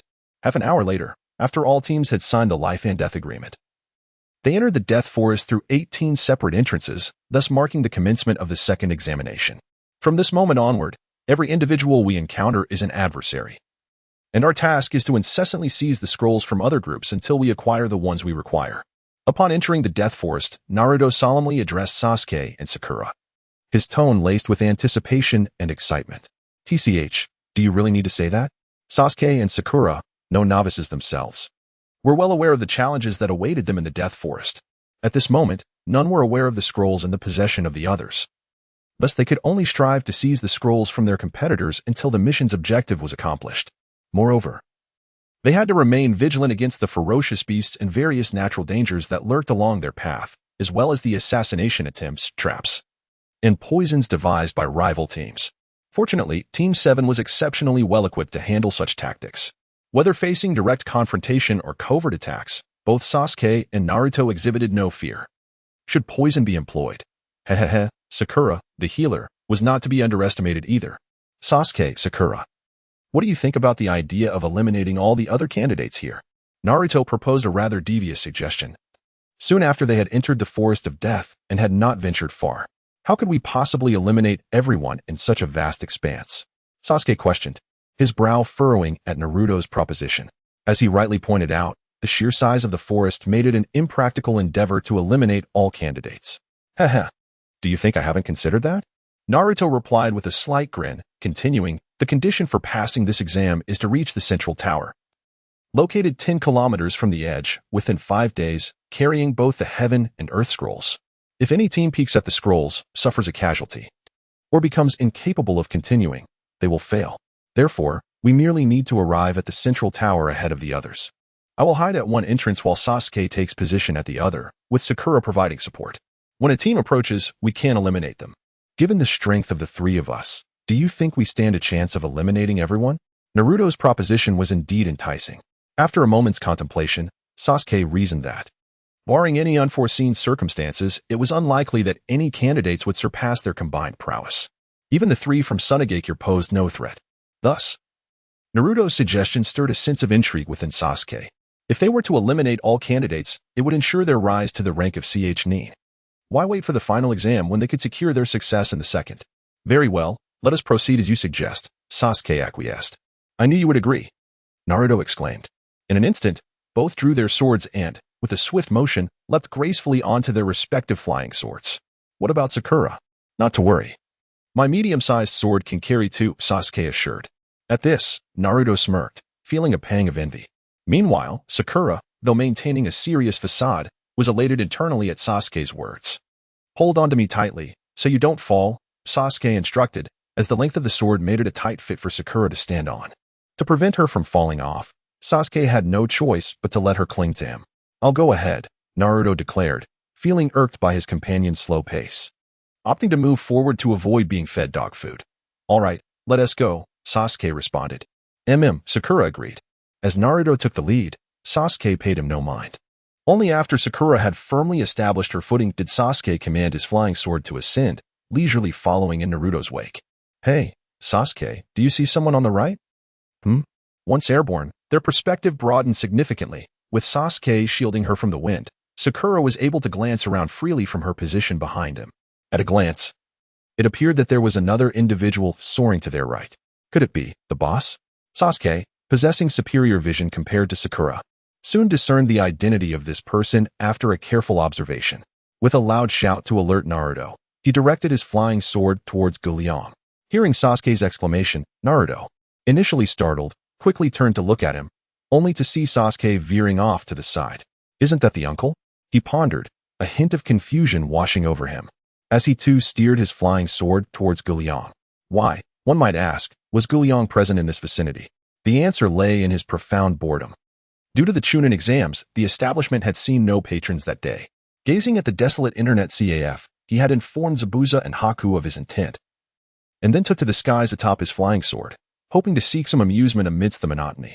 Fortunately, he had anticipated the lack of business when closing the previous night, and had thus invested a substantial sum of 1 million ryo into the Enlightenment Chamber, successfully mastering the art of sword flying, the myriad sword technique, and the celestial sword technique.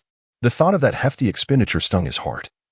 If he could not find some entertainment today, would that million ryo not be wasted?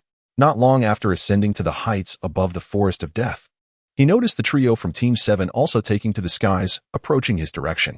Chapter 69, Vortex Xianglin. The velocity of the flying sword is determined by the chakra input from its user. At its peak, the sword can soar at speeds of up to 1,000 kilometers per hour, surpassing the speed of conventional jet aircraft on Earth.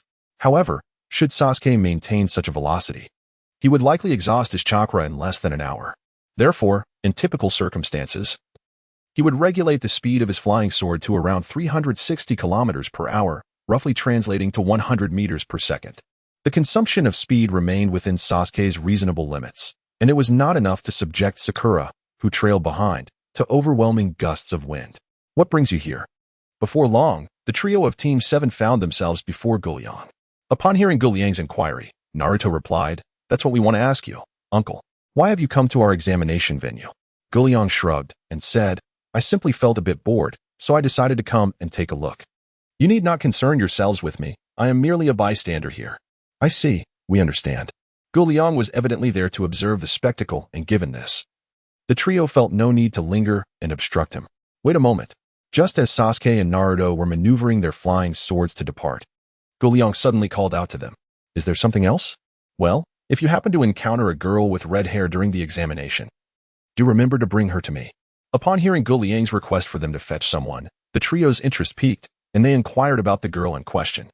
Her name is Uzumaki Karen. By the way, she is a member of the Uzumaki clan, just like Naruto.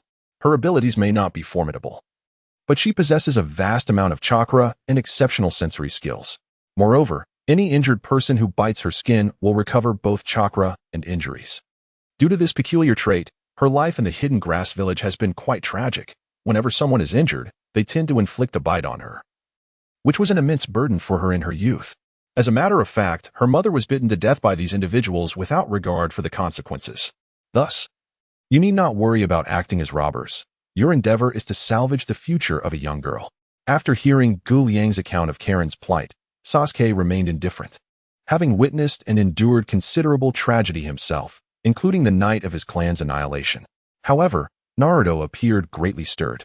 Whether it was due to her misfortunes or their shared Uzumaki heritage, he felt compelled to rescue her. Without further ado, we shall take our leave. Very well. Be on your way.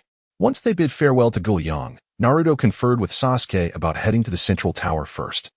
While he intended to search the Forest of Death in hopes of locating Karen, searching alone is less efficient than searching together. We should look for her as a team. What about the central tower? Not to worry, it is still early, and no team should reach there so swiftly. Alright, I truly appreciate your help. Don't mention it. We are comrades. Sasuke and Naruto have reached an agreement, and naturally, Sakura, as their supportive ally, has no objections. Thus, the two commence their separate quests to locate Shinichiku, agreeing to rendezvous at the central tower regardless of their success within an hour. Sasuke activated his Sharingan, employing its remarkable perceptive abilities to scour the forest below. On the other hand, Naruto, lacking the Sharingan, relied on the immense power of the Nine Tails. Kurama, I need your assistance this time. Speak, young one. How may I aid you? Since Gaara's visit to converse with the Nine Tails, Kurama has grown increasingly eager for the prospect of a liberated life a decade hence. Harboring no animosity toward Naruto, the Jinchuriki. During their interactions, Kurama discerned that this young man was rather commendable. He did not regard Kurama merely as a tool of power, but rather as a friend. Since Naruto considered him a companion, even the proud Kurama, despite his reluctance to admit it, was willing to lend a fraction of his abilities to assist Naruto. Kurama, utilize your unparalleled sensory prowess to help me locate a member of the Uzumaki clan. A member of the Uzumaki clan, you say? Understood. The Nine Tails was well acquainted with the Uzumaki lineage. Its first Jinchuriki was Uzumaki Mido, and the second was Naruto's mother, Uzumaki Kushina. Therefore, while each clan member's chakra may differ, it posed no challenge for Kurama. Meanwhile, as Team 7 sought Shinichiku, Orochimaru found himself in a rather vexing predicament within the Forest of Death. The previous night, he had dispatched a clone to meet with Danzo, only to be met with a formidable assault from Root members upon arrival. Fortunately, it was merely a clone that ventured forth. Had he confronted the Root's overwhelming onslaught in person, escape would have proven exceedingly difficult. This left him somewhat disheartened. He had initially intended to probe who was masquerading as Danzo, only to find that he hadn't even encountered the original Danzo, and instead, his own clone had perished. It was of little consequence if he had failed to ascertain the truth. After all, his foremost objective now was Sasuke, rather than that aged scoundrel, Danzo. However, having ventured into the Forest of Death for half an hour, he had yet to catch even a fleeting glimpse of Sasuke. Was this not absurd? How could it be so exceedingly challenging for Orochimaru, one of the legendary Sannin, to locate someone in the depths of the Forest of Death? Did he truly believe that the serpents he had summoned were mere eels, only capable of burrowing into the earth? This reflects Orochimaru's unfamiliarity with internet cafes. Had he experienced the first installment of the Legend of Sword and Fairy, he would understand that Sasuke could indeed ascend with the sword. Unexpectedly, just as Orochimaru felt discomfort, a small serpent brought forth information that piqued his interest immensely. Upon receiving this intelligence, Orochimaru abandoned his pursuit of Sasuke and turned to hasten in another direction. In a certain area of the Forest of Death, a team of grass ninjas had just annihilated a minor supporting team. Except for the unharmed Kintsuchi, who remained in the rear, the other two grass ninjas sustained various injuries. Didn't you see that I'm hurt? Come here and let me bite you. Hurry up.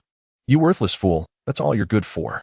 Faced with the fierce demeanor of her two teammates, Kin gritted her teeth and stepped forward, extending her arm. With a rough bite on each arm, the two ninjas savagely fed on her. The draining of chakra combined with the pain in her arms compelled Kin to stifle a moan. Go check what that scroll on the ground is. Once their injuries healed, the two feared that the scroll might be poisoned, thus directing Kin to inspect it. Lacking the ability to resist her teammates, she carefully picked up the scroll from the ground. Chapter 70, Naruto vs. Orochimaru. It was a heaven scroll. Damn it. Upon learning that the scroll was not the earth scroll their team required, one of them kicked Kin to the ground. It's because of your clumsy hands that this scroll isn't the earth one we need. Why do your hands stink so badly? If it were the earth scroll, we could directly head to the central tower, instead of risking our lives to snatch scrolls. The blame fell solely on her. As he spoke, he continued to kick Kin mercilessly. The other ninja, witnessing his comrade's cruelty towards Kin, said nothing. In their eyes, Kin was hardly a teammate. She was merely medicating their ascent to Chunin. Since she was not considered one of them, a little mistreatment seemed permissible. lying on the ground. Ken reflected on the hardship she and her mother faced in the grass ninja village, gritting her teeth against the torment inflicted upon her. In the past, she had yearned for someone to stand up and save her. Unfortunately, harsh reality had repeatedly led to disappointment. She no longer hoped for rescue. She merely wished to survive. But why was it so difficult? Mother, it seems I will soon be coming to find you. The individual relentlessly kicked Xianglin, perhaps as a means to vent their fear of the Chunin exam, or perhaps simply out of a desire to torment her. Just as Xianglin was rolling her eyes, feeling as though her demise was imminent, she suddenly heard a voice. Damn it, what are you doing? The grass ninja team turned in surprise towards the source of the voice. There stood a boy with yellow hair, menacingly gazing at them while perched atop a floating sword. Terrified by Naruto's appearance, the two turned to flee. However, they were unwilling to abandon Xianglin, the medic. Thus, as they attempted to escape, they sought to drag Xianglin along with them. You bastards, don't touch her. At that moment, Naruto truly lost his temper upon witnessing their attempt to take Xianglin with them while fleeing. Sword art go. With a leap from the flying sword, Naruto ran while commanding it to attack the two assailants. After a series of strikes, the two ninjas fell to the ground, shrieking in agony. The sword returned to its sheath, and Naruto paid no heed to the fallen grass ninjas. Instead, he scooped up Xianglin and gently patted her face, hoping to rouse her consciousness. Hey, wake up. You can't just die like this. In her hazy state, Xianglin felt a warm surge of chakra, a sensation she had only experienced in her mother's embrace. She initially believed she had perished and was now cradled in her mother's arms. But why does it still hurt so much? Why is this pain so tangible? The agony coursing through her body made Xianglin realize that she was, in fact, alive and lying in the arms of another. With great effort, she opened her eyes and beheld a boy with yellow hair and 6 whisker-like markings on his cheeks. Oh, you finally woke up. Seeing Xianglin's eyes flutter open, Naruto sighed in relief, knowing that as long as she lived, Sakura's healing jutsu would restore her. Just as Naruto contemplated leaving to reunite with Sasuke, a sound of applause reached his ears. I was puzzled as to why I couldn't find Sasuke. It turns out you all can fly. The raspy voice, pale complexion, and grotesque tongue immediately identified the speaker as Orochimaru. Orochimaru? What brings you here? Naruto regarded Orochimaru warily, positioning Xianglin protectively behind him. Could you hand this girl over to me?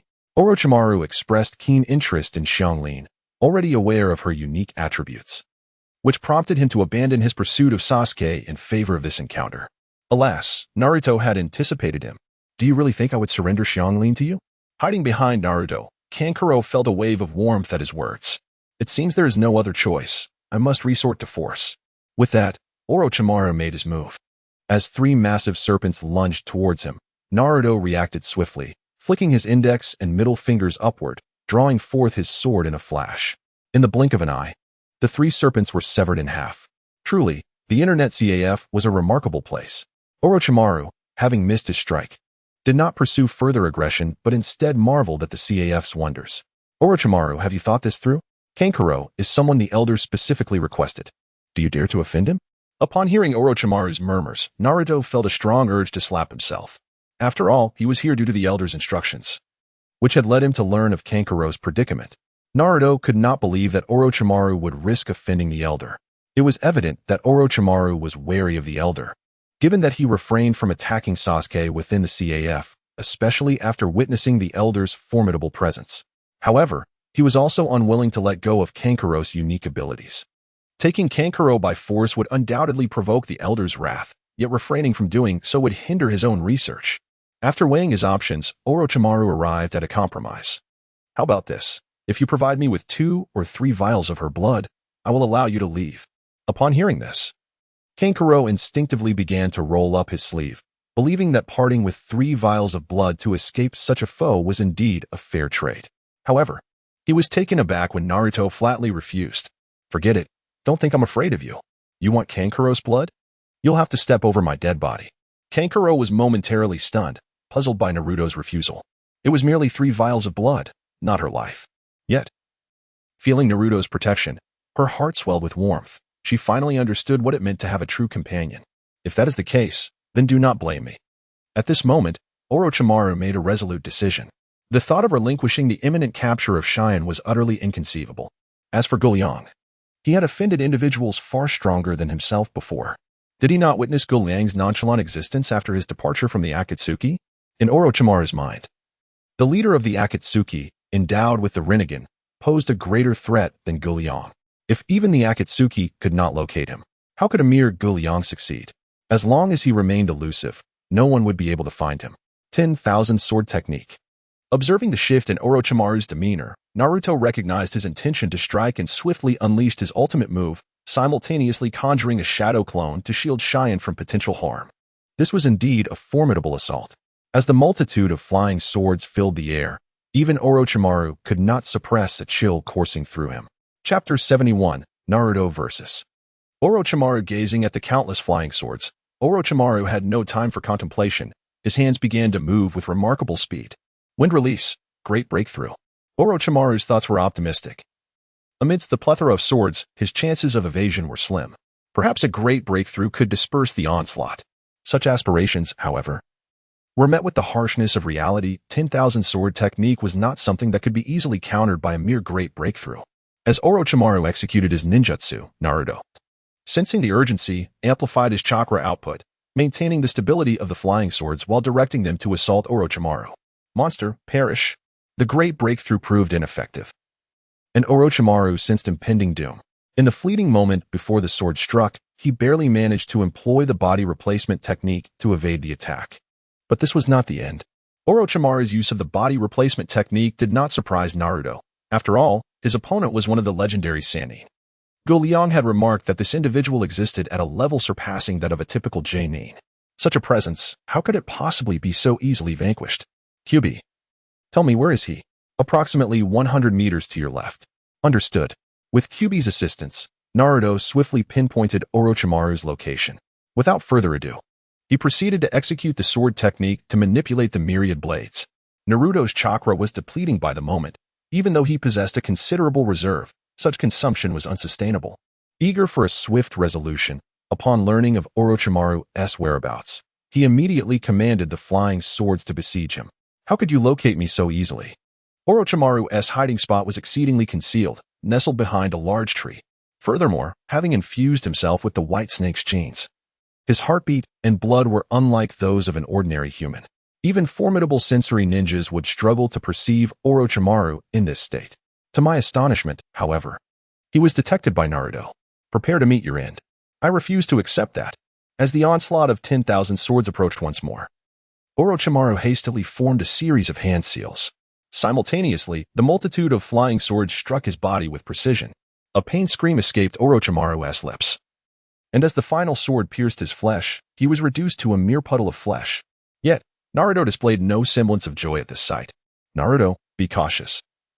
He is not dead yet, warned Kurama. With the keen perception granted by the Nine Tails, Naruto functioned like a human radar, capable of detecting chakra within a certain radius once it had been registered by Kurama. Come forth, Orochimaru. I refuse to believe you would succumb so easily. Naruto vigilantly surveyed his surroundings. Before him, a figure slowly emerged from the earth, Orochimaru himself. Ah, little brat, I admit I somewhat underestimated you. It is quite amusing to witness a renowned Sannin like you scurry about like a rat. Observing Orochimaru, who was panting heavily, Naruto understood that evading the 10,000 swords technique twice had undoubtedly exacted a toll. Children ought to behave like children. Otherwise, provoking the wrong individuals could lead to dire consequences. True to his nature, Orochimaru would not concede defeat, despite the significant chakra expenditure incurred during his evasive maneuvers. The wrong individuals? Surely, you do not refer to yourself? I hardly think offending a cornered beast will yield any grave repercussions. Controlling the 10,000 swords technique was immensely taxing on chakra. Naruto's body had yet to mature, and even he needed to pace himself in light of such demands, hence he did not shy away from verbal sparring. Orochimaru, with his vast experience, quickly discerned the considerable chakra depletion Naruto was experiencing and sought to engage him in conversation to buy time. Summoning technique. Bang. Orochimaru chose not to waste more words and summoned a giant serpent. Lord Orochimaru, what is your command? Bring me the little girl behind him. As you wish, Lord Orochimaru. The summoned serpent obediently advanced toward Naruto, but he was unyielding. You shall not succeed. Shadow clone jutsu. Swish, swish, swish. Despite his considerable exhaustion, Naruto conjured 20 shadow clones to impede the serpent's advance. Have you forgotten my presence?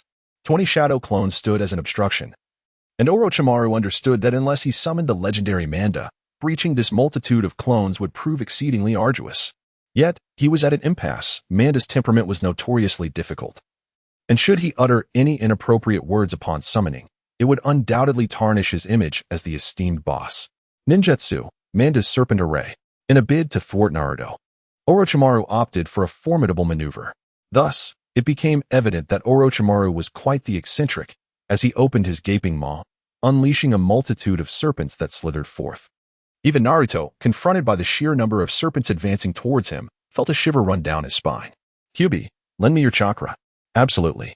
Faced with such an onslaught, it was too late for Naruto to employ the Thousand Sword technique. He swiftly called upon the Nine Tails for assistance.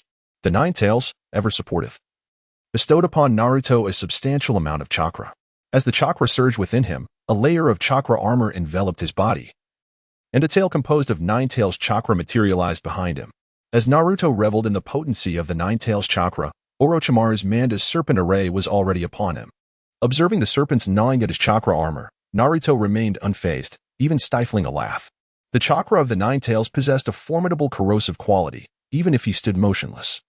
The serpents would be entirely eroded by its essence. But would Naruto remain idle? Certainly not.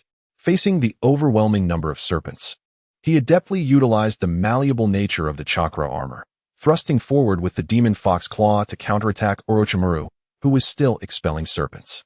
Upon witnessing the advancing claw, Orochimaru promptly ceased his serpent summoning, executing a large leap to evade the impending strike. The host of the Nine Tails? Before Orochimaru could express his astonishment, Naruto deftly maneuvered the claws of the Nine Tails, directing them towards the colossal serpent that was ensnared by shadow clones. In a sudden turn of events, the serpent, caught off guard by Naruto's unexpected tactic, found itself ensnared. The corrosive nature of the Nine Tails chakra elicited a pain cry from the serpent, which, unable to endure the torment, quickly dispelled the summoning and retreated to the dragon's cave. With the threat to Sai's safety now eliminated, Naruto dispelled his shadow clones and the Nine Tails cloak enveloping him. It was not that Naruto wished to relinquish this formidable state. Rather, the corrosive effect of the Nine Tails chakra was indiscriminate, affecting both friend and foe alike. Given the immense energy expenditure and the fact that this was his inaugural use of the Nine Tails cloak, lasting as long as he did was commendable. Should he linger any longer, his body too would succumb to the cloak's corrosiveness, resulting in grievous injury. Chapter 72. Naruto, I must have been in the wrong position. Having dispelled the Nine Tails cloak, Naruto began to breathe heavily, gasping for air. Truth be told, this was the first time he had truly felt the sting of depleted chakra. He chuckled to himself. Looks like this time, victory is mine. With both sides' chakra reserves dwindling, could a freshly graduated genin like Naruto truly stand a chance against the seasoned Orochimaru? At this moment, Orochimaru felt a sense of security. However, fate had other plans. And at that very instant, Karasuba arrived with several members of the Umbu. Orochimaru, this time I shall not allow you to escape. It turned out that even before the candidates entered the Forest of Death, Karasuba had received reports from her subordinates, having witnessed the bodies of 3 grass shinobi, their faces obliterated. As a former disciple of Orochimaru, she was acutely aware of his ability to erase one's visage. This is a heartless ninjutsu that allows one to usurp another's appearance, utilizing genuine human skin, leaving no trace of flaw. Contemplating this, Akame immediately associated it with Orochimaru. Thus, she dispatched someone to inform the third Hokage while leading a team into the Forest of Death in search of Orochimaru. Fortunately, the battle between Naruto and Orochimaru created considerable commotion. Otherwise, Akame would have found it quite challenging to locate him. Akame, I'll leave this to you, she said, as she arrived with several Umbu. Naruto, without a moment's hesitation, scooped up Shikamaru and departed from the scene. At that moment, Akame's focus was solely on Orochimaru. Disregarding Naruto's departure. Indeed, it seems you have grown over the years. Akame had once been a favored disciple of Orochimaru, having shared many years of life with him, which fostered some degree of sentiment. Had there been no affection, he would have taken her with him when he defected rather than allowing her to remain in the safety of Konoha. Now, upon seeing Akame once more, her evident animosity towards him did not incite anger in Orochimaru. Rather, he felt a sense of solace. I am no longer the person I once was. Shadow Serpent Hand. Without any intention of reminiscing with Orochimaru, Akame swiftly launched an attack with a serpent technique. Wind Release, Pressure Damage. Fire Release, Great Fireball Technique. As Akame engaged, the Umbu beside her unleashed their offensive ninjutsu. Facing these assaults, Orochimaru merely chuckled, standing firm and unyielding. Boom. All the techniques struck Orochimaru directly. However, instead of displaying any semblance of joy, Akame furrowed her brow, sensing that Orochimaru could not be so easily defeated. Indeed, when the flames subsided, only a charred snakeskin remained. Damn it, he escaped. Red Bean struck the ground with a fist, displaying a look of resentment. The truth was that Orochimaru had remained in place to converse with Red Bean solely to lower his guard, aiming to compel him to employ the snakeskin escape technique. However, he did not anticipate the depth of Red Bean's hatred, which led to an immediate confrontation rather than dialogue. Fortunately, Orochimaru successfully executed the technique, extricating himself with composure. Whether Red Bean would capture Orochimaru was a mystery to Naruto. He only knew that he had finally evaded that pervert. After allowing the Ninetales to sense the surroundings and ascertain the absence of enemies, Naruto gently set down Kaguya and seized the opportunity to rest. Though the skirmish with Orochimaru had been brief, it had nonetheless drained a considerable amount of his chakra and stamina. Now, while cradling Kaguya, even he needed a moment to recuperate. Who are you? At this moment, Kaguya's consciousness had fully returned, and she quietly inquired, gazing at the panting Naruto. Hee. I am a Leaf Village ninja, Uzumaki Naruto. You must be Kaguya Uzumaki, right? It's evident from your name that we are both members of the Uzumaki clan. Clan members? Kaguya murmured at the mention of the word. She had never expected to encounter a fellow clansman in the Leaf Village, and moreover, this clansman had rescued her. Remembering the torment she had endured as a grass ninja, she was overcome with emotion, and tears began to flow. Hey, please don't cry. Naruto, lacking experience in comforting others, felt helpless as he watched Kaguya sob uncontrollably. Kaguya did not weep for long. She merely released the pent-up negative emotions that had burdened her heart. As her sobs gradually subsided, Naruto hastily reassured her, from now on, you can stay in the Leaf Village without fear of being bullied. Upon hearing Naruto's words, Kaguya, with tear-filled eyes, timidly asked, Really? Rest assured, I will protect you. Naruto declared, thumping his chest with confidence. Kaguya's cheeks flushed with embarrassment. It was the first time she had heard such words, and in that moment, Naruto's figure appeared much more imposing in her eyes. All right, we've rested enough. We should be on our way. Okay. After a brief respite, Naruto felt rejuvenated and prepared to reunite with Sasuke and Sakura. With a swift motion, he leapt onto the flying sword, only to be struck by a sudden realization. His sword was only at a beginner level, seemingly capable of carrying just one person. What's wrong?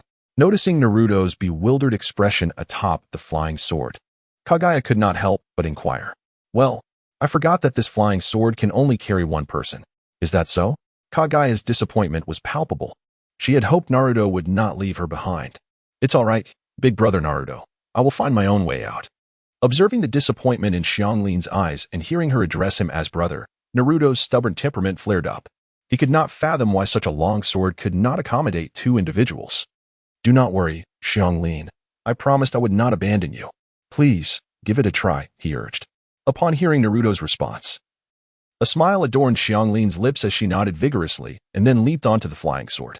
Steady now. Flying sword, ascend. As Xianglin successfully stood upon the sword, Naruto immediately began to channel the incantation for flying. Yet, nothing transpired. Standing atop the sword, Naruto wore an awkward expression, while Xianglin behind him stifled a chuckle.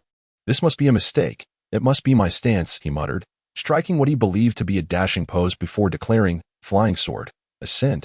Still, there was no response. Seeing that nothing changed, Naruto opted to sit upon the flying sword. Flying sword, ascend. After several failed attempts with various stances, the sword remained as inert as a car devoid of fuel, utterly unyielding and failing to acknowledge Naruto's presence. I refuse to believe this, Naruto thought, perplexed as to why it was only possible for one person to fly, while two could not. This is a question for the system. Not even Zhuge Liang could elucidate this. Nichan, perhaps we should just give up, Xianglin suggested, seemingly resigned after witnessing Naruto's numerous unsuccessful attempts. She promptly jumped off the flying sword. Wait a moment. As he gazed at the somewhat delicate figure of the malnourished Xianglin, an idea suddenly sparked in Naruto's mind. Chapter 73, The Shameless Konoha. I shall withdraw. The more Naruto contemplated the idea, the more plausible it seemed. Wasn't the basic flying sword only capable of carrying a single individual? If I embrace Xianglin, with only myself standing upon the sword, wouldn't that mean she is not in contact with it, thus counting as one person? Resolute in his thoughts, Naruto swiftly executed a princess carry with Xianglin before she could fully comprehend the situation, stepping onto the flying sword and invoking the incantation. This time, the flying sword did not oppose Naruto but successfully soared into the sky. Haha, it's remarkable that I could conceive of such a thing. Indeed, Uzumaki Naruto is a genius. Excited by his ascent, Naruto could not help but extol his own virtues. It is likely that even the system did not anticipate such a loophole to exploit. Observing Naruto proudly boasting like an old woman selling melons, the cheeks of Cheyenne flushed with embarrassment. As they flew together, cradling Cheyenne in his arms, Naruto spotted Sasuke, who was also airborne, just as they were about to reach the central tower. He shouted at Sasuke and made some gestures before preparing to land. Upon touching the ground, Naruto set Cheyenne down, and Sasuke soon arrived, carrying Sakura. Naruto, are you all right? Since Sasuke was heading in the opposite direction of Naruto's search, he had not sensed the battle between Naruto and Orochimaru. However, seeing Naruto covered in dust and somewhat disheveled, he could tell that Naruto had indeed been in a fight. I'm fine. I merely had a skirmish with Orochimaru. That pervert again. Upon hearing that Naruto had fought Orochimaru, Sasuke's expression darkened with anger. Did you use the Thousand Sword technique? Sasuke noticed a slight crack on Naruto's sword. The weapon was extraordinarily sturdy, and aside from Naruto's unauthorized use of the technique, he could not fathom what else could damage it. Yes, I used it once, but he managed to evade it. Naruto ruffled his hair, appearing somewhat dejected. The power of the Thousand Sword technique is formidable, yet Orochimaru's survival tactics are equally impressive. I will eventually take him down. Sasuke was resolute about not letting the pervert, who sought to usurp his body, escape unpunished. If the Thousand Sword technique cannot defeat him, then I shall employ the Celestial Sword. If that fails, I will resort to the Sword God technique. I refuse to believe that Orochimaru can withstand the Thousand Sword technique and the Sword God as well. By the way, this is Cheyenne. With the topic concluded, Naruto hastily introduced Cheyenne to Sasuke and Sakura. Hello, I am Uzumaki Cheyenne. I am Uchiha Sasuke. I am Haruno Sakura. Observing the timid Cheyenne, Sasuke maintained a neutral demeanor, whereas Sakura appeared exceedingly friendly. Sakura, could you please heal Cheyenne? Of course. With a swift application of the Guanyin spell, Cheyenne's mental state and physical injuries improved significantly, and even some of her depleted chakra was restored. It seems she has not been completely healed. Xianglin has long endured the torment of grass ninjas, resulting in numerous external injuries. A single invocation of the Avalokiteshvara mantra is indeed insufficient. However, if one invocation proves inadequate, then let it be two. With increased frequency, even severely wounded individuals can be revived. Xianglin's injuries are considerable, encompassing not only external wounds but also a multitude of hidden and internal traumas. Sakura employed the Avalokiteshvara mantra a total of 4 times before she was able to fully heal Xianglin. I believe I need a moment to rest, Sakura admitted. For her chakra reserves were limited, allowing her to utilize the mantra no more than 10 times at most.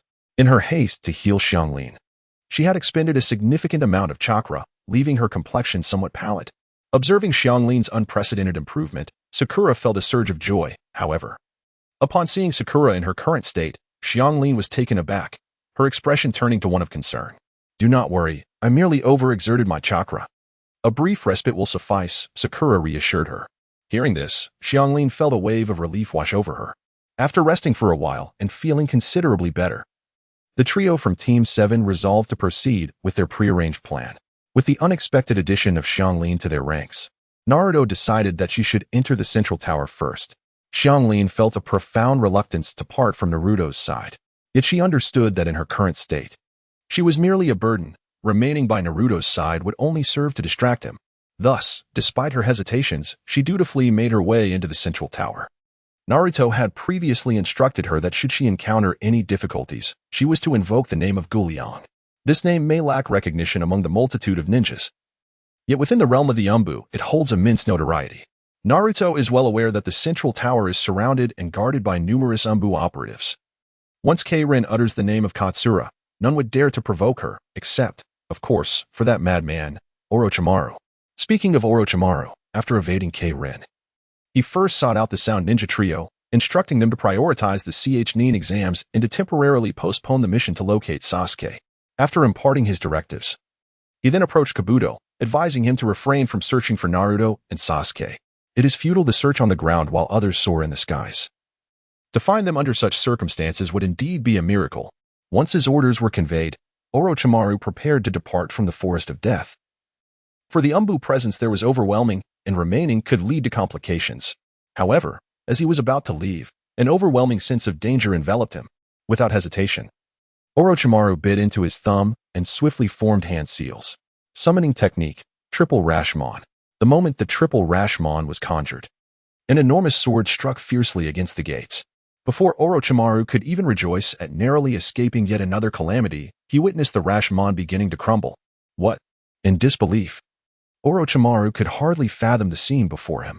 It is known that when Senja Hashirama used the 5 Rashomon, he successfully defended against the Nine-Tails-tailed Beast Bomb. Even though he employed a weakened version, the Triple Rashomon should not be as fragile as mere paper. This was directly pierced through, leaving one to ponder the circumstances. Before he could gather his thoughts, the long sword, undeterred, lunged towards him.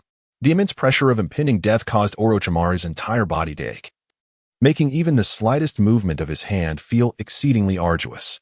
In this critical moment, Orochimaru summoned all his strength to form hand seals, aware that if he failed to evade this assault, he might truly meet his demise. Boom! The long sword struck Orochimaru, unleashing a violent explosion. Within a radius of 300 meters, trees began to evaporate, and the earth itself commenced to crumble. The tremendous commotion from the attack drew the attention of all those surrounding the forest of death. What manner of assault could produce such a cacophony? One member of the Umbu, upon hearing the uproar, found it rather incredulous. After all, this was merely the Chunin exam, not the Fourth Shinobi World War.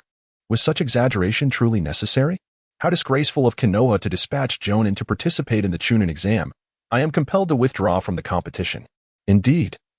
Konoha is the most shameless. I too shall withdraw.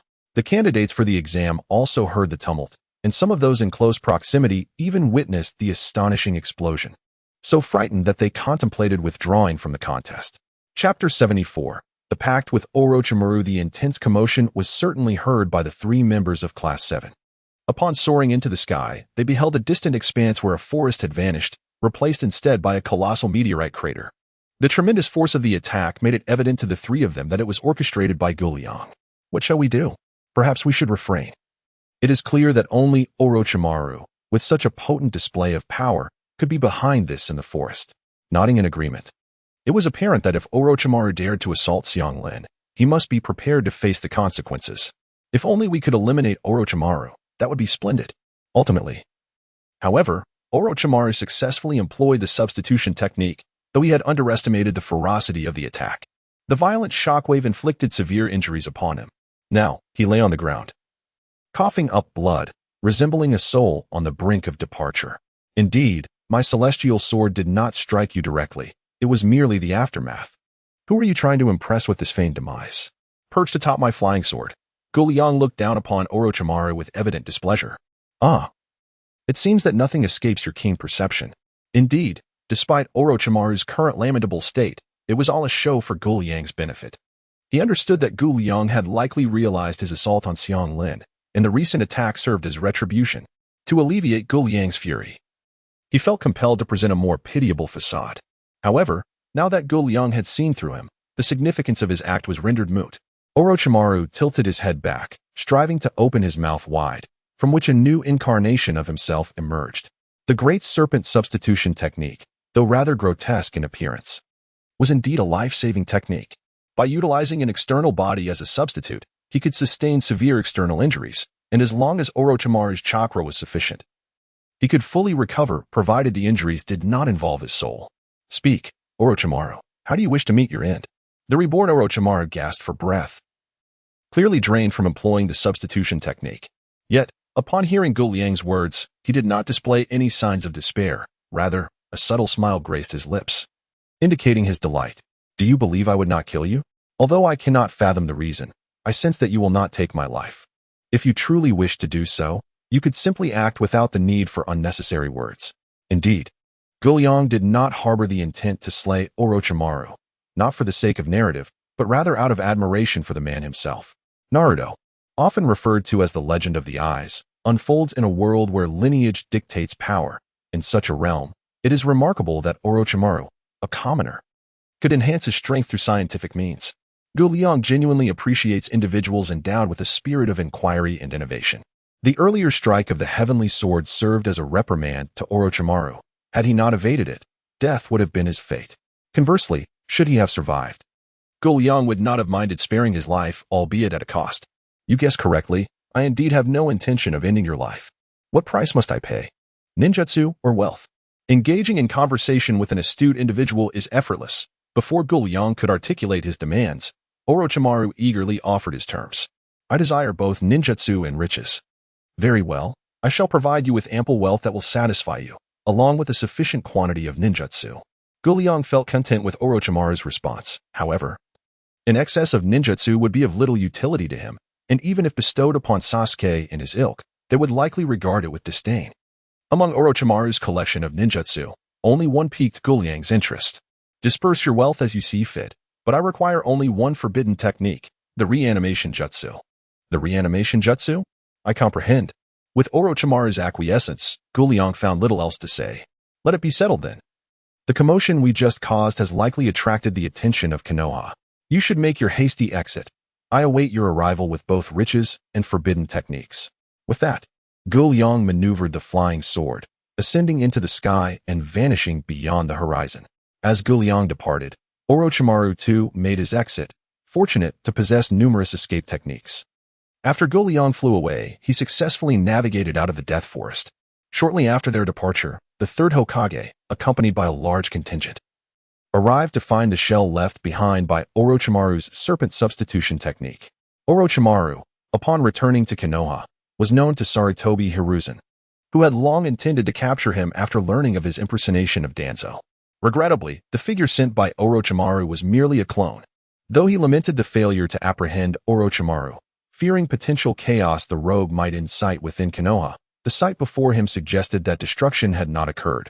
Rather, Orochimaru had been outmaneuvered. In a radius of 300 meters, not a blade of grass thrived. Such an attack could only have been executed by Gu Liang in the entirety of Konoha. At this moment, Sarutobi Sasuke resolved to engage in a meaningful conversation with Gaara after the Chunin exams. It would indeed be a travesty to underutilize such formidable strength. The entrances and exits of Konohagakure were sealed, allowing no one in or out, as a full-scale search for Orochimaru commenced. Indeed, however, the decision of the third Hokage did not affect the trio of Team 7. After waiting for several hours at the entrance of the central tower, Naruto's side finally had some guests. To his surprise, it was them. Just like in the original story, aside from Team 7. The first to arrive at the central tower were the Sand siblings. Well, since it was them, a greeting was in order. However, Naruto's notion of a greeting was not a mere salutation. He swiftly manipulated his flying sword and launched an attack directly at Gaara. Be careful, there is an ambush. Temari reacted swiftly, pulling Kankuro to safety upon witnessing the impending assault. As for Gaara, he felt no need to evade. With his sand shield for protection, Gaara assumed that this attack would be thwarted as per usual by his sand. Unfortunately, the power of the flying sword technique was not something that a mere heap of sand could withstand. Unsurprisingly, the sand failed to impede Naruto's flying sword, which struck Gaara's body with precision. Upon seeing Gaara hit, Temari and Kankuro were taken aback, rushing to Gaara's side to stand guard. No need to be so tense. At this moment, Naruto emerged from the woods, gracefully sheathing his sword with a flick of his wrist. Why did you attack Gaara? He inquired. The figure before him, with golden hair, was one of the few capable of besting Gaara, prompting Temari to exhibit an extraordinary level of vigilance. Your words are quite amusing. We are all candidates in the Chunin exams. Do I require a reason to confront you? Chapter 75, Naruto vs. the Sand Siblings. The essence of this examination is a contest for scrolls. Upon hearing Temari's words, Naruto couldn't help but chuckle. If we hand over the scrolls to you, will you allow us to pass? Gazing at the sword suspended in midair, Temari chose to concede. Huh? Aren't you going to resist? Naruto expressed his astonishment. I have already launched a surprise attack on you, yet you choose to yield? This script seems to be incorrect. Indeed, we do not resist. We choose to present you with the scroll. Will this allow us entry? I see. Now Naruto finds himself in a predicament, seeing others behave so obediently. If he were to strike, it would cast him in an unfavorable light. However, the prowess of these three is formidable. Should they gain access to the central tower, Subsequent evaluations would undoubtedly introduce unnecessary complications. After some contemplation, he shook his head in refusal. So, does this mean there is no room for negotiation? There is no room for negotiation. Very well. Let us engage. Upon realizing Naruto was resolute in denying their passage, Temari promptly signaled Kankuro and Gaara to initiate their assault. How cunning you all are. It turns out that while Temari conversed with Naruto, Kankuro had stealthily maneuvered his puppet into Naruto's blind spot. Moreover, after being struck by Naruto's friendship-breaking fist the previous day, Gaara surprisingly maintained his composure in the face of this blonde-haired adversary, subtly utilizing the concealment of sand to set an ambush around Naruto. Now, at Temari's command, the puppets, the sand beneath, and the wind jutsu approaching directly put Naruto in a precarious situation. He discerned that the trio had anticipated this encounter, which is why he deemed them treacherous. However, while you possess a cunning plan, I have a means of escape. Rather than evading the triple onslaught, Naruto stood his ground, awaiting the incoming assault. The three-pronged attack struck true. However, this Naruto was not his original self, but rather a shadow clone. Having been refined through gaming experiences and a fierce battle against Orochimaru, Naruto was no longer the naive fool he once was, particularly after his encounter with Orochimaru. He learned the formidable life-preserving technique of the substitution jutsu, which opened his eyes to its potential. Although Naruto's execution of the substitution jutsu was not as polished as Orochimaru's, he possessed shadow clones. In a certain sense, shadow clones served as a miraculous means of survival. In a display of caution, the Naruto emerging from the shadows was not his true self, but rather a shadow clone. This prudent strategy allowed him to face the impending assault with remarkable composure. Utilizing the multiple shadow clone technique, as the clones on the forefront were vanquished, Naruto summoned dozens more to ensnare the three adversaries. Meanwhile, his original form stealthily positioned itself in the rear, employing sword techniques to launch attacks. With the wind release, Dust Devil, Puppet Technique, Crow, and Sand Shuriken at his disposal, the trio from Sunagakure began their counteroffensive against the multitude of shadow clones. Among them, Gaara was in the best condition. Bolstered by the protective assistance of sand and equipped with numerous area of effect ninjutsu attacks. Following him was Temari, who, despite lacking sand for defense, wielded a fan capable of amplifying the power of wind release techniques. A modest C-rank wind release technique was transformed into the potency of a B-rank ninjutsu, as she deftly fanned the air, obliterating several of the shadow clones in swift succession. In stark contrast, Kankuro found himself in a dire predicament. To be candid, Kankuro's strength is not to be underestimated. However, he is more suited for one-on-one confrontations rather than skirmishes involving multiple opponents. As a puppeteer, his prowess largely hinges upon his puppets. At this moment, both his chakra control and skills had yet to reach the level of a seasoned jonin.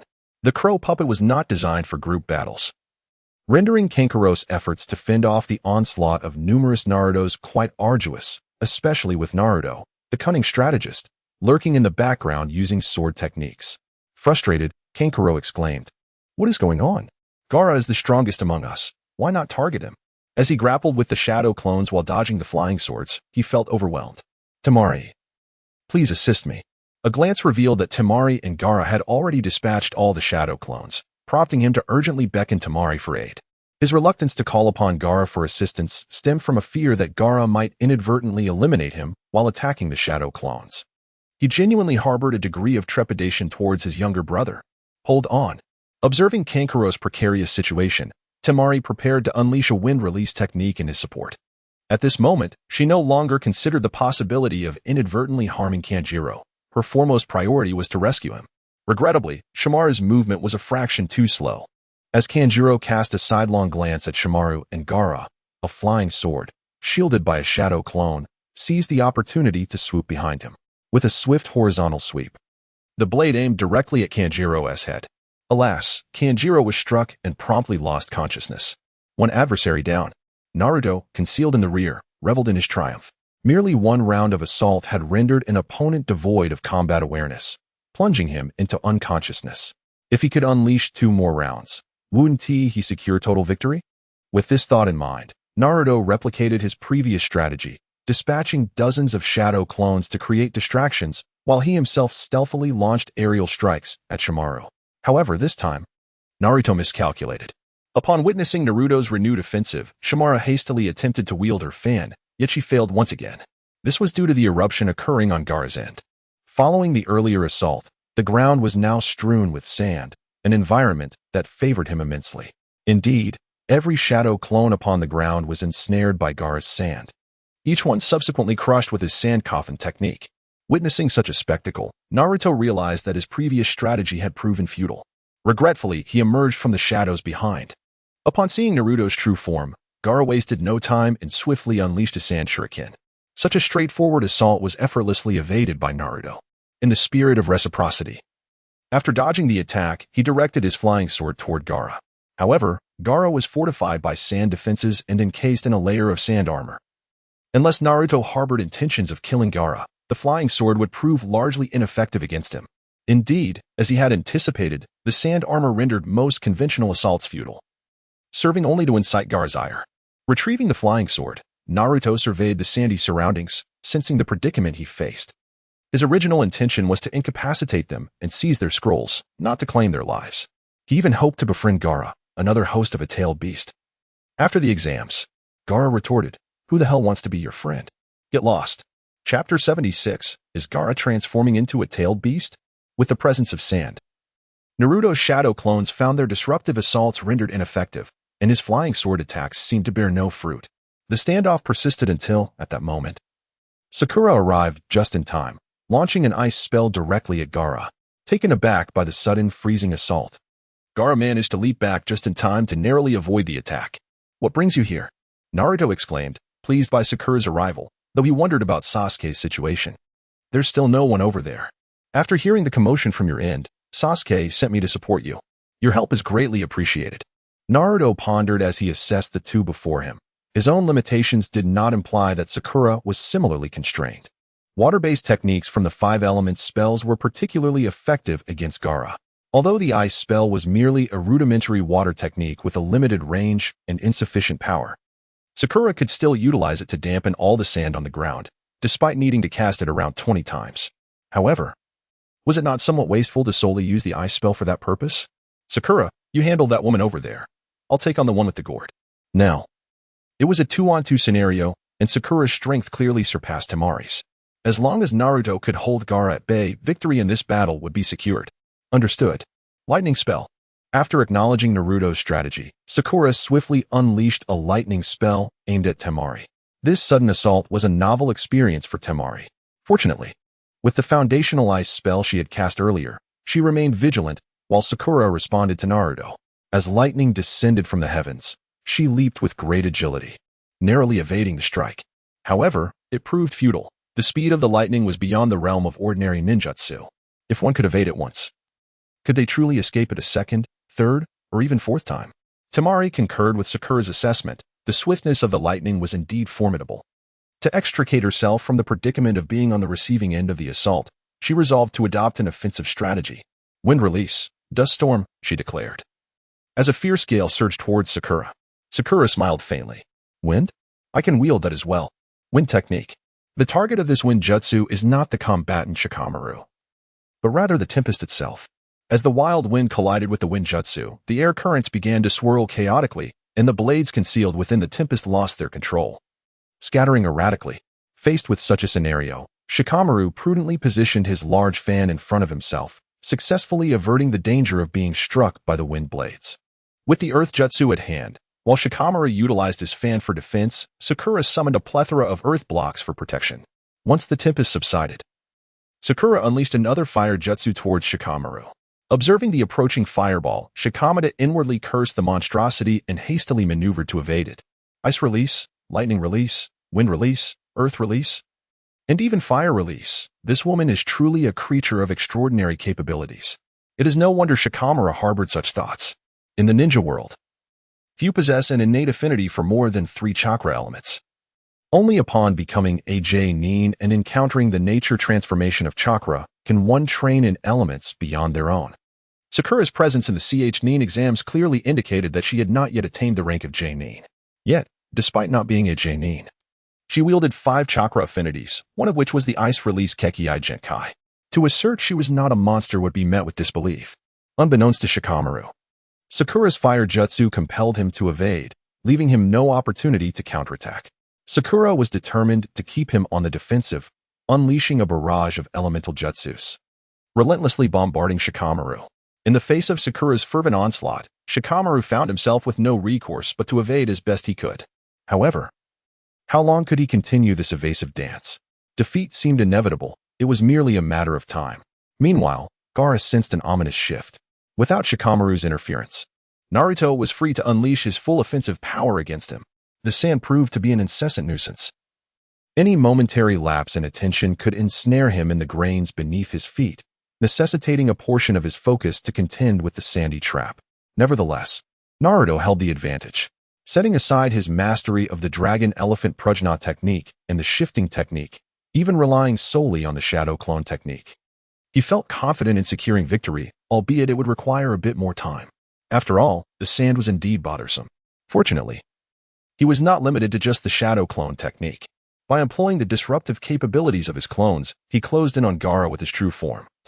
Unleashing the dragon-elephant prajna technique, Gaara's sand stood no chance against such raw and formidable power. A single punch caused him to cough up blood. Blood is indeed blood. The one-tailed Shikaku exhibits a volatile and combative disposition. To evade the mental manipulation of this spirit, Gaara finds himself in a constant state of vigilance, resulting in his struggle with insomnia and a significant deterioration of his mental stability.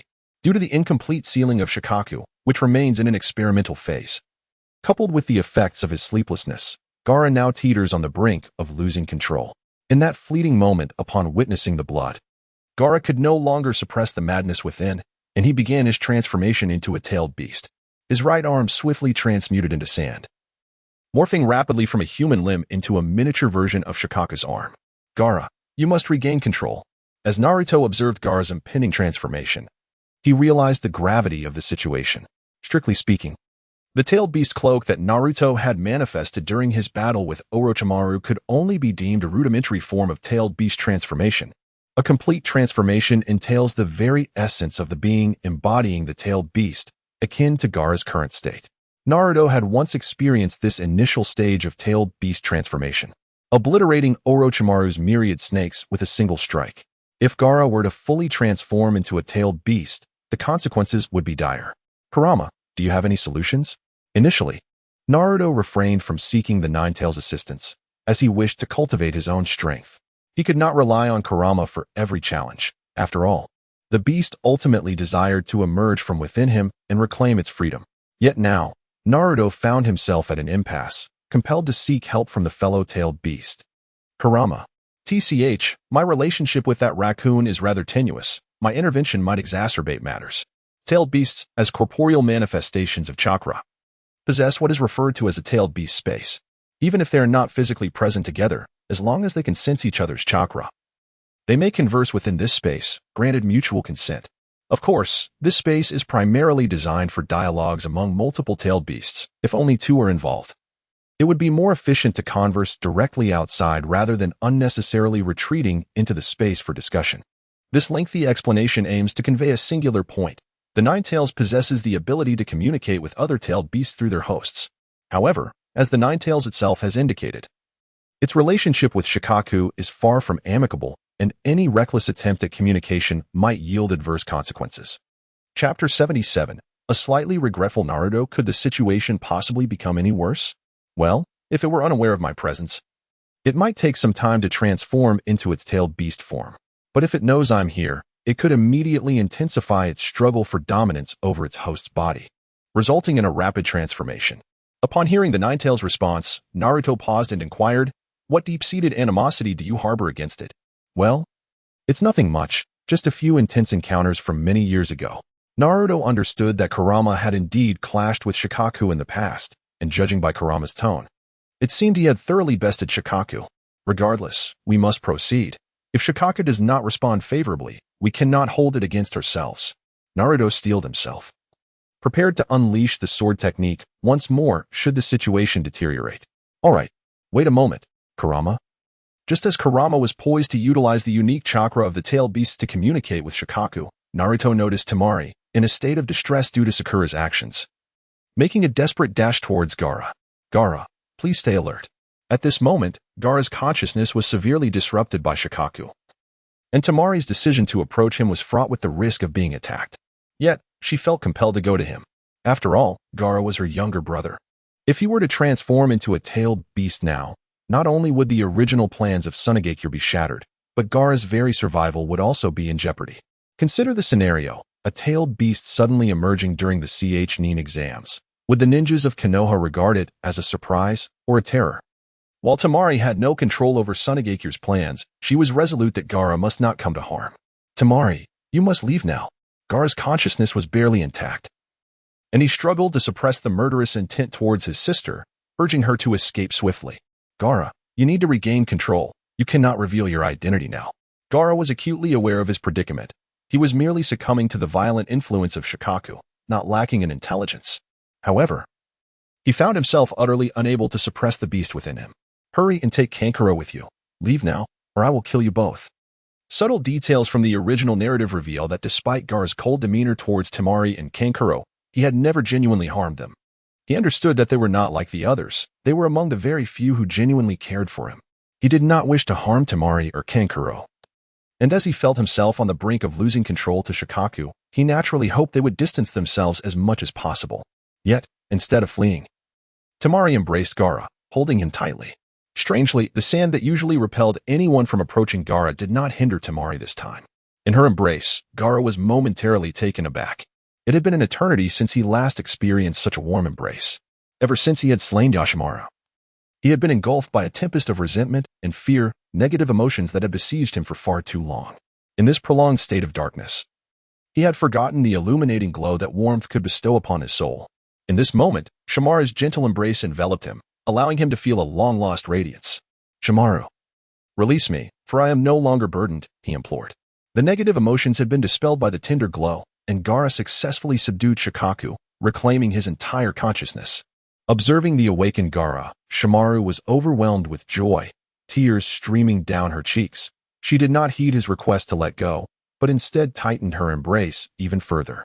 Meanwhile, Sakura approached Naruto and quietly inquired, given the current circumstances, shall we continue to fight? Naruto ruffled his hair, appearing equally conflicted.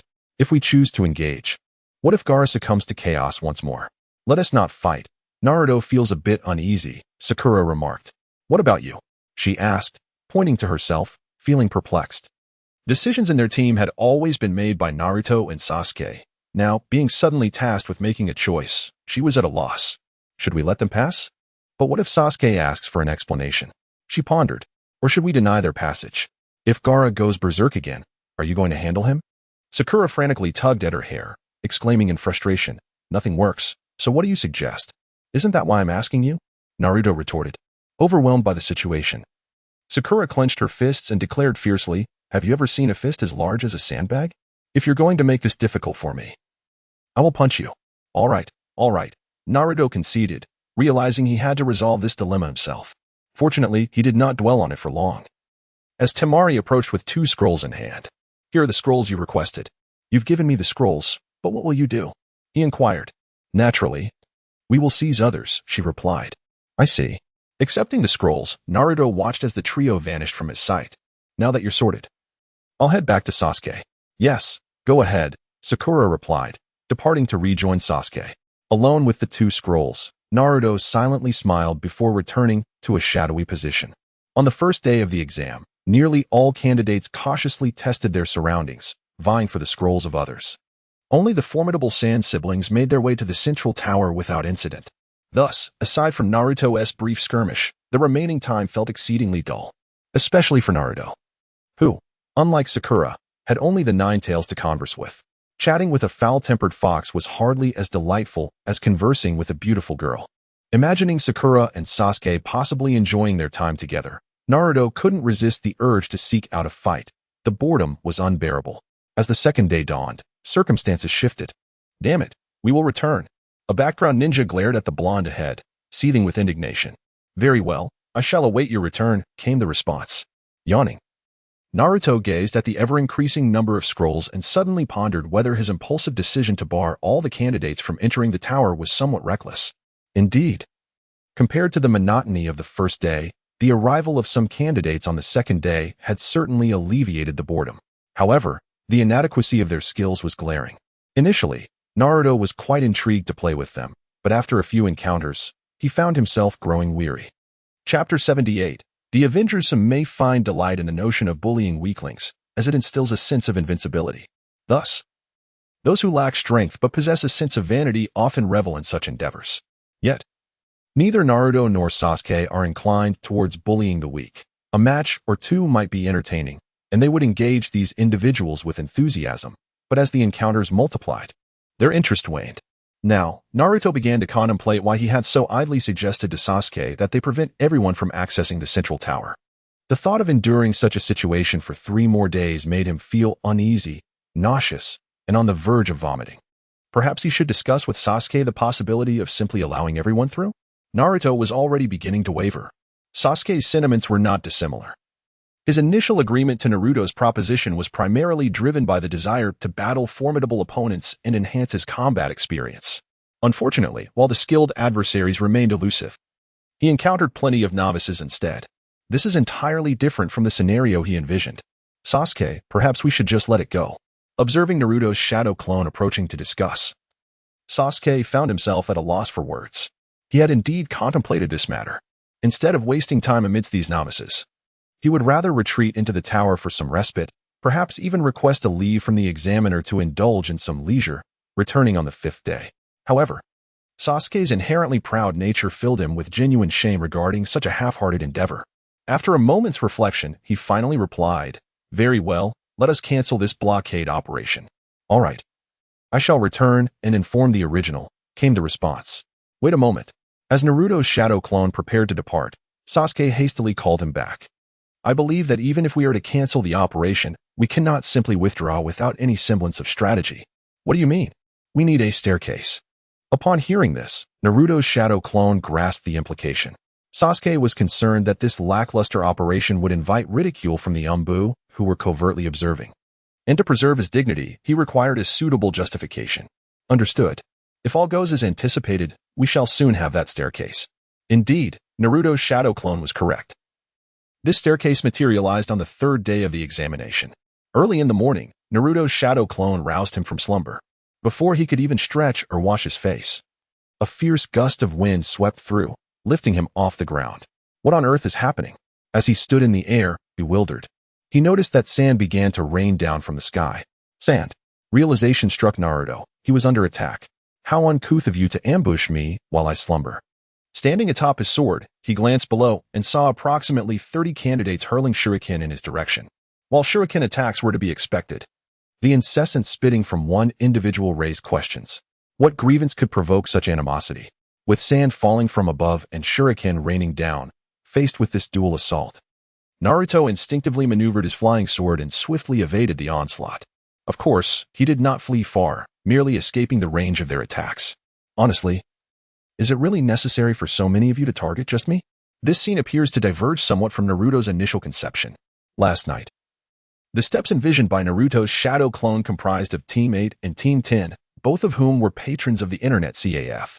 It is now the 3rd day, and both Class 8 and Class 10 should have arrived at the central tower by now, even if they had to walk. At that point, he, along with Sasuke and Sakura, would merely accompany them for a mock competition, ensuring that appearances were upheld. Who could have anticipated that those obstructed by Naruto would unite? Their alliance might be formed, yet a multitude of inexperienced individuals still remains merely inexperienced. However, the leaders of this unseasoned group happen to be the trio from Sunagakure. What is this? The Avengers? Observing Gaara, who is relentlessly manipulating sand to assault him, Naruto feels compelled to say, "Buddy, you have changed." How ferocious Gaara once was. Even Temari and Kankuro were cautious, fearful that a moment's negligence might provoke his wrath, leading to their demise. And now? Gaara has taken command of this group of novices and launched an attack against him. Director, this script is flawed. As Naruto faces the onslaught from Gaara's entourage, Sasuke's situation is not dissimilar. The difference lies in the leadership, which has shifted from Gaara to Shikamaru. "Shikamaru, what on earth are you doing?" Faced with a throng of individuals, Sasuke and Sakura find themselves momentarily bewildered. There is no choice. If you wish to thwart our entry, we must unite. In response to Sasuke's inquiry, Shikamaru adopts a resigned demeanor and replies, "Everyone, no more idle chatter. Let us settle old and new scores together." No sooner had he spoken than some launched an assault against Sasuke. In evading the attack, Sasuke recognized the speaker. Ah, isn't this the one whose arm I severed? Indeed, the instigator behind this assault is none other than Sakyo, who had dared to provoke Sasuke during the initial written exam and was met with a severed limb. You fail to appreciate mercy, and today you shall find eternal slumber here. With that, Sasuke stands atop a flying sword, looking down imperiously as he unleashes a great fireball technique. Water release, water chaos. X3. The participants in the Chunin exams are primarily the elite among the lower ninjas of their villages. And basic water techniques like water chaos are still within the capabilities of some among the gathered. Sasuke's great fireball is formidable, yet before it can near its targets, it is doused by 3 torrents of water. The extinguishing of the fireball generates a considerable amount of steam, obstructing the vision of those below, rendering them unable to see Sasuke hovering above. Everyone disperse. To prevent a total annihilation at Sasuke's hands, Shikamaru swiftly instructs his comrades to scatter. However, this dispersal is not on an individual basis, but rather in small teams. Watching the candidates separate into groups, Sasuke smirks, maneuvering his flying sword for a dive. It seems he intends to engage in close combat with these individuals. Choji. Understood, multi-size technique. Meat tank. Upon hearing Shikamaru's command, Choji transforms into a massive meatball, rolling swiftly towards Sasuke. He chuckles, if you remain airborne, we would have a difficult time. However, now that you have descended, I must apologize. Sakura has already been somewhat restrained by a small group of individuals. Once Sasuke is dealt with, she will pose no significant threat. Chapter 79. Sakura must perish. The reason why the Ino Shikicho trio is considered a quintessential ninja combination lies primarily in the complementary nature of the secret techniques among the 3 clans. The technique of the Akimichi clan, multiplication technique. The effect of this secret technique is the consumption of a substantial amount of chakra, causing a part or the entirety of the body to temporarily swell, thereby significantly augmenting one's strength. The Nara clan's secret technique, Shadow Jutsu. This arcane technique primarily serves to bind and control adversaries. Although it may appear to possess limited functionality, when combined with the art of shadow transformation, variations in light sources, and agile cognition, the shadow technique can manifest an array of astonishing effects. The family secret from the mountains, the art of heart and body transformation. This arcane technique harnesses the soul to concentrate the mind upon a singular point, thereby unleashing one's spiritual prowess to seize and manipulate the body of the adversary. Once accomplished, the outcome of the confrontation becomes immediately apparent. However, the practitioner's essence subsequently succumbs to a state of slumber, necessitating the guardianship of another.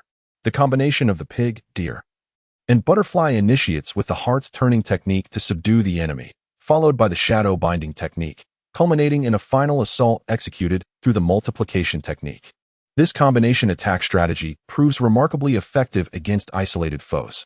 Sasuke, soaring through the sky, eludes Ino's aim due to his agility. After all, the mental energy unleashed by the mind-body switch technique can only move in a straight line. Now that Sasuke has landed and is entangled with numerous subordinates, Ino can adeptly employ this technique. This is also the reason why Shikamaru felt assured of victory on his side. The mind transfer technique. Just as Sasuke was about to enter the throng of inexperienced opponents to unleash his double strike, he suddenly felt a loss of control over his own body. My consciousness is clear, yet I am unable to command my own movements. Is this the mind transfer technique of the Nara clan? Sasuke realized he had fallen victim to it, but he found himself at a loss for an effective countermeasure. The most vexing aspect of this secret technique lies in its glaring shortcomings, yet its advantages are equally pronounced. The primary drawback of the body-switching technique is its inability to safeguard one's original form. With so many individuals surrounding her, Ino could confidently entrust her true self to Shikamaru and others for protection. All she needed to do was adeptly maneuver Sasuke's body and choose to concede. Success was achieved. As Ino's original form collapsed, Shikamaru smiled subtly. For now, he merely had to apply the shadow bind technique to Sasuke, thereby securing victory in this battle. However, while Shikamaru and his companions were aware that Sasuke had fallen victim to Ino's cunning ploy, the other tool-wielding ninjas remained oblivious, observing Sasuke standing foolishly and motionless. They began to tentatively advance towards him. Ino had chosen a martial art that favored swift mobility over short distances, akin to the wave-piercing steps, during the initial onslaught. She skillfully guided Sasuke's body to evade the assaults. Yet, after a brief interval, the ninjas realized that this Sasuke was not retaliating, which emboldened them, prompting them to launch a coordinated assault on Sasuke. At this moment, the efficacy of Lingbo Weibo had diminished considerably, as numerous ninjas had encircled Sasuke, leaving her without any means of evasion. In a flurry, Sasuke was struck repeatedly by these assailants. As previously mentioned, the advantages of secret techniques are quite pronounced. Yet their drawbacks are equally evident. The body switch technique, while useful, fails to adequately protect one's original form. Moreover, the host that one possesses can suffer injury when attacked, thereby endangering the original body as well. Do not attack just yet. He is already under our control. Ino's original form was injured, which alarmed Shikamaru, prompting him to urgently request that the attackers refrain from striking. However, those present were unwilling to heed Shikamaru's words. They had appointed him as the temporary leader solely because he was a leaf ninja, and after all, Sasuke was also a leaf ninja. Now, with Sasuke on the verge of defeat, it was inconceivable that they would listen to Shikamaru. Damn it, CHG, separate them. Unfortunately, Shikamaru's shadow bind technique was still underdeveloped, capable of restraining only a single individual. With so many adversaries present, he found himself utterly incapable of halting their advance. Fortunately, the team included a designated powerhouse. Understood, human bullet tank. Responding to Shikamaru's command, CHG unleashed his human bullet tank towards those besieging Sasuke, attempting to drive them back. Not on my watch. CHG's human bullet tank was undoubtedly a formidable form among these lower-ranked ninjas. Typically, upon witnessing CHG in this state, most would yield. However, the vengeful Saku was unperturbed by CHG's advance. As CHG rolled towards him, Saku extended his left arm, revealing the windpipe in his palm. Air/wave. A torrent of air pressure and ultrasonic waves erupted from the windpipe, striking CHG and rendering him unconscious. CHG's incapacitation left Shikamaru unable to maintain control over the situation, igniting a sense of urgency within him. Not only was Shikamaru anxious, but Sakura, who was also restrained, felt a surge of desperation. Wind jutsu, fire jutsu, lightning jutsu. Realizing that Shikamaru had lost his grip on the situation, Sakura disregarded whether this was the opportunity Sasuke had sought. At this moment, she was prepared to unleash her wrath. Help! Save me! Unbeknownst to them, the seemingly timid Sakura, who had been hiding behind Sasuke, unleashed an astonishing power. Her ninjutsu flowed like water, recklessly unleashed upon her foes. In the blink of an eye, the battlefield was littered with the fallen and the wounded. Sakura had succumbed to a frenzy, and the tide of battle shifted dramatically. A rabble was merely a rabble, Shikamaru's side. His initial intention was merely to have Sasuke step aside. He never anticipated such a catastrophic turn of events. Given the irreversibility of the situation, there was little point in seeking to amend it. Ino, return. Ino had long yearned to revert to her original form, weary of the relentless beatings, particularly since she was inhabiting Sasuke's body. Had she not feared disrupting Shikamaru's original plan, she would have returned to her own body long ago. Upon hearing Shikamaru's command, Ino wasted no time, relaxing her spirit and instantly reverting to her true self. At that moment, Sasuke, who had been observing with detached interest, regained control over his own body. A bunch of worthless trash. If you seek death, I shall oblige. Wiping the blood from the corner of his mouth, Sasuke's gaze was filled with murderous intent. Initially, he had no desire to kill, but these fools had pushed their luck, especially that insufferable individual named Saku, who undoubtedly deserved to perish. Sakura, cannon spell. Understood, Sasuke. At that moment, after vanquishing around 10 lower ninjas, Sakura felt the strain of her chakra. Yet, upon hearing Sasuke's call, she hesitated not for a moment, providing him with a much-needed boost. The surge of energy reinvigorated Sasuke, allowing him to repel his adversaries with a series of swift strikes. He leaped from the encirclement and decisively unleashed his ultimate technique. Thousand Sword Technique. This is bad, Ino. We must retreat. Watching as Sasuke's flying swords multiplied exponentially, Shikamaru and Ino sensed impending doom. The trio of Ino, Shikamaru, and Choji found themselves behind the throng of enemies.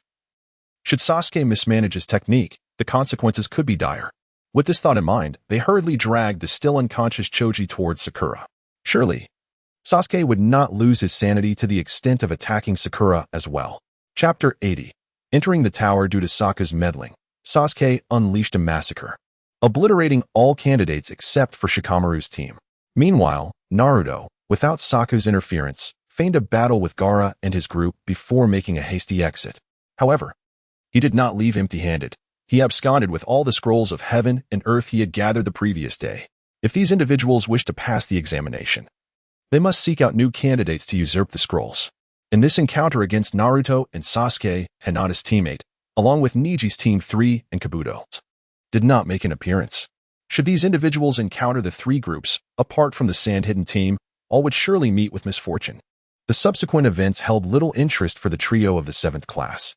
As they entered the central tower accompanied by a plethora of scrolls and Shikamaru from the 10th class, upon arriving in the spacious and brightly lit interior, they were greeted by the brilliance of incandescent lights above, flanked by several robust red columns that could be embraced by two people. The floor was impeccably adorned with pristine square tiles, while shelves against the walls, draped with blue curtains, displayed an overwhelming array of colossal scrolls. Sakura could not contain her astonishment, exclaiming, "So many scrolls! How many days would it take to move them all?"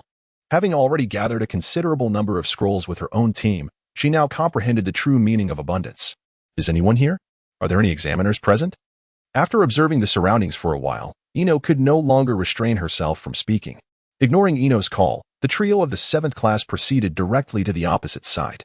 As they ascended the steps, their curiosity led them to extract a scroll from the shelf, only to find it blank. After returning it, they tried another scroll, which yielded the same empty result, leading them to refrain from further futile efforts. It was then that their gaze fell upon the striking dragon head relief beneath the artwork. The calligraphy, bold and dynamic, bore the signature of the 3rd Hokage. Even without a deep appreciation for art, they found it pleasing to the eye, silently lauding the exquisite craftsmanship. At this moment, Ino, Shikamaru, and the awakened Choji ascended from the opposite staircase, arriving beneath the exquisite relief to gaze upon the authentic likeness of the 3rd Hokage. Ahem. It was unclear whether Naruto coughed genuinely or merely to clear his throat. But he recited with deliberate inflection, "Without the heavens, one acquires wisdom to prepare for opportunities. Without the earth, one pursues origins to seek profit. When the dual scrolls of heaven and earth are unfurled, the deceptive path returns to the righteous way. This is the pinnacle of, and signifies the essence of leadership."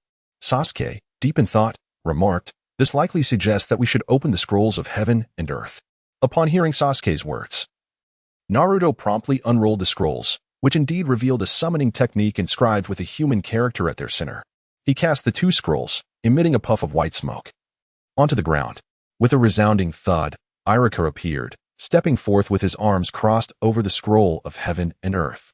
Iruka surveyed the group and remarked, "It seems fortune favors you. You have successfully reached your destination. We, the Chunin, are here to welcome the candidates for the 2nd examination. And I am tasked with conveying important messages. Congratulations to you all for passing the 2nd test."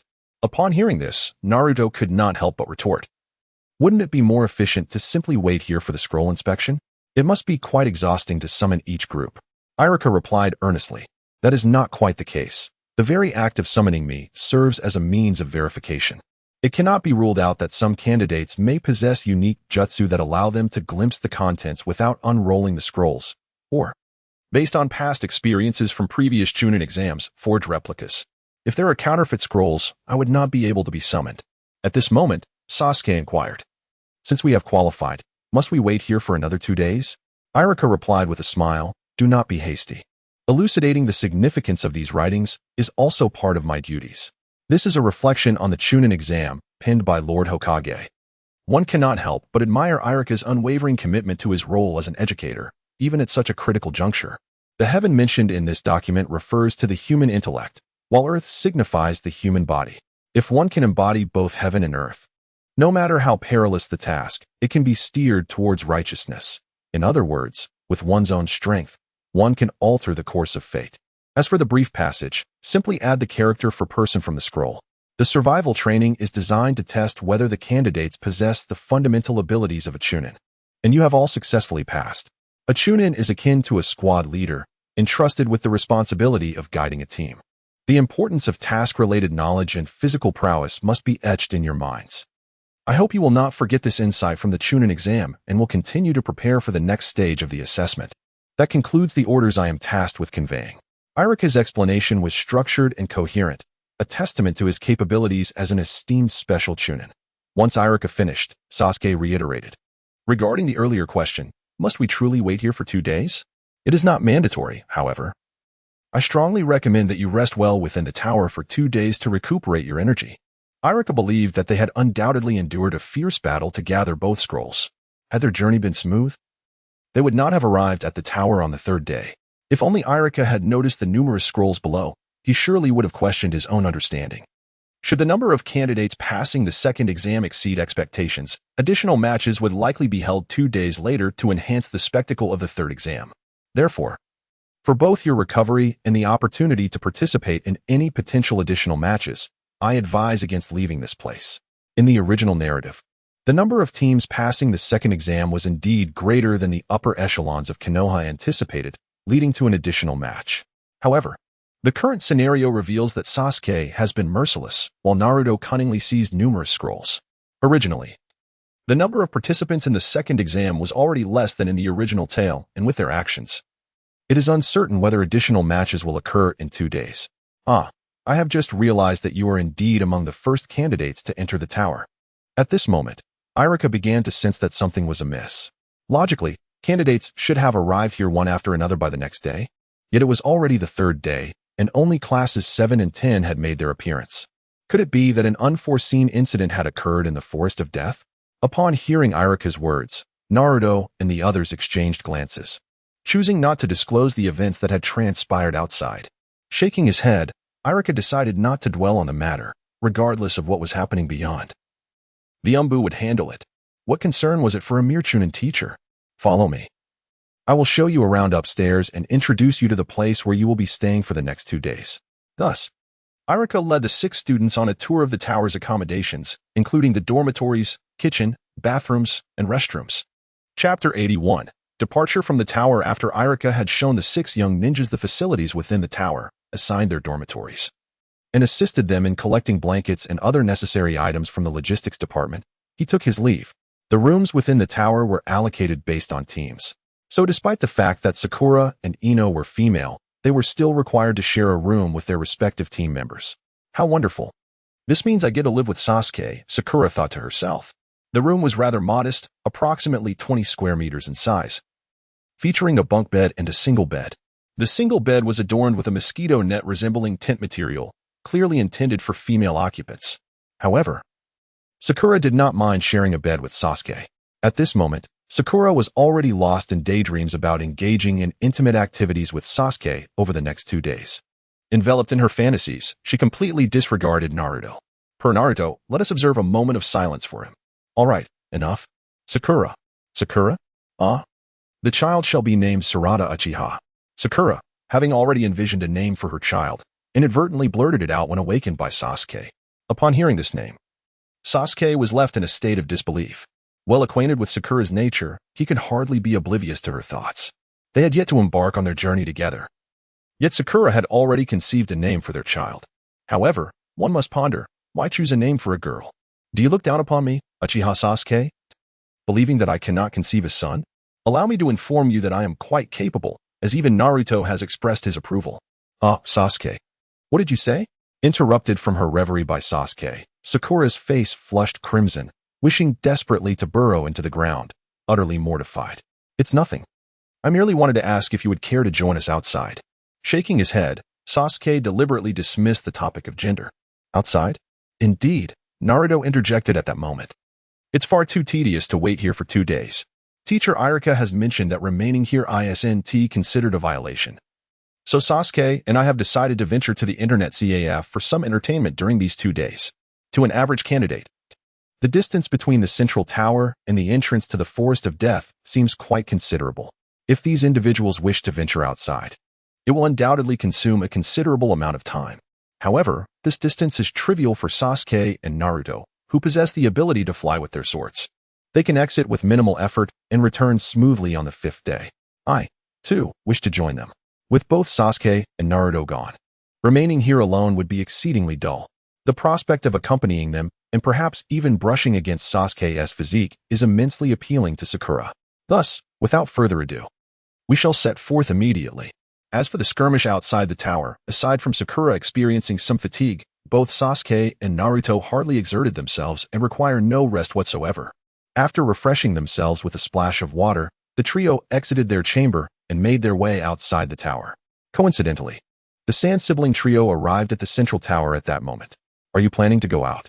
Due to a fortuitous encounter with Naruto, Gaara experienced a peculiar shift within, leading Temari to lose her animosity towards the three young ninjas. She felt compelled to express her gratitude to Naruto.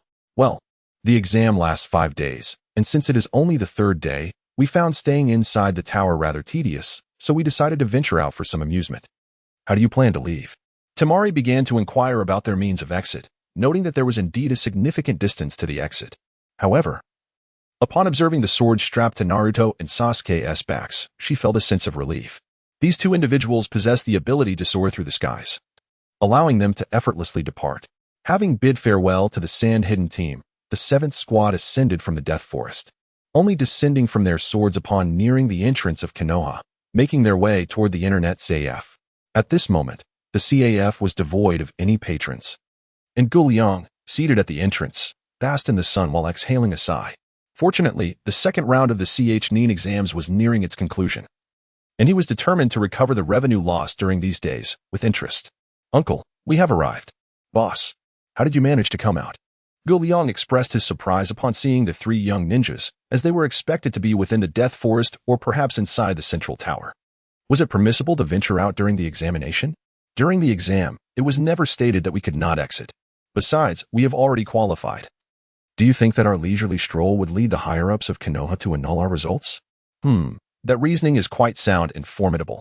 Given the prowess exhibited by the 3 young ninjas, it would take a considerable lapse in judgment for Sarutobi Hiruzen to nullify their achievements. He was counting on them to bring honor to Konoha. By the way, Uncle, is Kankuro here with you? Earlier, while in the central tower, Naruto had been searching for Kankuro. The examiners within the tower had mentioned that Kankuro had been taken away by someone, with no relatives in Konoha. The only person capable of taking her was Jin Yong himself. Kankuro is currently undergoing special training. You shall see her once your examination concludes. After striking a deal with Orochimaru on the 1st day of the exam, Jin Yong had flown to the apex of the central tower, keeping a vigilant watch over the occurrences in the Death Forest. When Kankuro arrived beneath the tower, he revealed his identity to her, dispelling her doubts, and informed the Umbu outside the tower, who then escorted her back to the CAF. Initially, Jin Yong had intended for Sakura to work as a waitress at the CAF, akin to how Haku had done. However, Kankuro declined, expressing her desire to continue her journey as a ninja. At this juncture, Jin Yong noticed a faint blush on Kankuro's cheeks. Understanding her plight, he chose not to pressure her, but instead arranged for her to undergo training with Haku for a period, enhancing her physical capabilities. Members of the Uzumaki clan are renowned for their robust physique, as exemplified by Naruto. Even with a childhood of consuming junk food and drinking expired milk, his constitution surpassed that of ordinary ninjas.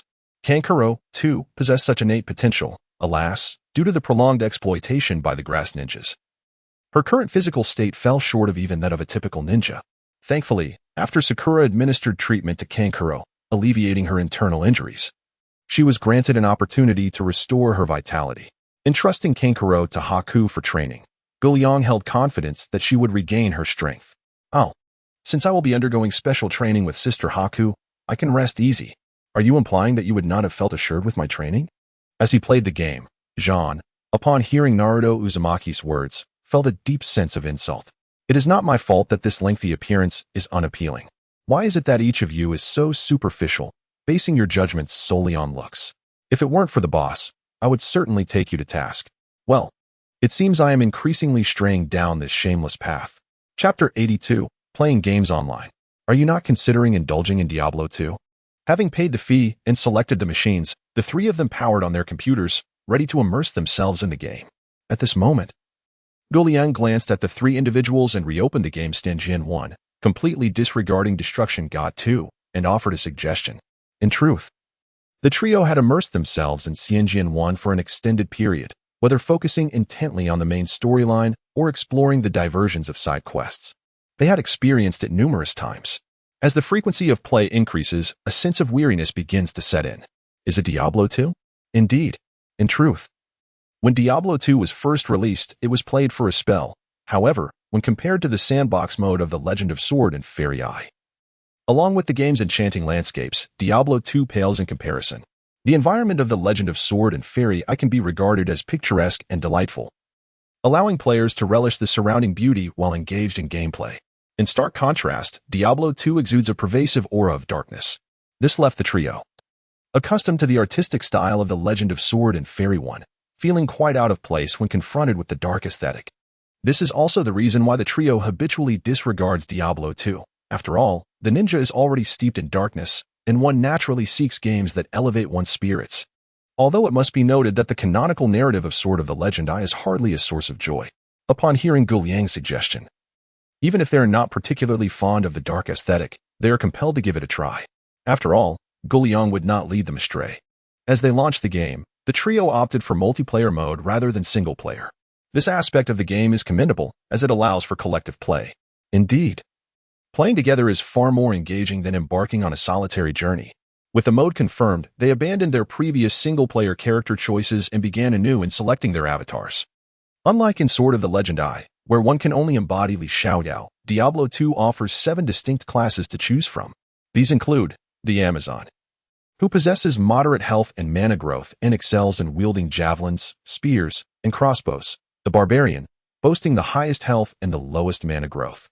Adept with all melee weapons, the Necromancer, a master of summoning the undead and casting curses. The Paladin, sharing similar health and mana growth with the Amazon and proficient in using shields, making him suitable for most one-handed weapons. The Sorceress, specializing in elemental magic encompassing frost, fire, and lightning. The Assassin, with health and mana growth akin to that of the Paladin and employing a variety of attack methods. And lastly, the Druid, who possesses shape-shifting abilities and wields skills across summoning and elemental categories. No class is superior to another, each possesses its unique characteristics. Naruto declared, "I choose the Barbarian." Sasuke replied, "I select the Druid." Without hesitation, both Naruto and Sasuke affirmed their choices. Naruto's selection of the Barbarian was unsurprising, as he is not one to overthink matters, choosing instead the straightforward martial art of the Dragon Elephant Prajna, a class that significantly enhances health and strength with each level gained. This rather reckless profession is one that Naruto particularly favors. Sasuke's choice of the Druid class is equally straightforward. He currently possesses an abundance of offensive capabilities, yet he finds himself lacking in supportive abilities. While the Druid's shape-shifting skills may seem negligible, its summoning and elemental abilities can significantly enhance Sasuke's combat repertoire. As for why he does not opt for the Necromancer, which also features summoning skills, Sasuke certainly has no desire to be perceived as a twisted individual who manipulates corpses. Both Naruto and Sasuke decisively embrace their chosen professions, while Sakura appeared somewhat hesitant in the face of the 7 available classes. As the team's support, her rational mind urged her to select the Paladin class. However, she was also drawn to the Mage, a profession that harmonizes beautifully with elemental magic and the 5 elemental spells. What should I do? Should I choose the Paladin, which provides substantial benefits to the team, or the Mage, who possesses a plethora of offensive capabilities? In this moment, Sakura found herself ensnared in a quandary. She pondered deeply on which path to pursue before making her choice. Noticing Sakura's hesitation, Gu Liang offered his counsel. In truth, the skills within these games necessitated the expenditure of money to unlock training rooms, and only upon successful cultivation could they be employed in reality. Was Sakura affluent? Certainly not. Given that she was not wealthy, it sufficed for her to cultivate a single skill from one of the games. Whether from Sword of the Immortal or Destruction God 2, mastering a skill to its profound depths proved extraordinarily formidable. Sakura comprehended Gu Liang's intent. Upon hearing his words, she promptly opted for the Mage class. The reason she did not select the Paladin was not due to a relinquishment of her role as the team's support. Rather, she resolved to first master the spells from Sword of the Immortal, and only once she had made significant progress there would she consider honing her abilities in other games. Thus, the Mage, who utilized a combat style akin to the elemental spellcasting, became Sakura's preferred choice. The trio entered the game, with Naruto serving as the team's tank, naturally positioning himself at the forefront. As for skills, they were of little concern. He merely required the inherent attributes of a barbarian. After all, his chosen martial art was the Dragon Elephant Prajna, and as long as his strength attribute was sufficiently high, he could dispatch foes with a single punch. Of course, in the early stages, he was not so formidable. He had to act as a shield while seizing opportunities to attack. Sasuke, assuming the role of a druid, opted for summoning skills and began the game by conjuring a raven, with Naruto and the raven acting as his bulwark. Sasuke could engage in attacks while safeguarding himself more effectively. In reality, Sakura served as a support character, yet in this game, she transitioned into the team's damage dealer. Rather than selecting the most powerful fire magic as her first skill, she chose a freezing spell capable of slowing the enemy's movement and attack speed. As the trio effortlessly dispatched the minor foes scattered across the map, they found themselves experiencing a tinge of boredom amidst the thrill of leveling up. Surely, this game won't have us engaged in endless slaughter, one remarked. It's becoming rather tedious. Foolish Naruto. Didn't the game inform us from the outset that we must resist the three demon gods? This monotony is merely a precursor to the grand battles ahead, Sakura replied. She was indeed correct. The ultimate boss of the game would undoubtedly be the three demon gods, and if they did not elevate their levels, how could they hope to withstand such formidable adversaries? However, grinding levels continuously is undeniably dull. Naruto grumbled softly, taken aback by the tedium of a game recommended by Jin Yong. While the first Xianjian required leveling up, players could engage in various activities beyond mere grinding, such as embodying a chivalrous hero, seducing women, or even being a rogue attempting to abduct a woman to serve as a bandit queen, not to mention indulging in the pleasures of brothels without recompense. Unlike this game, which revolved solely around slaying monsters, often against foes that barely surpassed ordinary humans. Just as Naruto wallowed in his ennui, a fireball suddenly hurtled towards him from nearby. Fortunately, Sasuke's timely warning and Naruto's quick reflexes allowed him to narrowly evade the attack. Who dares to assault me, Naruto? I shall make them pay, he fumed, glancing toward the origin of the fireball. To his astonishment, a group of diminutive creatures named the Fallen stood before him, among which was a notably taller fallen sorcerer.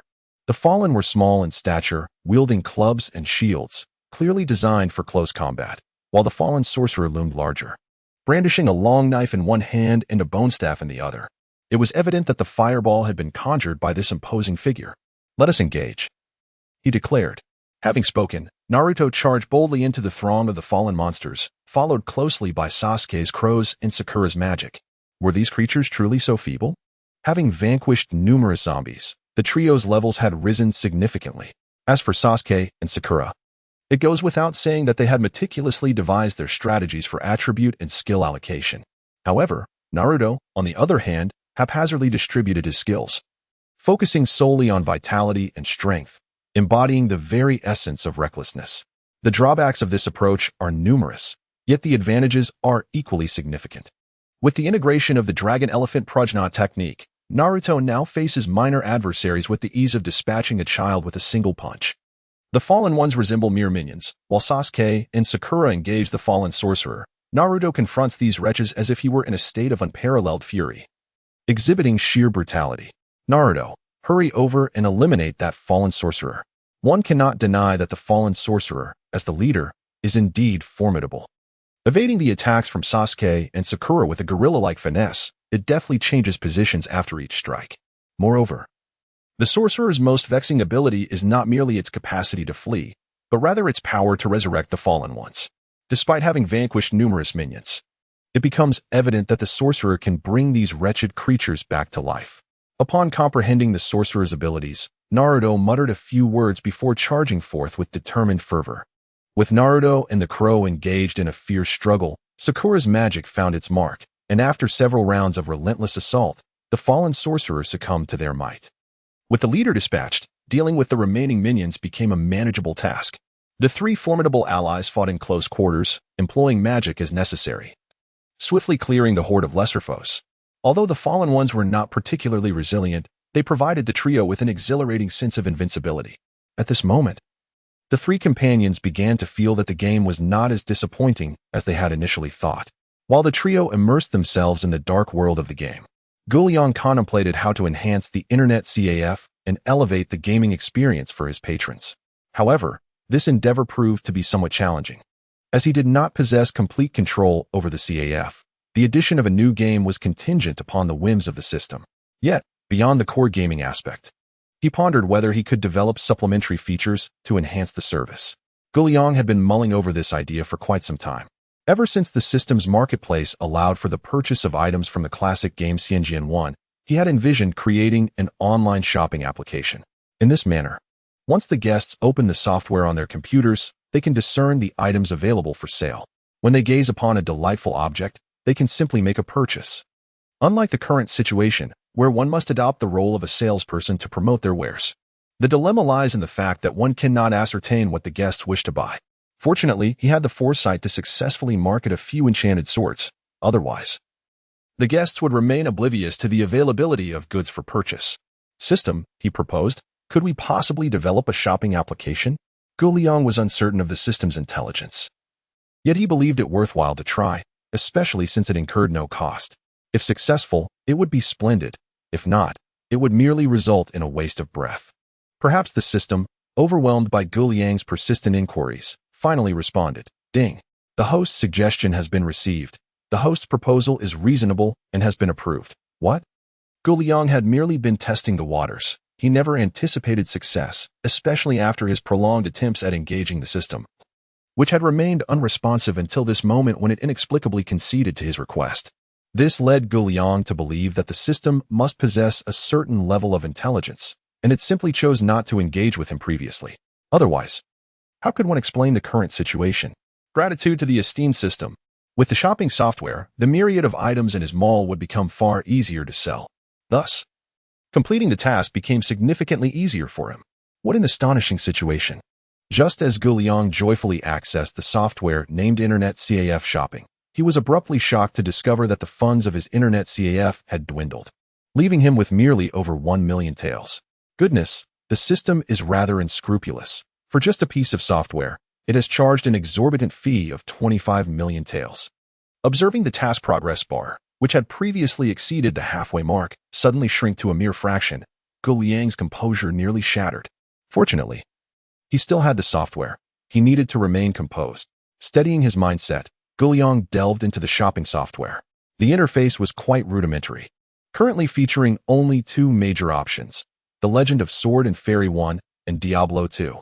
Beneath these significant options lay smaller sub-options, reminiscent of the interface he encountered upon entering the system's marketplace. Not only was the interface similar, but the pricing of the items mirrored those in the system's mall. This simply would not do. The primary purpose of creating such software was to generate profit.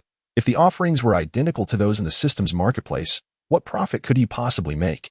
Without hesitation, he promptly began adjusting the prices of the items within. Compared to the system's marketplace, he raised the prices tenfold. Now, that felt satisfying.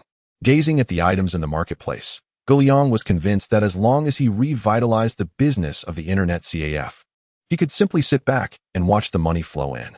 As a ninja, to earn money, one must undertake tasks. High-yield tasks inevitably entail high risks. The 2 games contained numerous life-saving items, such as health-restoring potions and random teleportation scrolls. With these items at his disposal, Yang was untroubled about making a profit. After some contemplation, he concluded that these life-preserving items should not be priced too exorbitantly. Otherwise, the earnings from a task would be entirely consumed on purchasing such items, leaving customers with little to spend on gaming or utilizing the training rooms. A strategy of thin profit margins yet high sales volume, centered on the well-being of customers, is the true path to success. With this in mind, Yang swiftly re-entered the shopping software and adjusted the prices of the potions and random scrolls, reducing them from tenfold to double the original price. Truly, I am a conscientious merchant. Chapter 84. The first match, Shikamaru vs. Ino. Time passed swiftly, as if in the blink of an eye. After 2 days of indulging in the exhilarating world of Diablo 2 at the Internet CAF, the trio of Team 7 prepared to return to the Forest of Death. During these 2 days, Naruto had made a special visit to the training grounds of Karui, advising her to diligently follow Sister Bai's training regimen in order to restore her physical condition. Naturally, Karui responded with a determined nod, her small chest swelling with resolve. Observing her vibrant spirit, Naruto departed with a sense of reassurance. After 5 days, the second round of the Chunin exam was finally drawing to a close. Due to Team 7's blocking the door strategy, the number of candidates entering the tower was even fewer than in the original narrative. On the Konoha side, the 12 young elites were present as expected. However, from the outer villages, only the Sunagakure team had made it into the tower. Furthermore, the Sound Ninja team from the original story had been eliminated by Sasuke's Thousand Sword technique. The team led by Yakushi Kabuto failed to enter the tower due to their inability to gather the necessary scrolls. Thus, only these 15 individuals were allowed entry. At this moment, The third Hokage stood at the center of the tower, delivering a speech about the significance of this examination and the so-called Will of Fire. Most of the examiners paid little attention to his words, their expressions fraught with concern as they observed the contestants on the field. Particularly, when their gazes fell upon Team 7, their expressions became notably complex. Throughout the history of the Chunin exams, whether hosted by Konoha or the outer villages, there had never been a precedent for A-blocking the door scenario. Firstly, all participants were candidates. Despite any disparities in strength, they were not insurmountable. Secondly, such actions could be seen as deeply offensive. Failing to pass this time did not preclude future successes. Should they encounter each other on missions later? The animosities from this event could transform what might have been a mutually beneficial collaboration into a conflict-ridden endeavor, resulting in a net loss. Nevertheless, the situation this time was not entirely dire. The ninjas who had not entered the tower, some had been slain by Sasuke, while others perished amidst the struggle for the remaining scrolls. The few candidates who survived were merely a handful, predominantly hailing from small ninja villages. Indeed, they posed little concern. The third Hokage's oration was both tedious and lengthy. Having just concluded a segment, he was poised to continue when A.J. Nin leapt forth from the crowd. "Lord Third," he exclaimed, "please allow me to commence the proceedings of the tournament." With a sigh of resignation, the third Hokage nodded and ascended to the second-floor viewing platform. The esteemed Jonin, known by the name of Moonlight Gale, despite lacking the fate of a protagonist, stood before them. Upon Sarutobi Hiruzen's return to the second floor, he languidly declared, "First and foremost, congratulations on surviving the Forest of Death. Cough cough. We shall now commence the one-on-one preliminary matches. Cough cough. You will randomly select your opponents through that screen for the duel. Should any participant, cough cough, choose to forfeit, faint, or perish, cough cough, it will be deemed a failure, concluding the match. The victors shall advance to the Chunin selection finals in a month. Cough cough. Now, is there, cough cough, anyone wishing to withdraw?" It was a jest, after all. They had only just managed to enter the tower, and the notion of voluntarily withdrawing was utterly preposterous, since there appeared to be no objections. Wait a moment. I have a question. Just as Moonlight Gale was about to announce the commencement of the preliminaries, Shikamaru raised his hand, indicating he had an inquiry. "What is your question?" "There are 15 of us here. Does that not imply that someone will be left out in the one-on-one matches? And the one who is left out would directly advance to the third exam?" "Indeed." "Very well, then I have no further issues. With 15 individuals, one would indeed be left out, resulting in 14 engaging in 1v1 duels, thereby determining 7 victors, plus the one who is left out, making a total of 8. Thus, I declare the preliminaries, cough cough, officially commenced." As Moonlight Gale's command echoed, the large screen beside him began to roll. In a brief moment, it halted. First match, Shikamaru versus Ino. What? The announcement of the first duel elicited gasps of astonishment. To be candid, among the 15 participants, 12 hailed from Konoha, making it inevitable that such a high proportion of village members would face off against each other. However, these two were not merely fellow villagers, they were teammates as well. What a predicament! Upon realizing that his opponent was Ino, Shikamaru couldn't help but sigh. Shikamaru, just wait to concede," Ino chimed cheerfully, sighing at Ino's exuberance. Shikamaru felt a wave of melancholy wash over him. He believed that, with his intellect and strength, as long as he did not encounter a select few among the group, his chances of victory would soar. Yet, Ino happened to be one of those few. There was no escaping it. Ino's mind-body switch technique was simply too overpowered. Among these individuals, aside from Sakura, who possesses the inner Sakura persona capable of unraveling Ino's secret techniques, the only others immune to the mind-body switch technique are Naruto and Gaara, both of whom serve as Jinchuriki. As long as they do not encounter these three, Ino stands a considerable chance of triumphing against Sasuke. Did you not observe how she had Sasuke utterly controlled outside the tower? Examiner, may we commence? Shikamaru, with a troubled expression, approached the center, shedding his coat, and helplessly inquired of the examiner. Proceed. Upon hearing Shikamaru's question, Moonlight Shikaku was prepared to respond. However, before he could finish his sentence, Shikamaru launched his attack. The early bird catches the worm. Shadow imitation technique. Shikamaru understood that to secure victory in this confrontation, he must seize the initiative and prevent Ino from executing the mind-body switch technique. If Ino cannot employ her family's secret arts, he would have already won half the battle. Shikamaru, you are so despicable. Observing Shikamaru initiate the shadow imitation technique without so much as a greeting, Ino quickly leaped aside, fearing entrapment by his shadows. Familiar with Shikamaru, she glanced back at the coat he had discarded during her evasive maneuver. From her perspective, that coat was undoubtedly a trap set by Shikamaru. Although her intellect did not match his, she deduced that staying clear of the coat was imperative. Ino's leap successfully allowed her to evade the shadow technique, yet it also resulted in her losing the upper hand. Shikamaru opted for the martial art known as the Six Meridians sword, the Shanyang sword. This martial skill not only possesses formidable power, but also enables long-range attacks. Unfortunately, its consumption is rather significant. Shikamaru's chakra is insufficient to wield the six-path sword like a machine gun at this moment. His use of the SHY sword is merely to compel Ino to maneuver. As a teammate, Ino is acutely aware of Shikamaru's limitations and understands that his chakra cannot sustain the use of the six-path sword for an extended duration. Her primary objective now is to evade attacks and await the opportune moment. As anticipated, Shikamaru ceases his use of the six-path sword after merely 3 strikes, opting instead for throwing shuriken. The six-path sword could not touch Ino, let alone these shuriken. Faced with the incoming projectiles, Ino effortlessly evades them.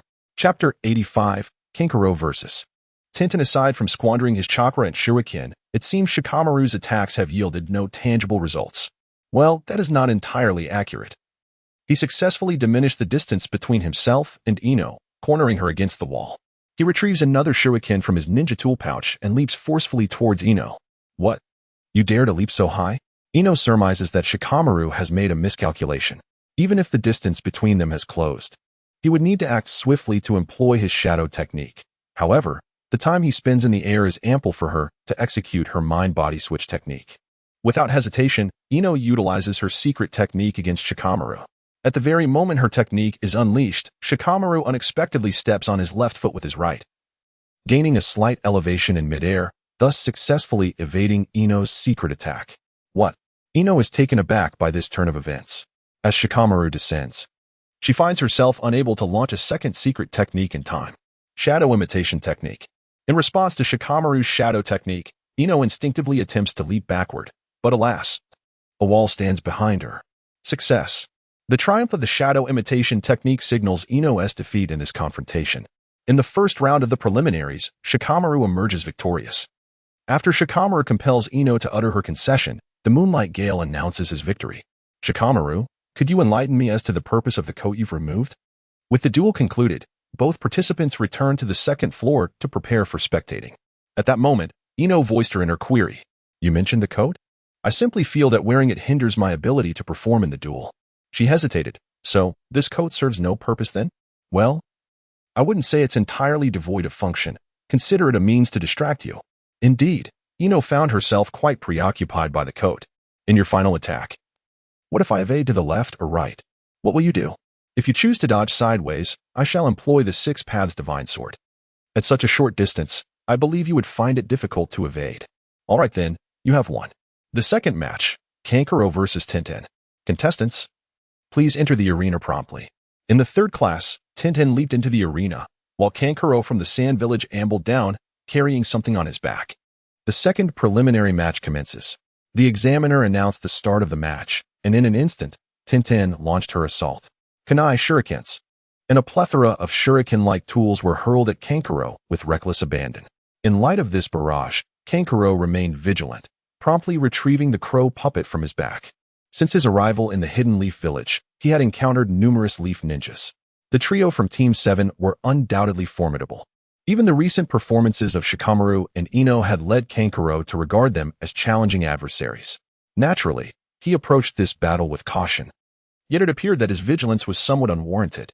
Aside from her proficiency with ninja tools, Tintin possessed only the most rudimentary of ninjutsu techniques, namely the body replacement technique.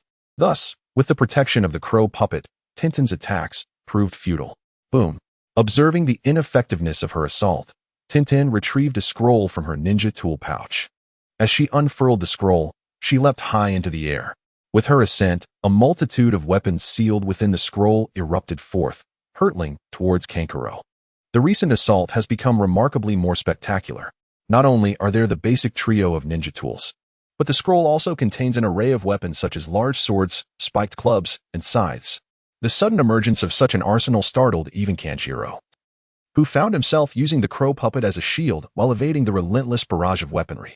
Moments later, every weapon contained within the scroll had been expended, leaving the battlefield littered with an array of Tion's armaments. Witnessing such a formidable display, the onlookers could not help but express their astonishment at the sheer extravagance. A standard kunai is valued at approximately 1,000 taels, a shuriken around 600 taels, and a 1,000-handled weapon roughly 300 taels, rendering this trio of ninja tools the most economical among Tion's arsenal. Beyond these three items, there are swords, guns, staffs, axes, and spiked clubs, all of which command a higher price. At this moment, the weapons strewn across the ground are estimated to number around 70 or 80, collectively worth over 100,000 taels. It appears that a significant portion of the ninja tools on the battlefield has sustained damage, rendering them unusable. The cost of a single deception amounts to tens of thousands of taels. Is this not the definition of extravagance? While the crowd marvels at Tion's opulence, he retrieves two identical scrolls from his ninja tool pouch. Goodness, yet another? As Tion ascends into the air, the ground becomes littered with sharp ninja tools. Kenjiro, with no time to ponder, swiftly retreats into the body of the crow puppet. Double Rising Dragon. Indeed, this technique is merely an upgraded version of the previous one, transforming an attack from a single scroll into a formidable assault with two scrolls. Such a crude assault bears little technical merit. The sole aspect of sophistication lies in the sealing technique employed to encase weapons within scrolls. For an ordinary ninja, facing incessant attacks could prove troublesome, particularly since most genin lack proficiency even in C-rank ninjutsu. However, the genin permitted entry into the tower are all elite. Frankly, among these individuals, Tintin ranks as the least formidable. Regardless of her opponent, her chances of victory remain exceedingly slim. In the original narrative, Temari stood immobile, effortlessly dispersing Tintin's weapon assaults with her wind release technique, effectively rendering Tintin powerless. Now, with Kankuro concealed within the crow puppet, Tintin's weaponry proves ineffectual. The strength of a puppeteer largely hinges on the capabilities of their puppets. Even a mediocre puppeteer must seek quality materials when crafting their creations. The crow puppet, originally fashioned by the prodigious puppeteer Sasori, is constructed from superior materials. In contrast, Tintin's weapons are merely commonplace, and against the formidable crow puppet, they scarcely leave a mark, at most creating superficial scratches. I concede. Recognizing the futility of her attacks, Tintin promptly opts for surrender. Alas, her proficiency extends only to throwing weapons. Had she possessed even a single offensive ninjutsu, the outcome of the battle might have been different. Regrettably, aside from the body replacement technique, she possesses no other ninjutsu. Kankuro emerged victorious without shedding blood, yet he was drenched in cold sweat, anxious that he might not withstand Tintin's onslaught and suffer a chilling defeat from her weapons. Chapter 86, Hinata vs. Niji. The third match, Hyuga Niji vs. Hyuga Hinata. As the third confrontation commenced, the moonlight gale revealed a hint of peculiarity. While the surrounding jonin displayed a myriad of expressions, their gazes converging upon Hinata. It is widely acknowledged that the Hyuga clan is divided into the main family and the branch family. The main family has for generations inherited the bloodline limit of the Byakugan, while the branch family is bound to protect the main family at the cost of their lives. And from a young age, they are marked with a cursed seal. The internal strife within the Hyuga clan originates from this very seal. Objectively speaking, the system of the main and branch families significantly safeguards the Byakugan from being leaked to outsiders. Without this cursed seal, those of lesser strength within the branch family would undoubtedly fall prey to attacks from individuals from other villages. It is, in fact, this seal that prevents them from becoming targets. However, the cursed seal is a double-edged sword. For the weak, it serves as a form of protection. Yet for the gifted and the strong, it becomes a constraint. Niji Hyuga is a prodigy. Regrettably, he was born into the branch family. And despite graduating at the top of his class from the Ninja Academy, he is denied access to certain secret techniques of the clan. His mastery of the Byakugan and Gentle Fist relies solely on his own insights. Under such circumstances, to have achieved the technique of Kaiten is a testament to his prodigious talent. His resentment towards the main family is profound. He believes that had it not been for the clan's division into main and branch families, his father, Hisashi Hyuga, would not have perished, nor would he have been constrained by the family. Over time, his ire has even extended to Lady Hinata of the main family. The outcome of this draw aligns perfectly with his desires. Lady Hinata, you should concede, he taunted. Niji, brother. Hinata's voice was soft and gentle.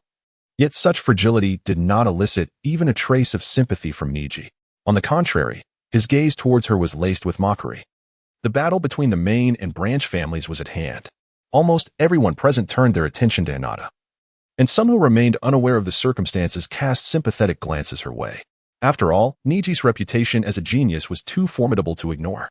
Aside from the Konoha 11 and Kakashi, who were aware that Hinata's true strength belied her outward appearance, the rest were largely convinced of her impending defeat. Hinata, oblivious to Niji's inner thoughts, found his intense gaze piercing, even more so than that of the surrounding jonin, leaving her feeling somewhat overwhelmed as she lowered her head. Begin. The moonlight gale observed both Hinata and Niji, confirming their readiness before announcing the start of the match.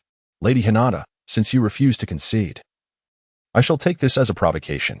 Hinata Hyuga did not resort to verbal attacks against Niji as portrayed in the original narrative. He refrained from such actions, as they would reflect poorly on his character. His intention was to triumph over Hinata through sheer strength, thereby demonstrating the fallacy of the clan system. Thus, he first bowed respectfully to Hinata before assuming the stance of the gentle fist and charging towards her.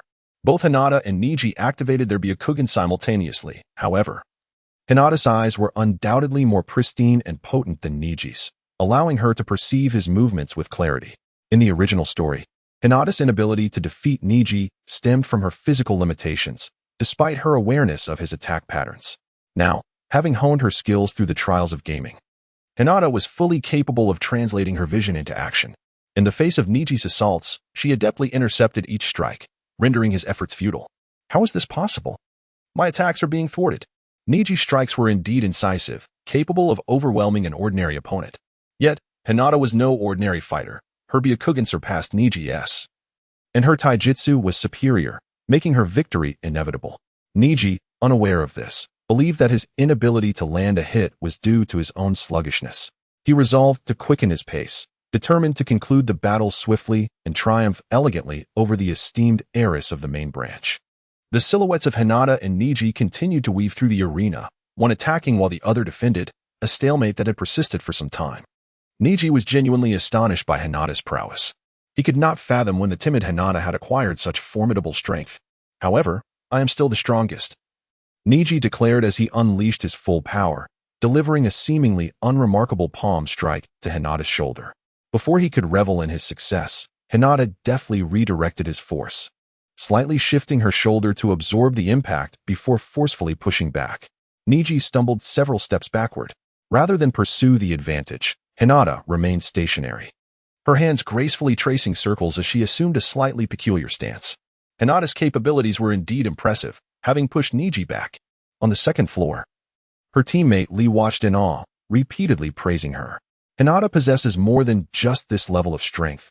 Just wait and see. She will emerge victorious in the official match. To discern who truly comprehends Hinata's prowess, one must naturally turn to her comrades from Team 8. Kiba could hardly fathom that Hinata, having mastered the art of Tai Chi, would succumb to Niji. Indeed, Hinata's chosen martial discipline in the realm of reality is Tai Chi. This ancient art, rooted in the philosophical tenets of Confucianism and Taoism, embodies the principles of yin and yang, integrating various functions such as nurturing one's character, enhancing physical strength, and engaging in combat. It harmonizes the transformative elements of the I Ching, traditional Chinese medicine's meridian theory, as well as the practices of guiding techniques and breath control, culminating in a balanced, gentle, slow, and agile traditional Chinese martial art. Conceptually, Tai Chi transcends the mere understanding of pressure point striking inherent in softer styles. Once more, Niji, unable to accept his retreat before Hinata, gritted his teeth and launched another assault. Chakra flowed through his palms as he executed a series of strikes, first a forward thrust, then a swift pivot delivering a counterattack. However, as he unleashed his initial blow, Hinata gracefully stepped aside, her right hand sweeping like a soft breeze, deflecting Niji's palm. In response to his second strike, Hinata's palm glided along his shoulder, following the trajectory of his attack, and landed on his wrist. Seizing the advantage, she twisted his arm behind his back and, with an elegant motion, delivered a strike that sent Niji flying. It was evident to all observers that in this clash between the main and branch families, Hinata held the upper hand. Impossible! With a fierce determination, Niji resorted to the signature technique of the gentle fist, the 8 trigram 64 palms. Unable to come to terms with the outcome, He clenched his jaw and unleashed a barrage of attacks. His Byakugan pierced through Hinata's entire network of chakra points, and an intangible field of trigrams enveloped them both. His hands, suffused with chakra, transformed into a tempest, relentlessly targeting Hinata's vital points. Chapter 87, Sasuke vs. Lee Part 1. As Niji unleashed a torrential flurry of strikes, Hinata remained utterly focused, channeling her chakra throughout her body. With a graceful dance of her feet, she maneuvered in a fluid manner. One hand forming a yin embrace while the other executed a yang arc, crafting a Tai Chi circle that established an impenetrable defense. Though Niji's assault raged like a tempest, upon reaching Hinata, it was rendered harmless by her mysterious strength. Whether through deflection, pushing, grasping, striking, or pressing, the myriad techniques she employed were beyond count. Niji, deeply astonished, realized that despite Hinata standing right before him, he could not land a single blow. This was far more disheartening than when Hinata had previously intercepted his attack. Truly, it was a testament to the Hyuga clan's legacy. Confronted with a defensive technique he had never encountered before, Niji ultimately attributed everything to the clan's heritage. It was not that Hyuga Niji lacked strength. Rather, his opponent was resorting to underhanded tactics.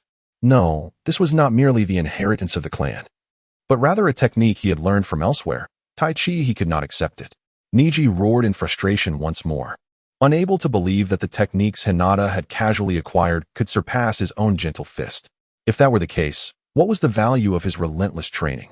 A mere gesture? Was it truly possible that no matter how hard he endeavored, he could not measure up to the techniques learned by others so effortlessly? Niji, unwilling to concede, launched another attack towards Hinata. This time, Hinata chose not to continue her defense. Observing Niji's increasingly fierce and frenzied attacks, she seized the opportunity to execute a swift counter, stunning him into unconsciousness. In the third match, Hyuga Hinata emerged victorious, after Kai handed Niji over to the medical team. The large screen rolled once more, finally settling on the names of Uchiha Sasuke and Rock Lee. Upon entering the arena, Lee gazed at Sasuke and exclaimed, "I never imagined we would face each other so soon. It's truly exhilarating." Sasuke, however, remained silent, silently channeling his sword technique. It was not that he was attempting to appear aloof. Rather, he deemed a response unnecessary. Having not forgotten that this thick-browed opponent had been effortlessly knocked away by Naruto during the first exam, he found no excitement in engaging with an adversary of such caliber. "Please, don't be so hasty. The proctor hasn't announced the start yet," interjected Moonlight Breeze, noting the escalating tension between the two combatants. "The fourth preliminary match begins now." As soon as Moonlight Breeze's words echoed, Lee dashed toward Sasuke, launching a spinning kick aimed at his head, only to have it intercepted by a suddenly appearing flying sword. The sword, having blocked Lee's attack, immediately turned to slash at him, prompting Lee to hastily retreat. Despite missing his strike, Sasuke did not pursue. He stood there, arms crossed over his chest, exuding an air of nonchalance reminiscent of Gaara. To control that sword with such ease is indeed troublesome, Lee thought, feeling a sense of trepidation towards Sasuke's flying weapon. Yet, he was left with little choice, as his expertise lay solely in taijutsu. "I'll have to test him first," he resolved, charging at Sasuke and unleashing a flurry of strikes. However, regardless of whether he threw punches or delivered kicks, his attempts were consistently thwarted by Sasuke's sword. Watching from the second floor, Tenten was taken aback by the scene unfolding before her. How could this be? Lee's rapid attacks are ineffective? Beside her, Naruto remarked, "As long as this thick-browed guy's taijutsu speed does not surpass Sasuke's reflexes, his assaults will yield no results. Is the top graduate of this year truly this formidable?" Tenten pondered, her astonishment evident. Yet Naruto held back another thought. If Sasuke were to take this seriously, he could resolve the battle in an instant. The sheer power of his thousand-sword technique was such that even Orochimaru had chosen to evade rather than confront it head-on. In this arena, there was little room for escape. On the other side, Kankuro observed Sasuke's demeanor and smirked with a hint of envy, muttering, "Is he trying to imitate Gaara?" In the arena, Lee wore a grave expression as he faced Sasuke, gritting his teeth in frustration. "Damn it, he's just standing there, doing nothing. Is this all you're capable of?" Standing still and controlling his flying sword, Sasuke had gained a certain understanding of Lee's prowess. Setting aside ninjutsu and jinjutsu, Lee's taijutsu could indeed hold its own against the likes of Shikamaru. Unfortunately, he had encountered Sasuke. "If you do not reveal something new, I shall commence my assault," Sasuke declared. His progress was indeed remarkable. In the past, he would have effortlessly dispatched Li upon entering the fray. However, now he sought to compel Li to demonstrate his full capabilities before ultimately defeating him, ensuring that Li would have no regrets and would concede with complete acceptance. To pressure Li, Sasuke gradually began to maneuver the flying sword to attack, due to his choice not to employ sword techniques in real combat. Sasuke's method of controlling the flying sword was rather straightforward. Relying on the speed advantage of the sword, he executed a series of swift strikes. Bang! Caught off guard by the rapid and erratic assault of the flying sword, Li was struck and slammed against the wall. Rising from the ground, Li charged at Sasuke once more. Observing this, Naruto voiced his confusion. What is that thick-browed guy doing? Why is he only using taijutsu? This situation clearly does not favor close combat. He should maintain distance and utilize ninjutsu instead. Indeed, as Naruto pointed out, had Li possessed even a modicum of ninjutsu, such as a basic fireball technique, the circumstances would be considerably more favorable. Sasuke's flying sword could effectively defend against Li's taijutsu attacks, but it would be unreasonable to assume it could withstand ninjutsu as well. It was not that Li was unwilling to use ninjutsu, rather, he was entirely incapable of it. At their first encounter, he had been devoid of any talents, utterly unremarkable. Observing the unfolding situation, Guy spoke in a solemn tone. No way, this is truly unbelievable. Upon learning that Li could only perform taijutsu and was completely ignorant of ninjutsu or jinjutsu, the onlookers were left in utter disbelief. At that moment, Kakashi approached Guy and, placing an arm around his shoulder, remarked, "Ninjas who cannot wield ninjutsu or jinjutsu are exceedingly rare. Little Li, much like his master, is merely a fool who excels in taijutsu." Guy, hearing this, was visibly displeased and exclaimed, "Hey, Kakashi, what do you mean by that? I am not limited to taijutsu. I also possess the ability to summon." Kakashi, upon hearing this, casually rubbed his ears and replied, "Could you refrain from shouting so loudly? I am not deaf. Aside from taijutsu and summoning, what else can you do?" "I am entirely inept in all matters apart from taijutsu and summoning," Guy retorted, his eyes blazing with indignation as he glared at Kakashi. Chapter 88. Let youth blaze. Kakashi, how dare you publicly expose my shortcomings? Allow me to demonstrate the true power of taijutsu, Guy shouted, directing his enthusiasm toward Li. "Li, remove your weights," he commanded, giving a thumbs up. Little Li, puzzled, responded, "But, Master Guy, didn't you say such power should only be unleashed to protect our most cherished ones? That is of no consequence. I permit you to do so. This is a moment to uphold our dignity. We must not be belittled by others." "Oh, I understand now." Little Li beamed, shedding his burdensome weights. With newfound ease, he tossed the weights aside, creating 2 craters upon impact, much to the astonishment of the onlookers. Kakashi, witnessing the scene, could only shake his head in disbelief. "Guy, you have gone too far. This is detrimental to the healthy development of youth." Ignoring Kakashi's admonishment, Guy shouted to Little Li, "Now, Little Li, it is time to ignite the flames of youth." "Understood, Master Guy." Once free of his weights, Little Li instantly appeared beside Sasuke, launching a punch at him. Although Sasuke reacted promptly, he was a moment too late. So swift. Sasuke furrowed his brow, evading Little Li's strike. Not deterred by his initial failure, Little Li circled Sasuke, unleashing a relentless barrage of attacks, while Sasuke's defense struggled to keep pace with Little Li's speed. Suddenly, Little Li materialized above Sasuke, delivering a downward strike aimed at his crown. At that critical juncture, Sasuke's shuriken appeared just in time to block the blow, forcing Little Li back. Disheartened by the thwarted attack, Little Li expressed his disappointment. "Your speed startled me. Had I not activated my Sharingan to discern your attack's trajectory, you might have indeed succeeded." Looking up, Little Li noticed that Sasuke had activated his double Tomo Sharingan. "So it is a bloodline limit?" "Indeed," Sasuke affirmed, smugly adding, "Under the gaze of my eyes, I can perceive all your movements clearly. Thus, you shall never land a blow upon me."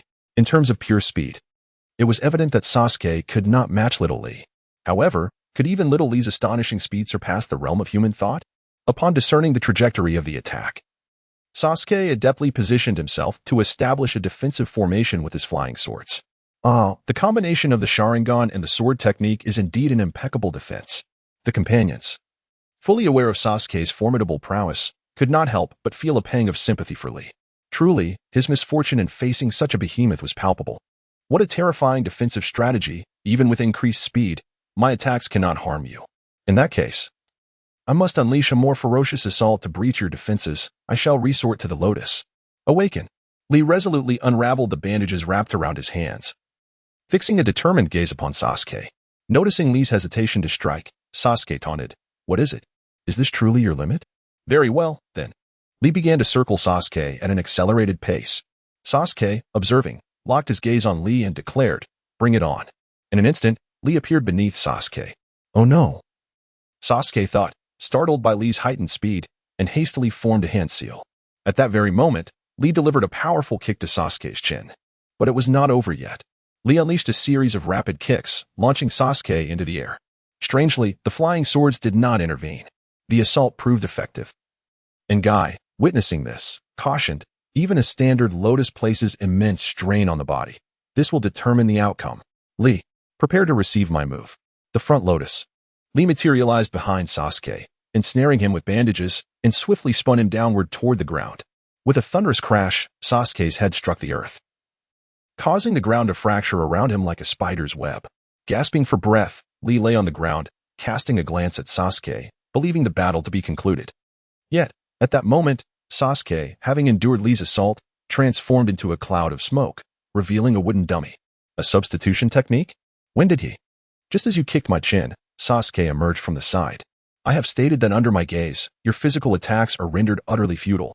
Frustrated, Lee slammed his fist against the ground, then composed himself. When he rose once more, the anger had dissipated, replaced by an unwavering resolve. "Thank you, Teacher Guy. Your supportive gaze fills me with strength. I am ready to awaken." Clenching his fists, a surge of green chakra enveloped him. That posture and the green chakra, could it be the 8 gates? Kakashi gripped the railing tightly. Sakura, perplexed, inquired, "The 8 gates? What is that?"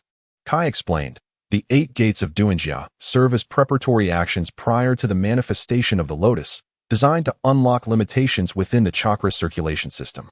It encompasses 8 crucial chakra points located throughout the body, descending from the head: the open gate, rest gate, life gate, injury gate, do gate, view gate, shock gate, and death gate. Typically, these gates restrict the flow of chakra within the body. However, the lotus can forcibly release these restrictions, unleashing a power exponentially greater than usual. The initial lotus merely opens the first gate, the open gate, and subsequently breaks through the cerebral confines to maximize muscular strength.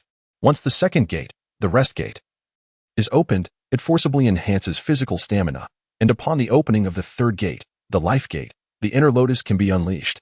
It is astounding. Even the initial lotus has left him severely injured. If he were to employ even more formidable techniques." Kakashi interjected, "Indeed, in a state of all 8 gates opened, one can attain power surpassing that of the Hokage, but the practitioner will also perish. This is why it is regarded as a forbidden technique." "Kai, I did not expect you to impart this knowledge to Lee. It seems he holds a special significance for you. However, allowing him to employ the 8 gates at this juncture is rather premature." Kai responded, "Kakashi, do you truly understand that, boy? For Lee, there exists something more vital than life itself that he must prove and protect. My intention in teaching him the 8 gates is solely to aid him in becoming a man capable of safeguarding his ideals. Is that so? I hope you do not come to regret your decision." Kakashi fell silent, turning his gaze towards Lee. "Teacher Kai, please acknowledge me. This is the moment I shall embody my ninja way. Third gate, life gate, open. Fourth gate, injury gate, open. Ignite. Youth." Chapter 89. The suddenly sly Sasuke and the conclusion of the second exam. Lee's skin transformed into a crimson hue, and his aura radiated an overwhelming power. Is this the 8 gates of Duinjia? Indeed, it is formidable. I did not anticipate that Lee could unlock the 4th gate. No wonder Kai chose to pass on the 8 gates to him. In terms of taijutsu, Lee is indeed a prodigy. While the other Jonin were still engaged in discussions regarding Lee's prowess in taijutsu, Sasuke, observing Lee's astounding presence, decided to no longer hold back. "You have earned my respect through your strength, and thus I shall also unleash my full power. Be cautious, do not perish." Sword of 1,000 blades. In the air, Sasuke's flying swords transformed again from 1 to 2, from 2 to 4, and from 4 to 8. As Lee prepared for his onslaught, the flying swords behind Sasuke completed their formation. What is happening? Is this some sort of secret technique? Does the Uchiha clan possess such a technique? Before the audience could fully absorb their astonishment, Sasuke successfully unleashed the Thousand Sword technique, deftly manipulating over a dozen flying swords towards Lee. With the fifth gate opened, Lee adeptly evaded the onslaught of swords, leveraging his speed to perfection. Has his velocity reached such extraordinary heights? Even with the Sharingan activated, Sasuke found it increasingly difficult to discern Lee's movements. Fortunately, he refrained from unleashing all the flying swords in a reckless assault behind him. A multitude of swords lay in wait. This speed has reached a level that overwhelms my senses. Very well, then. Sasuke did not wish to take Lee's life. Should he deploy all the swords in his attack, no matter how fast Lee might be, within such a confined space, he would have little room to evade. However, with fewer swords engaged, Lee could skillfully dodge them all. In this predicament, Sasuke found himself in a quandary. He had to secure victory in the match while ensuring that Lee remained unharmed, which proved to be quite a challenge. Fortunately, Sasuke's quick wit led him to devise a solution. He skillfully maneuvered his flying shurikens to harass Lee, compelling him to move defensively rather than launch an attack, all the while retreating to allow the remaining shurikens to hover around him, forming a protective circle. Standing within this circle, he thought to himself, even if your speed is exceptional, how can you penetrate this formidable barrier? Indeed, Sasuke's strategy was to transform himself into a porcupine. Should you wish to strike me, you must first breach my spiky defense. How should one articulate this method? Regardless, upon witnessing this hedgehog formation, Naruto exclaimed that Sasuke was exceedingly lewd. Silence. What does lewdness have to do with it? What matters is its effectiveness. Is this lewd hedgehog formation effective?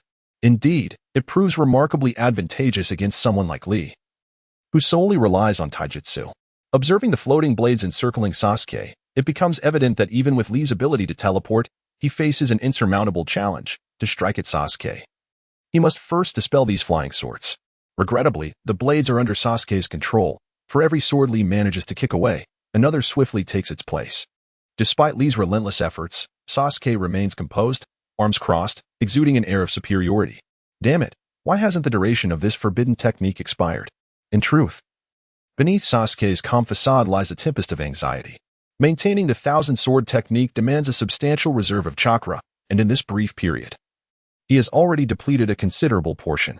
If Lee's forbidden technique persists any longer, it could very well exhaust Sasuke's ability to sustain it. Alas, the Eight Gates technique inflicts tremendous strain on the body. Before the Thousand Swords could dissipate, Lee's body succumbed to the agony, automatically releasing the Eight Gates. Gasping for air, he collapsed to the ground, muscles torn and aching. Upon witnessing Lee's withdrawal from the forbidden technique, Sasuke too relinquished the Thousand Sword technique. Running a hand through his hair, though in truth, he was discreetly wiping away sweat, Sasuke chuckled softly. You are formidable, but unfortunately, you encountered me. With that, he ascended to the second floor without casting a glance back. The victor is Uchiha Sasuke. It was abundantly clear that after enduring the rigors of the Eight Gates, Lee had lost his capacity to fight. The moonlight's swift breeze did not deem him defeated merely because Sasuke had vacated the arena first. Fifth match, Haruno Sakura versus Akimichi Choji. When the match list was revealed, Choji nearly fainted. All the candidates present understood that the trio from Team 7 were nothing short of monsters. Faced with such an abomination, Choji contemplated forfeiting. Asuma, well aware of his disciple's temperament, addressed Choji directly. If you win this match, I shall treat you to barbecue. What do you think? Barbecue? Ah, for the sake of barbecue, I shall ignite my spirit. Choji is quite the glutton. When he first entered the realm of Jin Yong's heroes, while others diligently trained to grow stronger, he spent his hard-earned money indulging in culinary delights. In this world, one may forsake all, but never the allure of exquisite food. Upon hearing the promise of a feast, he resolved to give it his all. At this moment, he brims with fighting spirit. Unfortunately, the disparity in strength cannot be compensated for by mere determination. Under the relentless barrage of Sakura's elemental techniques, Dingji did not even have the chance to employ his multiplication technique before being struck down by a bolt of lightning. The victor is Haruno Sakura. Match 6, Temari vs Shino Aburame. Young Shino possesses formidable strength, with his swarm of insects complemented by practical martial arts, making him one of the more powerful contenders among the lesser fighters. Regrettably, he encounters Temari, who wields wind techniques. Despite the strength of Shino's insects, they cannot approach Temari amidst her full-force assault, let alone attach themselves to her. It can be said that Temari is not only a nemesis to Tenten but also to Shino. The victor is Temari. Match 7, Naruto Uzumaki vs. Kiba Inuzuka. Darn it, why'd I have to fight Naruto? Much like Dingji, Kiba expresses considerable reluctance upon seeing the match list. He knows he cannot possibly defeat Naruto, who has already mastered the sword technique. He would prefer to battle against Gaara, the one with the gourd, rather than face Naruto. However, he is unaware that even if he were to battle Gaara, victory would not be within his grasp. Naruto, how about a deal? What kind of deal? That sword technique of yours is exceedingly overpowered. If you use it, the match will lose all suspense. To enhance the entertainment value of the competition, let us rely solely on our innate ninjutsu and practical martial arts to determine the victor. What do you think? Clearly, Kiba intends to outsmart Naruto. If Naruto agrees to refrain from using the sword technique, Kiba believes he has a significant chance of winning. Do you see the 4 grand characters on my face? What characters? Wise and mighty. Do you know what 4 characters are written on your face? I have characters too. What are they? Shameless. You scoundrel. You tricked me. Hey, you were the one who tried to trick me first. There's no chance of that working. With the shadow clone technique, boom, boom, boom. Under the combined assault of Naruto's numerous shadow clones and sword technique, Kiba is swiftly defeated. The victor is Naruto Uzumaki. As the 7th match concluded, the 2nd round of the Nin exams also drew to a close.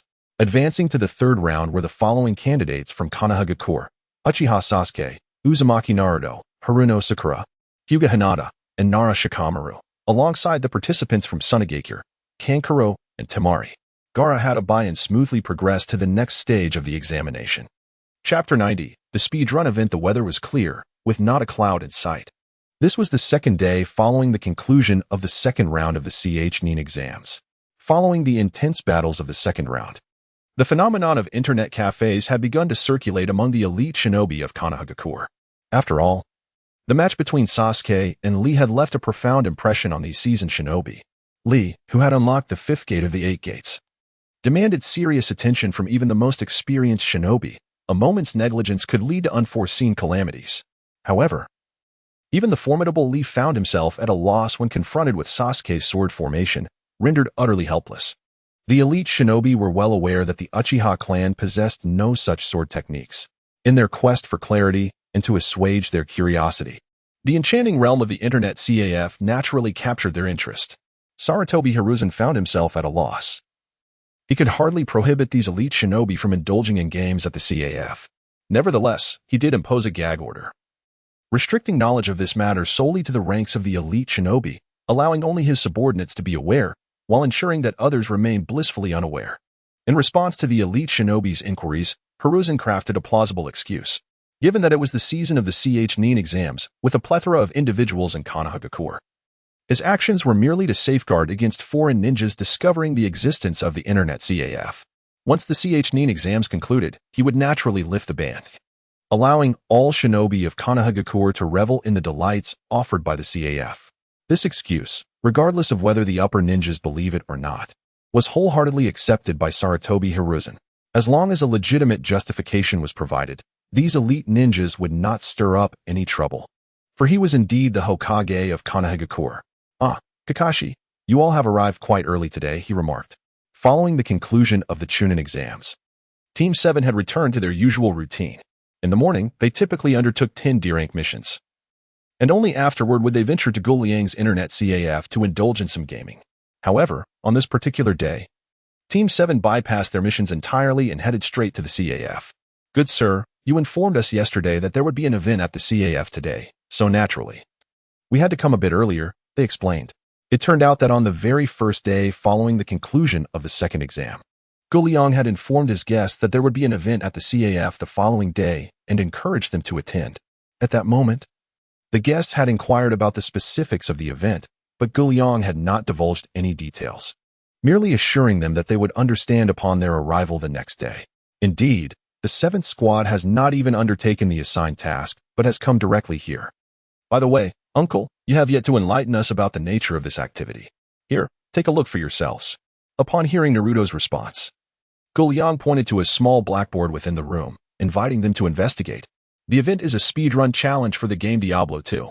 Rule Introduction. 1. The activity is divided into solo and cooperative teams. 2. The difficulty for solo teams is set to Nightmare, while for cooperative teams, it is Hell. 3. Defeating a game boss will ignite its corpse. 4. The victor will be determined by the shortest time taken. 5. Participants may challenge multiple times. 6. This event will last for 3 days. The rules are straightforward. It is merely a contest to see who can ignite the boss's corpse in the least amount of time. Furthermore, during the 3-day event, if one is dissatisfied with their time in defeating the minor boss, they may attempt it again. Naturally, each time they enter the game, their character will revert to level 1. Uncle, don't you think this activity might be a tad too simplistic?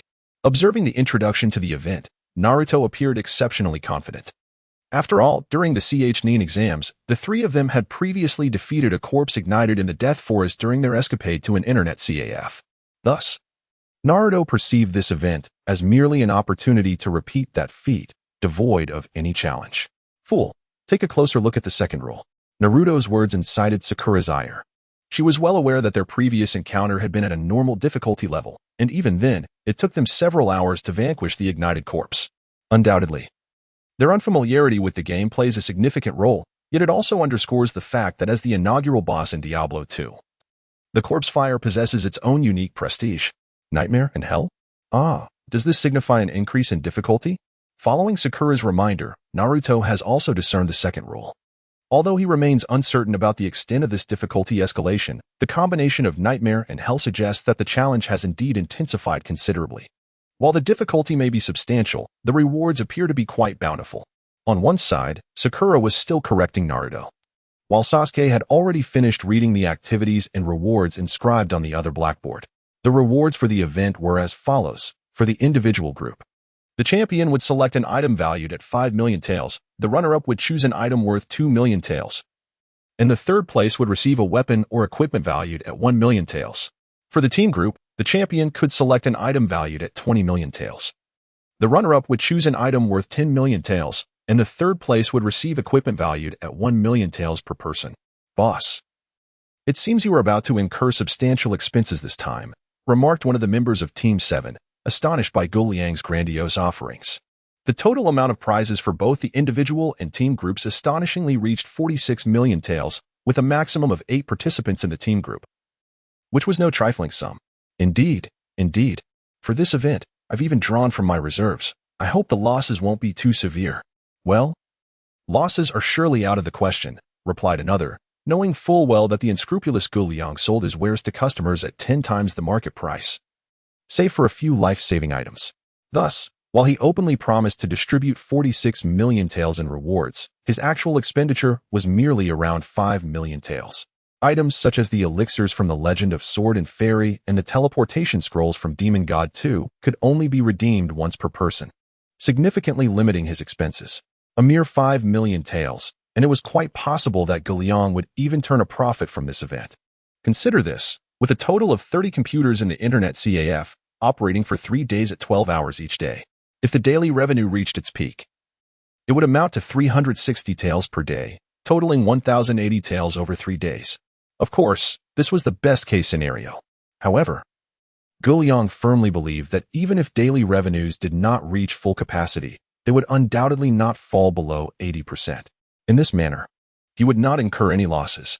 By the way, I forgot to mention that the team can accommodate a maximum of 8 participants. Upon learning about the event's content and rewards, the 4 members of Class 7 were naturally inclined to participate. Compared to the 5 million reward for solo teams, they were keen on the 20 million reward for team play.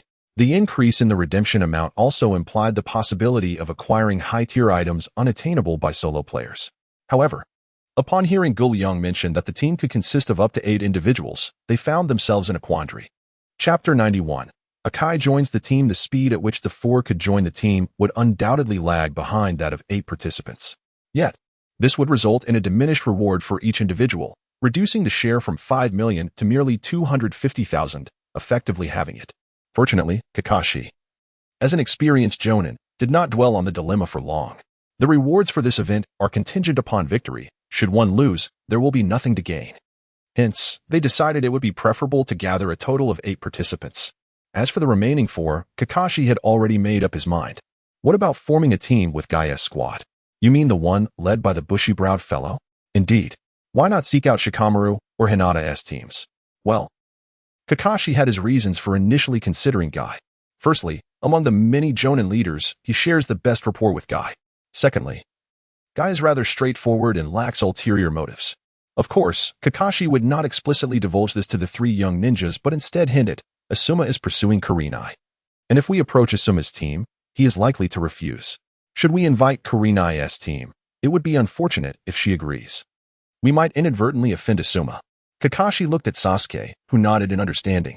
Surely, Asuma would not be so petty? This is not merely a matter of pettiness. It is inherently unkind to disrupt others. Very well, as you are the leading Jonin, I shall defer to your judgment.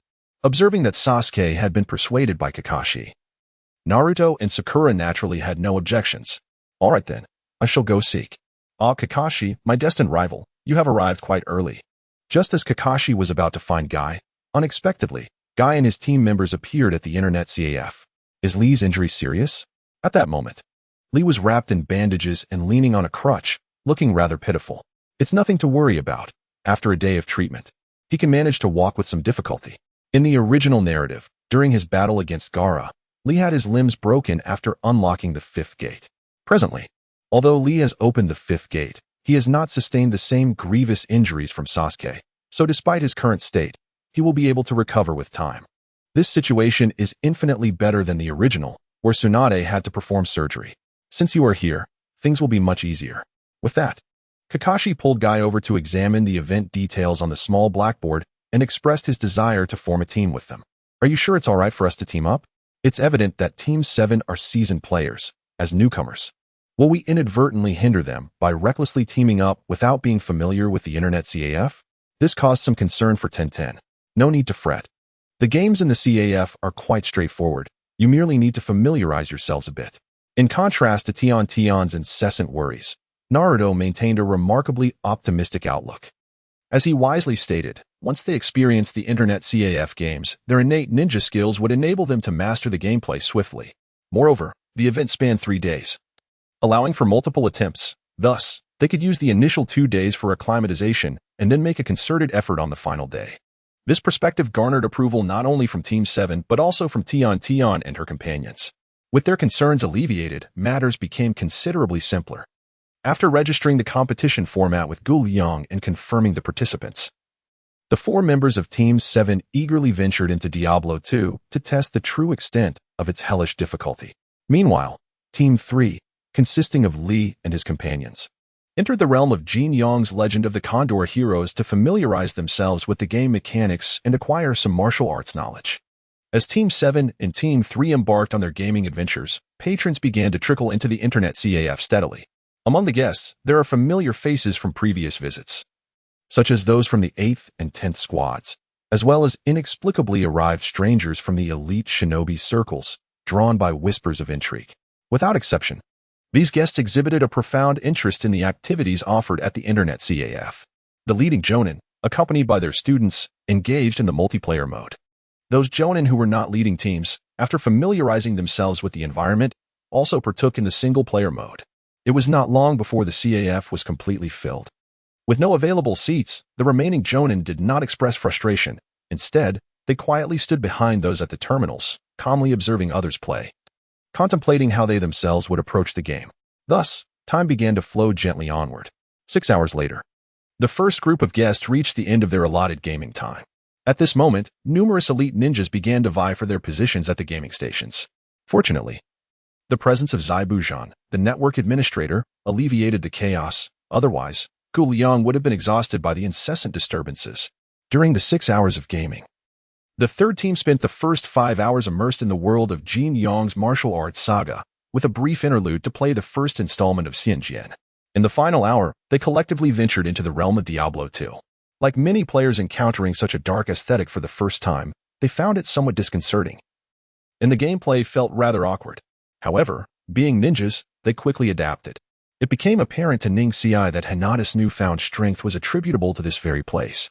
Upon finishing their session, he realized why Hinata had surpassed him in prowess. It was not due to his lack of effort, but rather because she had an unfair advantage. He understood that in the internet CAF, wealth equated to strength. This realization left him feeling quite despondent. As a member of the branch family, how could he possibly compete with the wealth of the main family's heiress? In contrast, Xiao Li, with his straightforward nature, remained optimistic.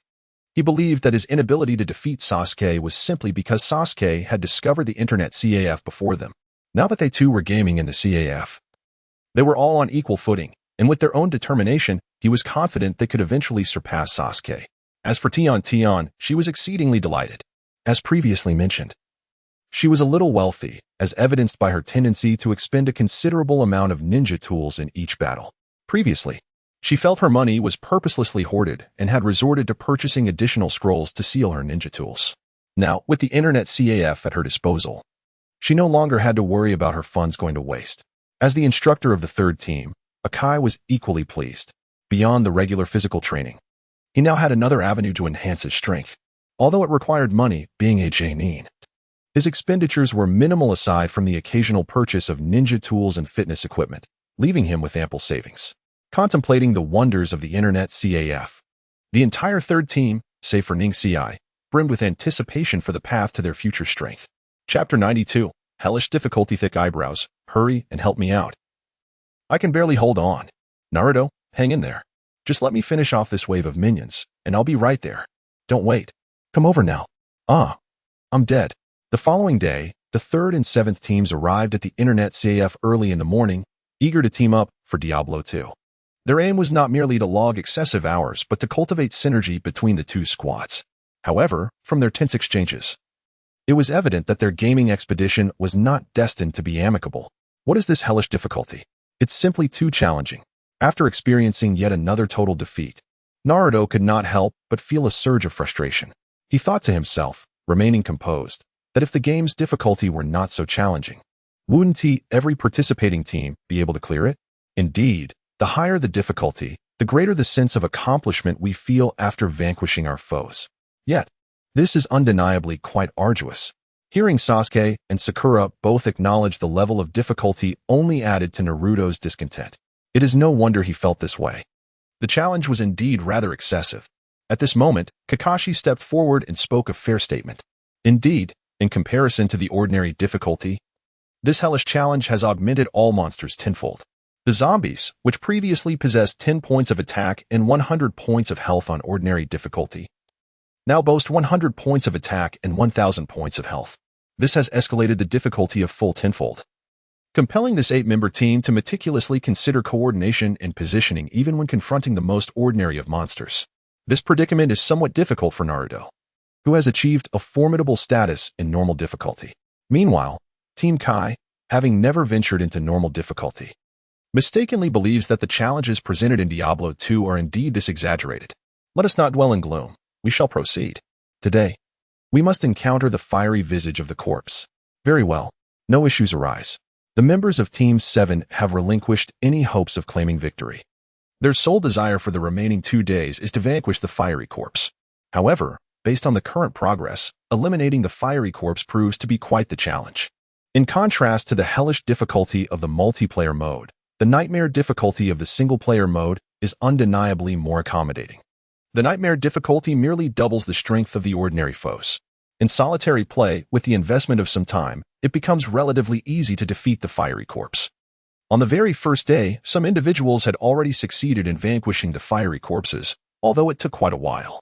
The system is truly absurd. The Hell mode is exceedingly challenging. Observing the patrons in the internet CAF, the majority were participating in multiplayer competitions, suffering immense hardships at the hands of the monsters, which elicited a sense of sympathy from Guliang. Boss, the increase in difficulty is rather exaggerated, don't you think? Shortly after Naruto voiced his complaints, others began to echo similar sentiments regarding the difficulty. Guliang glanced over and exclaimed, "Oh, isn't that Asuma?" "Asuma," he remarked. "Do not be misled by the tenfold enhancement of the monsters. Your numbers have also swelled to 8. When divided among you, the monsters have merely become a little more than twice as strong. This increment is not particularly daunting, is it? Moreover, while you 8 can coordinate against a single monster, it is still just one creature. The advantage lies with you. Do you not see the logic in this?" Asuma pondered Guliang's words and found them somewhat reasonable. "Do not heed the boss's nonsense," interjected Hong, maintaining her composure. "The boss's logic is flawed. We do hold the advantage against a single monster. But who says there is only one monster in the game? Once the number of monsters exceeds 4, we will incur casualties, and should it surpass 6, Annihilation will be inevitable. Tell me, boss, are you jesting with us? With this level of difficulty, I find it hard to believe that the fiery corpses can be defeated. It is not I who am toying with you. It is the system that is playing tricks. Guliang longed to explain that he too had been ensnared by the system. Who could have anticipated that what was merely a twofold enhancement in nightmare difficulty would escalate to a tenfold increase in hell mode? He had no desire for this predicament. This is beyond my control. The game's difficulty is inherent and cannot be adjusted. Realizing he could not deceive them, Guliang resorted to stubbornness. After all, the game is right here. Play it if you wish. The Internet CAF, a unique entity within the ninja realm, meant that to engage in gaming activities, one must resign themselves to fate. Is it still possible for us to switch modes and participate in an activity? Do not entertain such thoughts. It is impossible. The ability to switch modes entirely depended on Guliang's discretion. His refusal to Asuma stemmed from the inconvenience it would cause. If Asuma and his group were to switch, would not the others, who were suffering immensely, desire to do the same? Changing modes would necessitate completing new forms, and Guliang was unwilling to complicate matters further. Thus, he denied their request. Well, you chose this mode, so you must see it through, even through tears. Ah, why are they here? Upon the arrival of new guests, Guliang extricated himself from Asma's entanglement and made his way to the entrance. Welcome to our establishment, he greeted. What on earth are they doing? Standing outside, a strikingly beautiful girl, burdened with a massive fan, inquired in a daze. What else could we be doing but playing games? Playing games? With a hint of confusion evident in the guest's expressions, Guliang recited a well-rehearsed explanation, elucidating the existence of the Internet CAF and the myriad functionalities of gaming. Such an extraordinary place exists? Gaara mused, turning to his companions. Shall we indulge? Indeed, came the response, as the trio from Sunagakure, alongside their leader, the seasoned Jonin, Maki, approached. Gaara, I advise caution, Maki cautioned, exhibiting a prudent demeanor. He harbored skepticism regarding the notion that mere gaming could enhance one's prowess. If such a transformation were so effortless, Konoha would have long since dominated the ninja world. Moreover, the scene within the CAF was rather peculiar, with a cluster of Konoha ninjas adorned with helmets, each facing what resembled a computer monitor. This peculiar scene inevitably evokes thoughts of a memory theft device. To him, it appeared that the individual before him and the hidden leaf ninja were merely performing, aiming to deceive them into entering and subsequently pilfer their memories. No worries. Let us venture in first. In stark contrast to Maki's cautious demeanor, Gaara exhibited a far more open-minded attitude. He was unconvinced that the leaf harbored any sinister plot, as he had observed the boisterous Naruto Uzumaki outside. Guided by a man's instinct, he felt assured that Naruto would not wish him harm. Gaara, rest assured. All will be well. Noticing that Maki still had more to say, Gaara shook his head and proceeded to enter the Internet CAF. Chapter 93, the score enhancement mode. Upon their entrance into the CAF, the four from Sunagakure discovered not only a multitude of gamers, but also a significant number of those waiting. They quickly realized that the dimensions of this establishment seemed rather peculiar. From the outside, nothing appeared amiss. However, once inside, the space exuded an oddly expansive ambience. Although the shop spanned merely 100 square meters, it felt as if it encompassed over 200 square meters, an unsettling sensation indeed. Boss, what's the deal with the size of your shop? Kanjiro, usually brimming with bravado, could not help but voice his curiosity about the bizarre spatial experience. Yet, Tamari remained cautious, believing this was undoubtedly a secret belonging to the owner or the leaf, and that indiscreet inquiries could lead to trouble for their group. Oh, you mean that? Just consider it a special application of space-time ninjutsu.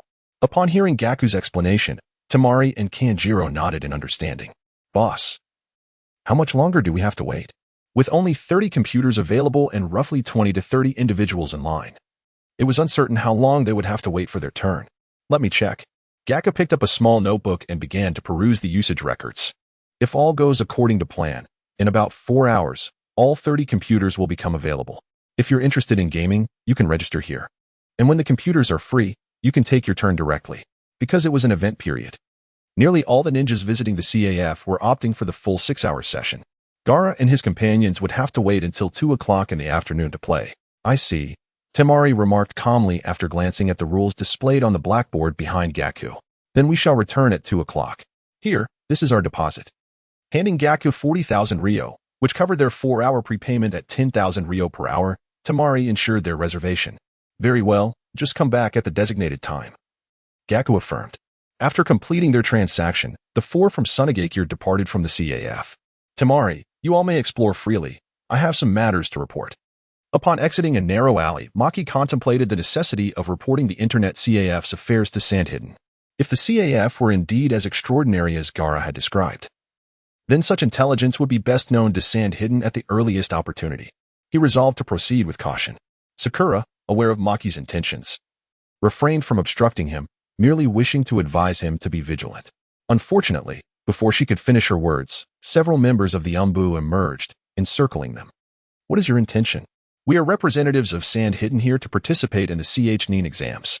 Are you not concerned about provoking a diplomatic incident? Maki felt a surge of anxiety upon realizing they were surrounded by Konoha's Umbu. After all, Gaara was a Jinchuriki. Lord Hokage requests your presence. The lack of immediate hostility granted Maki a moment of relief. You may proceed. I shall meet with Lord Hokage. Wait, Lord Hokage has summoned the 4 of you. Upon hearing this, Maki's earlier relief was swiftly replaced with apprehension. Why does Lord Hokage wish to see us? That is beyond our knowledge. Please. The circumstances dictated that Maki had no choice but to follow the Umbu, accompanied by Tamari and the others, towards the Hokage's office. Along the way, Maki fretted over the possibility that their plans had been compromised. Otherwise, why would the Hokage wish to summon all 4 of them? Was it an attempt to capture them all at once? Contemplating this, Maki discreetly left behind Sandhidden's unique communication mark as they hurried along. Should this indeed be a trap, the remaining personnel from Sandhidden would be on standby for assistance in case of conflict. Fortunately, Maki's concerns proved unfounded. The 3rd Hokage was unaware of Sandhidden's schemes. His summons was merely to caution Maki against revealing the existence of the Internet CF during the CHNIN exams. Is that all? Yes, that is all. The Hokage's ignorance of Sandhidden's plans did not relieve Maki's tension. Rather, it heightened it.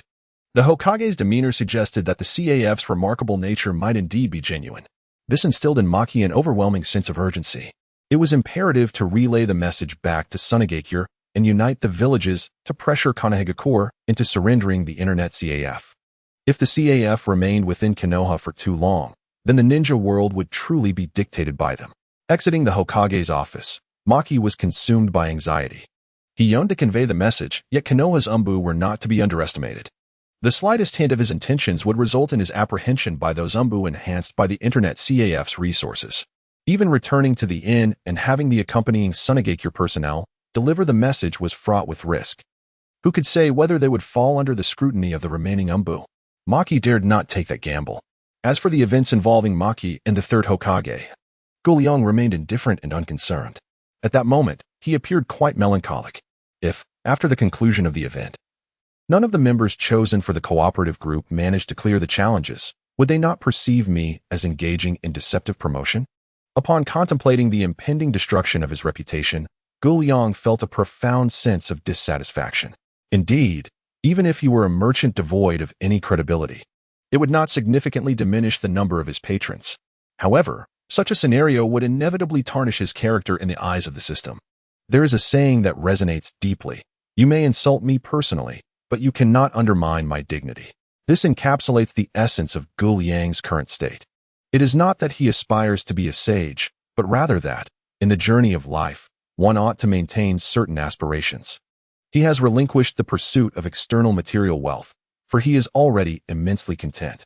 What he now seeks is an internal cultivation of character. Thus, he must devise a method to ensure that patrons who have opted for multiplayer mode can successfully defeat the Corpse Igniter. From a gaming perspective, enabling guests to vanquish the Corpse Igniter necessitates either a reduction in game difficulty or a modification of the activity S rules. The difficulty level is immutable, as it is dictated by the system. However, the activity's regulations are indeed subject to alteration. For instance, a point system could be integrated alongside the objective of defeating the Corpse Igniter. Consequently, even if no one manages to defeat the Corpse Igniter, rankings could still be determined by accrued points. Nevertheless, such modifications would likely extend the duration of the activity, and the challenge frequency would transition from infinite attempts to a one-time endeavor. After careful consideration, Guliang concluded that there were no apparent flaws in his plan. He then expended 1 million taels to procure a reasonable monster point system from the system. The output from the system would undoubtedly be flawless. Henceforth, when participants in multiplayer mode vanquished monsters, their earned points would be displayed in the upper right corner of the screen. Whether they chose to take a risk by attempting to defeat the corpse igniter or opted for a more cautious approach reliant on points would rest solely on their discretion. Chapter 94. Accumulating points on the third day of the event. When Jin Yong announced the new rules to the multiplayer group, he received unanimous consent. With some ninjas even erupting in cheers, there was no room for dissent. These individuals had attempted numerous times, yet no team had succeeded in defeating the corpse igniter. The best effort resulted in merely depleting a third of the corpse igniter's health before being annihilated by a devastating attack from the boss.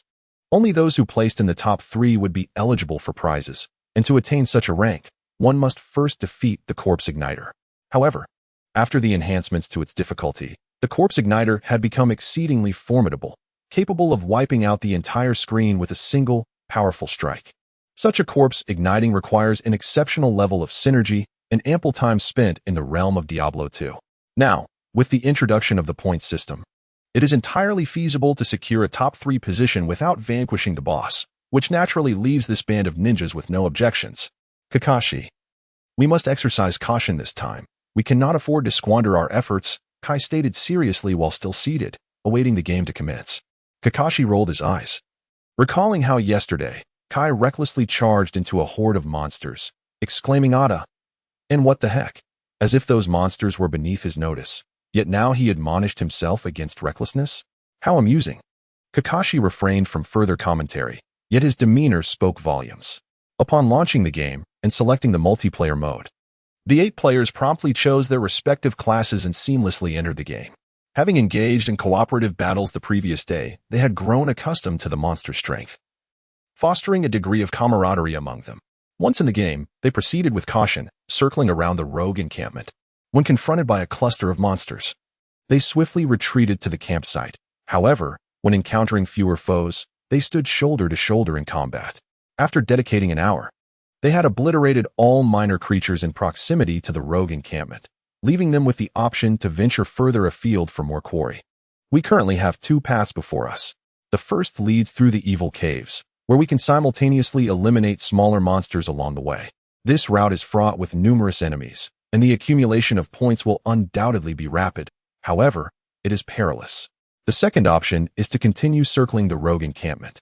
This choice is relatively safer, allowing for a swift retreat if necessary, though the accumulation of points will be slower. Which do you prefer? Kakashi presented the group with 2 choices, one promising a swift yet dangerous increase in points, the other a more cautious and gradual approach. After a brief discussion, Kai declared, "We shall opt for the first." "Very well, let us proceed towards the evil caves," Kakashi affirmed. The trio of the 7th squad had spent considerable time navigating the normal difficulty, thus they were well versed in the path to the evil caves. Exiting the rogue encampment, they followed the road, ensuring not to retrace their steps at the fork, but rather choosing the alternate route, and soon enough, they would arrive at their destination. On this journey, the group encountered a significantly greater number of monsters than those they had previously faced around their campsite. Before they had traversed even half the distance, they were beset by 5 waves of creatures. Among these, 3 waves consisted of wandering undead, whose sluggishness surpassed even that of a tortoise. Their capacity to irritate far exceeded their combat prowess, rendering them mere providers of spoils. The remaining 2 waves comprised the formidable armored mice, which typically concealed themselves in the grass along the roadside in groups of 5 or 6. However, this was a tactic well known to the group, and having anticipated their ambush, they managed to minimize the ensuing trouble upon their discovery. Just as the group believed they would smoothly enter the malevolent cavern, a peculiar sound echoed from the distance, one that Naruto recognized all too well. "The Fallen?" he exclaimed, his excitement palpable as he followed the sound. The others also heard it, but it was Guy who reacted with the most alacrity. As Naruto urged him to leave 2 for him, Guy had already sprinted ahead, leaving only a swift silhouette reminiscent of a cheetah. He chided Naruto not to be reckless, questioning whether he was truly aware of his own limitations. Seeing Guy adopt his usual stand aside, "I shall charge forth" demeanor, Kakashi felt a deep sense of exasperation. Through their relentless battles, their levels had indeed risen considerably. Yet to charge directly into a throng of monsters was undeniably a reckless endeavor. Fortunately, Guy had his teammates to support him. Tank, keep up. And where's the damage output? Aim for that creature wielding the staff. Fire. Kakashi called out, ensuring everyone remained vigilant in their positioning. He lamented the difficulties of being a leader, tasked not only with ensuring his own survival and damage output, but also with orchestrating the combat efforts of his comrades. It was fortunate that he was at the helm. Few others could manage such multitasking effectively. Kakashi's leadership proved adept, as he accounted for every detail. Yet the true insidiousness of the Fallen lay with the wretched warlock among them, capable of resurrecting their lesser minions.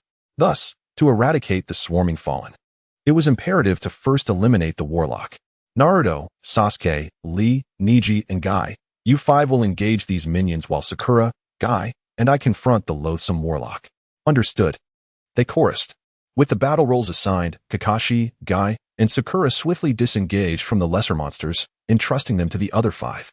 Naruto and his companions did not disappoint. They not only managed to entangle all the minor creatures, but also occasionally dispatched one, keeping the warlock occupied as he attempted to revive his minions while fending off the trio's assaults. Before long, Kakashi, Guy, and Sakura successfully vanquished the warlock. Having lost their means of resurrection, the remaining minions soon found themselves devoid of any hope for survival.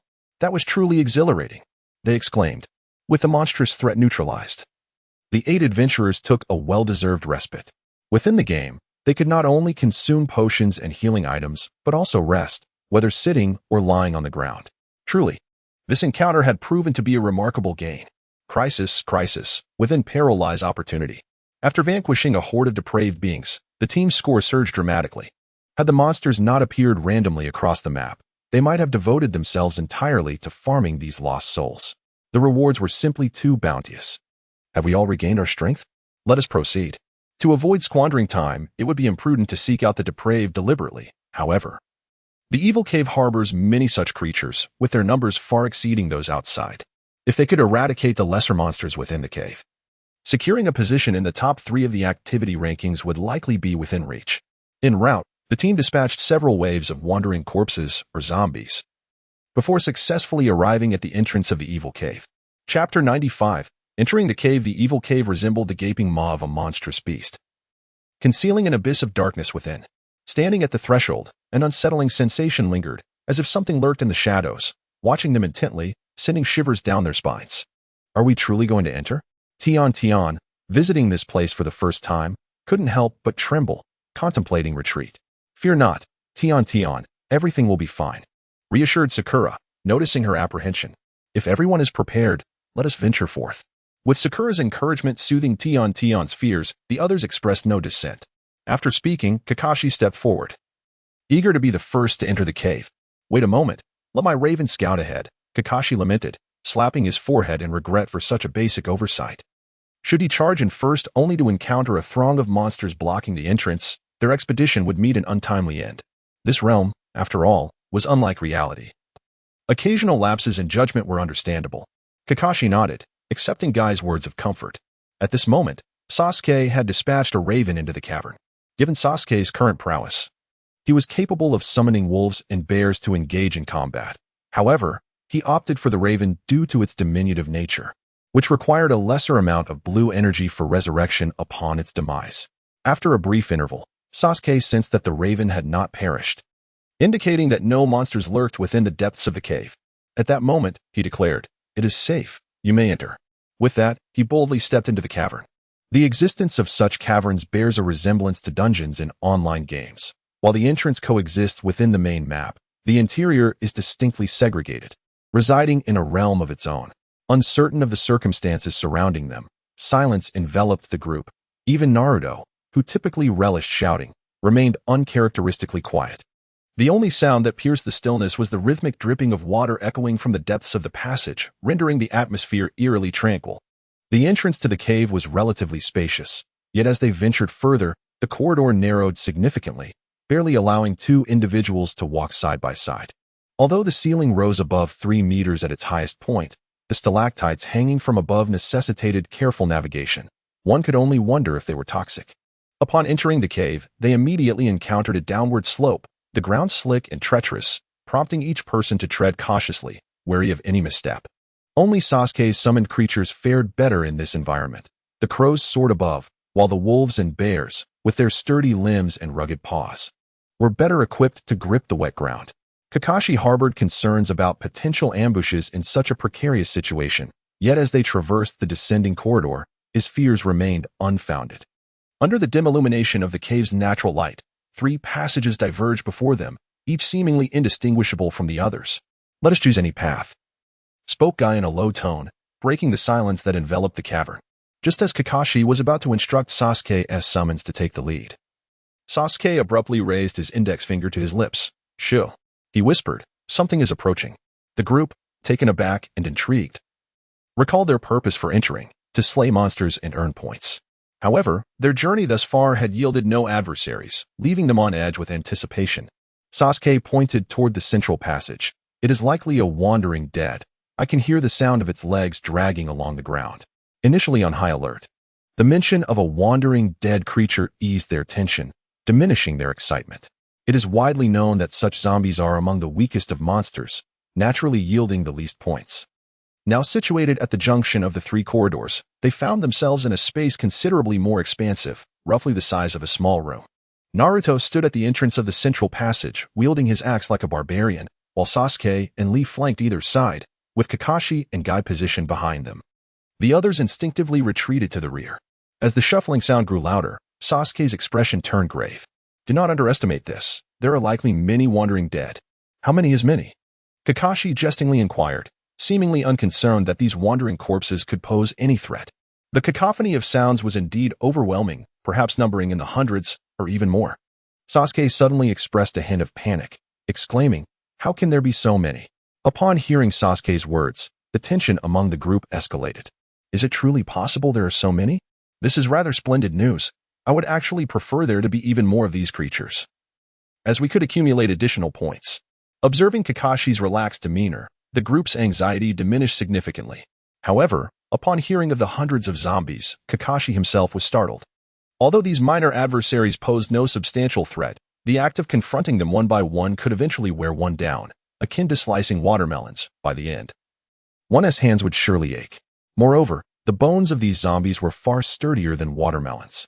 Nevertheless, reassured by the existence of a passage leading outward, the group felt confident they could retreat at any moment, as the sluggish pace of the zombies rendered any pursuit laughable. With this thought, Kakashi finally felt at ease. "By the way, Sasuke, how is it that you can hear these noises while the rest of us cannot?" He had tested it moments ago and discerned nothing beyond the sound of some insects moving. "Perhaps it is due to my profession," Sasuke replied, glancing at Kakashi. "As a druid, I am a child of nature. Perhaps this endows me with exceptional hearing in the wilderness." "All right then." Accepting this explanation, Kakashi refrained from further inquiries. "Be cautious. They are approaching." At that moment, a throng of wandering corpses emerged from the shadows at the end of the passage, pressing together in a dense mass, surging forward like a relentless tide. Before any contact was made, a foul stench, reminiscent of rotting flesh, assaulted their senses. In the confined space of the underground cavern, the odor could not dissipate. A single inhalation nearly caused Sakura and Hinata to retch. Is this merely a game? Why is it so vividly realistic? Don't ask. The system is simply impressive. Several genin struggled to maintain their composure, while Kakashi and Guy remained remarkably calm. These 2 individuals are seasoned jonin, well-versed in the most harrowing of situations. In the past, for the sake of their missions, they would have endured far worse than the stench of a decaying corpse. Even hiding in a cesspit would not deter them. Nevertheless, this foul odor held no sway over them. Chapter 96. Purge apart from Akai and Kakashi, who remained unfazed by the offensive smell. Only the crow, wolf, and bear were unaffected. After all, they were emotionless summoned creatures, and a mere scent was of no consequence to them. Boom. The battle in the front lines had commenced. Naruto, despite the noxious stench, wielded his axe with precision, dispatching one childlike zombie after another. Even with a tenfold increase in strength, a zombie remains a zombie, the most trivial of adversaries in this game. Standing at the mouth of the passage, Naruto was a formidable barrier, nearly sealing off the narrow cave. Before the wandering dead could escape, their heads were severed from their bodies. Only Sakura and Kakashi, the elemental mages, could launch a couple of spells from a distance, while the others could only anxiously watch from outside the passage, unable to intervene. However, This situation could not persist for long. The game had undergone system optimization, ensuring that the corpses of monsters would not dissipate immediately. As the pile of bodies at the passage grew higher, the wandering dead continued to push outward. Despite Naruto's relentless assault, he found himself compelled to retreat, unable to keep the monsters contained any longer.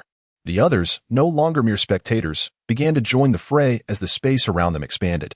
Yet, as more and more wandering dead surged forth from the passage, the situation grew increasingly dire. Initially, Naruto had managed to block them at the entrance, facing only those directly in front of him. Now, surrounded by the undead, although the area was somewhat larger, there remained little room for evasion. While his speed of killing remained relatively unchanged, his health points were rapidly dwindling. If he were outside, this horde of zombies would have been dispatched in no time. Yet here he was, ensnared. With no option but to rely on his healing potions, he had just consumed one, and as the 1-minute cooldown expired, he hastily drank another.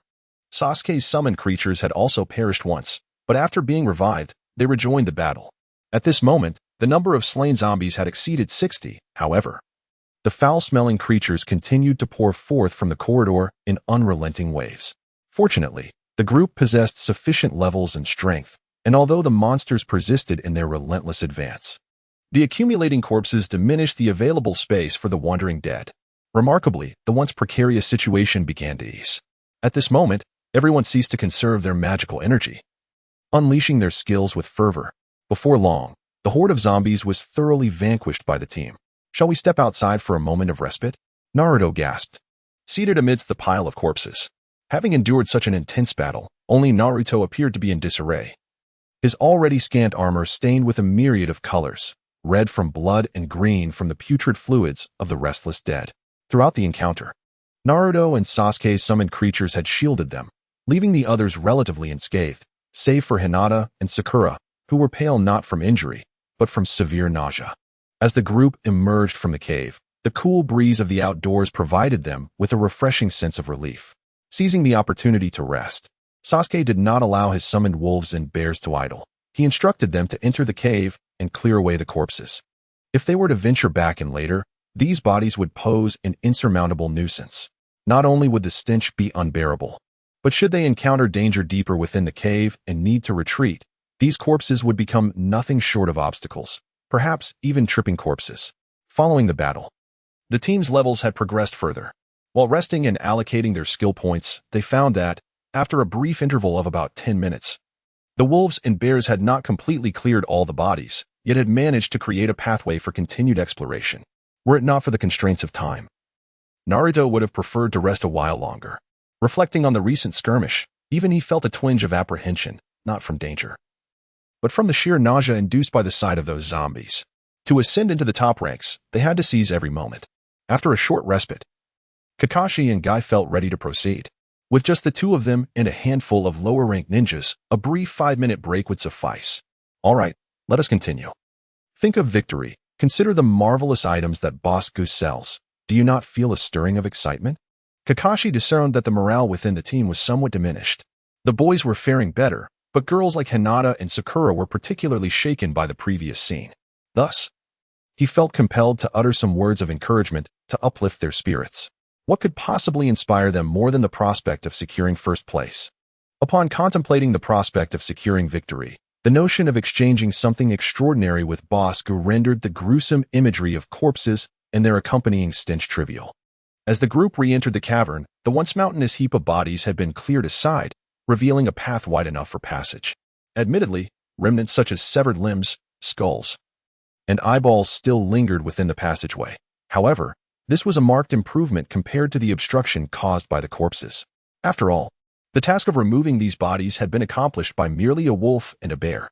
At that moment, a faint luminescence on the ground caught everyone's attention. These were the spoils from the previous battle that had not been collected in haste, comprising roughly a dozen gold coins and several vials of red and blue potions. They hovered approximately 1 or 2 centimeters above the ground, easily visible in the cave's natural light. Speaking of natural light, one cannot help but admire the system for abolishing the torch mechanism in favor of this more organic illumination. Even within the foreboding darkness of the cave, the players could clearly discern their surroundings for about 5 meters ahead. "Feel free to take the potions," suggested Akai. The items scattered on the ground particularly the gold coins, were overlooked by the group. They were in a competition and racing against time. Thus, the prospect of returning to the camp for supplies was out of the question. The red and blue potions dropped by monsters constituted their primary source of sustenance. Given the limited provisions, Akai naturally entrusted these items to Class 7, who were more adept at utilizing them. Whether it was Naruto serving as a shield or Sakura and Kakashi delivering magical attacks, these potions were essential. Very well, Kakashi replied without hesitation, keeping one vial of blue potion for himself while distributing the remainder to Sakura and Naruto. Chapter 97. The Altar. As they ventured into the passage, it wasn't long before Tian felt as though she had stepped upon something peculiar. Looking down, she discovered a highly decayed hand. As his foot pressed down, the palm released a burst of putrid green liquid, akin to a grotesque eruption, accompanied by repulsive corpse insects that emerged into her line of sight. Overcome by the sight, Tian could not contain herself and promptly retched. Had it not been for her teammates, Xiaoli and Niji, supporting her, she would have likely collapsed to the ground, a rather unsightly predicament. The members of Team 7, undeterred by Tian's distress, proceeded to the fork in the path. After a brief discussion, they collectively agreed that the central passage appeared to be the most prudent choice. Given the numerous wandering corpses they had already encountered, they reasoned that even if some monstrous entities lurked within, their numbers would likely be limited. Indeed, while their objective was to accumulate points, the safety of their in-game characters was of paramount importance, with a considerable amount of time remaining before their 6-hour deadline. Succumbing to death at this juncture would be a regrettable loss. This time, Naruto did not lead the way. Instead, he allowed Sasuke's summon to take the forefront. It seems that even Naruto harbored a certain trepidation towards these zombies. The journey this time proceeded remarkably smoothly, devoid of any adversaries. Upon completing the entire passage, the group's perspective suddenly expanded significantly. This is a space roughly the size of an indoor basketball court, with walls adorned by numerous bioluminescent fungi emitting a soft green glow. Utilizing the faint illumination from these organisms, one can faintly discern the outline of a structure towering over 3 meters high, situated slightly to the left within this space. To the right, against the cave wall, lies what appears to be a graveyard, sparsely populated with a few tombstones, some of which are merely remnants. While distant silhouettes can be seen wandering about, which way shall we proceed? Kakashi inquired, casting his gaze towards Sasuke, hoping to leverage Sasuke's extraordinary hearing to ascertain where the sounds were more pronounced. I'll listen first, Sasuke replied, raising his ears to attentively discern the surrounding sounds. After a moment of concentration, he spoke with a hint of uncertainty. The right side is a cemetery. I can only hear faint sounds, likely just a few wandering spirits. So there should be little danger. The other side seems to be an altar. I haven't detected any noise, yet I sense something amiss there. Then let us first eliminate those wandering spirits, Kakashi decisively declared. As for the altar, we shall proceed with caution should any peril arise. The process of dispatching the wandering spirits was remarkably effortless, with no injuries or depletion of magical energy, rendering any rest unnecessary. Without wasting a moment, the group, under Kakashi's guidance, advanced towards the altar concealed in the shadows. As they drew closer, the true nature of the altar finally came into view. This is a round-shaped edifice, standing at just over 3 meters in height, yet it occupies a considerable area. Viewed from above, it resembles an incense coil with a hollowed center, leaving only the outermost ring intact. The hollowed section serves as a platform atop the structure, while the remaining part of the coil forms a winding, narrow staircase that spirals upward. Given the edifice's expansive footprint and limited height, the ascent of the staircase is gentle. Gradually, it rises from the right to the left, reaching a height of approximately 30 centimeters in front of a group, allowing those with longer legs to ascend in a single stride. Everyone, exercise caution. Something feels amiss here. Despite the presence of an altar-like structure, the absence of any monstrous entities surrounding it is decidedly unsettling. Having voiced this concern, Kakashi steps forward once more. At that moment, dark pillars of light surge skyward from the surroundings. As the beams dissipate, enigmatic warriors clad in black armor materialize before the group, each wielding a sword in one hand and a shield in the other. We're surrounded. Naruto reacts swiftly, charging at the nearest adversary. In just 2 strides, he closes the distance, his gleaming axe descending with a whistling wind. The thunderous clash of the axe meeting the shield reverberates through the air. To his surprise, Naruto's opponent exhibits remarkable agility, not only blocking the fierce strike without retreating, but also executing a swift horizontal slash with a short sword. In a moment of urgency, Naruto manages to deflect the blow, yet the force transmitted through his axe sends him hurtling backward. Witnessing this unfold, several members of the team appear utterly astonished. Naruto, a barbarian whose prowess is rooted in strength, has achieved a notable level after numerous battles. Given his skill allocation, both his health and strength have reached a commendable magnitude. Such as Naruto, who, upon a mere encounter, was sent flying by a single strike. How formidable must such an adversary be? Rolling on the ground, he swiftly regained his footing, yet he felt a tingling numbness in the palm that gripped the axe. True to Naruto's usual demeanor, he would typically charge forward without a moment's hesitation. However, in the presence of this perilous foe, he exhibited an uncharacteristic shift towards a defensive stance. After all, he relished in recklessness, but he was not foolish. The creature before him was evidently beyond the capacity of a single individual to conquer, should he engage head-on. It would be he who would suffer the consequences. As Naruto rose to his feet, the remaining 3 enigmatic warriors had already raised their short swords, advancing with determined strides towards the group. The black-armored warriors possessed not only exceptionally high attributes, but also formidable combat skills. Their inherent strength surpasses even that of Naruto. Fortunately, the number of team members is double that of these black-armored warriors. They pair off 2 against 1 black-armored warrior. However, due to the monsters being tenfold stronger in hell mode, even this 2-on-1 scenario places them at a distinct disadvantage. Akai, harboring a sense of pessimism, believes that without a miracle, he can only endure for another 30 seconds before succumbing to this creature. In a critical moment, Kakashi, risking a blow from the monster, unleashed a small fireball directly at Akai's adversary. The fireball struck true, and the resulting explosion distorted the creature's movements. Seizing the opportunity presented by the opponent's vulnerability, Akai and Lee charged forward, their short swords poised to strike at the creature's neck with all their might. Chapter 98. Battle. It is undeniable that the combat prowess of these guardians is astonishing, even in a state of imbalance. The black-armored warrior made an effort to tilt its head away. Consequently, Akai and Lee's seemingly inevitable strike landed on each other's helmets and shoulders instead. With a resounding clang, the creature's head, along with its entire upper body, jerked backward. Simultaneously, the full-faced helmet was knocked away, revealing what had long been concealed beneath its protection: a pitch-black skull. These formidable creatures that have cornered the players are, astonishingly, skeletons. My goodness, are skeletons truly this powerful? Had I known, I would have chosen the necromancer class. Kakashi delivered a supportive strike to Guy, yet he himself was struck by a monster. Fortunately, Naruto reacted swiftly and managed to save Kakashi. Otherwise, he would have certainly met his demise. Despite the peril to his own life, he has come to realize that the true form of these monsters is, in fact, skeletons. This left him somewhat regretful, pondering why he had chosen the path of the elementalist rather than that of the necromancer. It's merely a game. As long as I refrain from practicing the dark arts of a necromancer in reality, there should be no issue, right? In this moment, not only did Kakashi's perspective undergo a transformation, but the others also began to contemplate the possibility of employing necromancy within the confines of this game. After all, it was merely a game.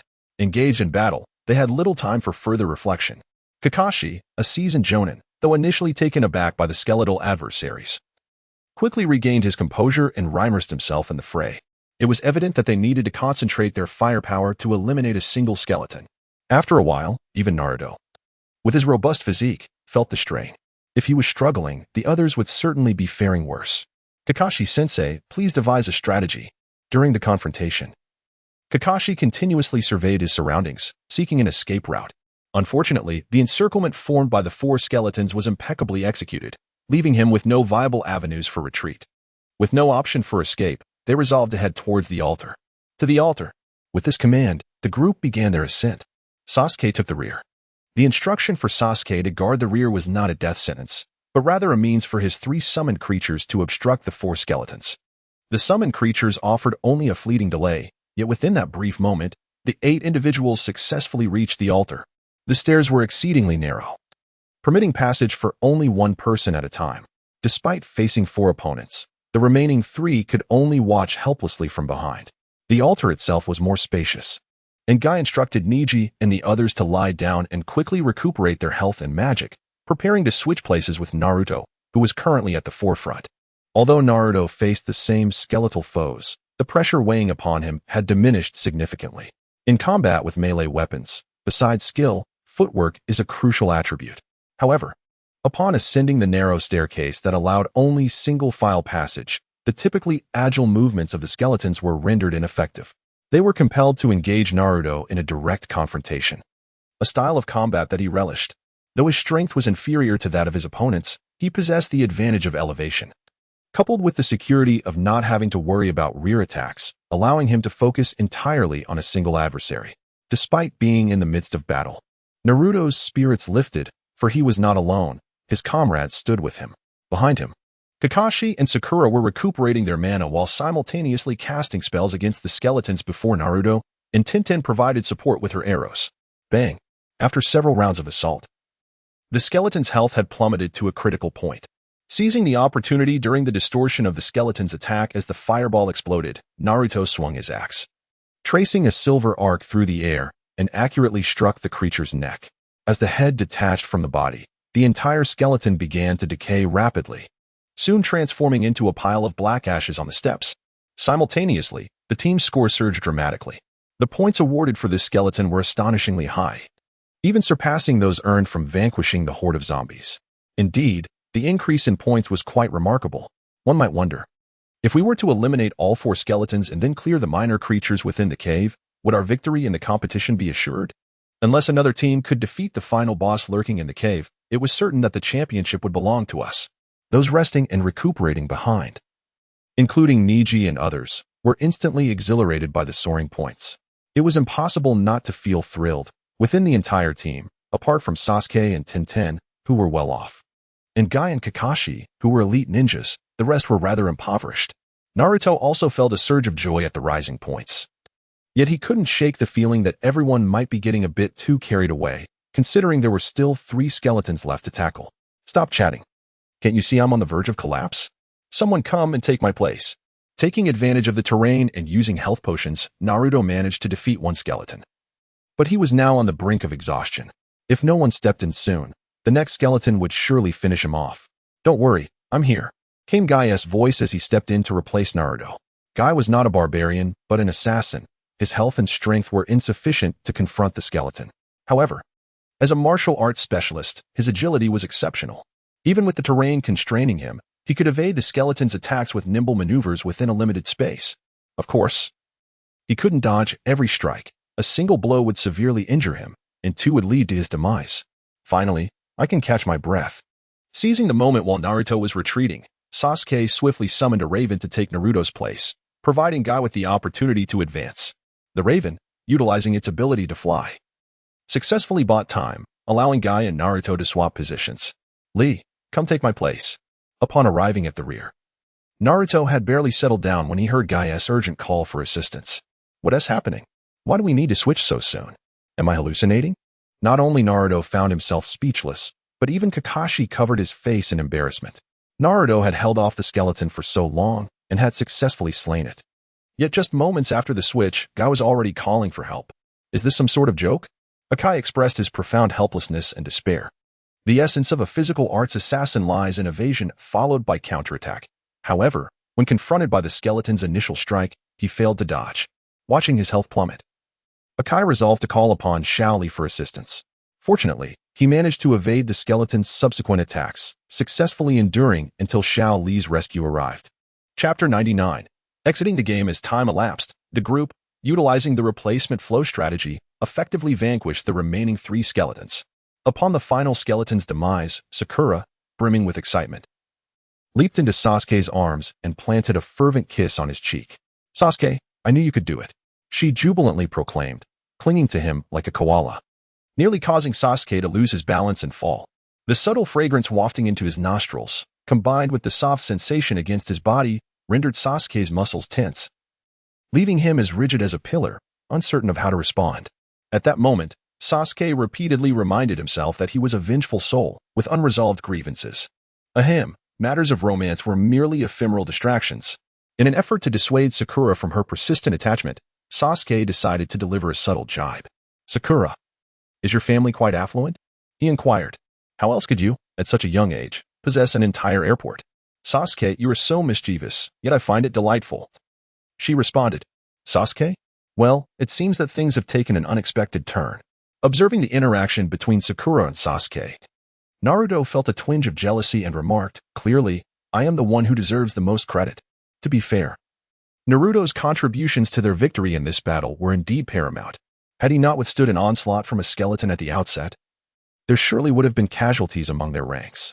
Furthermore, as they ascended to the altar's summit, he remained at the rear, being the first to vanquish a skeleton. Without Naruto's resilience, even if they had emerged victorious, it would have undoubtedly been a hollow triumph.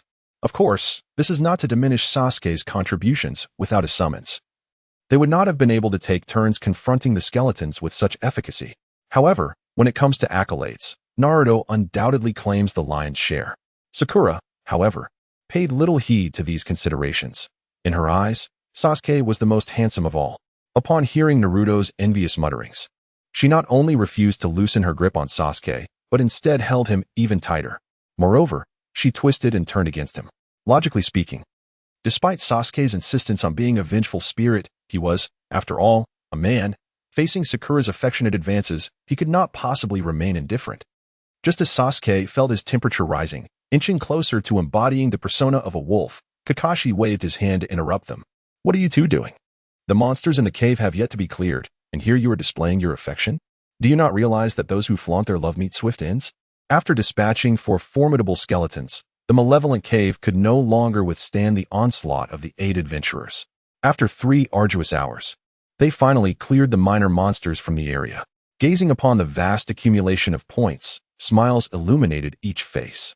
Kakashi-sensei, should we dare to challenge the ignited corpses?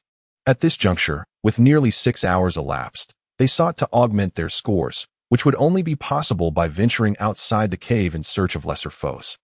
Given the dwindling time left, Naruto concluded that it would be more prudent to confront the ignited corpses rather than seek out additional monsters. You wish for death.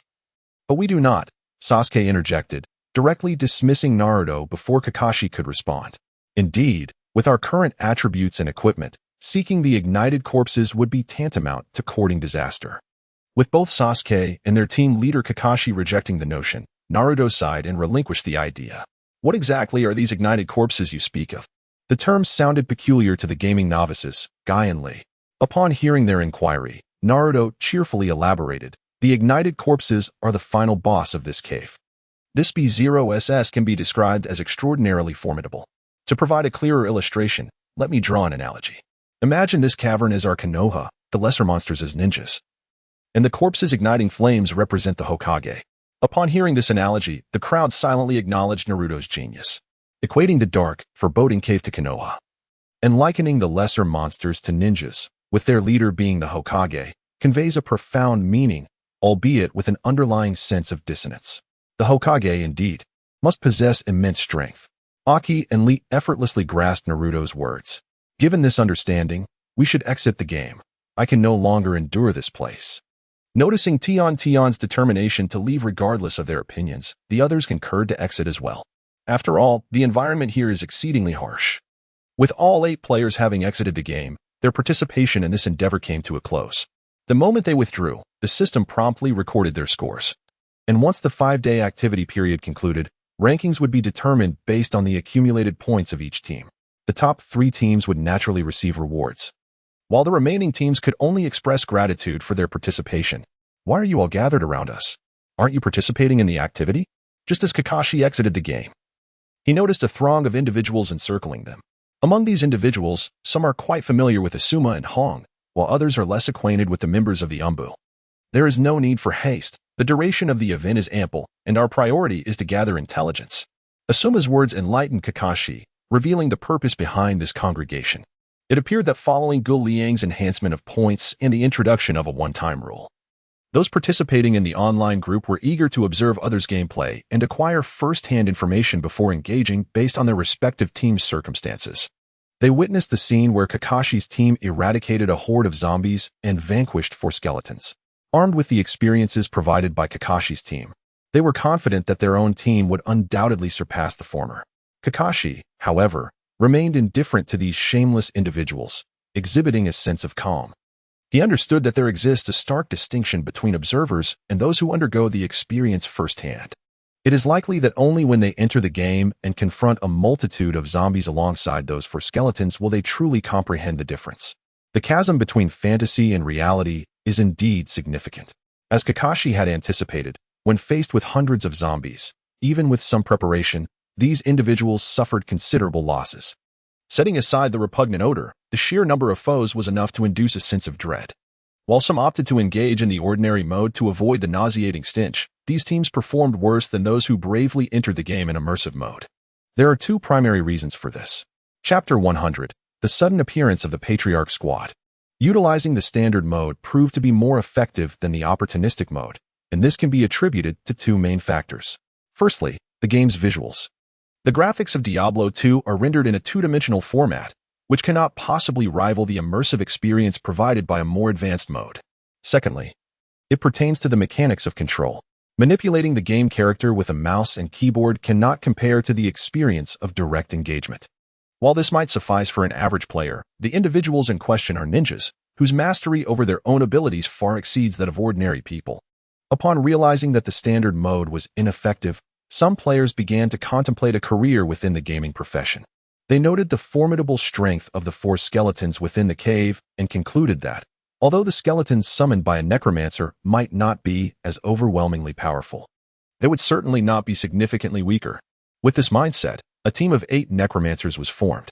Initially, the skeletons summoned by these 8 necromancers did indeed assist in overcoming numerous challenges. For instance, they easily dealt with the fallen outside their encampment by utilizing summoned skeletons alongside their ranged attacks.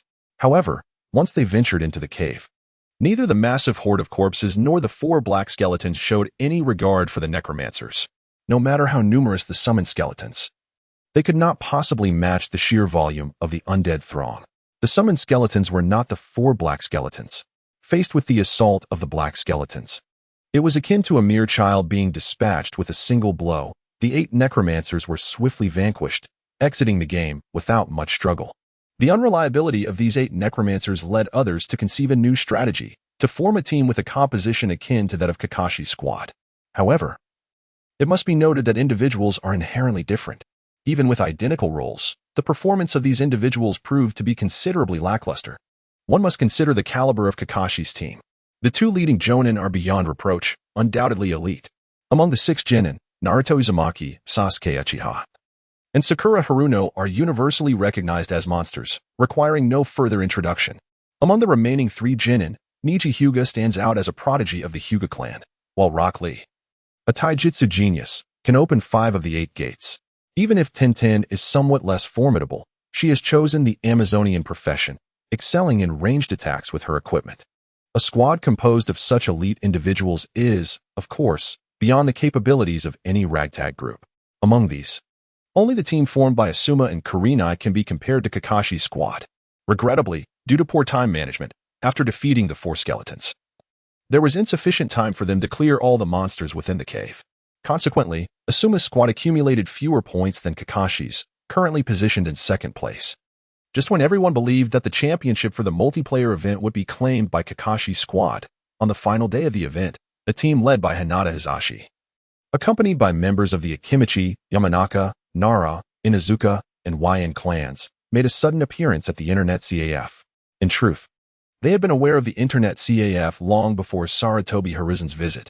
However, at that time, they had not grasped the CAF's extraordinary nature, merely assuming it to be a recreational gathering spot for the youth.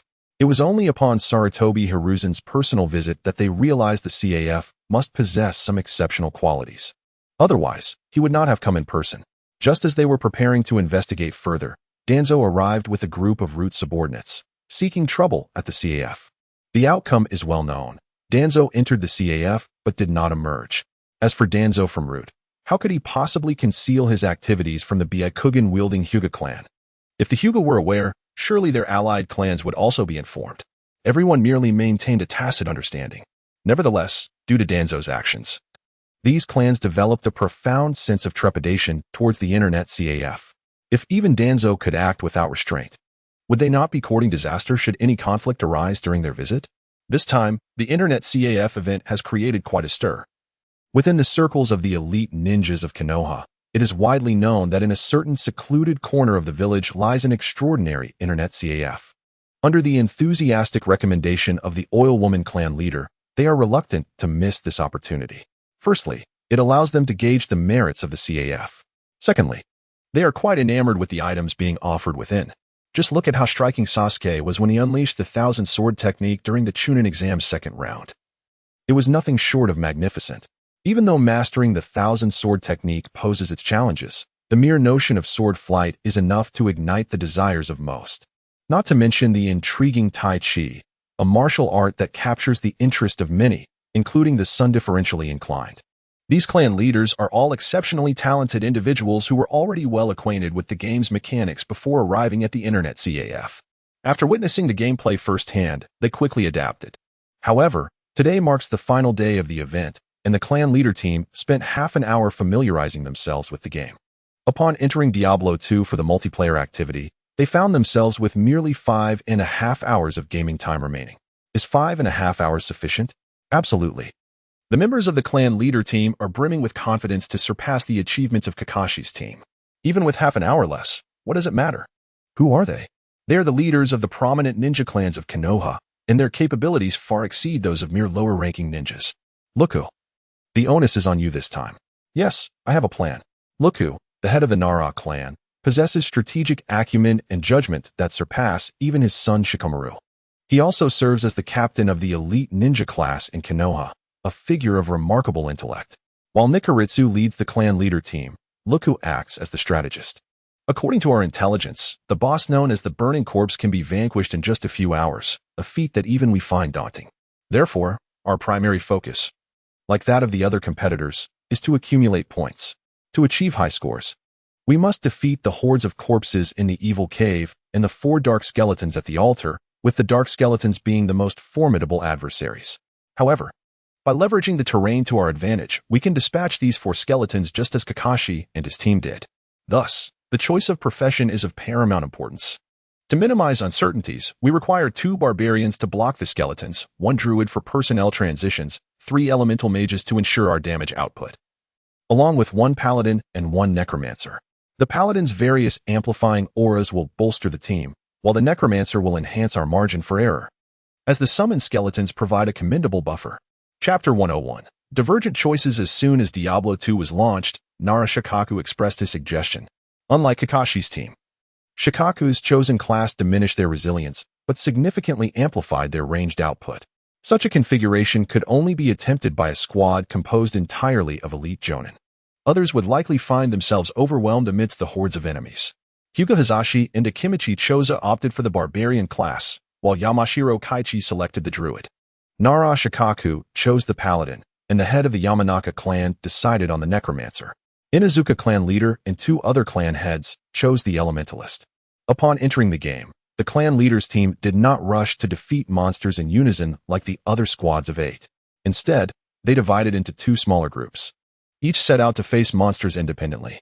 Each of these sub-teams featured a barbarian serving as the primary tank, accompanied by a summoning class as a secondary tank. With 1 primary and 1 secondary tank, they were assured survival as long as they did not confront multiple minor enemies. Nevertheless, the sub-team with the paladin and an elementalist had lower damage output compared to the other sub-team, which boasted 2 elementalists. Overall, however, their efficiency in slaying monsters and accumulating points surpassed that of the other teams. This also includes Kakashi's team. Truly, as an elite group composed of various clan leaders, their efficiency in monster hunting is remarkable. As the current frontrunner in this event, both Kakashi's and Guy's teams naturally arrived at the internet CAF.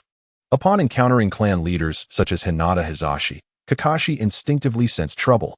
He was acutely aware of the exceptional ninja qualities possessed by these leaders. Under normal circumstances, a team comprised of such leaders would undoubtedly secure the top position in this event. However, this time is anything but ordinary. Firstly, they have only half an hour less than the other competing teams. Secondly, their game characters lack additional advantages, such as the martial arts bonuses from Jin Yong's renowned heroes. Naruto's barbarian could only engage in a fair fight with a dark skeleton due to the foundation provided by the dragon elephant Prajna skill. Even then, he was still overpowered by the skeleton, illustrating the formidable strength of that creature. Moreover, Guy was able to evade numerous attacks from the skeleton thanks to the enhancement of his agile lightness skill. The other members also relied on various lightness techniques to successfully reach the altar. Therefore, despite the clan leader's team boasting 2 barbarian classes and 2 summoning classes, Kakashi believed they might not withstand the onslaught of the dark skeleton. Nevertheless, at this stage, the clan leader's team performed exceptionally well.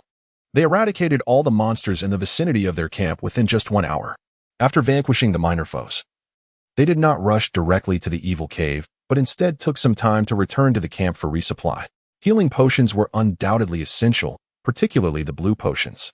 Only with sufficient blue mana could the elemental mages maximize their output.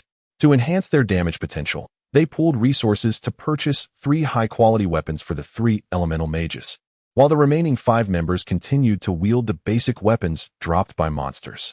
In addition to potions and weapons, with their last few coins, they acquired a town return scroll. Did they intend to continue hunting monsters in the wilderness after clearing the evil cave? Is this a touch of overconfidence?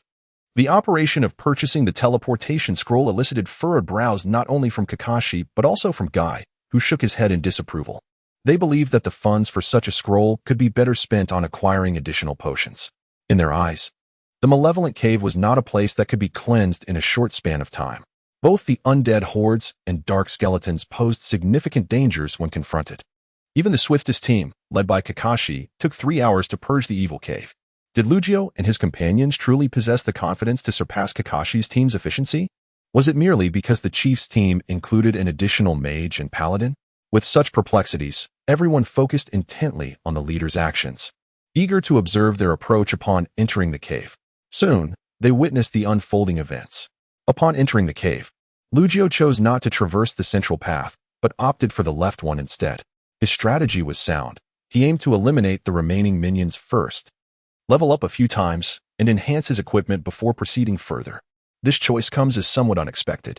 It is widely acknowledged that, apart from a few spacious areas, the majority of the cave is rather constricted. Throughout the activities in recent days, it has been the consensus that the optimal sequence involves first eliminating the hordes of corpses, followed by the eradication of lesser creatures, and finally confronting the dark skeletons. It is not erroneous to consider this approach. First vanquishing the horde of corpses to gain a level, then subsequently dealing with the minor adversaries, renders the task considerably easier.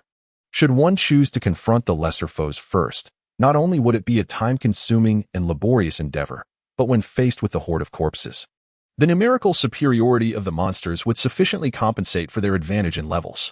These dilemmas had indeed crossed the mind of Lucio, and his choices stemmed from his own reflections. As time swiftly elapses, the clan leader's team, after vanquishing the minions on either side, returned to the original fork in the path and ventured into the central corridor.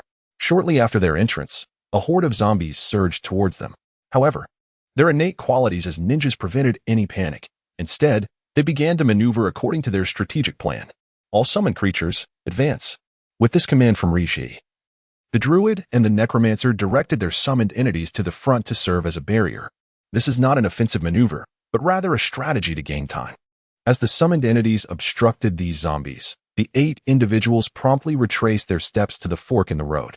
The space here is evidently more expansive than the central corridor. In the foremost row, the barbarians stand, flanked by summoned creatures on either side. The second row comprises paladins and druids, while the remainder occupies the third row. The front line, serving as the bulwark, is tasked with halting the onslaught of the undead, while the second row provides essential support to fill any gaps. And the rear row focuses on delivering maximum damage to the foes. This arrangement is both logical and well-structured. Shortly after they have taken their positions, the horde of corpses arrives as anticipated. The enlarged terrain acts as a double-edged sword. Here, the chieftain's squad can unleash their full potential, maximizing their offensive capabilities. Conversely, it also allows the undead to fully exploit their numerical advantage. The increased area of engagement amplifies the pressure on the 2 barbarians.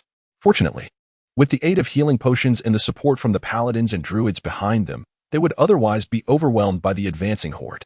However, even with such assistance, when summoned creatures perish, and the druids and necromancers conjure new beasts and skeletons, a significant number of zombies manage to breach their defenses and surge into the formation.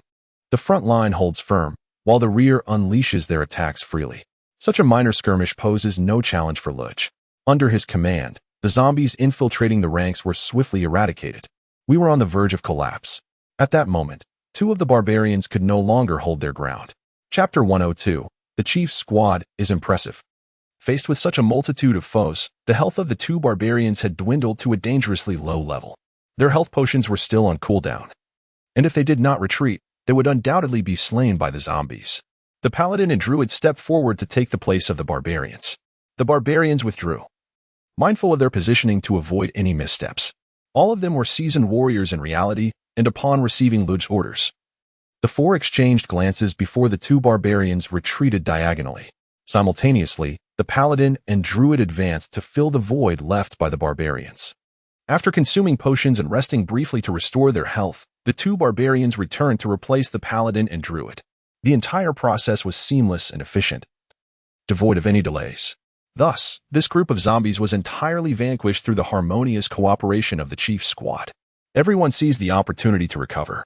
Much like numerous other squads, they detected an intoxicating aroma in the air.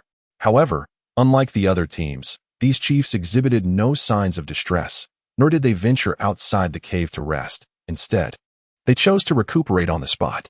Seizing this moment, the elemental mages, whose health had remained stable, began to collect the spoils of battle and handed them to the Sunfoot for distribution. Having dealt with the horde of corpses, the next challenge was 4 dark skeletons. When the chief's squad arrived at the altar's base, Luge called for a halt. Everyone, arrange yourselves in formation. Upon my count of 3, we will dash towards the altar together. With the previous squad paving the way, Luge was well aware of how the dark skeletons emerged. To avoid being besieged by the suddenly appearing foes, he instructed everyone to line up, with the mages at the forefront, followed by the druid and paladin.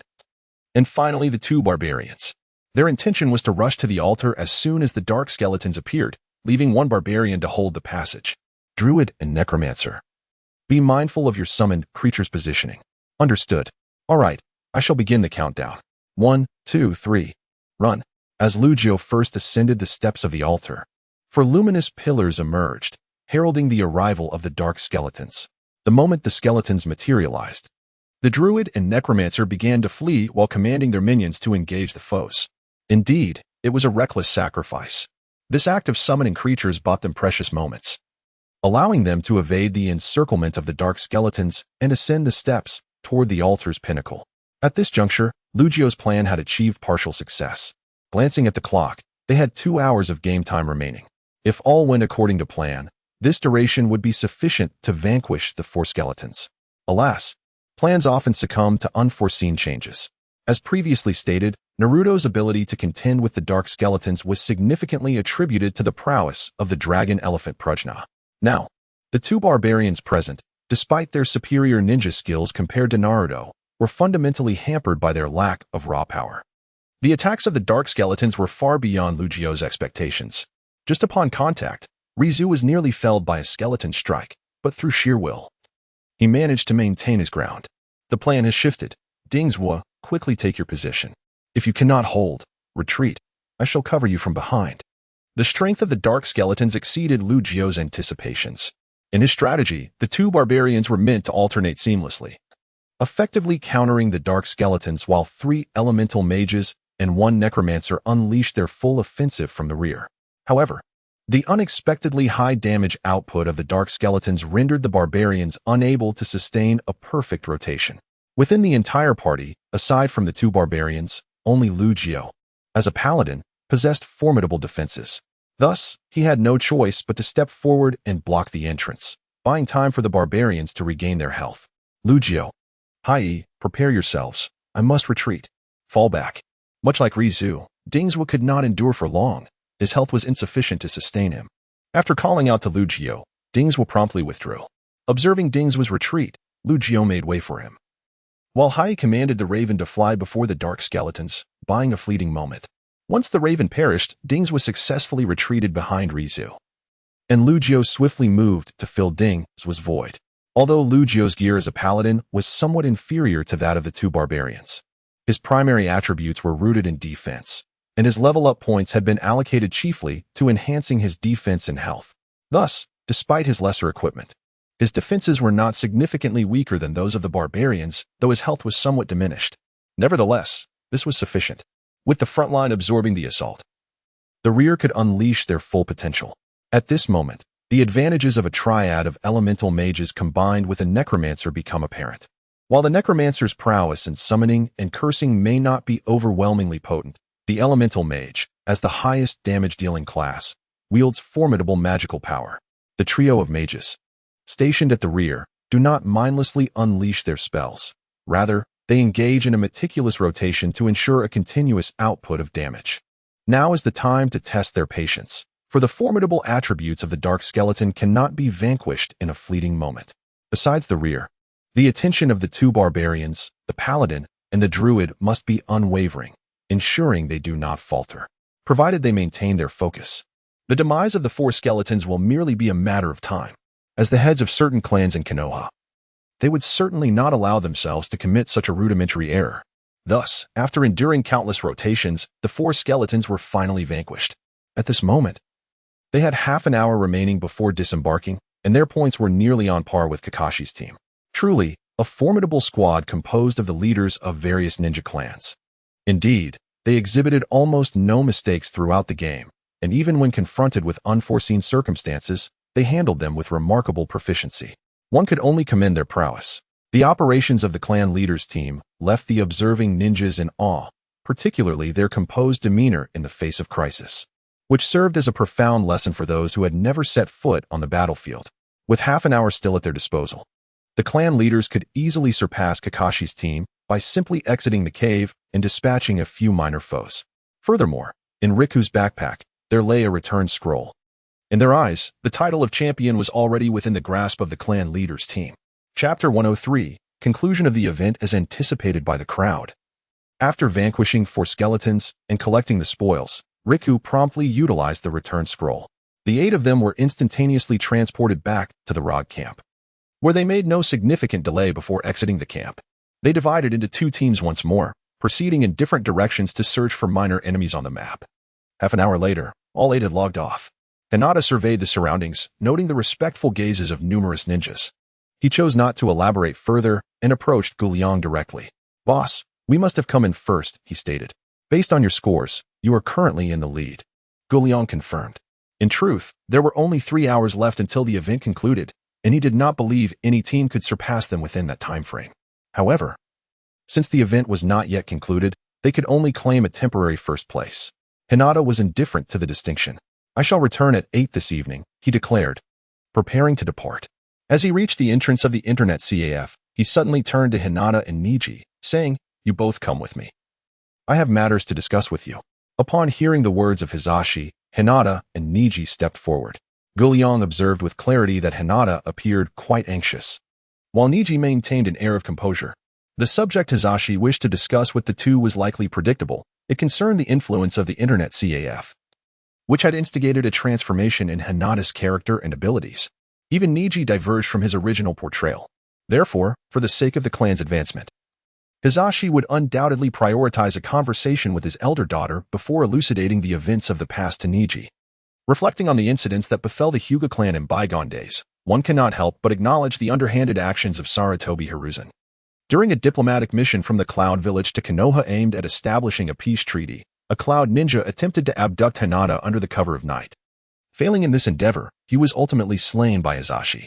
In a most audacious turn of events, the Cloud Village retaliated by demanding the surrender of the supposed perpetrator.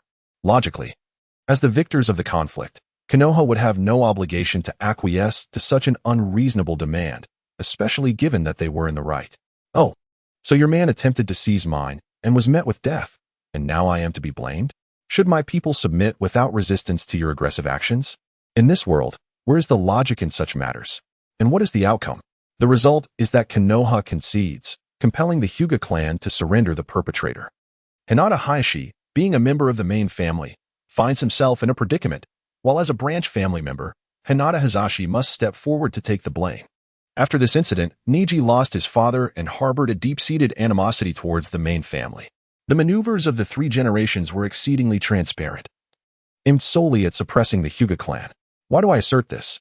The Uchiha clan within the village was inherently a destabilizing factor, and following the Nine Tails incident. It became a significant concern for the core leadership of Konoha, gradually being marginalized from the inner circle. With the Uchiha's checks and balances removed, the Hyuga clan, also a lineage of ocular practitioners, began to thrive, eventually acquiring the capacity to threaten the position of the Hokage held by Sarutobi Hiruzen. An examination of the backgrounds of those who ascended to the role of Hokage throughout the ages reveals a lineage firmly rooted in the Senju clan. The second Hokage, Tobirama Senju, requires no introduction as he was the brother of the first Hokage, Hashirama Senju. The third Hokage, Hiruzen Sarutobi, was a disciple of Tobirama. The fourth Hokage, Minato Namikaze, was a student of the third Hokage, thus a direct descendant of the Hokage lineage. The future fifth Hokage, Tsunade, is the granddaughter of the first Hokage. The sixth Hokage, Kakashi Hatake, can also be considered a pupil of the fourth Hokage. As for the seventh Hokage, Naruto Uzumaki, he is the son of the fourth Hokage. Looking ahead, it is likely that the eighth Hokage will be Konohamaru Sarutobi, the grandson of Hiruzen. The ninth Hokage will probably be Boruto, Naruto's son. Of course, Hiruzen could not foresee such distant futures, but in order to safeguard the Hokage position, he sought to suppress the Hyuga clan, making it clear who the true leader of the village is. Having digressed somewhat, let us return to the main topic. Upon seeing Hisashi depart with Hinata and Niji, Gakulyong turned to ask Dooku and the others. Hisashi, the clan leader, mentioned that they would return at 8 in the evening. Would you all be the same? Yes. We shall take our leave as well. Understood. I know you are all busy, but if you truly lack the time, you may come tomorrow to collect your rewards. Gakulyong was aware that these clan leaders, by virtue of their status, did not enjoy the same leisure as free ninjas. In addition to the duties assigned to them by Konoha, they also had to manage affairs within their own clans, leaving them with exceedingly little free time. To have them carve out 6 hours to participate in an event at the Internet CAF was quite a rarity. Boss, we shall take our leave now. Boss. See you later. The clan leaders displayed considerable courtesy towards Gakulyong, the owner of the Internet CAF. After exchanging greetings with him, the clan leaders departed in succession, returning to their respective clan territories. What a pity, our first place has been surpassed just like that. After watching the 8 clan leaders leave, Naruto sighed, appearing quite disheartened. Be content. Securing second place is commendable. At least you can choose your rewards. Unlike us, who initially ranked 3rd and could have earned equipment worth 1,000,000 Ryo, only to end up 4th with nothing to show for it. Upon hearing the words of this individual, Naruto